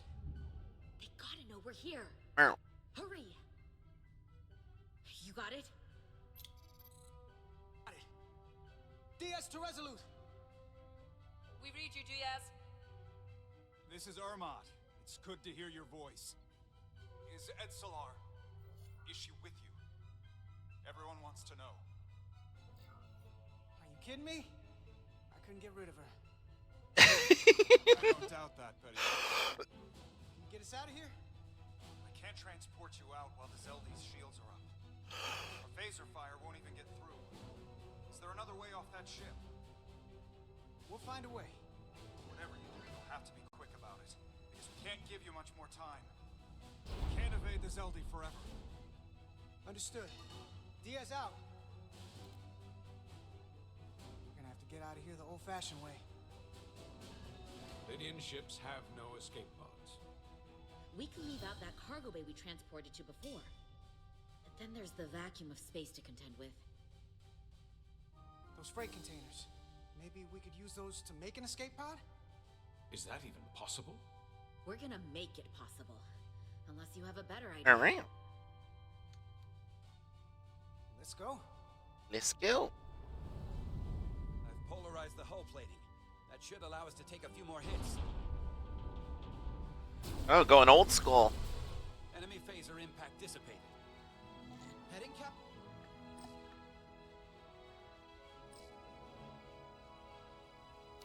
Attack pattern Beta 3. Circle around that asteroid and come back firing. Hi, Captain.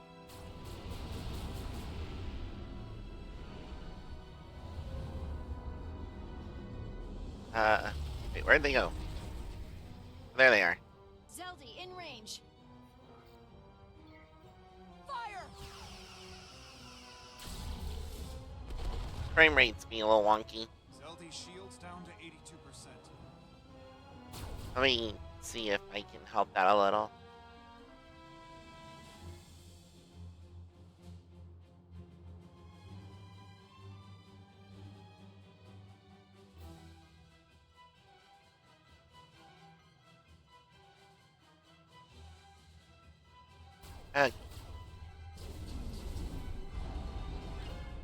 We're doing damage, but they're hitting us right back.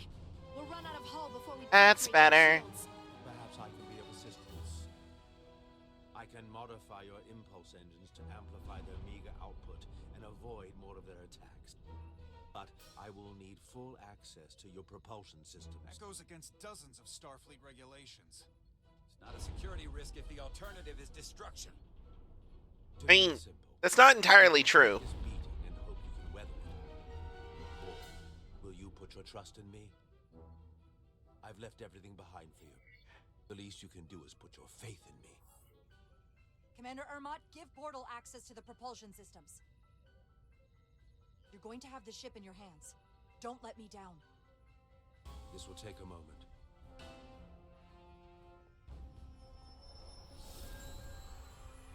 I like Portal.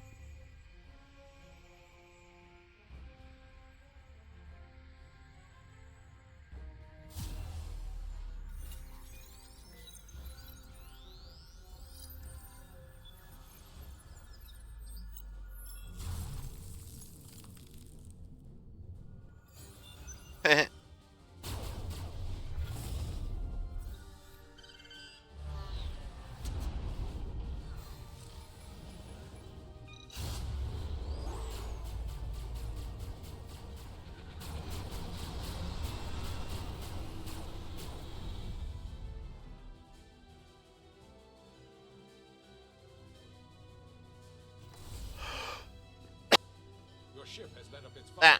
Keep coughing. Gives us some time. All right. One of these freight containers should do the trick. Be quick. Alright. What are these freight We need one big containers? enough for all of us to fit inside. Something we can make airtight. Not enough room for the big guy. Damn it. Not this one. No way this will hold up in a vacuum. Oh, here we go. This'll work. That's great, but it's not airtight yet. No problem. We'll just seal it up. This container is extremely heavy. Even with the containment field open, it won't leave the bay quickly. I'll find something to accelerate our exit.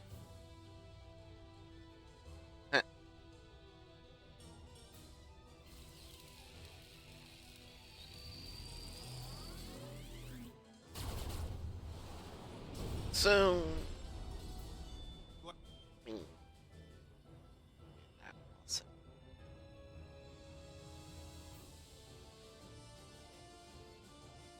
Glancing blow. Very little damage. I cannot keep this up for long. Their phaser banks are recharging. Now's our window. We have to strike back. I agree. Their next barrage could be our last.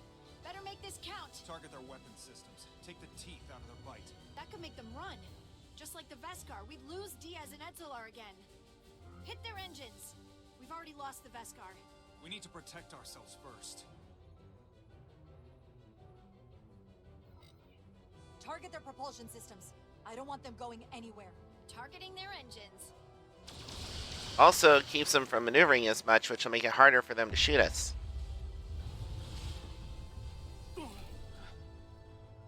Whoa.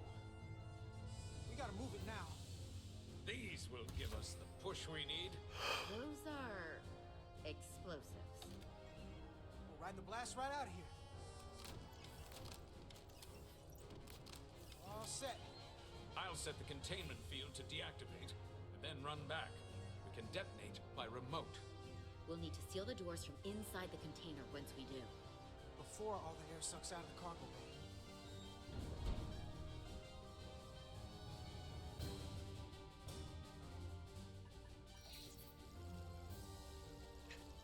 Right?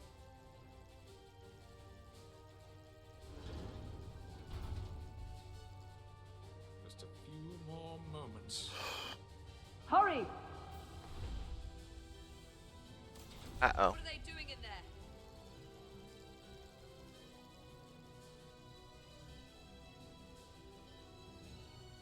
Aw.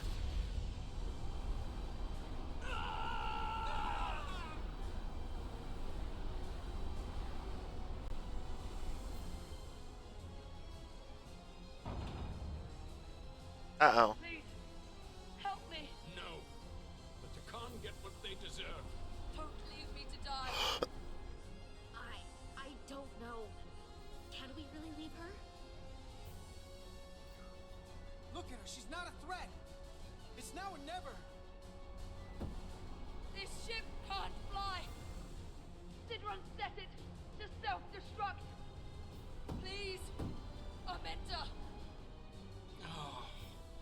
It's not her. No. I know it's not. Carter, we have to seal the doors. Don't leave me. Get this light flow off the ship before Citron blows it all to hell. Come on, hurry!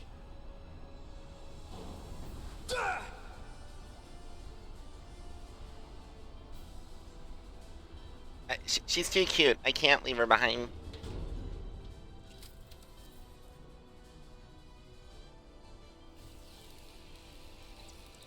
Etzelar to Resolute. I have the awaiting. Go ahead. We're about to exit. We see the cargo bay containment field is deactivated. Get that tractor beam ready. And you should know, the Zeldy is set to self-destruct. If we do enough damage to the Zeldy first, it'll prevent the self-destruct sequence from completing. We can't wait any longer. We have to fire. Captain, they're almost out of there. We need to act fast. Hold all fire! Get out of there, Petty Officer. Do it now! You heard her. Done! Right. Ready? Detonate! Boom! I'm amazed he didn't accidentally shoot her when he did that. That's some impressive trigger discipline. Have them on sensors. Tractor beam activating. Locked on and ready to fire. Fire!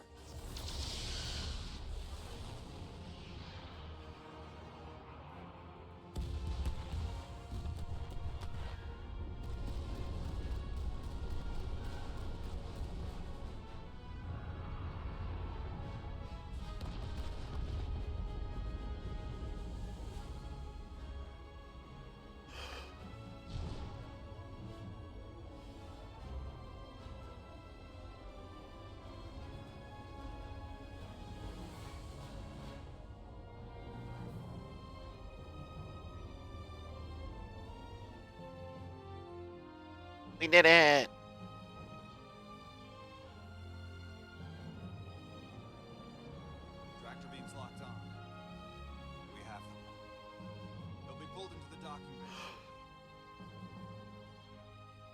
something else.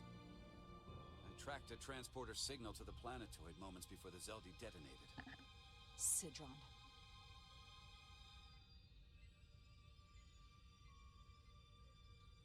There's a Takan structure there. It's the reason they were here. It's the reason we are here. Now. I have to see it for myself. We'll go there together. I had assumed as much. Is this the Takan arsenal Galvin was after? Legend says this region once held the sacred mysteries of the Takan Empire. Our greatest treasure. Our most fearsome technology. I want a full security detail. Westbrook, Bredrosian, you're with me. Mr. Ermont, you have the con. Wait. You're not the first officer anymore. The captain is supposed to stay with the ship. I'm surprised Lieutenant Bedrosian didn't raise that first. I thought Captain Rydek knew what she was doing. That's the protocol. But it's also a captain's prerogative to break that protocol. I suppose it is. We'll deal with the first officer vacancy when we return. Until then, Mr. Ermont? Yes, Captain.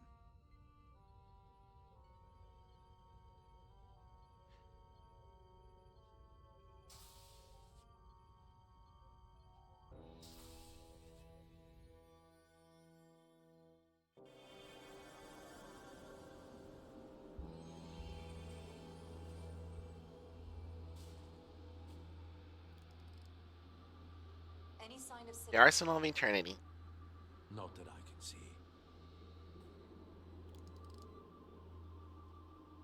High alert, everyone. The enemy could be anywhere. Follow my lead.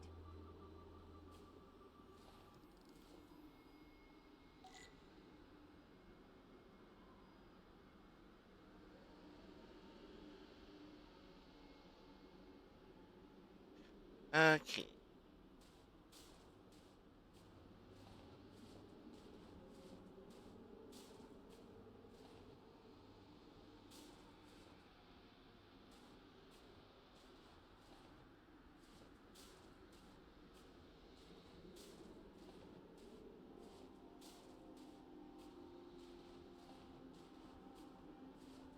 Let's make this a short mission, all right? That's the plan. It was your call to come down here. Still not sure I agree. But I respect the chain of command.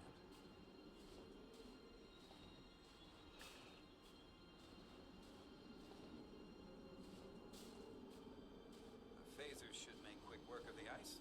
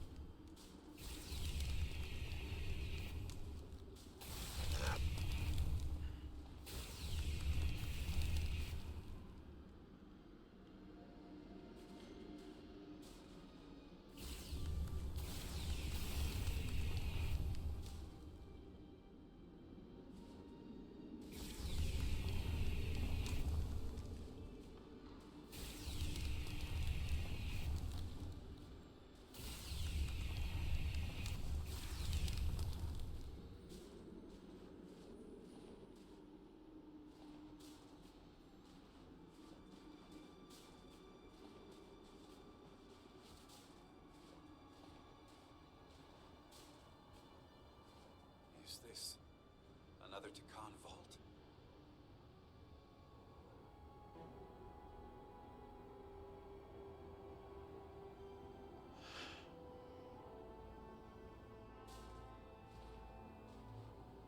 Alright. I don't see a way in. Vault in the mines was already open. There must be some way to activate it. Portal, can you open it? It is a Taconian vault. I thought you'd never ask.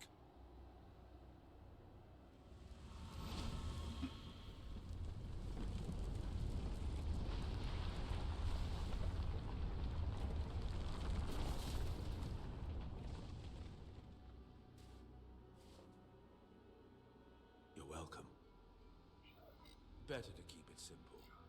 Sometimes the answer is staring you right in the face. Thank you. Definitely easier this way.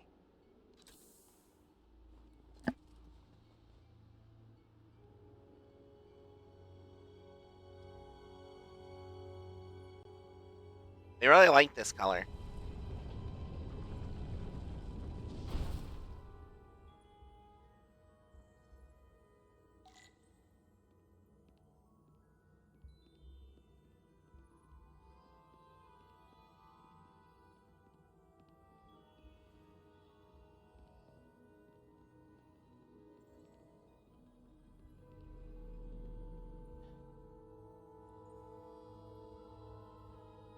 Spread out.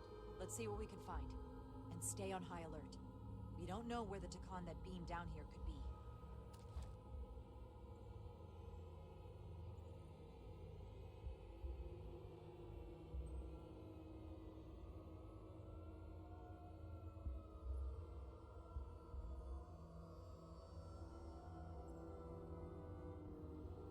You will need my help, Commander. How so? Traversal here is trivial for a Takan, but only a Takan.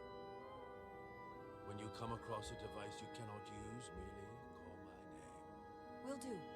Thank you.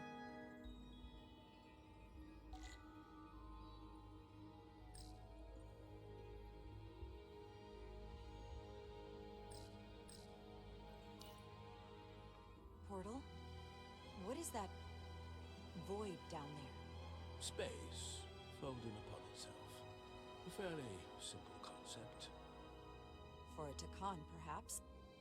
I advise against falling in.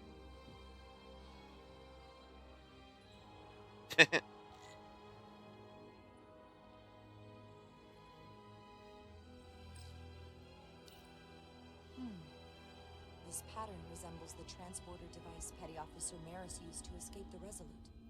Portal 6-3? You wish to make use of this device? It's a transporter of some kind? It allows Takan to move through space instantly a short distance. Very convenient. I will activate the system for you.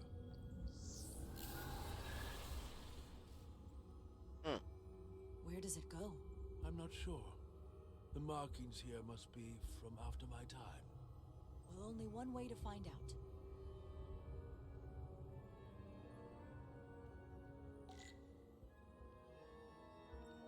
Oh, I can use it. I want to take a look around first.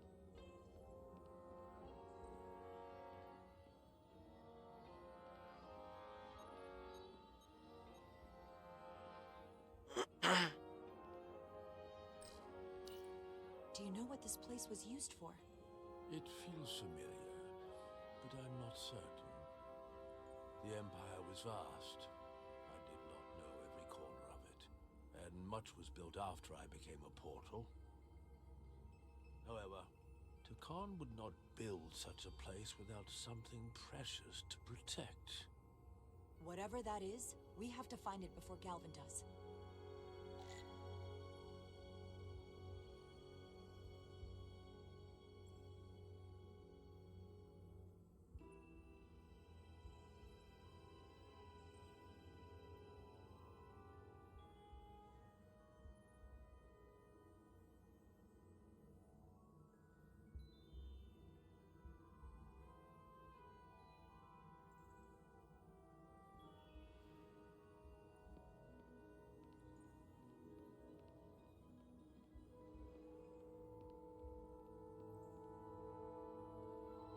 I should look elsewhere. Okay. I will go do the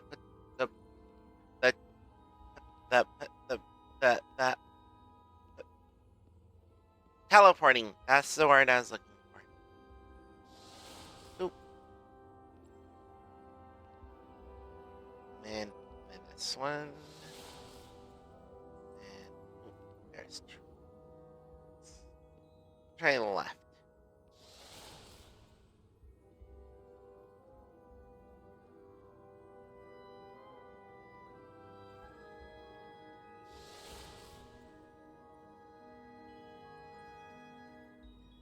Oh, that's not where I expected it.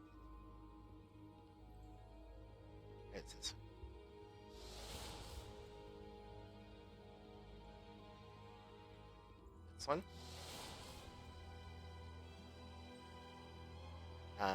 Oh. Okay, I cannot actually fall off. That's good.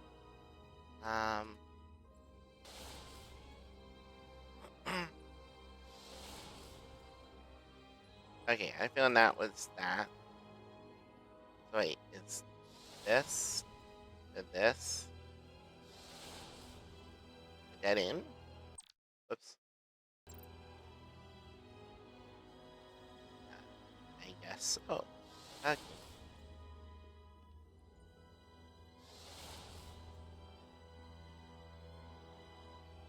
The other stuff taking me to this one. Which, wait, what? Oh, okay. Okay.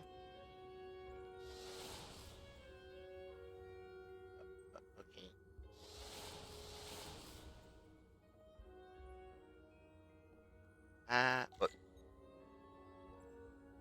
Don't do that, Westbrook. It's creepy.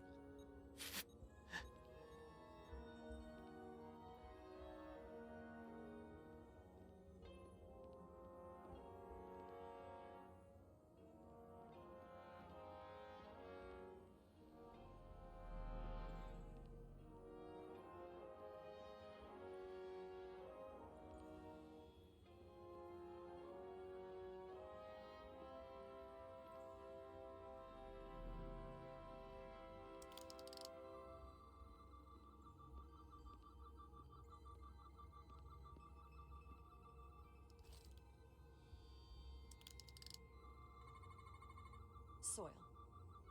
Just soil. Soil It's from not from this planet, nor any planet in the Federation database.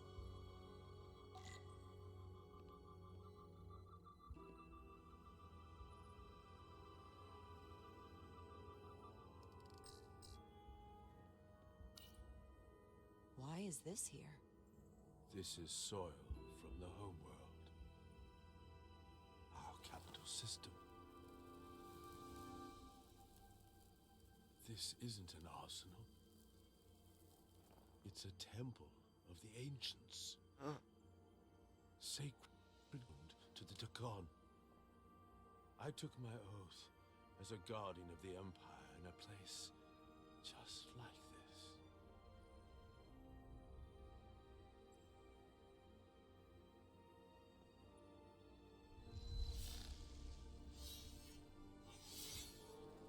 You cannot imagine the look of pride in my parents' eyes as they said goodbye. Forever.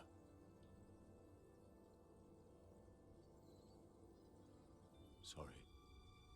This is the first I've seen of anything new from the Takon Empire in a very long time. I'm sure you're familiar with the feeling. That sense of loss. I thought I was ready for it. But it cuts to the core of your being, even with your defenses up. I totally understand that feeling. It's unavoidable and inescapable no matter what you do. Yes, it's that distant but feeling that's forever just out of reach. Can you use this to find out more about what Galvin is after?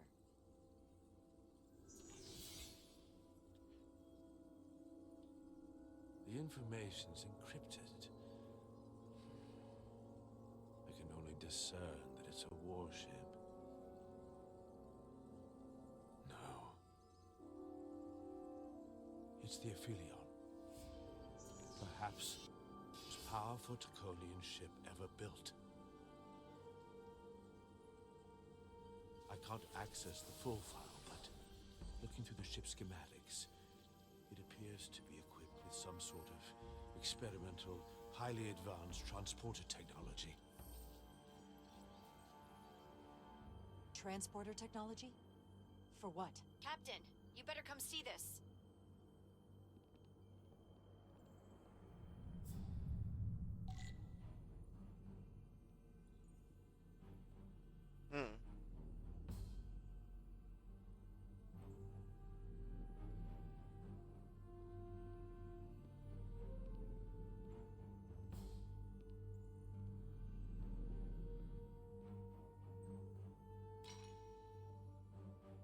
there more up ahead?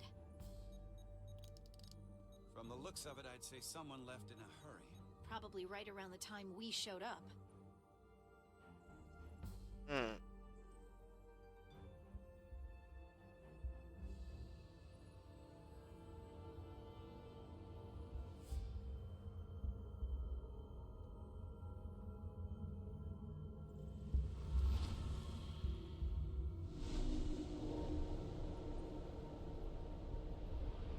The vault. A seed vault of sorts.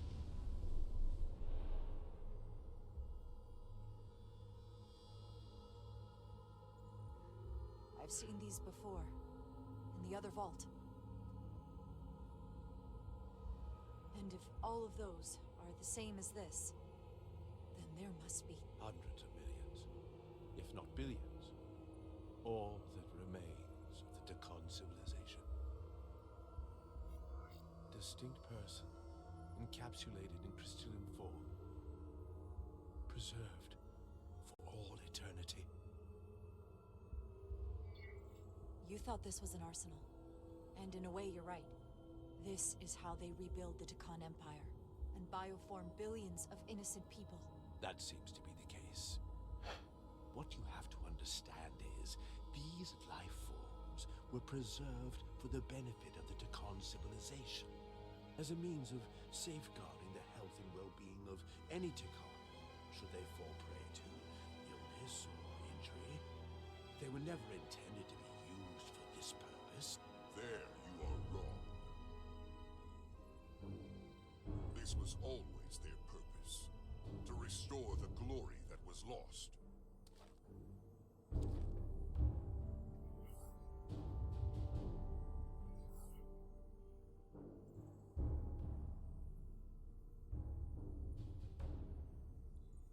Congratulations on your first victory in battle, Captain Rydek. You killed a great many of my compatriots, some that I've known for millennia.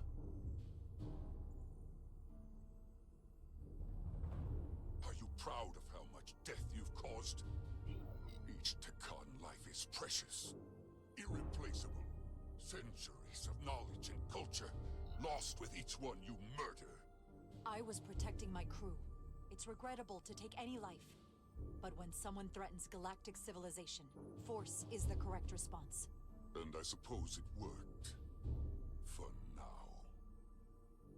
Thankfully, I don't have to convince you of anything. We'll all be on the same side soon enough. You can't just bioform whoever you want. Not without a fight. But that's just it. There won't be a fight. In fact, most won't even know what's happened. One minute you're standing there as you. The next you're standing here as one of us. He's talking about mass transformation. That's what the Aphelion was built for. The transporter. It'll reconstitute your DNA and bioform you into a Deccan in the blink of an eye. This is what they'll use as ammunition. In a manner of speaking, yes. Of course, that's the simple version. But the end result will be the same. I realize you're here to gloat, and you seem pretty confident, but I'm not gonna let that happen. It already is happening. The Aphelion is on its way here as we speak. Now it's only a matter of time. You can't delay that which is inevitable. Which makes your next decision fairly simple, brother. You are, after all, a portal. I am. Your sole purpose is to serve as a guardian of the Deccan Empire. But you stand here surrounded not by your fellow Deccan, but by members of the Federation. By people who deny our fundamental right to exist. You swore an oath to protect the Empire. And I can only assume that's why you're here. You know that's a lie. We deny your right to steal the lives of innocent people against their will. We're offering them a chance to be part of something greater than you can even imagine. Which side are you on?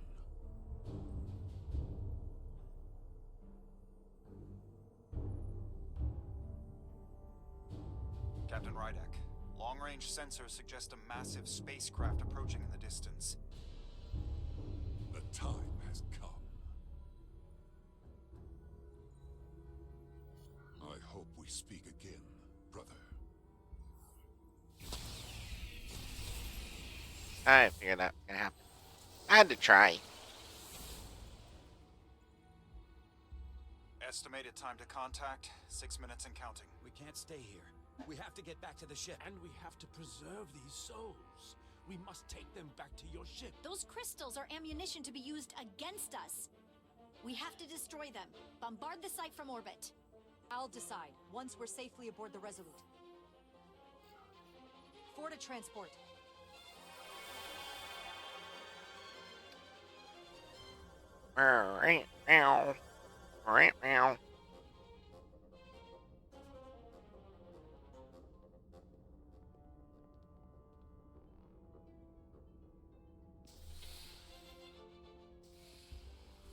You have to hear me out, Captain. I lost my eyes because of you. I committed mutiny for you. But if you bring those things on board, I'll have no choice but to resign. If they're taken to the Ophelia, they will be forced into new bodies, brought back to life in a way they never asked for. They're not living beings, but they're still dangerous. And if you don't make decisions to protect us, we're gonna end up like Solano. You, me, the entire crew. We're all next.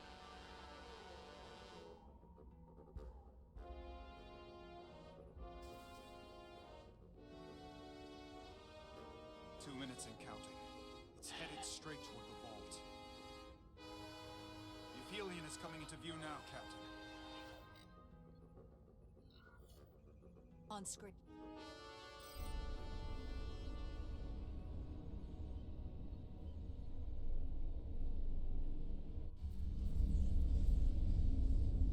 Great.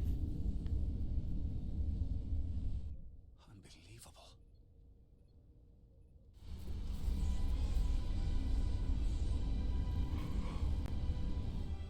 Arrival at the second vault in less than a minute.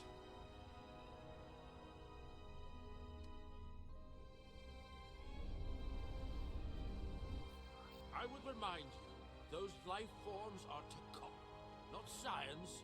Takon. They're not your enemy. Right or wrong, history will judge you for this moment. I like Bedrosian, but she's wrong.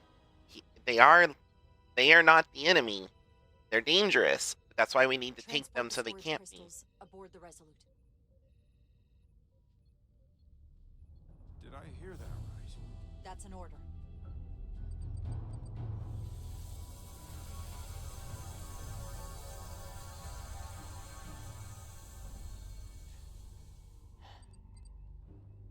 Also Storage crystals are on board.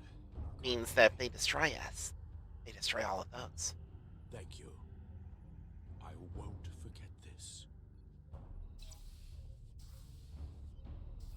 I hope you realize what you've done. We don't need another captain who's gonna risk our lives just to feed their ego. This ship and this crew come first. Lieutenant. She has to hear it. This isn't about me. It's our duty as Starfleet officers to protect life, wherever and however we find it. And I couldn't let them fall into Galvin and Sidron's hands. I had to do it this way. And to think, I used to look up to you. The Aphelion is targeting us, approaching rapidly. They hit us with that bioforming ray, and it's over. Maximum warp. Get us out of here. Where, Captain? Anywhere but here. Now!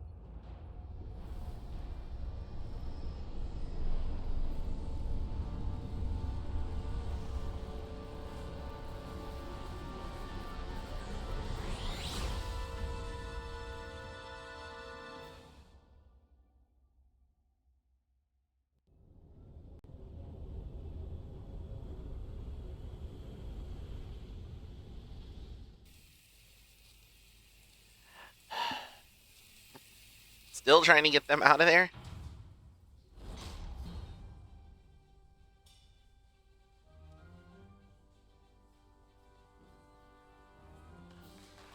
There they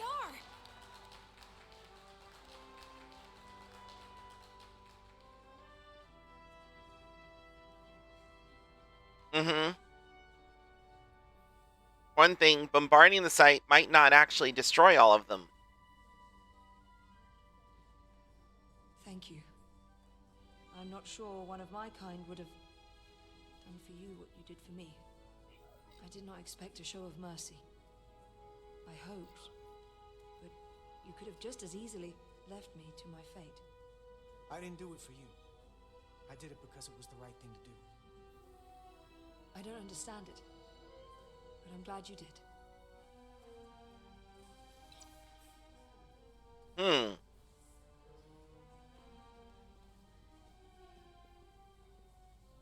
Now that we're safe on your ship, I think you were right to bring her.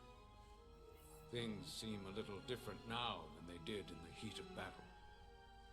There's more than one way to deal with messy situations.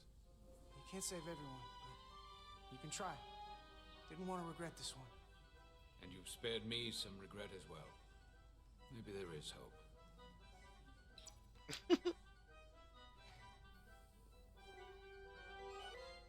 No surprises here. But your shoulders separated. If you come with me to sickbay, we can get you fixed up in no time. Thank you. I'll find you afterwards. You two, check in at your stations. Yep. This thing isn't over yet.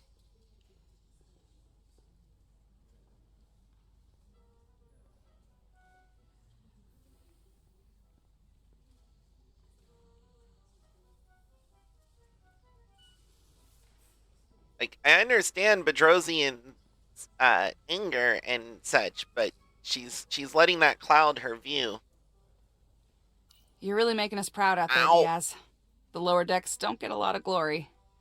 Well, I'm just getting started. Did she have to yell that at me? Jeez.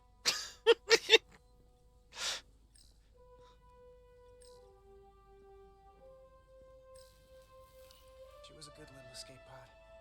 Not that I want another ride like that anytime soon.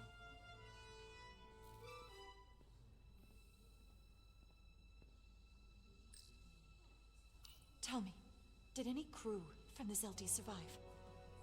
Well, since the Lydian ships have no escape pods, I think it was just us. I see. I thought so. I had a partner on board. After this mission, she and I were meant to.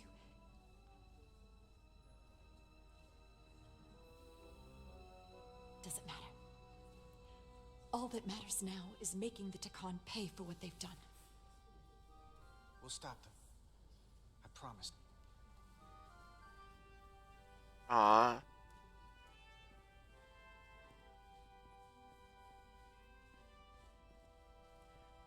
Have a good night, Agnar.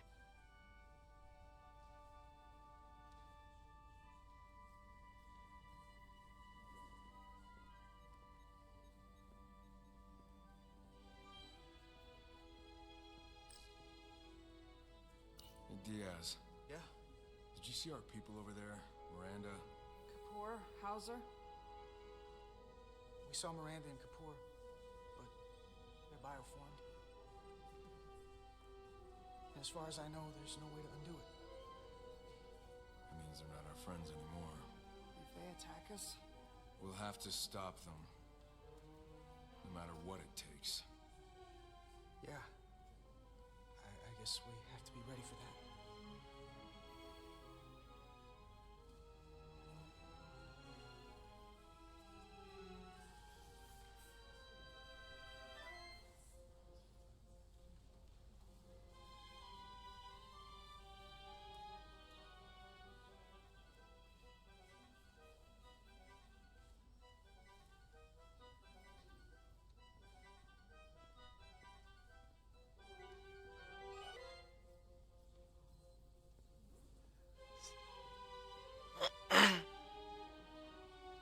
I can't believe it, but I'm actually looking forward to seeing Chovok. Not that I'd expect this kind of welcome from him, but I can just imagine the look on his face. You know what? I want to see him too. It'll be nice to get one piece of normalcy. I'm sure we can count on him for that.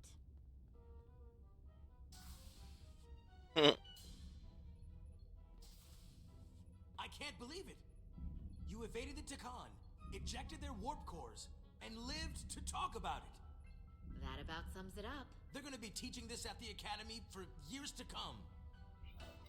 I mean it! Everybody's gonna learn how you pulled it off! At the Academy? Oh, well, I wouldn't know about that. After this, you'll probably get a personal invitation to show them how it's done. I heard about Belle. Is Miranda... As far as we know, she's still out there. Well, I know Captain Rydek will do her best to get her back. Hold on. Rydek? What about Captain Solano? He was turned into a Takan. Rydek had to take over. She's a hell of an officer, but none of us have been up against anything like this. No one has. Not in 500,000 years. We'll just have to step up and work that much harder to help Captain Rydek. It's gonna take all of us. Talk to you later. It is agreeable to see you again. Is that so? It was by no means a certainty that you would return to duty here. It is agreeable to see you as well, sir. I concur. You should know your absence has left engineering terribly short-handed. During your sojourn, this department has fallen unacceptably behind schedule on both regular and irregular duties. There's been a whole lot of irregularity going around. I am stating facts, not looking for excuses. Seems like you could use some help around here. We're ready to go to work. I'd like to catch my breath for at least a few minutes, Carter. Oh. Normally, I would assign you to one of the many pressing repair tasks. But, given your experience on board the Zeldy, I have suggested you join the senior staff briefing as we determine our next course of action. You can commence your maintenance shift afterwards.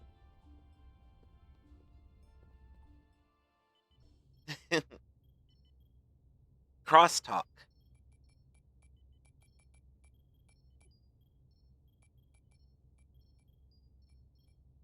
I tended to an Elydian earlier. Major Sarlet Arminta. Ah, yes. I met him at the negotiations.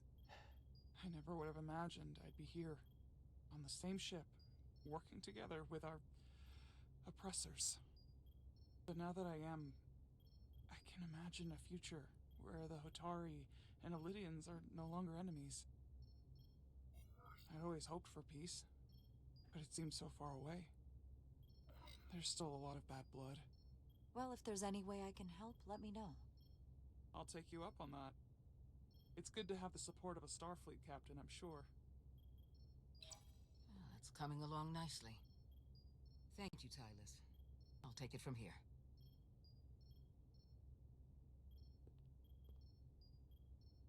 We're almost done. I have to brief Ambassador Spock in a few minutes. Ambassador Spock can wait. You have some fences to mend. Personally, I'm against the needless destruction of innocent life forms, so I'm glad you transported the Taconian crystals onto the ship. But Lieutenant Bedrosian obviously feels otherwise. And right now, you need the full support of your bridge crew. Being an effective leader requires trust, but an issue as divisive as this can create discord.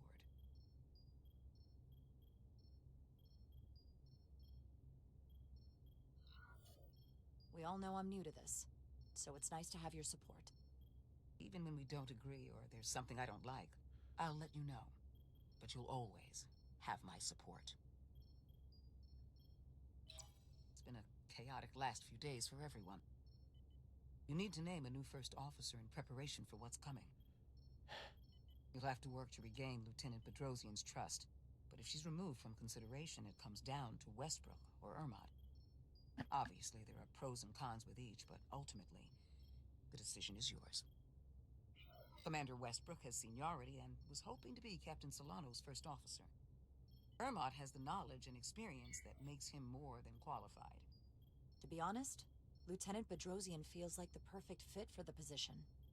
I would otherwise agree. But given what happened, that'll take some work on your part.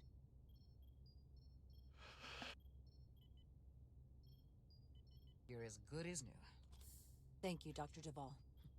Always nice to have a captive audience. Really shouldn't keep Ambassador Spock waiting.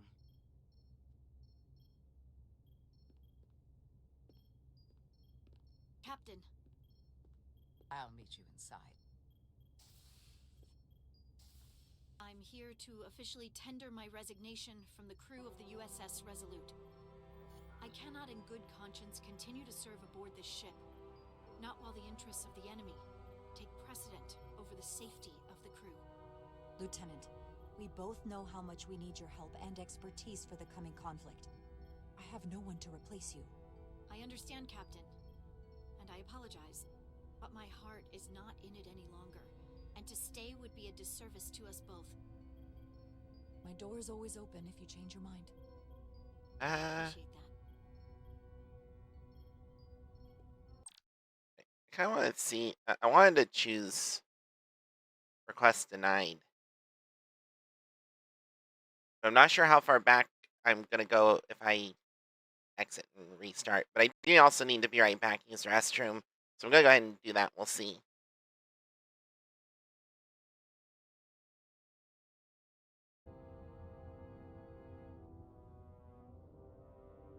Okay, I am back.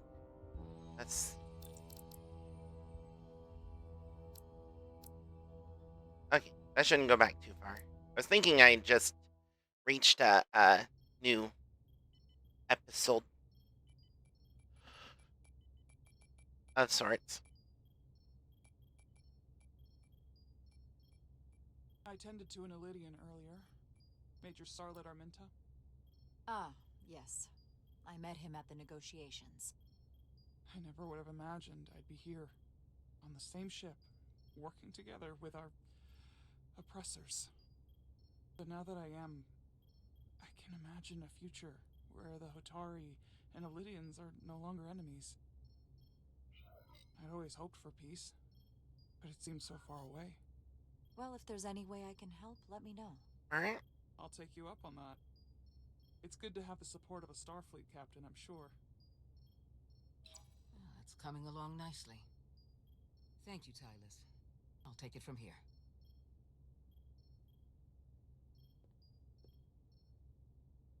We're almost done. I have to brief Ambassador Spock in a few minutes. Ambassador Spock can wait. You have some fences to mend. Personally, I'm against the needless destruction of innocent life forms, so I'm glad you transported the Taconian crystals onto the ship. But Lieutenant Bedrosian obviously feels otherwise. And right now, you need the full support of your bridge crew. Being an effective leader requires trust, but an issue as divisive as this can create discord. We all know I'm new to this, so it's nice to have your support. Even when we don't agree or there's something I don't like, I'll let you know. But you'll always have my support. It's been a chaotic last few days for everyone. You need to name a new first officer in preparation for what's coming. You'll have to work to regain Lieutenant Bedrosian's trust, but if she's removed from consideration, it comes down to Westbrook or Ermot. Obviously, there are pros and cons with each, but ultimately, the decision is yours. Commander Westbrook has seniority and was hoping to be Captain Solano's first officer. To be honest, Lieutenant Bedrosian feels like the perfect fit for the position. I would otherwise agree. But given what happened, that'll take some work on your part.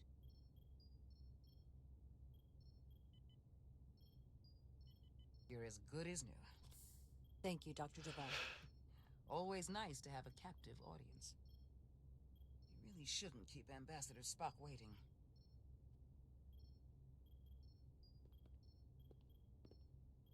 Captain.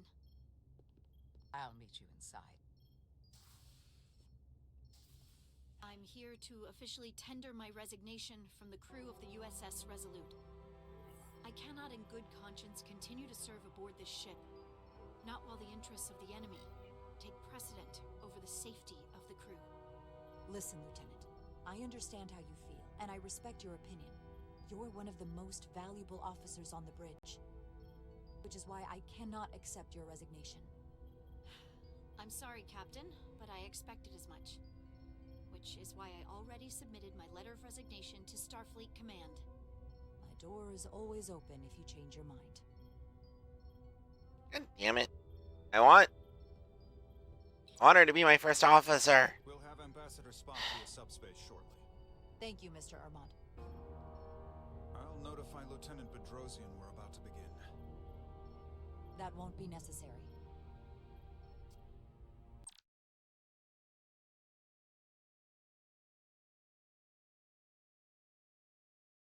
Okay. I'm gonna go ahead and go back and do the other. I wanted to see if it was possible for that to lead to words.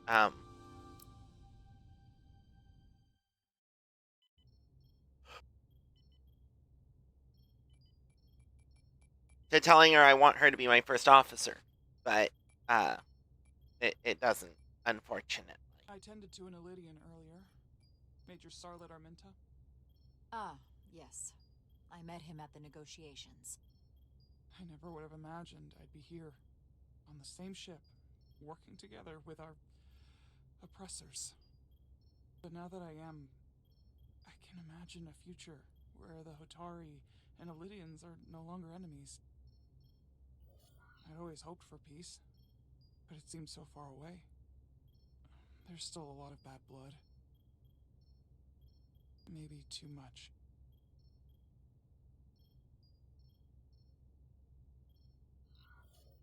Well, if there's any way I can help, let me know. I'll take you up on that. It's good to have the support of a Starfleet captain, I'm sure. It's coming along nicely. Thank you, Tylus. Meow. I'll take it from here.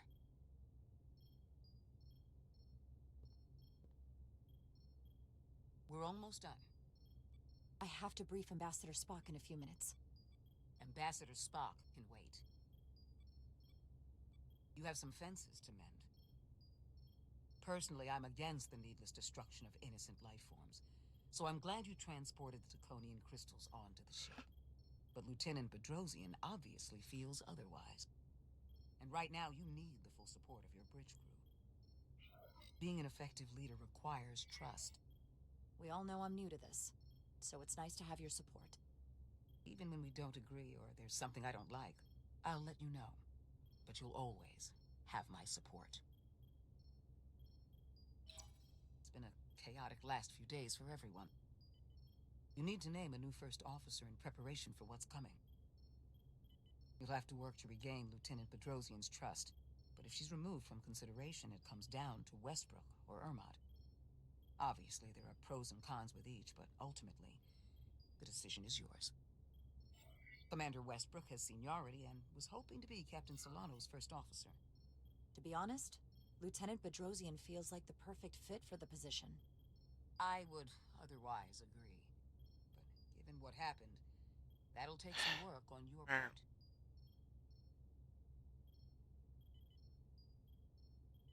You're as good as new. Thank you, Dr. Duvall. Always nice to have a captive audience. You really shouldn't keep Ambassador Spock waiting.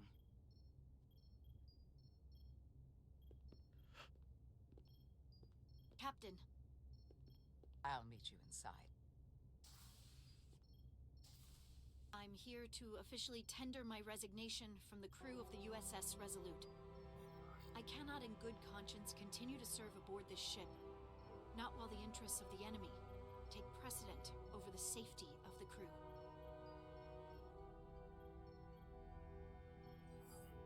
As you wish, Lieutenant. I respect your decision as much as I disagree with it. Thank you, Captain.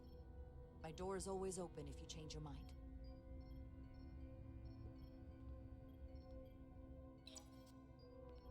We'll have Ambassador Spock via subspace shortly.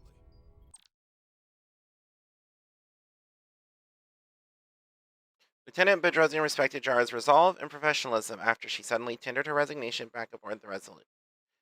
Hopefully I can get her back to be my first officer. I'll notify Lieutenant Bedrosian we're about to begin. That won't be necessary. Petty Officers Diaz and Edsalar have first-hand experience with our adversaries. I thought it advantageous for them to join this briefing.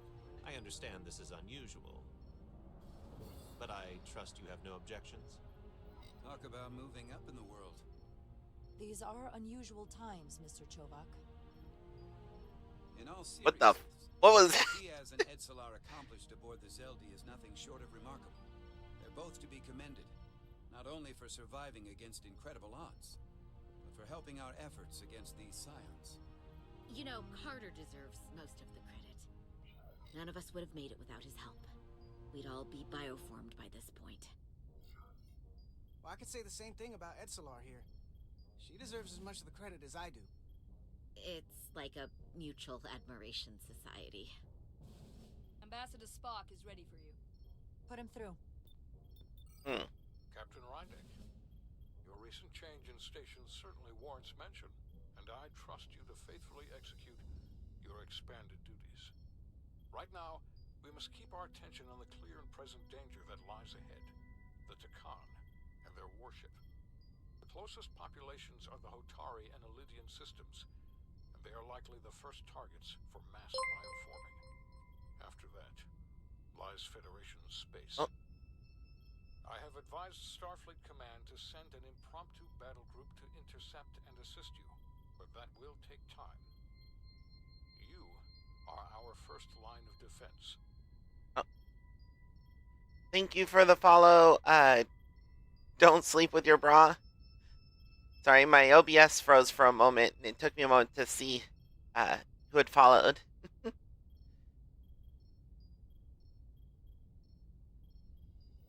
with our shield algorithms compromised, we are at a great disadvantage.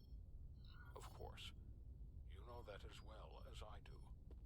I'm glad to hear the battle group is en route, Ambassador. With what we're up against, we're gonna need all the help we can get. And you will have it. Remember, our strength is drawn from our ability to work together towards a common goal. Have we made any progress in finding a way to defend ourselves from the Aphilion's bioforming weapon? Currently, our shields will not protect us, but I am compiling all of the information the away team gathered on the Zeldi and cross-referencing it against our own as well as Portal 6-3's methods.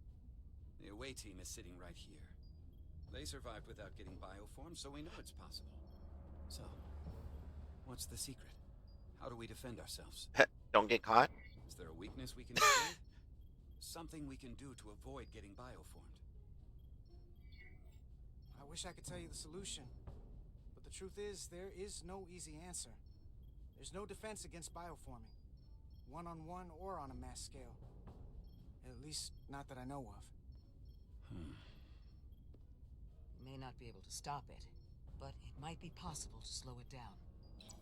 It's too soon to say for sure, but we've had some promising indications that Duridium can delay the bioforming process.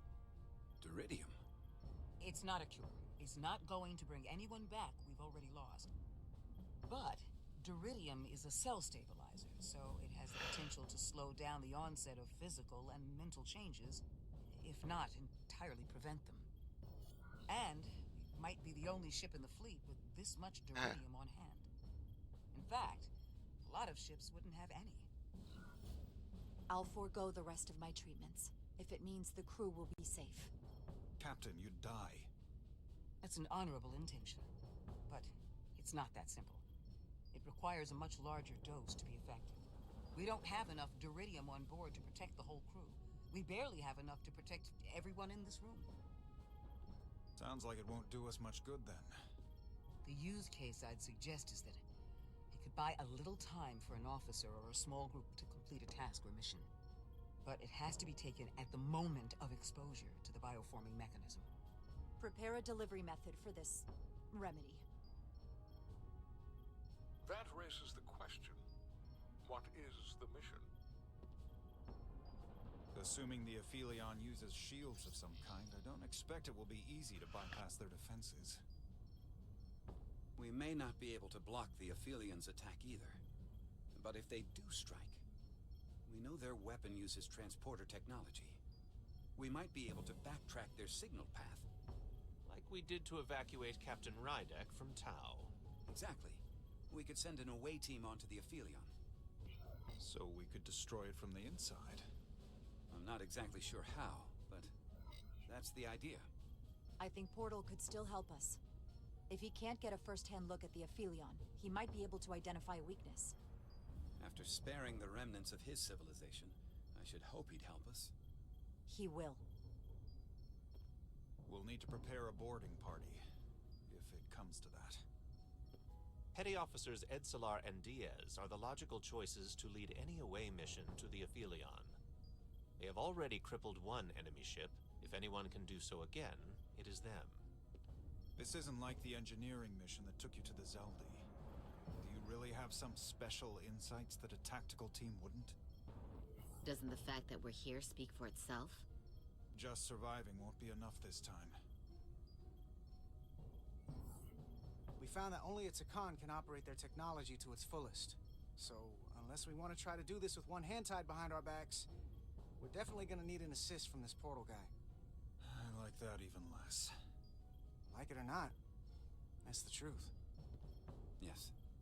Portal should be part of the away team. There's no question in my mind. If this is the necessary course of action, I support it. I will compile all the latest data on the tricorders, just in case. In the meantime, I want you working on ways we can combat the Takan tech. Shields, weapons, anything we can use. Yes, Captain. Anything else, Ambassador? I know this matter is in capable hands. Hold the line as best you can. Help is on the way. Thank you.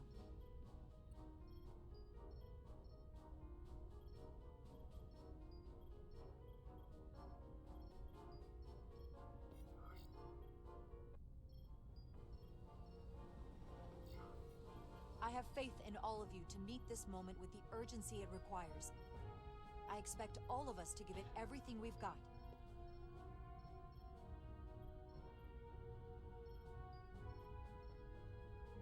Thank you, Petty Officers Diaz and Edsalar. You're dismissed. While we have a quorum of senior staff, there is a procedural element we need to take care of. The Resolute command codes must be transferred to Captain Rydek for control of the ship. Of course. Computer, transfer all command codes to Captain Jaro Rydek. Voice authorization Ermot, Echo 4 Lima. Voice authorization Duval. Beta 2 Yankee. Voice authorization Westbrook. Alpha 7 Tango. Awaiting your authorization, Captain.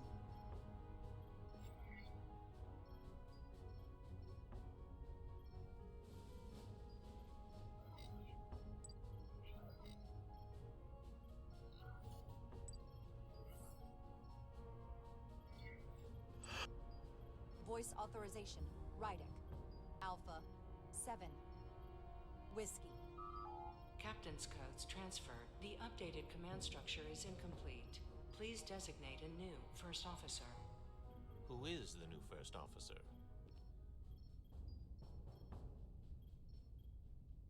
Please designate a new first officer. God damn it. What? Bedrosian. Do I seriously have to can I seriously only get Bedrosian if I destroy the last of the Takan? Jeez. Please designate a new first officer. Yes, I know, Ship. I'm thinking. Honestly, like, I like Ermot, but honestly, I do think Westbrook is the choice.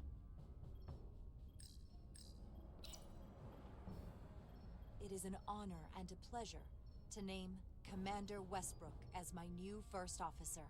Thank you, Captain. You made the right choice. Congratulations, Commander. It's long overdue. I know we've had our differences, but I can't tell you how much I appreciate this. Computer, Commander Westbrook is the new first officer of the USS Resolute. Awaiting voice authorization. Voice authorization Westbrook. Alpha 7 Tango. Authorization is now complete. Now, if you'll excuse me, there's work to be done. Nicely done. I think that went well. Captain, could I have a word with you? Give me a minute. Look, I respect your decision, Captain. Commander Westbrook has seniority, and I can understand why you might have felt pressure to promote him. But what I can't understand is why you would choose someone so clearly unsuited for the position. It's the very reason why Captain Solano chose you over him. Because he knew Westbrook as first officer would be disastrous. I won't argue with you about it. You very well might be right. But I had to trust my instincts, and that's what led me to Commander Westbrook. He may have been the expected choice, but that doesn't make him the best. Maybe I've had it wrong this whole time, but I thought we've had an excellent working relationship almost from the moment you first arrived. Of course, I was insulted when you didn't trust me with the information about Captain Solano being compromised. It's grief. I've always supported you, which is certainly more than you can say about Westbrook. He was always against you, especially with regard to Captain Solano. But I guess loyalty counts for nothing with you. Listen, I value your opinion more than just about anyone's. I rely on it. And if we're going to beat Galvin, I'll need your help now more than ever. So please, don't be discouraged. I'll be fine. Just give me some time.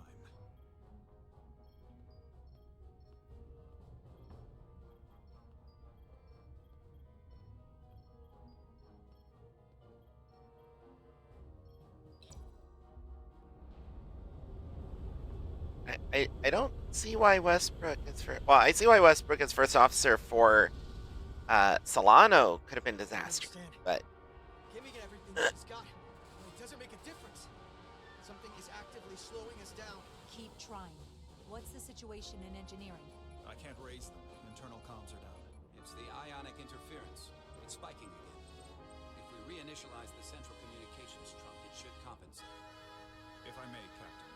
Communications are critical to ship operations. I should go take care of this. Go.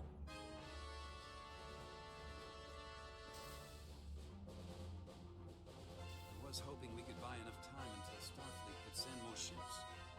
It looks like we might have to face off against the Aphelion sooner than we might want. If it's just us, I don't like our chances. I'll consider any suggestions from my first officer.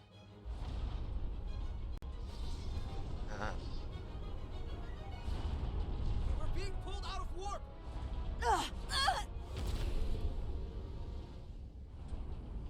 The Aphelion is closing on us, and fast.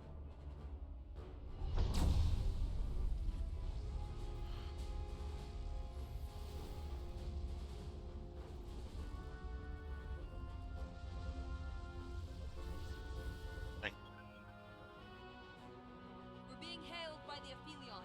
Galvin demands to be heard. On screen.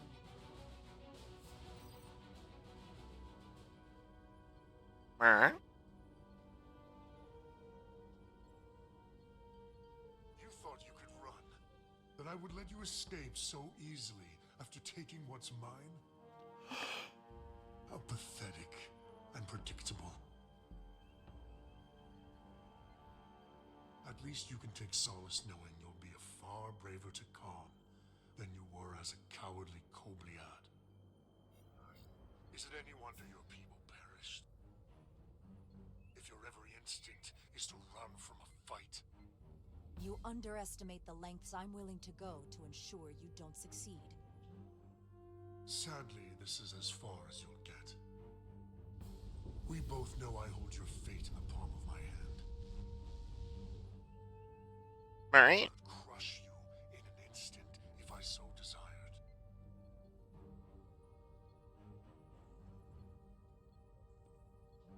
And as much as I'd like to, you have another purpose to serve.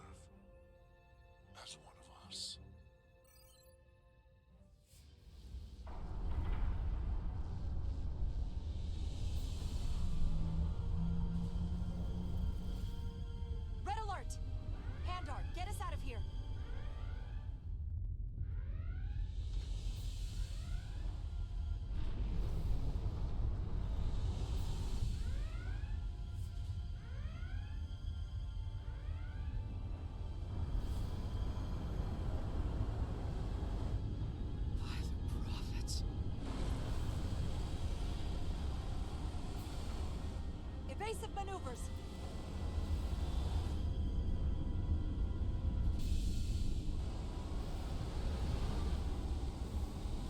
Good grief.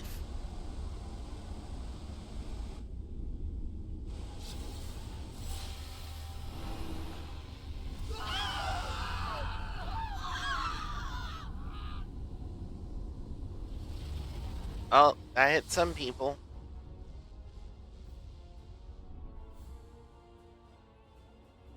They've hit the engineering section.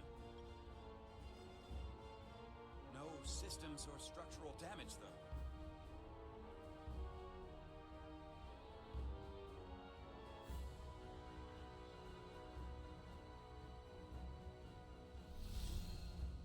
Yeah.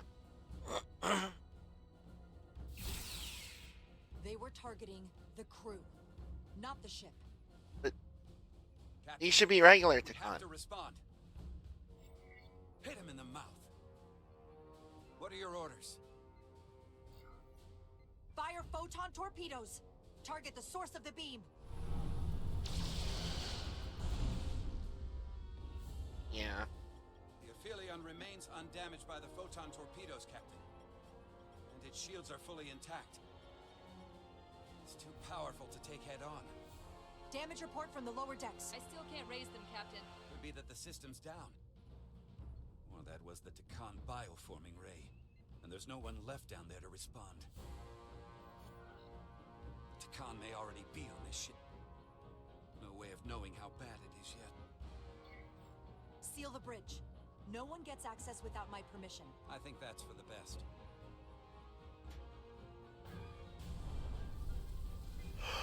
Here are your new tricorders.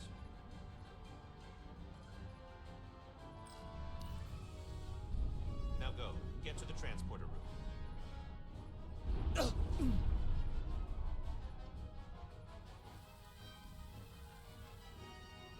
Uh-oh.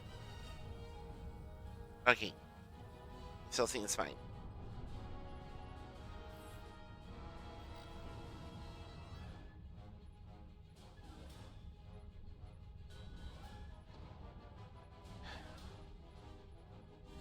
Alright, let's keep going.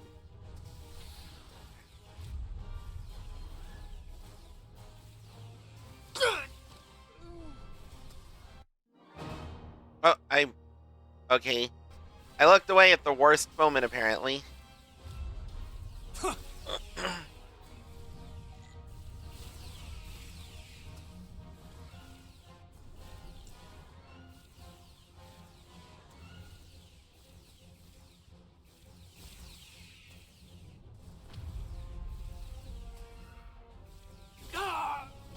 know who's on what side, Carter. Come on! Let me just... Alright, aim sensitive.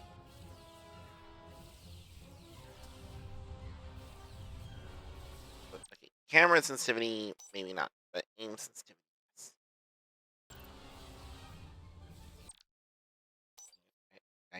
Whoops. How the...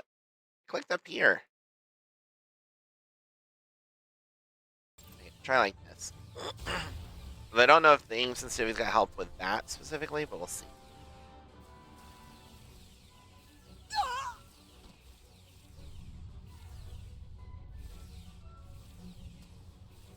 This isn't running, this is jogging.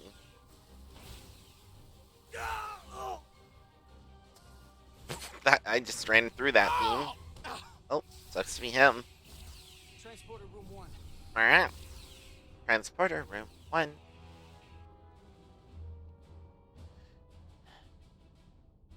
You're coming with us? A security officer told me your funeral, which I gladly accepted. These are concentrated iridium doses. You need to take the dose as soon as you're exposed for it to be effective. Now, take it right before if you can get the Takan to wait while you do it.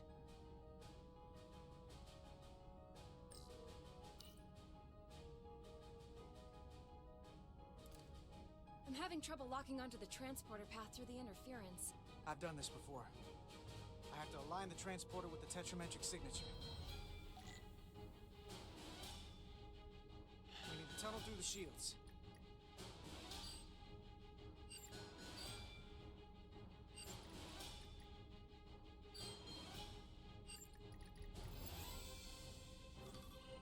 There's a problem. We don't have enough power to make the jump. I might be able to divert power from... Stand aside. The signal is now resolved. I couldn't let you fumble about any longer. Thanks for that. No need. We must be on our way. I am Portal 6-3, Guardian of the Con Empire. Nice to meet you, Portal. We're right behind you. Do us proud over there. Ready to transport.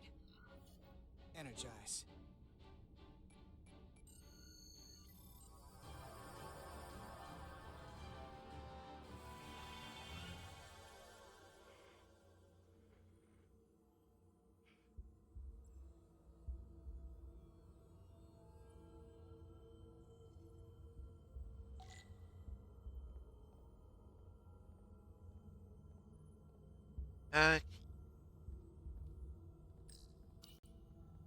This is crazy, right? Oh yeah. After this, let's do something really boring. We could replace the paneling in the Jeffries tube. Hell, I'd even degauss a plasma manifold. The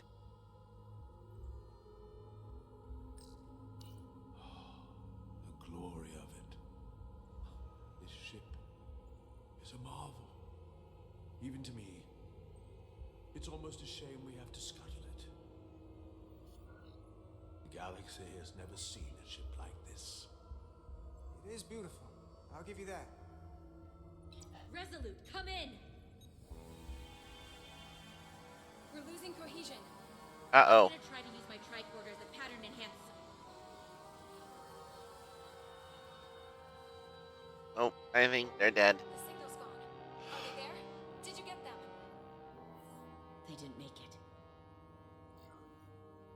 We don't have time to mourn.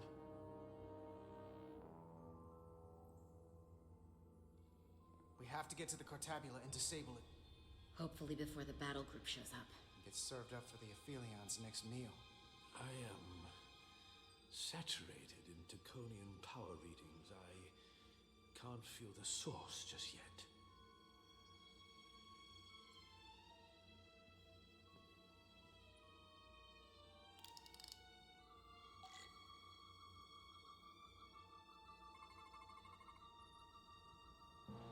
Crystal structure. A geometric lattice crystal of crystal formations with intricate patterns of energy. Low-level tetrametric radiation detected. Crystal radiation. A formation of crystals radiating a synchronous pulse of energy. Moderate levels of tetrametric radiation detected.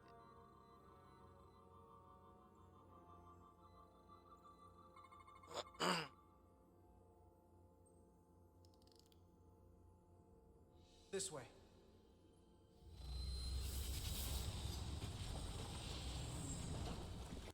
Maybe I did set that. It's too high. Try there.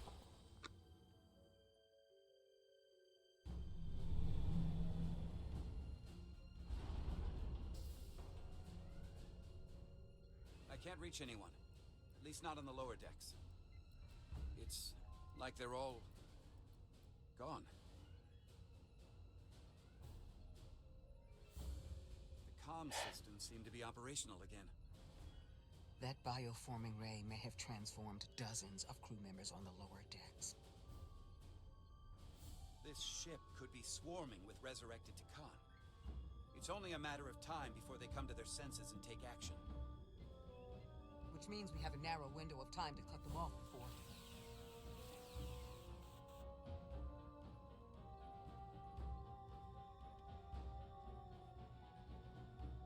Captain, we're holding them off as best we can on deck 9, but...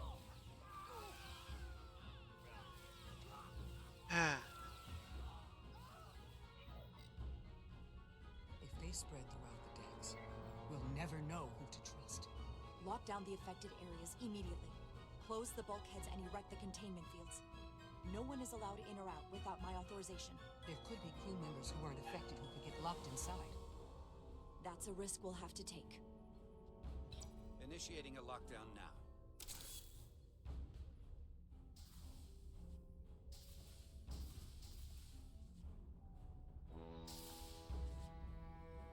And what happens if some of the bioformed manage just fade?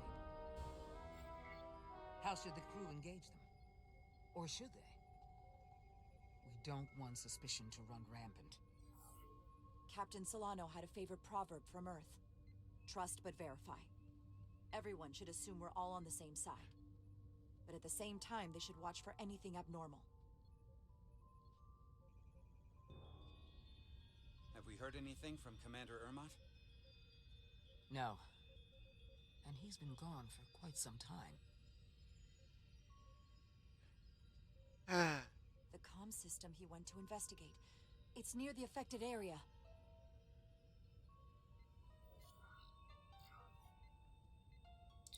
Commander Ermot. Commander Ermot, can you hear me? Uh-oh. Well. Computer shutdown initiated.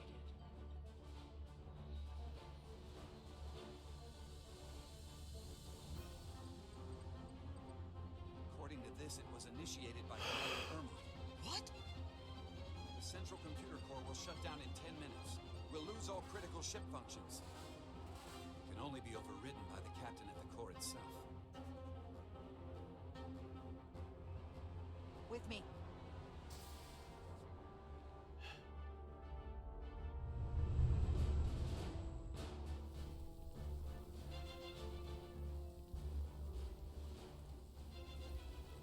Stop!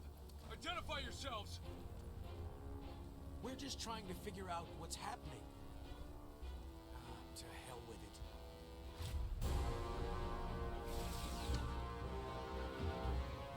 You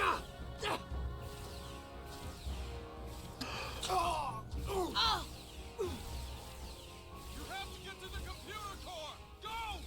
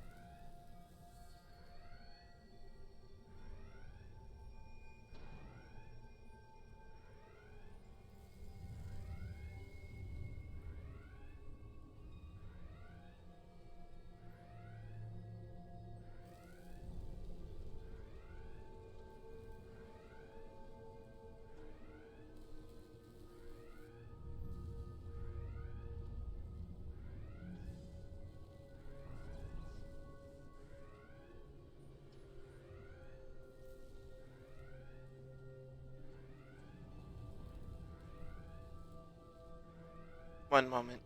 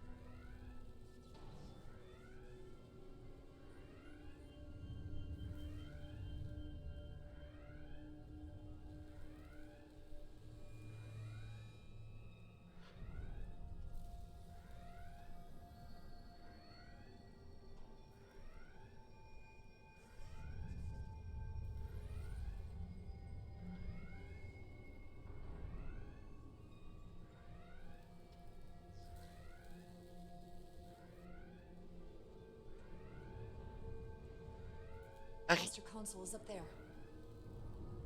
I don't have much time. Ladder to the upper level. There's...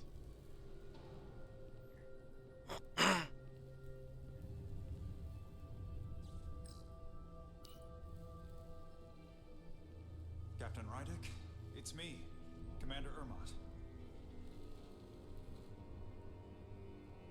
First Officer Westbrook insisted I find you immediately. Let me get this door open. I think I remember the code. I hope you haven't been hurt, Captain. It's not safe here. I'll get you somewhere more secure. Tell me, where were you when the bioforming ray hit the ship? Where was I? I was on my way to help resolve the problem with the comm system. On Deck 9. Now, Captain. Atch.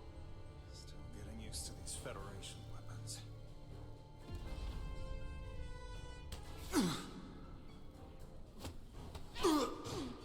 Computer termination sequence in progress. Damn it!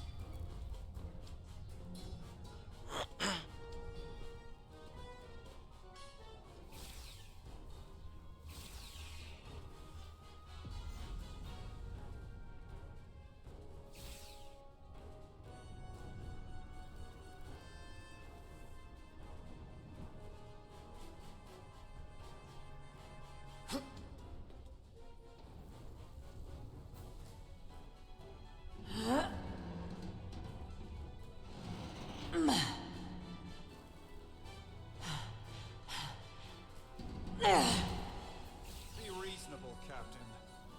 There's a time to fight and a time to admit defeat.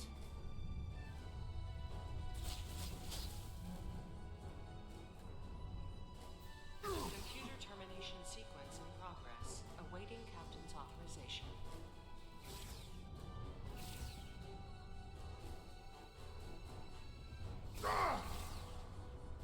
Cancel computer shutdown.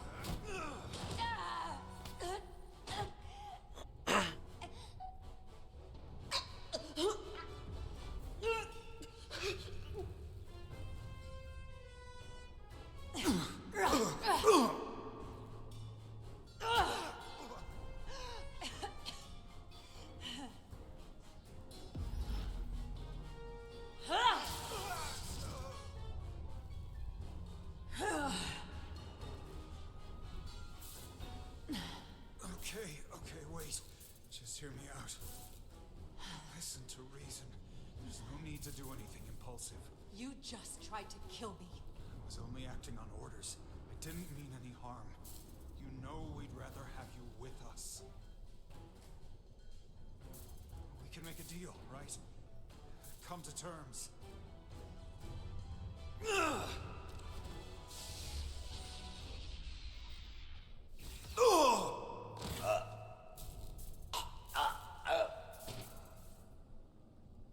That was weird. Awaiting Captain's It definitely hit authorization. stun. Awaiting Captain's authorization. Cancel computer shutdown. Voice authorization, Rydick. Alpha 7 Whiskey. Termination sequence cancelled.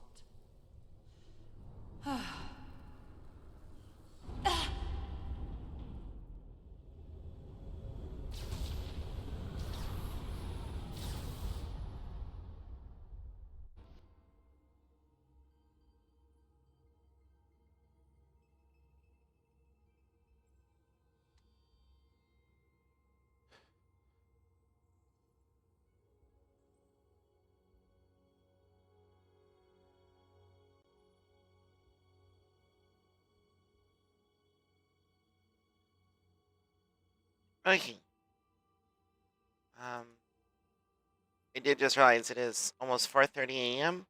And I didn't quite mean to go this long with just this game tonight. I was planning on probably doing another game as well, but I was having a lot of fun with it. um, so I'm going to go ahead and be ending stream here for tonight.